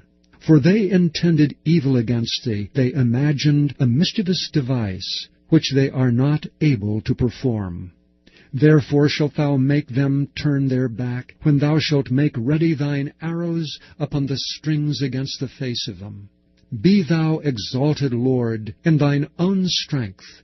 So will we sing and praise thy power. Psalm 22, to the chief musician, upon Igeleth-Shehar, a psalm of David. My God, why hast thou forsaken me? Why art thou so far from helping me, and from the words of my roaring? O my God, I cry in the daytime, but thou hearest not, and in the night season, and am not silent. But thou art holy, O thou that inhabitest the praises of Israel. Our fathers trusted in thee. They trusted, and thou didst deliver them. They cried unto thee, and were delivered. They trusted in thee, and were not confounded. But I am a worm, and no man, a reproach of men, and despised of the people. All they that see me laugh me to scorn. They shoot out the lip, they shake the head, saying, He trusted on the Lord, that he would deliver him. Let him deliver him, seeing he delighted in him. But thou art he that took me out of the womb. Thou didst make me hope when I was upon my mother's breasts. I was cast upon thee from the womb. Thou art my God from my mother's belly. Be not far from me, for trouble is near, for there is none to help. Many bulls have compassed me, strong bulls of Bashan have beset me round. They gaped upon me with their mouths, as a ravening and a roaring lion. I am poured out like water, and all my bones are out of joint. My heart is like wax, it is melted in the midst of my bowels. My strength is dried up like a potsherd, and my tongue cleaveth to my jaws, and thou hast brought me into the dust of death. For dogs have compassed me, the assembly of the wicked have enclosed me, they pierced my hands and my feet. I may tell all my bones, they look and stare upon me. They part my garments among them, and cast lots upon my vesture. But be not thou far from me, O Lord. O my strength, haste thee to help me. Deliver my soul from the sword, my darling from the power of the dog. Save me from the lion's mouth, for thou hast heard me from the horns of the unicorns. I will declare thy name unto my brethren. In the midst of the congregation will I praise thee. Ye that fear the Lord, praise him. All ye the seed of Jacob, glorify him, and fear him, all ye the seed of Israel. For he hath not despised nor abhorred the affliction of the afflicted, neither hath he hid his face from him, but when he cried unto him he heard. My praise shall be of thee in the great congregation. I will pay my vows before them that fear him. The meek shall eat and be satisfied. They shall praise the Lord that seek him. Your heart shall live forever. All the ends of the world shall remember and turn unto the Lord, and all the kindreds of the nations shall worship before thee. For the kingdom is the Lord's, and he is the governor among the nations. All they that be fat upon the earth shall eat and worship. All they that go down to the dust shall bow before him, and none can keep alive his own soul. A seed shall serve him. It shall be accounted to the Lord for a generation. They shall come and shall declare his righteousness unto a people that shall be born, that he hath done this. Psalm 23, a Psalm of David. The Lord is my shepherd, I shall not want. He maketh me to lie down in green pastures. He leadeth me beside the still waters. He restoreth my soul. He leadeth me in the paths of righteousness for his name's sake. Yea, though I walk through the valley of the shadow of death, I will fear no evil. For thou art with me, thy rod and thy staff, they comfort me. Thou preparest a table before me in the presence of mine enemies. Thou anointest my head with oil, my cup runneth over. Surely goodness and mercy shall follow me all the days of my life, and I will dwell in the house of the Lord forever. Psalm 24, a Psalm of David. The earth is the Lord's, and the fullness thereof, the world and they that dwell therein. For he hath founded it upon the seas, and established it upon the floods. Who shall ascend into the hill of the Lord? Or who shall stand in his holy place? He that hath clean hands and a pure heart, who hath not lifted up his soul unto vanity, nor sworn deceitfully. He shall receive the blessing from the Lord, and righteousness from the God of his salvation. This is the generation of them that seek him, that seek thy face, O Jacob. Selah. Lift up your heads, O ye gates, and be ye lift up, ye everlasting doors, and the King of glory shall come in. Who is this King of glory? The Lord strong and mighty, the Lord mighty in battle. Lift up your heads, O ye gates, even lift them up, ye everlasting doors, and the King of glory shall come in. Who is this King of glory? The Lord of hosts, he is the King of glory. Selah. Psalm 25, a Psalm of David. Unto thee, O Lord, do I lift up my soul. O my God, I trust in thee. Let me not be ashamed, let not mine enemies triumph over me. Yea, let none that wait on thee be ashamed. Let them be ashamed which transgress without cause. Show me thy ways, O Lord, teach me thy paths. Lead me in thy truth, and teach me. For thou art the God of my salvation. On thee do I wait all the day. Remember, O Lord, thy tender mercies and thy loving kindnesses, for they have been ever of old. Remember not the sins of my youth, nor my transgressions. According to thy mercy, remember thou me for thy goodness' sake, O Lord. Good and upright is the Lord. Therefore will he teach sinners in the way. The meek will he guide in judgment, and the meek will he teach his way. All the paths of the Lord are mercy and truth unto such as keep his covenant and his testimonies. For thy name's sake, O Lord, pardon mine iniquity, for it is great. What man is he that feareth the Lord? Him shall he teach in the way that he shall choose. His soul shall dwell at ease, and his seed shall inherit the earth. The secret of the Lord is with them that fear him, and he will show them his covenant. Mine eyes are ever toward the Lord, for he shall pluck my feet out of the net. Turn thee unto me, and have mercy upon me, for I am desolate and afflicted. The troubles of my heart are enlarged. O bring thou me out of my distresses. Look upon mine affliction and my pain, and forgive all my sins. Consider mine enemies, for they are many, and they hate me with cruel hatred. O keep my soul, and deliver me. Let me not be ashamed, for I put my trust in thee. Let integrity and uprightness preserve me, for I wait on thee. Redeem Israel, O God, out of all his troubles. Psalm 26, a psalm of David. Judge me, O Lord, for I have walked in mine integrity. I have trusted also in the Lord. Therefore I shall not slide. Examine me, O Lord, and prove me. Try my reins and my heart. For thy loving kindness is before mine eyes, and I have walked in thy truth. I have not sat with vain persons, neither will I go in with dissemblers. I have hated the congregation of evildoers, and will not sit with the wicked.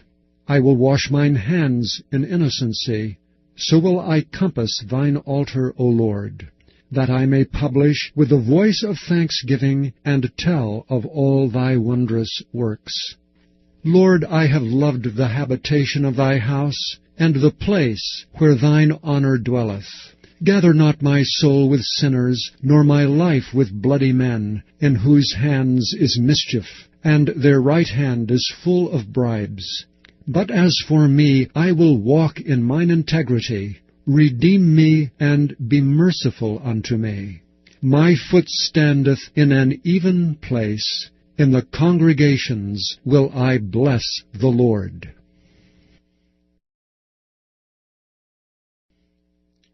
Psalm 27, a psalm of David.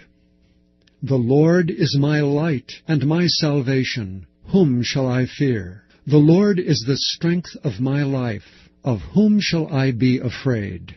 When the wicked, even mine enemies and my foes, came upon me to eat up my flesh, they stumbled and fell. Though an host should encamp against me, my heart shall not fear. Though war should rise against me, in this will I be confident. One thing have I desired of the Lord, that will I seek after, that I may dwell in the house of the Lord all the days of my life, to behold the beauty of the Lord, and to inquire in his temple. For in the time of trouble he shall hide me in his pavilion. In the secret of his tabernacle shall he hide me. He shall set me up upon a rock.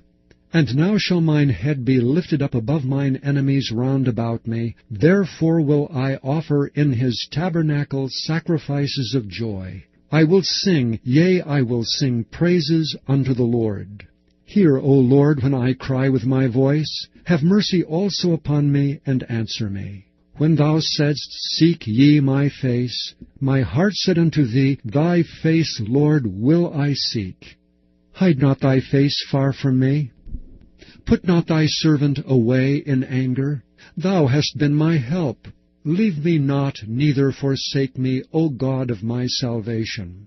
When my father and my mother forsake me, then the Lord will take me up. Teach me thy way, O Lord, and lead me in a plain path because of mine enemies. Deliver me not over unto the will of mine enemies, for false witnesses are risen up against me, and such as breathe out cruelty. I had fainted unless I had believed to see the goodness of the Lord in the land of the living. Wait on the Lord. Be of good courage, and he shall strengthen thine heart. Wait, I say, on the Lord. Psalm 28, a psalm of David. Unto thee will I cry, O Lord, my rock. Be not silent to me, lest if thou be silent to me, I become like them that go down into the pit. Hear the voice of my supplications when I cry unto thee, when I lift up my hands toward thy holy oracle. Draw me not away with the wicked, and with the workers of iniquity, which speak peace to their neighbors, but mischief is in their hearts. Give them according to their deeds, and according to the wickedness of their endeavors. Give them after the work of their hands. Render to them their desert. Because they regard not the works of the Lord, nor the operation of his hands, he shall destroy them, and not build them up. Blessed be the Lord, because he hath heard the voice of my supplications. The Lord is my strength and my shield.